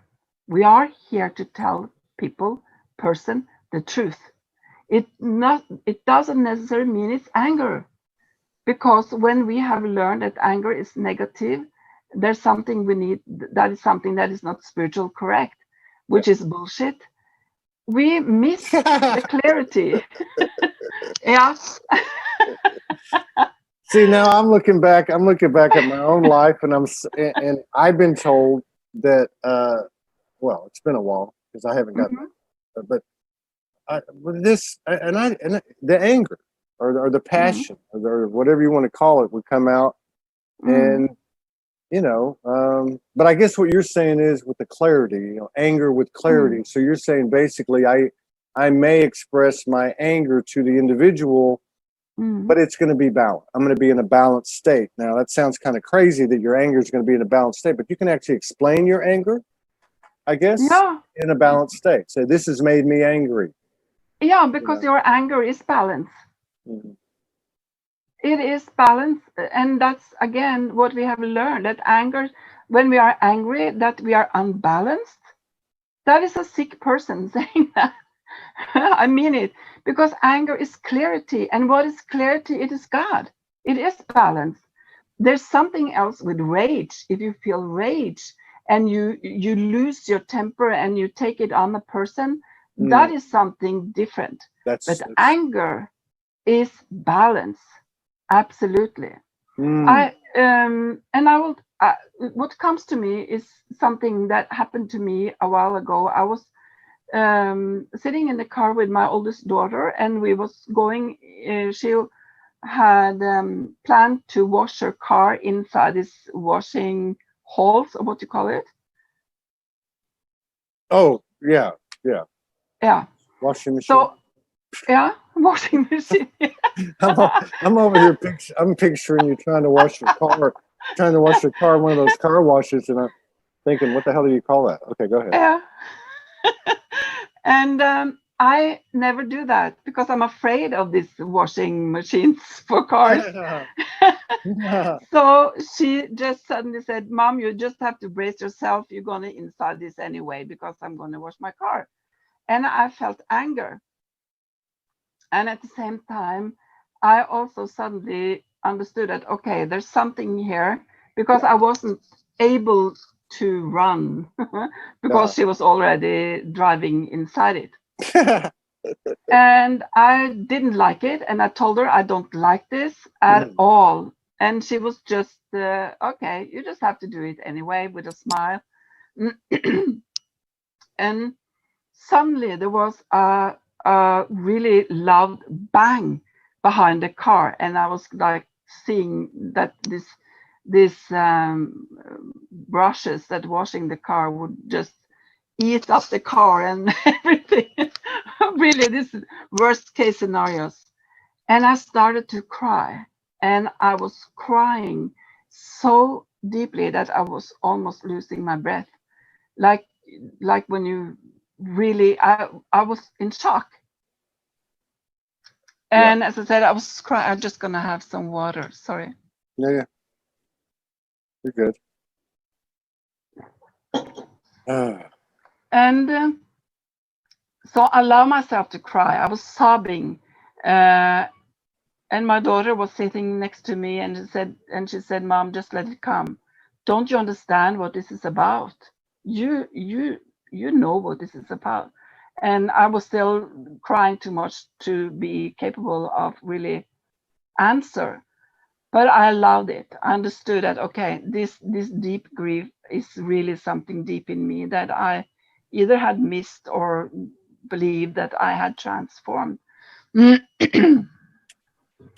So when I then just took my time and I was crying, and suddenly I understood that there was still something in me that was afraid of the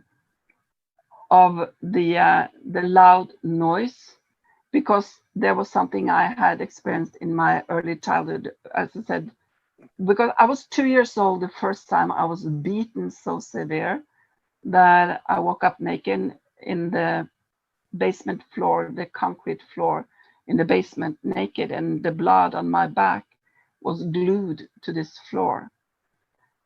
So I needed really to go, or I didn't go. The body has revealed this.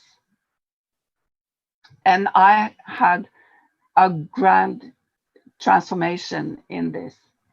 And the reason why I'm sharing this is because first, the anger was me believing that I was protecting myself from not going there.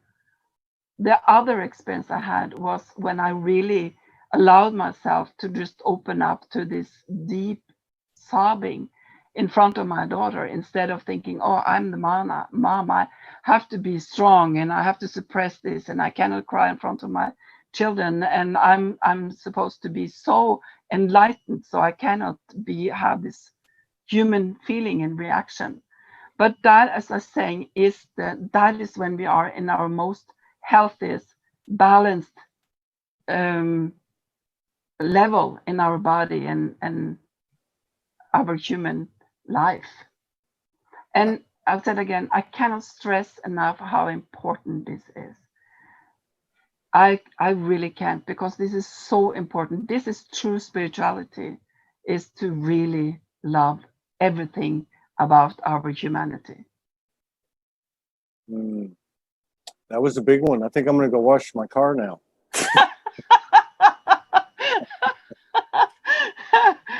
Well, I have no problems driving into this washing machine. Yeah, that's interesting. All right. Well, whew, that's a big one. Is it good for me? I hope it was as good for you as it was for me. Sounds like that sounds like a sexual comment. I hope it was as good for me as it was for you. Or whatever. We'll have to do this again soon if you're open to it. Absolutely.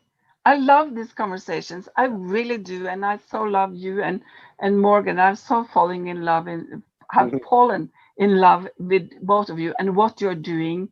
And I say I'm so privileged, and I feel so honored. And again, I love these conversations and people that are listening and comment and writing to me. I so love it. I really do. And I'm so grateful. So I do it again in a heartbeat or a blink of an eye, or what your American is saying. What is the saying? What's the Texas saying? Quicker than I can't remember anything right now. I just went into the twilight zone. You are going to a major transformation, and I have to say that your energy and Morgan's energy are massive. So yeah, there is something. There's something major happening. Go ahead. Yeah. Because I can see the energy, and I can see that there's huge transformation, not only going on in you individually, but also the relationship that you and Morgan have. Yeah, it's really weird because all this normal human stuff, which we really do pretty good about not bothering us, you know. I mean, we do pretty good with it, but it's like it's not bothering us at all. It's weird, like you know, like basic stuff, like, you know, what are you going to eat, where you're going to live, you know, things like this, and we're not even. It's like I don't understand what's happening. And I feel something huge happening, and you're right. And I know. Sorry. No, I was just going to say I know we're not the only ones, and you're right. It's also as a couple, like we've hit this I don't know, this space of just, I don't know, I would just have to call it like, maybe it's full circle unity. I don't know, it's something's really, really different. It's either happened or we're on the cusp of it happening. I don't know. It's right here though. I can feel it. You know, I can. Yeah. What has happened and what is continue happening is that you are open up. You are open up to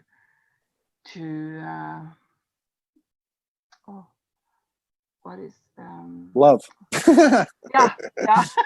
We're tired of getting our ass open kicked. up to love, and love is all that is. But there also a kind of sensitivity that you have never experienced before. Yeah. And it's not always about you or Morgan. It's also about the relationship that you have, that you receive. You are receivers.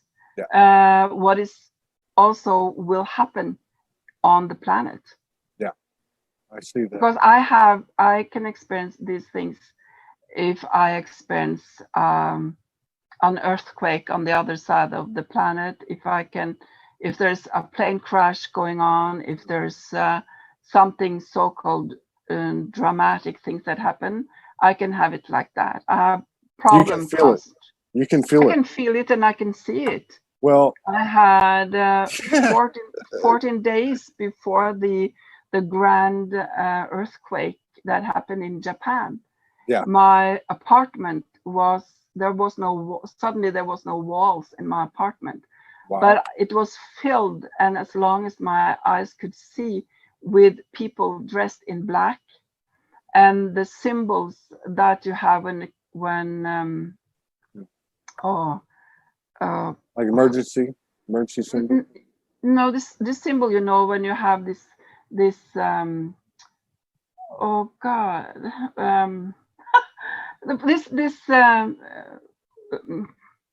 it's really it's when you got this, when Japan got this earthquake, the radiation stations. Oh, the radiation sign. Yeah, I saw a huge wave and this radiation sign, and I said to the person I was living with then that this is something grand that will really shake up the world, and it will be an earthquake, it will be a tsunami, it will be a volcano, and it will be this radiation at the same time. And these people, so-called people dressed in black, was there for 14 days. And the same day when I heard on the news what was happened, they was all gone. And this is the way I'm living. And this is the way that you and Morgan will live also. And are living. Yeah, let's do this again soon. Absolutely. And I would love it. I love the fact that, yeah, it's very easy. You cuss more than me. You're funnier than me. And I'm gonna test your psychic abilities, because I'm feeling really romantic, and I think there's gonna be a big earthquake over here in the next day or two.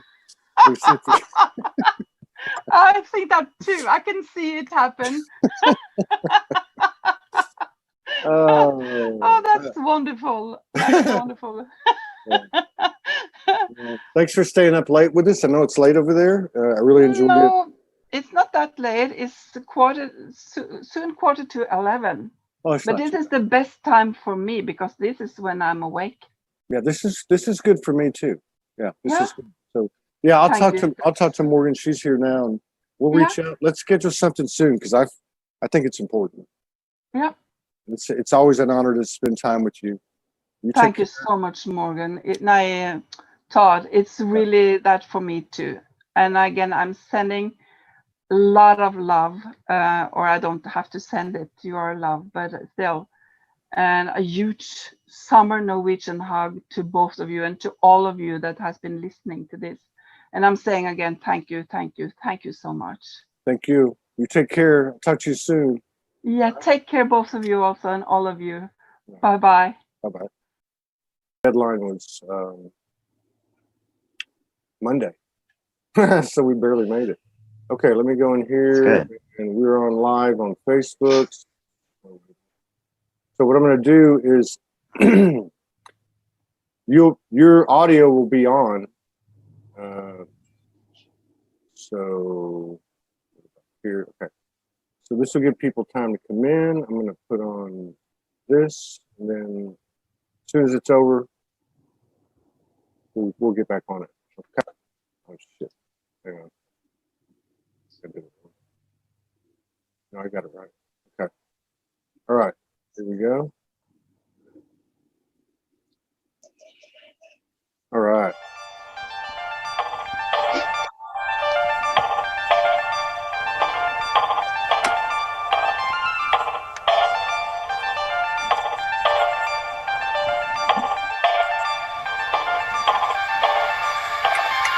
Yunasai, Irihanina, Irikanina, Erikande, Yanas, Yalkamnine, Derisunyana, Daljamnidi, Darishamdina, Aljamdi, Derisunyana, Delikamnide, Sunyan, Haljam, Isham, Ete, Sunyan, Daljam, Ese, Sujam, Darjana, Delikamnine, Derikamnide, Derisamnilite, Sujamdan, Aljamdilite, Sujam, Aljam, Ete, Sujam, Aljam, Ete, Derisunyana, Namdilite, Sarjan, Elichindan, Aljam, Ranjan, Darikam, Delikandan, Derisan, Arjan, Etu, Danhan, Yetan, Derisunyana, Delikandan, Aljamnide, Sujamdan, Til, Aljamnide, Kandan, Tele, Samdere, Kandere, Andele, Jamdere, Sujana, Namdele, Jam, Eretujana, Namdele, Derikandele, Jana,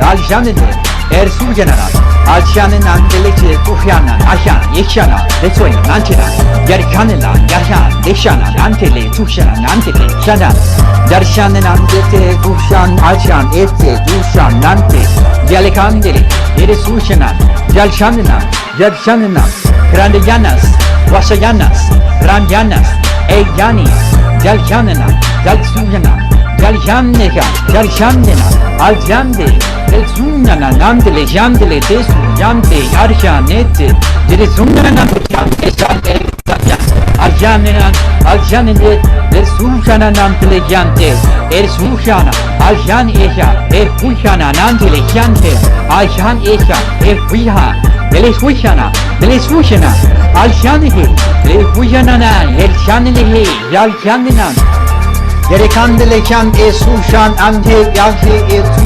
yalhandele tushan ante dere suchana arhujana arhandi dere suchana nandele jandele tesujana arjandele jinna aryana deltamdena arjandena arjandele dere suchana arjandele yarjandele jandalche nandele hena dere sanena dere suchana yalhanena esunna Arhandele Sundandan, Yarikandele Sandandan. That, my friends, is the incredible brother Romeo Barron and some original, intuitive, spontaneous, creative, imaginative, courageous, new frequencies, adding frequencies to an ever expanding vibration. That's what we're all doing. That's my favorite.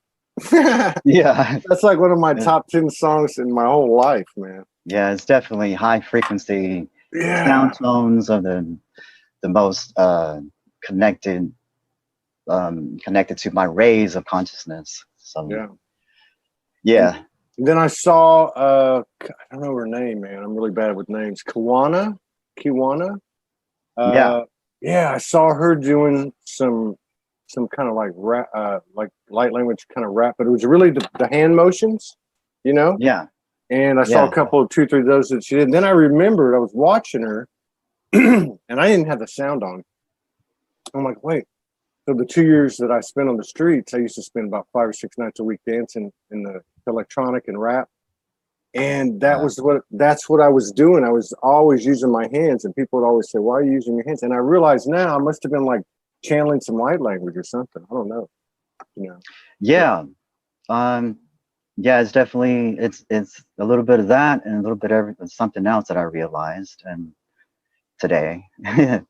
That information came to me yesterday and today, actually. Really? About the hand movements. What's that all about? You know, yeah.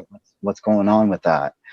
Why, you know, why is it, it looks great. And then it's actually, you can feel, people can feel their vibrational frequency raising when they see these movements taking place. Yeah. So like for the past few months, probably even last year, I've been wondering like, okay, so what am I doing with this? Because like my higher self is guiding me to do this.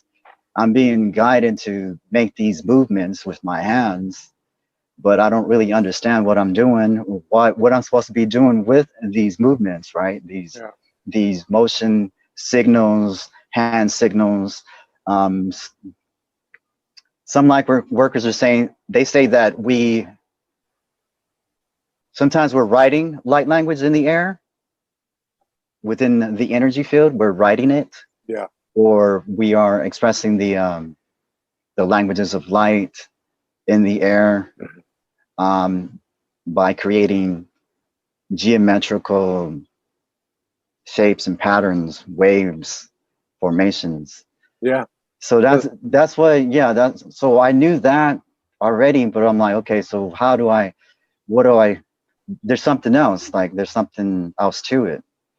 And especially when you're listening to music, it enhances, because music, if you're listening to high vibrational music, it enhances the energy or amplifies the energy. And so what's happening is that you're hearing the sound tones from the music, while you're moving. So you're merging your own sound tones within you, because see, the sound tones, we have sound tones in our consciousness. Yeah. And these sound tones merge with the music that we're moving with. So that's why we were, you know, a lot of times if we're using music to create, do these movements in the air, these hand motion signals in the air, then we are merging with the sound tones of the music and amplifying the energy. Yeah. So that's what's happening with that. Now, so what's actually taking place when, so what the information that came to me is that what is actually taking place when we're doing these energy movements, writing light language in the air, creating light codes or transmitting the light codes, because they are light codes. And so, and the light codes are really sound tones. So what we're doing is we are moving energy. We are transmitting our sound tones in the air. So we are creating sound waves in the air, especially, like I said, it amplifies even more when we're using music. So we're using our hands to create sound waves, geometrical patterns for the most part. And what this is doing is harmonizing the energetic field. It's harmonizing the energetic field. Yeah. Because we're transmitting a high frequency transmission. It's a high frequency transmission that we are transmitting through our hands motion signals with sound waves. Like I call it sound waves when we're doing this, because you're creating waves of harmonizing energy. Yeah. And when you look at it, you see that it's like, it really looks like it's harmonizing the field. Yeah. And that's where I feel like Tai Chi originated from, the movement of Tai Chi, or even Qigong, moving energy, you know, it's all about moving energy, harmonizing energy. So we're doing that and harmonizing the energetic field. We're also within, around us, and also within us, you know, within our own energetic system. So that's what it's for. That's what it's for. And another thing is that the information that came to me today is that not only is it we're working with that type of energy, but we are also raising the frequency within our own brain. We are harmonizing the brain, the two hemispheres of the brain, because you know how they say, science says, okay, we're using one side of the hemisphere controls one side of the body, and the other side of the hemisphere controls the other side of the body, and one side of the hemisphere is connected to logic and reasoning, thinking, and the other side of the hemisphere is connected to intuition and creativity and everything, right? We've learned that through science, but also, so what's happening is that when we take that with energy movement, hand movements, and we're using both hands, now we're using both hemispheres of the brain. We are synchronizing the hemispheres of the brain.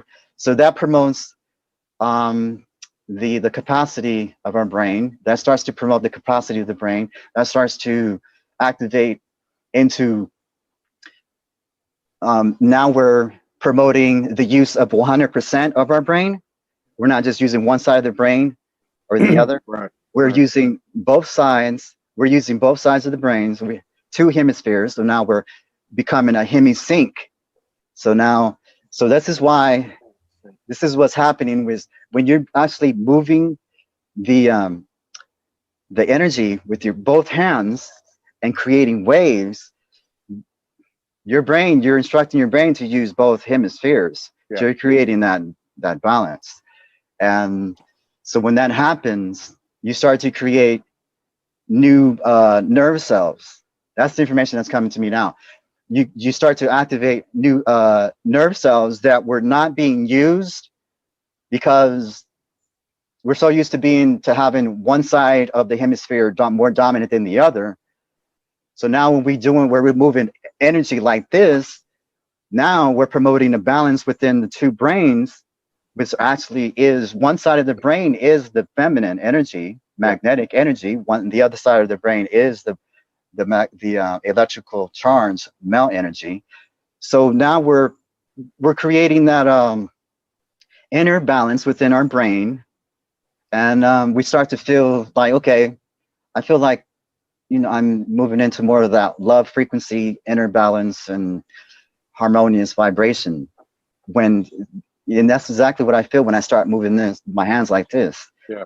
It's not only writing light language in the air and creating geometric shapes and patterns in the air, but we're also transmitting the energy in the air, and harmonizing the energetic field, and also harmonizing the brain, the two hemispheres in the brain. Yeah. So that's what came to me today. So you're reopening or creating new neural pathways. Exactly. So when you activate, exactly, when you activate dormant nerve cells, those nerve cells create new neural pathways, and so then those new neural pathways then within the brain start to create a new circuitry system, biocircuitry system. And this circuitry system is connected to our rays of consciousness. So then we start to experience this. This is where the expansion of consciousness comes into play, because it's all connected to the brain and the nervous system, and the neural pathways that are being created and growing, because it takes time for the neural pathways to grow. It takes I'm seeing like three weeks, a month for neural pathways to completely fuse together and connect the new circuitry system. And when that happens, then we start to move into what capabilities that we really didn't know we had. Abilities like higher sensory perception that is naturally a part of our existence. We start to activate those abilities of higher sensory perception. So it's all about, that's what it's all about. That's what we are, that's the awareness that we are coming into. Yeah, and I think what's cool about it, let me say, everybody, happy birthday to Valerie Peterman. She's always here, always supporting us. And happy birthday. But yeah, I go back to when I was dancing, and I remember it was that fusion. There was like, okay, I'm going to do this. And then the other part of me, that feminine side, didn't know what I was doing. And you found the space in between, right? Yeah. And so whenever I started making these Soul Speak music videos, that's what came in. What came in was like, okay, take a Tupac beat, write some good lyrics, now put the visuals together. And so what I understood is that we had the ability to remix any message from the past or any wisdom from the past, and you put it out there. So there's the verbal part or the tonality, as well as the shape of the phonetics, whether it's light language or English language or whatever.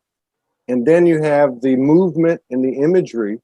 So I never could really do on the Soul Speak music videos much movement unless I had a clip of me dancing or something like that, or somebody else dancing. But now I get what you're saying about the hands, because the way I looked at the music videos was, okay, somebody could just turn off the sound and watch the visual, and there's a message, right? Or somebody could just look at the words, there's a message, or somebody could just listen to the music and there's a message, right? There's a cadence to all of it. But what I saw happening on the dance floor at a much lesser degree, on the Soul Speak 5D, our Soul Speak music videos to a lesser degree, was like a symphony. Like, like for instance, the dancing part, you start with your feet and you get the feet right, and that's the left and the right hemisphere, right? And then you bring in maybe the joint of the elbows or the wrist, and so, but I see what you're doing. If you look at the hands independently, like I did with Kawina, whatever her name is. Kawana. If you just look at the hands, or you did one by the pool too, I remember, and you were doing, if you just look at the hands only, I can see beyond our you know, in other words, I can see Yeah, how, with your third eye. Yeah. yeah, beyond our five senses, you can actually see the magnetism, like electrical field. You can feel, you can see, and it is both working with the energy out here, but it's also, you know what I mean, mirrored inside. It's like a synchronicity, a synchronization, I should say. Yeah. Like synchronistic swimming. It's like, Yeah. but more and more is added. And so, yeah, and I think with repetition, which goes back to Qigong or Tai Chi, like you were saying, that those neural pathways you're talking about would be further and further embedded, right? Yeah, because it's that allows you to increase your vibrational rate or frequency within the body. That's what actually starts to happen, and when you do that, then you start to move into a more greater frequency expansion and consciousness. So so repetition is key, practice, but it's just automatic. It's like the body is using this. You're being guided by your mind, body, spirit system to do this because it's part of the healing process of coming back into inner balance. Yeah. So that's what's happening, and it really comes down to healing. It's all about healing and coming back into the inner balance. So yeah, you know, talking to Vera Ingeborg, you know, we do a show every 2-3 weeks, and her and Augusti, you know, going back 2, 3, 4 months, whatever. I remember they started talking about the importance of movement and the importance of art. You know, in other words, we try to talk about this process, this modality, but it's like art, like not in the traditional sense, but everything is an artistic expression, right? It's flow. It's that combination of the two sides of the brain. And so we found, Morgan and I, that as we're mostly together, handling the different energies and the waves and this and that, sometimes we do our own thing, but one of the things we find is that we'll be in the apartment and we'll be doing whatever, and then at some point we know we got to have movement. You know, we've got to. So the importance of movement is coming into play too. You know, like I remember one day 2-3 months ago, I had a really rough day. I was shifting some crazy old stuff, you know, probably ancestral as well, and she just, you know, she took me to the park, and she took me to a waterfall, and then she took me to the beach. And later on, she told me, I was keeping you in movement. So, because when you're in movement, everything, you know, can flow. Like you said, it's the mind, body, spirit. So I think that's a big factor too. Yeah, you're opening the channels you're opening your channels to your conscious mind, the higher conscious mind, and because everything just flows, like, you know, it just keeps flowing. Yeah. So it shouldn't be, and nothing should be stagnant, because stagnant energy is what creates the blockages, and blockages will manifest into, you know, it's disharmony. It's a disharmony. So as you start cutting out the harmonics, and that's where disease comes from. It comes from stagnant energy that is not moving. It's not harmonizing. Yeah. So a lot of people know that. But well, you know, of course, a lot of people, and this is not taking shots at anybody. By the way, I just put the Zoom link for those of you who are getting knocked off. Like, I've already been knocked off like 6 times.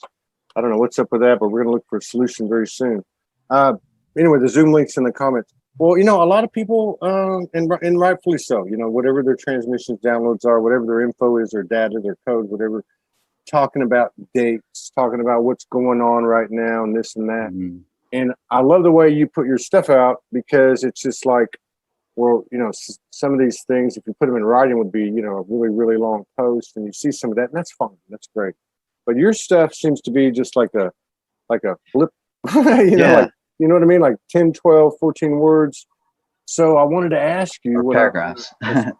Well, no, yeah, they're just like, but it's like. Well, I like to get straight to the point. No, I don't like just, you know, dragging people along. Like you know, it's a lot of pressure for people. And I think that goes with what you're doing, And what we're talking about, because what you're doing is like, say, a reflection.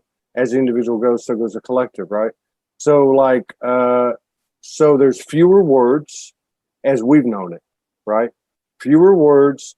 And the reason I like those short ones, Morgan's good at it too, you know, where you just put a little bit there, but it's all the stuff in between the words and the letters. It's like there's code within, you know what I mean? So all that extra, you know, all that really comprehensive stuff, conversations even, and you know, is going away. So like there's something in the frequency of the intention that's coming through without words. So on that note, what's, in your opinion, what's the latest intel? What are you picking up on? What's happening right now? Okay, before I get into that, I just wanted to make another comment about the energy movements. Yeah. With the you know, people, we can call it light cones, light language, energy movement. But was another thing I wanted to make a point is that not only is very important to what intention and thought we're holding within our minds when we're moving energy, because the intentions and the thought forms that we are transmitting, they're being transmitted within the energy movements. Yeah. So then what you're seeing is when you're seeing energy, the energy moving and the hand creating waves and geometric patterns, those wave and geometric, those like sound waves, geometric patterns are encrypted with our intention and thoughts. Yeah. So that's another thing we have to pay attention to, is that that's what also creates the amplification of that transmission to being felt through people and within the energy field.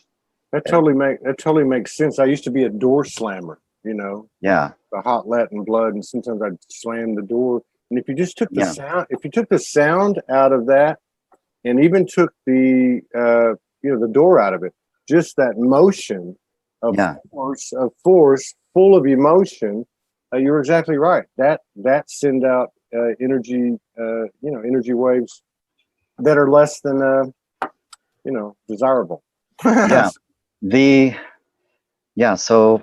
So what was I going to say? We're talking about the latest intel. Yeah. And then the movement of the intentional movement and the thoughts. Yeah, setting the intention and thought forms. Because see, what I was going to say is that every single thing that is existing in this hologram or the planetary system is encrypted with thought forms. Yeah. So that means this entire existence is created with thoughts. So every single movement that we see, every creation that we see is encrypted with the original thought intention. So that's just something to keep in mind, is that everything is thoughts, sounds, tones, vibration, frequency. Yeah, we get it. Let's get away from that question I asked. That's a tradition. Right. So that's a traditional statement. I want to ask you this though. What you just said, the frequencies, the vibrations, the movement. Exactly. Is it, and coming from the individual in alignment with whatever you want to call it, the universe, the external, that's another integration, like the right brain, left brain is the inside, outside, within, without. So from this type of expression, say from a Romeo Baron, isn't this is the matrix buster right here. It's not about the talking, it's not about the marching or protesting, but this alignment that's coming from both the conscious, the unconscious, the physical and the non-physical within the vessel that is the universe.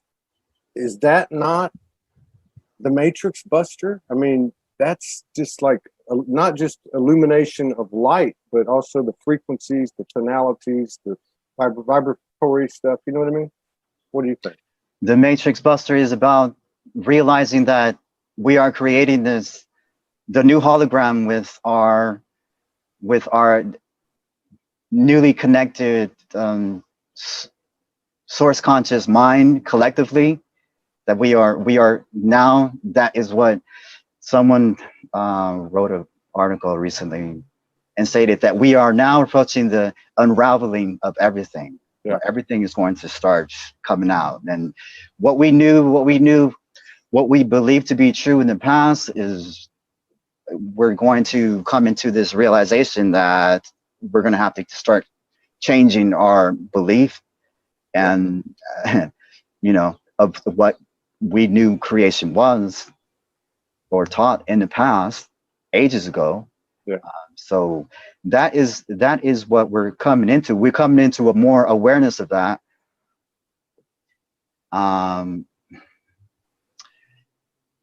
Yeah, so that's what's happening, is that we are just moving into a greater awareness that we are creating everything. And we knew that. We talk about it with the law of attraction.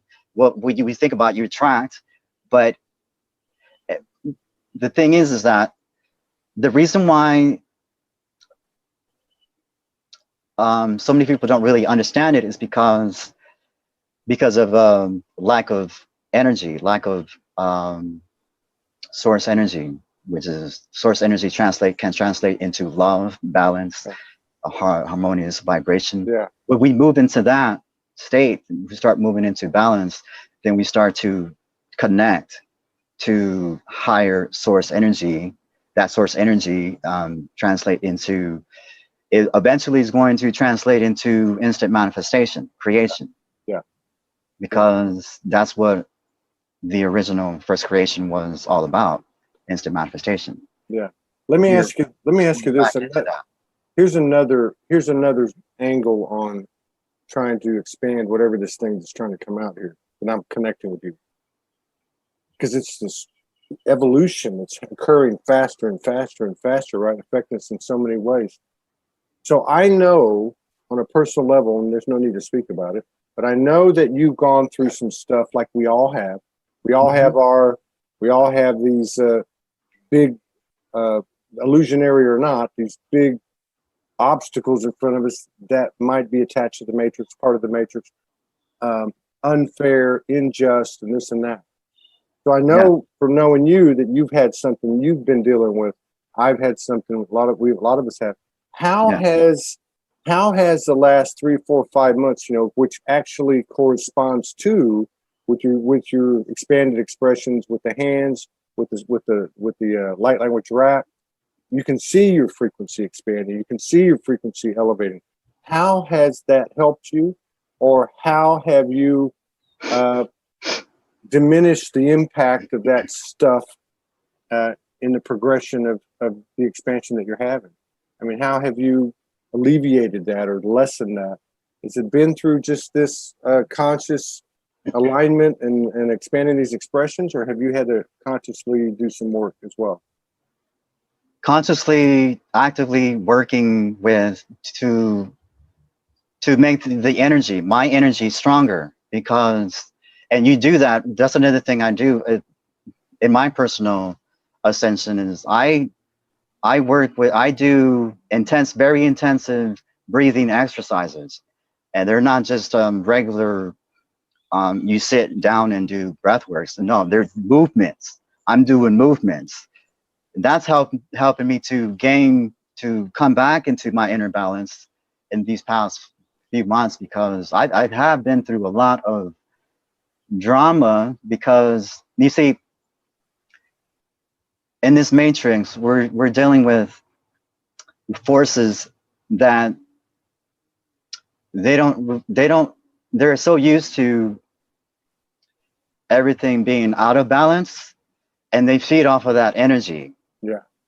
These forces, when they see that, okay, things are coming into balance, they don't know what to do with it. They don't understand it, because the only way, they're just simply trying to survive off of feeding off of energy, off of other life forms, or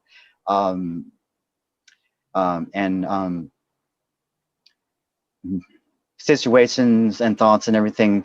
It's a lot of people know what I'm getting at. And yeah. So what's happening is that when a person as myself starts to really expand in consciousness, there's forces out there that will try to interfere and derail your personal ascension because you are expanding. Let's not forget that we have been dealing with the spiritual battle. That's part of the spiritual battle that we're dealing with. We have forces out there that all they know is to survive off of a vampiric system that was as a result of the fall of consciousness. That's all they know, is to feed off of like parasitic vampirism. So when that happens, it's just they target, it's like, okay, let's target this light barrier right here, and let's take down all the things that was sustaining his realities at the the realities at the time, his daily reality. So that so there's forces out there that will interfere and create situations to where, okay, but at the same time we have the higher self coming in. Your inner spirit is guiding you, like, hey, your vibration's changing, so you have to go with the flow, because you're no longer needed in this reality where you have these forces that don't want you there because of what you're doing. Now you're being moved into another reality, into the new reality. So that's what's been my coming into an understanding of realizing that, okay, so this is like, in a way, I've been going through a lot of initiations of, okay, having to the point where I have to really work my energy within my energy and just get stronger and stronger. So that's where all the the term galactic warrior comes into play, because a lot of us are here. We have people that are here as light workers. They're here to really anchor in the divine light and love to restore this balance that we need, that has been missing. And then we have the galactic warriors, galactic light warriors, that are just going into full head on with, and to shatter all the distortions, clear away all the distortions. And so that's pretty much, it's been, I realized that that's my role here. And I'm with you there. I'm with you on that one. And it has been perfect. We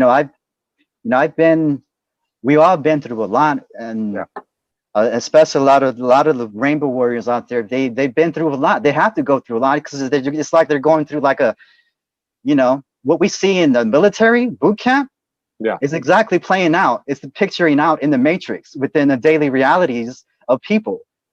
You being initiated, you're going through a training phase of darkness.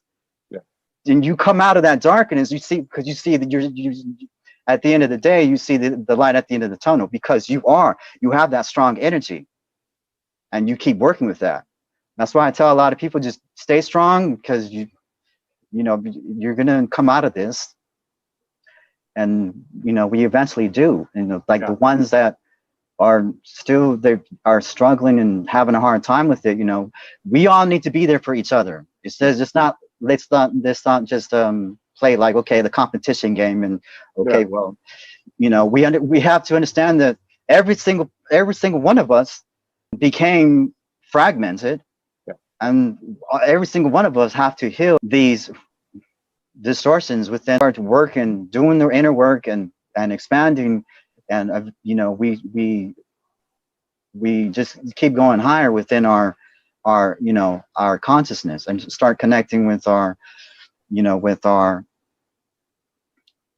more with our inner self, higher heart, higher self, and source intelligence. Because the truth is that everybody is a spark of source. We know that. So everybody's a spark of source. So that means that we are the source. And so the intel that it's not so much that, okay, well, let me make a prediction, and this this is what's going to happen. The event's going to happen in 2020. Like, nobody really knows exactly when the event or the flash of light is coming. Only the collective body consciousness knows when they are going to determine that to come into an existence. So the collective consciousness is the one that is going to determine that. That's right. I can say that to me, it feels like it's going to happen in this lifetime. Oh yeah. It's going to happen in this lifetime. It's going to happen. You know, I can see that. But, the more we start to connect with the collective consciousness, then we start to really, the collective consciousness is the one that's creating everything. Yeah. We're moving it. So the more we accelerate this unity consciousness with the collective, the more we accelerate into and anchor in the new Earth hologram, with, you know, we completely shift into the next density. And there's a lot of things that are going to happen. A lot of things like the skies are going to look different. The sun's going to look different. And because once we move into it completely, into the new reality or the new hologram of freedom, then everyone will see with their three eyes. Yeah. It's already. There is no, and yes, and that's exactly what's happening already. I mean, it's accelerating into that knowing that, okay, people are starting, or more people are getting it. Yeah, and it's interesting too, because you look at like Simone Boyce and Gina Colvin, how they can go out every night and film these starships, or somebody else like I can't remember their names right now. Robin Redford's one of them, where they have this propensity to be able to easily capture all this light around them, whether they're in the picture or they're not in the picture. The other thing I love about what you said, I've not heard this put the way you put it.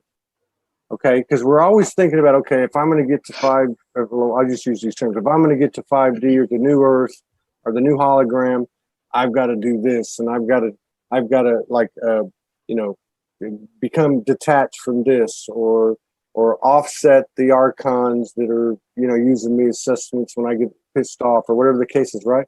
But what you said was, so you go into these things such as what you're doing, the breathing, the hand movement, the light language, whatever it is that you're channeling, right? Whoever it is, and you're doing this thing, and what's happening is you're illuminating, and so that, let's say, third or fourth dimensional lesser God influence, or whatever you want to call it, doesn't have any power over you. In other words, what you were saying is they don't even want you here anymore. So you're not even welcomed here anymore, because they no longer control you. So it kind of takes the fight out of it. You see what I'm saying?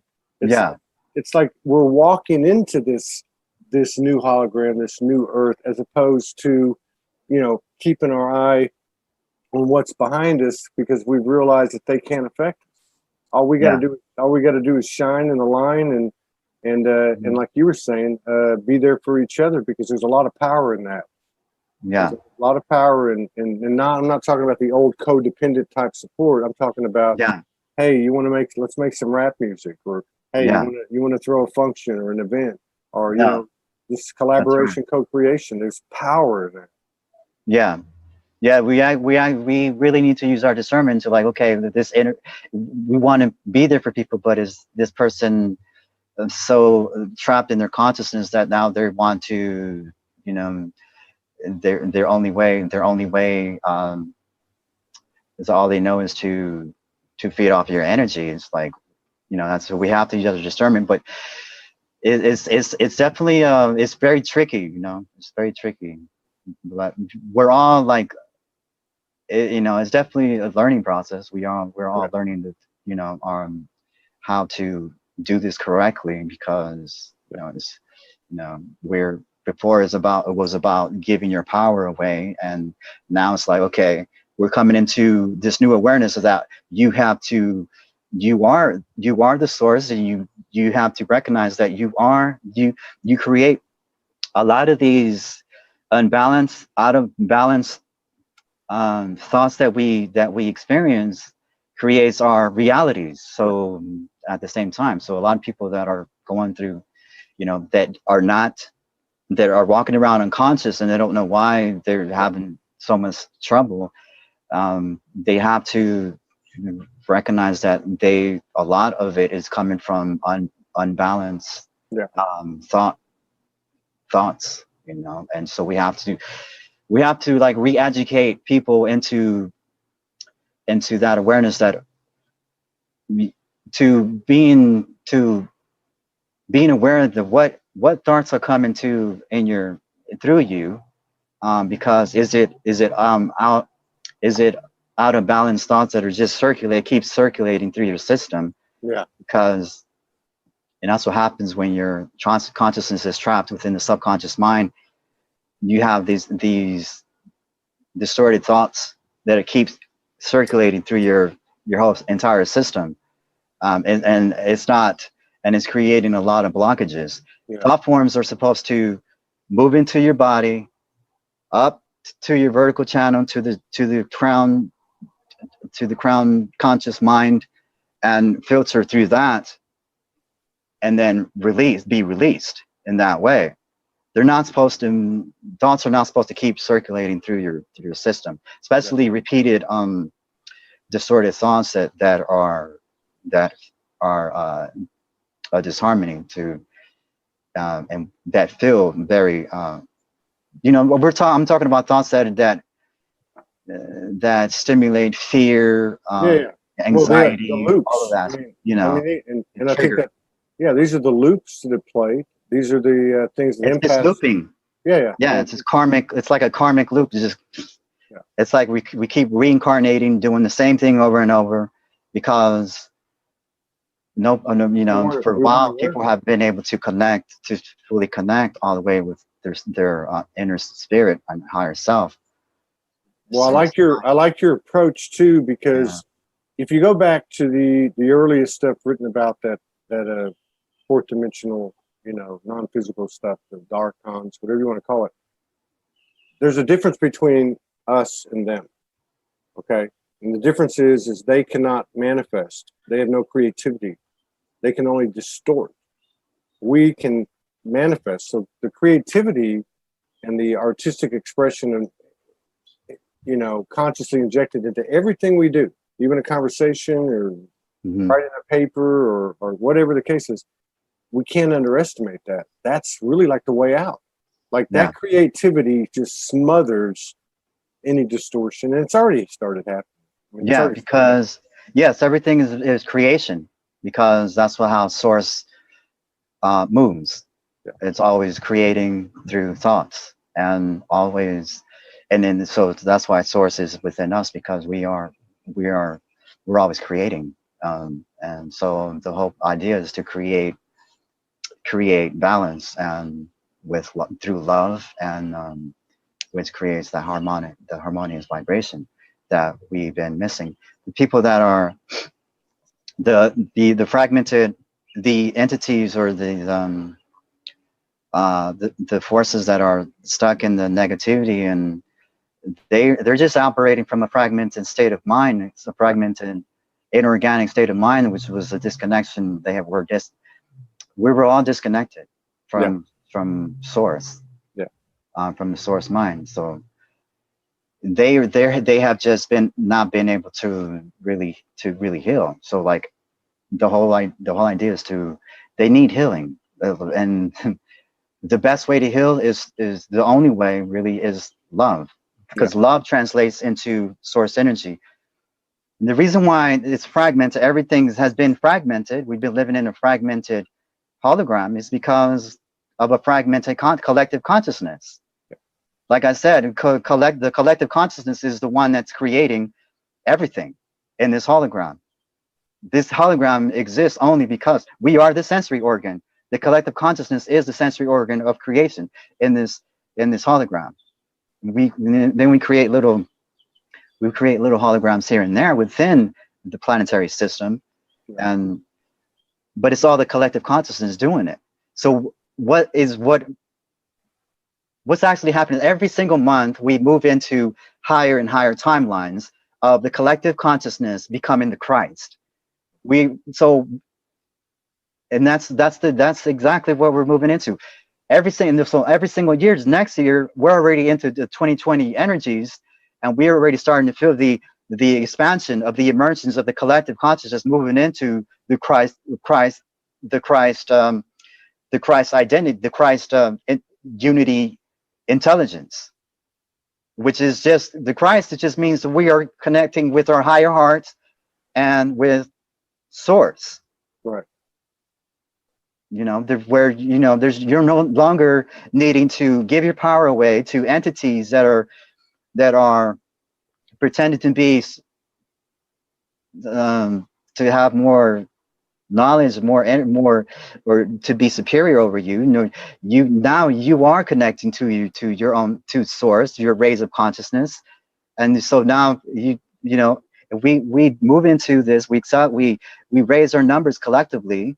Then that's how we transform this reality field into the new hologram. So yeah. And we're feeling it. We're accelerating into that emergence. That's what's happening every single month. Is that every single month there's a higher infusion of different types of source energy, light codes that are coming through, and these light codes are sound tones. So like I was just saying, everything is sound tones. Everything is sound, vibration, frequency. Everything that creates this hologram, the elements and everything, has to do with sound tones vibrating at a certain rate of speed. The reason why you have, here's another example, is like the reason why you have certain regions of the planet that seem to be in a higher consciousness than other regions of the planet is because they are vibrating at a higher vibrational rate of speed. Yeah. So that collective consciousness within that region is now connecting more to Source, to the Source light, and becoming more creative and within a harmonious vibration. And that's where you see the conscious healthy lifestyles coming into play. You see spiritual wellness more within that region of the planet, like Hawaii or Amsterdam or Bali, places like that. Because those regions are collectively holding a higher vibrational rate of frequency. Now, so what we got to do is now we just need to all come together and synchronize this vibrational rate of frequency collectively on the collective, through the entire collective body of the planetary system. Yeah. Once we reach that level of energy, then that's when everything is going to completely shift in the way people have been waiting 30 years, or even more, for this to take place. And people are just like sick and tired of like, okay, when is it going to happen? I'm like, okay, this is how it's going to happen. We do the inner work, and then as we do the inner work, let me use myself as an example. As I do the inner work within myself, the reason why I'm doing this is I'm not doing it for me. I'm doing it because I know that we are all one. Yeah. I know that all of us is connected to, at the end of the day, we are all connected to the same family tree of consciousness. This is why I'm doing this. And a lot of people are doing it this way too. They're not doing it because they want to, they're looking for attention. If you look at it one way, I am trying to get people's attention because look, how else are you gonna create that to create that domino effect, Yeah. You have to get people's attention. It's like you have to but I'm not doing it okay, I'm being stuck in my ego. No, I'm doing it because in my mind, in my heart, I know that we are all one. And if I work on myself really hard to clear all the distortions within my blueprint consciousness, and then the more I activate my sound tones, my light codes within my blueprint consciousness, then that is going to synchronize within the energetic, the reality field. And then all of a sudden people are going to start, you know, it's frequency, it's light codes, it's you know, that's what it's all about. So raising the frequency, raise the frequency within our own bodies, and then that synchronizes within the reality field. So the more of us keep doing that, and we really we really stick with that, then eventually it's going to all come together like this, merge, where the collective now becomes one. And now we don't have different time zones playing out in these different regions of the planet. Now we have one, there is no time. It's time, it becomes eternal 0 point existence. Yeah. Because everything is all one, unified. So then the big flash, that's when the big flash comes into play. The event. The event of big flash is just the sun coming in fully strong now and just blasting that energy to where, and then it stays visible eternally. Yeah. Where there's no longer darkness. The reason why we experience darkness is because we need to heal. Yeah. We're using the nighttime, and we're using sleep to heal. Yeah. Once we reach a certain level of vibration, we're fully healed. We become a fully light body healed expression. We no longer need to sleep because we're now with Source. Do you think Source, God, Source sleeps? No. Source is always creating beautiful things. Yeah. There's no time to sleep. Right. So we've got to go to a really important appointment. It's a big day for us over here. But I wanted to say, we still got a few minutes. We can go a few minutes. We're kind of on a tight schedule. But what I was going to say is, if there's anything you want to do, if you want to show us the breathing, if you want to do some light language, or you want to just talk a little bit more, whatever you want to do. Oh, and I want to make sure and ask you too, if you're still doing sessions online, and if so, how can people get in touch with you? What's the best way? Okay,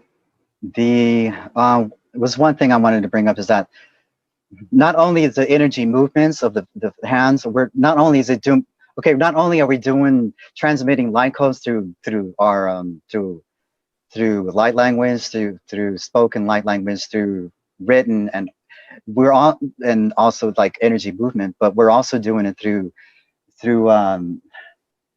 artwork.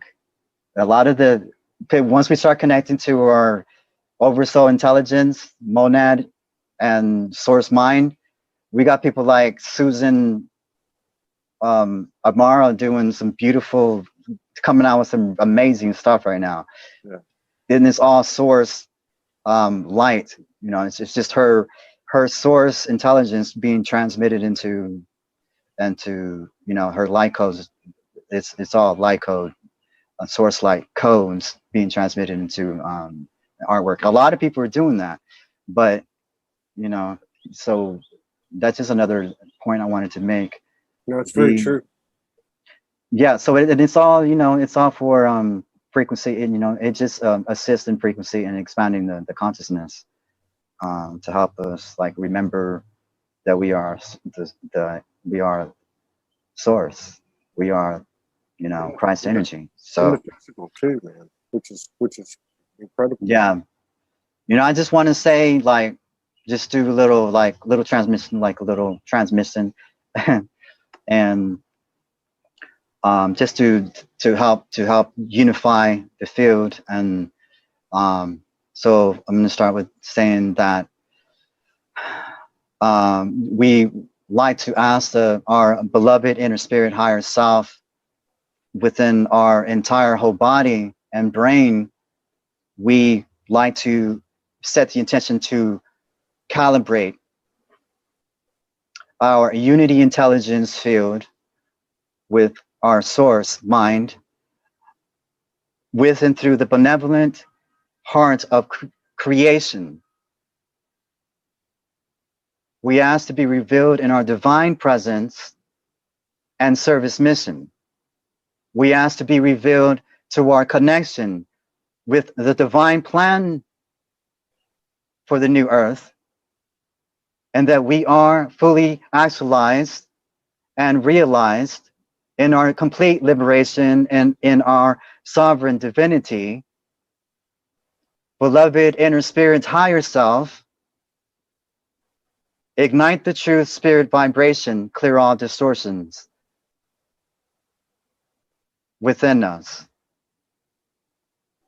so that we may instill and protect the cosmic natural order of balance, harmonious vibration, love upon this sacred mother planet and upon all of the universes. May the truth set us free as we serve the law of love, unity. And I just want to say that for all the beautiful people out there, light workers, you know who you are. And even if you don't feel like you're a light worker, even if you're still, everyone is doing the work. Everyone is doing their inner work. I just want to say that I send you all my love and appreciation, because I know that whatever you are doing for yourself to raise your frequency, you are helping me, and you are helping all of us to get to so that we may find our way home back to the central point of all union. And I just want to say that a good affirmation to use for now on for the collective is to say that we are eternal love, divine source embodied. And we need to say this repeatedly. We are eternal love, divine source embodied.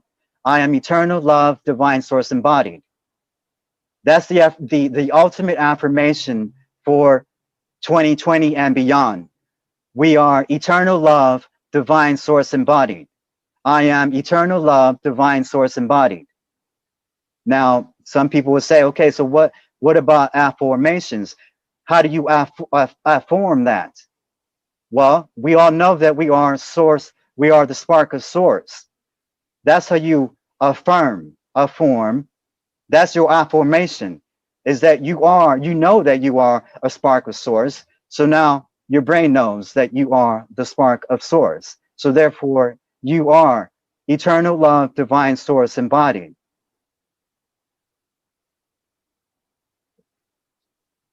And collectively, we are the collective oneness of the rainbow unified field. That's why I wear my rainbow colors, because I believe in the rainbow unified field. That is heaven consciousness. And also, like I wear, white light is good too, because white carries all the colors. You see? So I just want to end with a little light language transmission and then go from there. So the frequency that I want to transmit into sound tones is harmony, balance. Yeratandur ko yeradishandu, erantur kayanandele tejandu, urshandele tehekyandu, inandhandur kayanandele tehyandele sejandu, ireshandur hoyanandele keyan, ireshandur koyanandele teshandete, irandu, ilandhandur sur kayanandele tehyande, ireshandur sur rikayanandele tena, Iran tarikaya darandandele te janandur kayaranin. Iran tur kayaran deshanan. Iris hujananandele te jan. Iran handur sayanandele te jandu. Yarhandu. Ur kayanandele te. Iran handele ke jandu. Urkan yananandele te jandele yershana. Iran tur ka enayan. Iran ur hayanandele te jandese. Irshandur hur. Yursur hayanande, Irantur hayanandele te yande, Irantar hayanandele ke ya, Ehuayanandehya, Esuhoyan, Dilhandele ke yan, Ushanande, Elanhandele ke yan, Ushane, Yan helekyan, Urshanyanan, Iran handur shayanandelete, Iran horhayanandirjan, Yershandur Rishananan, Yersu Rurshan Burka Dishane, Yeretsu Rishan Vultur Kayanandele, Irantur Jananandele Rijan Urjan Nekia, Irantur Rurja Rijan Lehejan, Irantandur Sur Hayanandeletin, Irantur Hayanante Kijan, Irantur Sur Hayanandele Kijan, Unun Janandele Tejan Erishandu. Divine love. Enantu, Yerantur Hayanande, Elantandele Kijante, Erantu Tur Hayandele Kijandu Suryanan, Enanjanandele Kija, Elachande Hekishutur Yayananden, Erantandele Kijandu Sur, Kayanandijan, Inantu Surya Hekyandele Yan, Erantur Yayanandele, Iresur Yande Tur Yayanante, Yante sur kayahandenan, delantan urkutur kayandele tikian, elantandur kayahandele kiyan ursiananten. Thank you. Thank you, man. Thank you. It's a good way to get out there and get some stuff done. That was powerful, man. I enjoyed it. I wish we had more time. We usually go an hour and a half or 2 hours, but we got some stuff we got to take care of. Today's a deadline. Yeah. But everything is it's nice, everything for everybody, I think is there's less resistance. There's there's more reciprocation from the universe. It's just becoming more and more obvious every day. We've been doing the right thing. We've all been doing the right thing. Yeah, we've definitely been doing the right thing, because it's pretty much mission accomplished, and we're just finishing up with like the last energetics of this of imprinting the new reality. So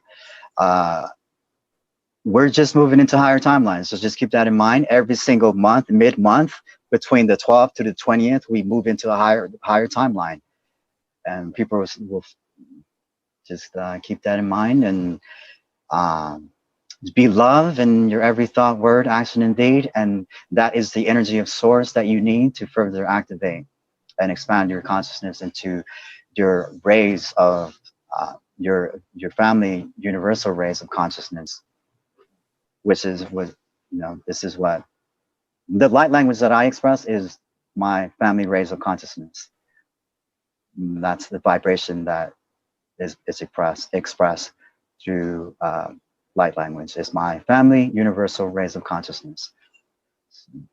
Beautiful, beautiful, man. Best to you and yours. All blessings, man. Blessings to you all, and joyous blessings to you all. I love you. All right, love you. Aloha. Aloha. Let's see. Yeah, we've been wanting to get over there, but we've been working on some stuff. And I don't know. Let me focus. Let's focus. Okay, so we are live. Okay, we're good. Put this stuff on here. Page. Okay, this is cool. See, we've been having some problems with Facebook on people being allowed to being notified and stuff, but the replays have been getting a lot of action. Plus, we put it up on YouTube. But let's see here. I'm going to pull it up on the screen on my phone to see what we got going on. Allow some people to have time to get in, and then I'll share it through the network. We'll roll the show out. Excellent. Okay. I'm excited for this. Yeah, me too. This is going to be, let's see. Yeah, this is going to be interesting. Very interesting. Okay, here we go. All right, we got 17 people in the house. Yeah. Nice, 17 people. Yeah, let's see here. Let me, if these shows resonate with you, please share. This is going to be a very special show by one of our island mates here. Yeah, actually, she's a homegirl here, native. Yeah, it's going to be very informative and unique. It's going to be a very unique broadcast. in comparison to the 1,200 plus broadcasts that we've had. Let's see. Let me just share it through the network, and then we'll roll the show out, get to know our sister here, our beautiful sister. Let's see here.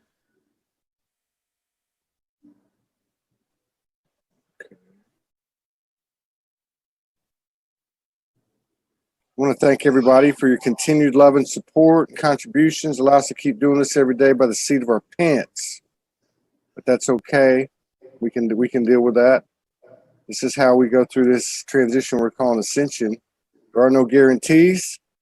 We just walk every day in faith and keep expanding that vibration by adding additional frequencies. Hello, Annie Zumo, Tom Bird, Donna Davin, Lena Starbuck, Bernie Kawara, Terry Willette, Dean Reynolds, Arcana Jensen, Kim Longo, Serpa Tuaminan, Pamela May, Kim Longo, Beth Bushlosh, Carla Dawn Mitsis, Ann Christian Skoglund, Jenna Harmon, my friend down in Sydney with her beautiful family, Delia Flores, who did I mention? Shane Kettle, Shireen Vanderwillen, Angela Williams, Josh Beal, Ben Kimmy, Dragasky. Would love to come to Kauai. Yes. Terry DeRoe, Nasir Rose, Bora Tintas from Turkey. A lot of people from all over the world, which is a beautiful thing. Deborah Faye Curtis says, "What a beautiful guest you have." Yeah. So we're gonna get to know our beautiful guest, Chelsea. We met at a beautiful spiritual place very unique spiritual place called Mandira here in Kapa'a, Hawaii. And we got to do, that's our only one we've done in 7 months. We did a 2-hour old school Soulogy radio show, but we did it live. It was kind of cool. We'd like to do some more, maybe do a couple of months, but got some other things we're working on. But we met her there and met a lot of cool people. Adrian Nichols, who's the guy that runs it, his beautiful girlfriend Shelby, who we had to reschedule from her show a couple of days ago. We were going to have her come on, and she will come on. But we met this beautiful lady here, beautiful sister, beautiful spirit, Chelsea Quell. Thank you for coming on. Thank you for honoring us with your presence and sharing space with us. Welcome to Soul Speaks 5D. It's a conversation. And I don't know where we want to start this conversation, but most of the people that come on are a lot older than you. I bet. And most of them are older than me too. If you believe that, then I'll sell you some ice cubes, right? But but most of them are older than you. Now you grew up in? Did you grow up in Kauai or in the? Yes. Okay. I was born and raised on Kauai. Yeah. And originally, my family came on 2 separate boats.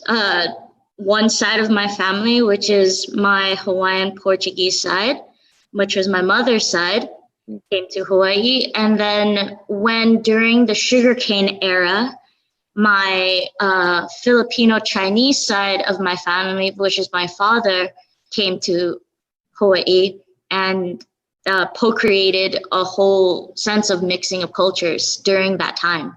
Wow. So that would have probably been what? He's probably my age, your father?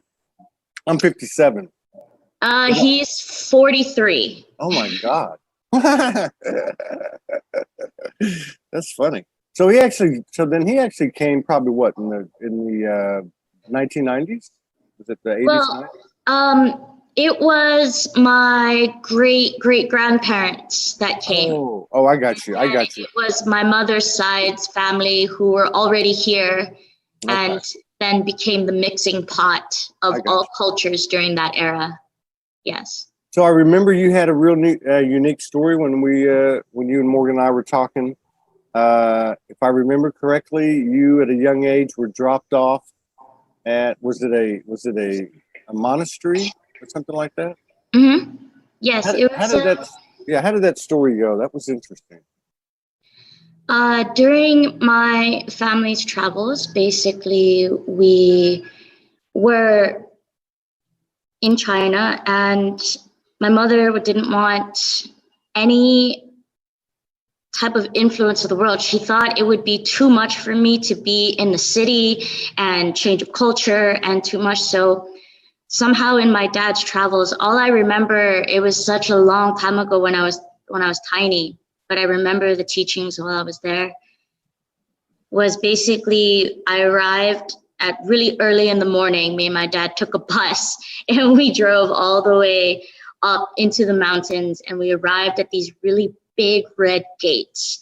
And during his travels as a young person, he made, somehow he had a connection to this monk, and this monk had taken me in for 2 years. And I lived amongst them quietly, as in I took a vow of silence to not interrupt their own spiritual practice, and integrated with them for 2 years and just watched and learned and felt so amazed. At the same time, felt like a place of home.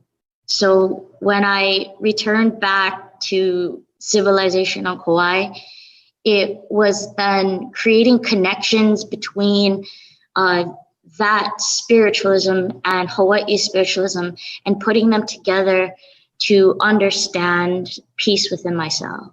Yeah. How old were you when you spent those 2 years in the monastery? I was around 4, and then from when I was 6. Wow. That's pretty wild, man. That's a hell of an elementary education. Right? It was very weird for me going back to school because, it was like, did you see this one guy? He was standing on his fingers and everything, all this news and all of this beautiful, information, and no one got anything from what I was saying. Yeah. I don't think there would have been too many adults that would have got what you were saying. Probably. So you came back to Hawaii, and then you re-entered, mainstream Kauai anyway. That's far different than mainstream and normalcy. But so you came back in and you went through the normal stuff, I guess, that kids do. I mean, you went through high school. Yeah. I always felt like a sense of displacement. But I always felt at home within myself and within nature. If people didn't understand me, I'd go into nature and I would meditate. I would be in nature and find myself and find more happiness there than I did with people around me, because it was a sense of maybe a disconnection. But it always came back to being that monk on the inside. No matter where I did or how far I strayed mentally or physically, it was always coming back to that monk and that temple inside my heart. Yeah. Right on. I still don't know where that place was, or even if it's the same, but it's the same inside myself. Yeah. And that's how I keep it alive. You had given me, and I apologize because I'm running on fumes today. Okay. And thank you for letting me start 30 minutes late. But you had sent me some text, and you said, "I'm here to speak from my Hawaiian roots, to speak of the hidden world of Hawaii's spirits and the way the energy flows through all of us and how we can be conscious of the energies happening. Yes. I've learned this by performing an ancient ritual, the walk. It was to bless the entire island in spiritual prayer, to lay down a blessing so strong to cast out all of past pains, bring in positive love, prosperity to mind, body, soul." And then before we went live, I was telling you, you said, "How you doing?" And I said, "I'm good," but I just went through a lot. Last night when we lay down, probably went a couple hours, and I don't even know what the hell happened. But it was a lot of energy and a lot of impact on the human body. So normally I can jump up and I can turn it on, you know, and once the camera comes on, then I can just get through it. But it was a very powerful thing. And you said, which is in the same context of your text, let's talk about this stuff. Yeah. Let's talk about it. So Let's talk about it. what perspective can you give? What commentary can you give as to what little we talked about this morning and what you're talking about in your text with the show? So let's start with the flow of how these energies work. And it all starts with that one question. Why did I wake up this morning or one morning, and what drawed me to Hawaii? What brought me here? What is that energetic pull that brought you here? And everybody throughout my entire life never has an answer. They just come, and then the path is like laid out in front of them, even if it's like a week, a year, months, or many years. They tend to either discover why they came here or have found a reason why they had come here. But I want to answer that of why. Why? So as you can see, you know, you guys all seen this. It's the little ball that you put in your protein shake, right? This represents, I've never seen one, but it's cool. I like it. Right? Isn't it neat how it spirals down and then spirals back out? And that's the same for the world. It's the torus. I mean, even if you turn it sideways, you can actually see how that energy flows. You put it and it spins the particles to shake it up. But this was a perfect representation of what's going on in the world. And, you know, when you squish it, it creates that whirlpool. Yeah. Whirlpool, right? Now, if you look at an earthquake weather book, or a lot of weather books, or something weather, you can literally see, and this book is pretty old. This book was printed in the 1979. And as you can see, all the dots there are all around the world. And that is the energy that you would know in regular practice. You draw up from the world and you would feel all the spiritual nature and all the presence and energy. But when you're come to Hawaii, that flips. It flips. Your natural flow of time flips. Because Hawaii is right in the center of all this. So this, when you put it on top, just like so, is literally like the same thing. It's the whole world's energy. When the world hiccups, it literally, all the energy flows into Hawaii. We are the funnel of the torus. Yeah. And I see a lot of teachers, their teachings are amazing how they get there, but the direction they need to follow is this way. Yeah. Drawing from the heavens and letting that come this way. I see a lot of people, they find taking from the ground, they're going the opposite direction, like a salmon going upriver. And so when you draw from the ground, in Hawaii, you're going against that natural, powerful flow. Yeah.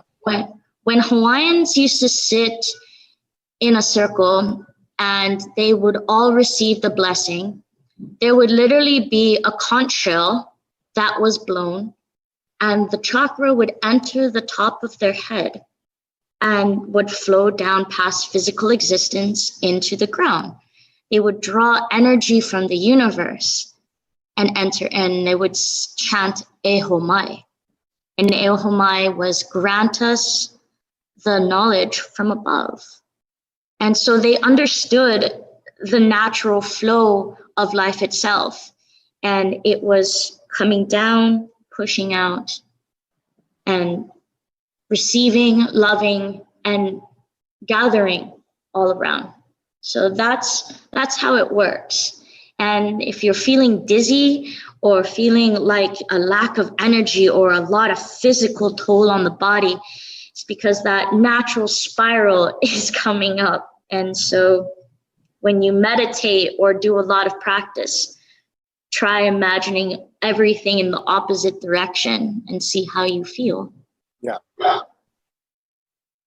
Yeah. That's interesting. I mean, I guess when I experience it, and I'm so glad you said that too. And I just saw Morgan's comment about her first few weeks here on Kauai, the purging, the initiations. But if I look back at all the stuff I've been through here, which is right even last night, which I don't even understand, dragons is a big part of it. Visitations, Star Family, the whole 9 yards. I don't really see it. It does feel like it's coming from.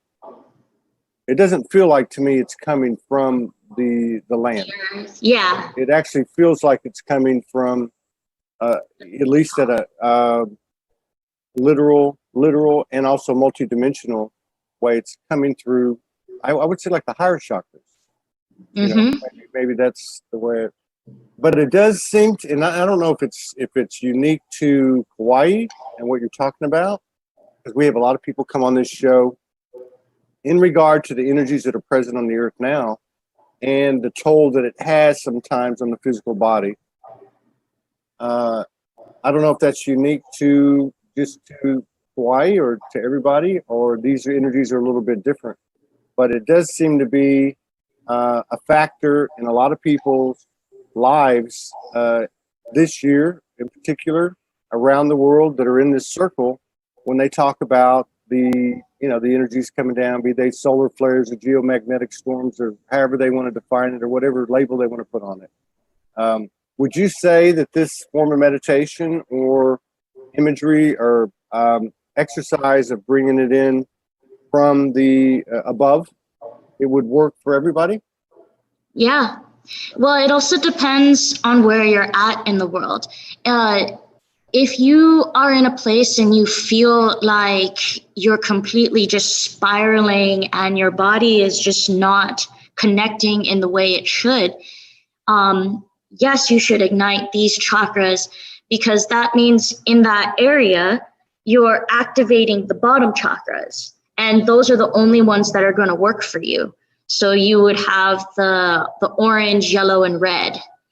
The other for, and that would be mostly considered in the survival mode. Yeah. Hawaiians would live with only those four, in which was the top and here. And they called it ho'oponopono. And literally what ho'oponopono, it means four things. Sorry, forgive me, thank you, I love you. Yeah. And they would live by those four because they were thriving. Yeah. So you're thriving. When it became times of hardship, battle, anything to do with survival, you would only ask from the ground because you needed that energy to survive. Yeah. And if you're not in surviving, your mind's thriving and your body's just going to get confused. You're just going to get all the emotions are going to bottle up and you're going to feel like you're purging. It's because your brain thinks it's in survival mode. You're drawing against the flow of time, the flow of whatever nature it is. You're just pulling up all of the nature. Yeah. So let me just restate it. So, or ask you to restate it. So if you're feeling that, like in the Hawaiian tradition, if the Hawaiian is feeling that pressure or that survival type of thing, this is what you do. You take in the spiritual aspect. You start activating this more than the other ones. Okay. To keep that stability within yourself. Yeah. I learned this, and it was through putting myself through something that was to do with my survival and the spiritual at the same time. And it was literally from my young mind, I wanted to literally just talk to the Aina. I wanted to just bless her and really speak to her, because she took on the weight of history. I'm just going to say, taking on the weight of history. All that history, that energy just was stagnant, and it was just stuck, and it was all this bottled up energy that was in the earth. And there was always people asking kapunas for, I need to bless my car, or I need to bless my baby, I need to bless a space, I need to bless this for protection, for wealth, for whatever they were asking for. But there wasn't, I don't think, one that was done really for Kauai herself and all that she has facilitated and done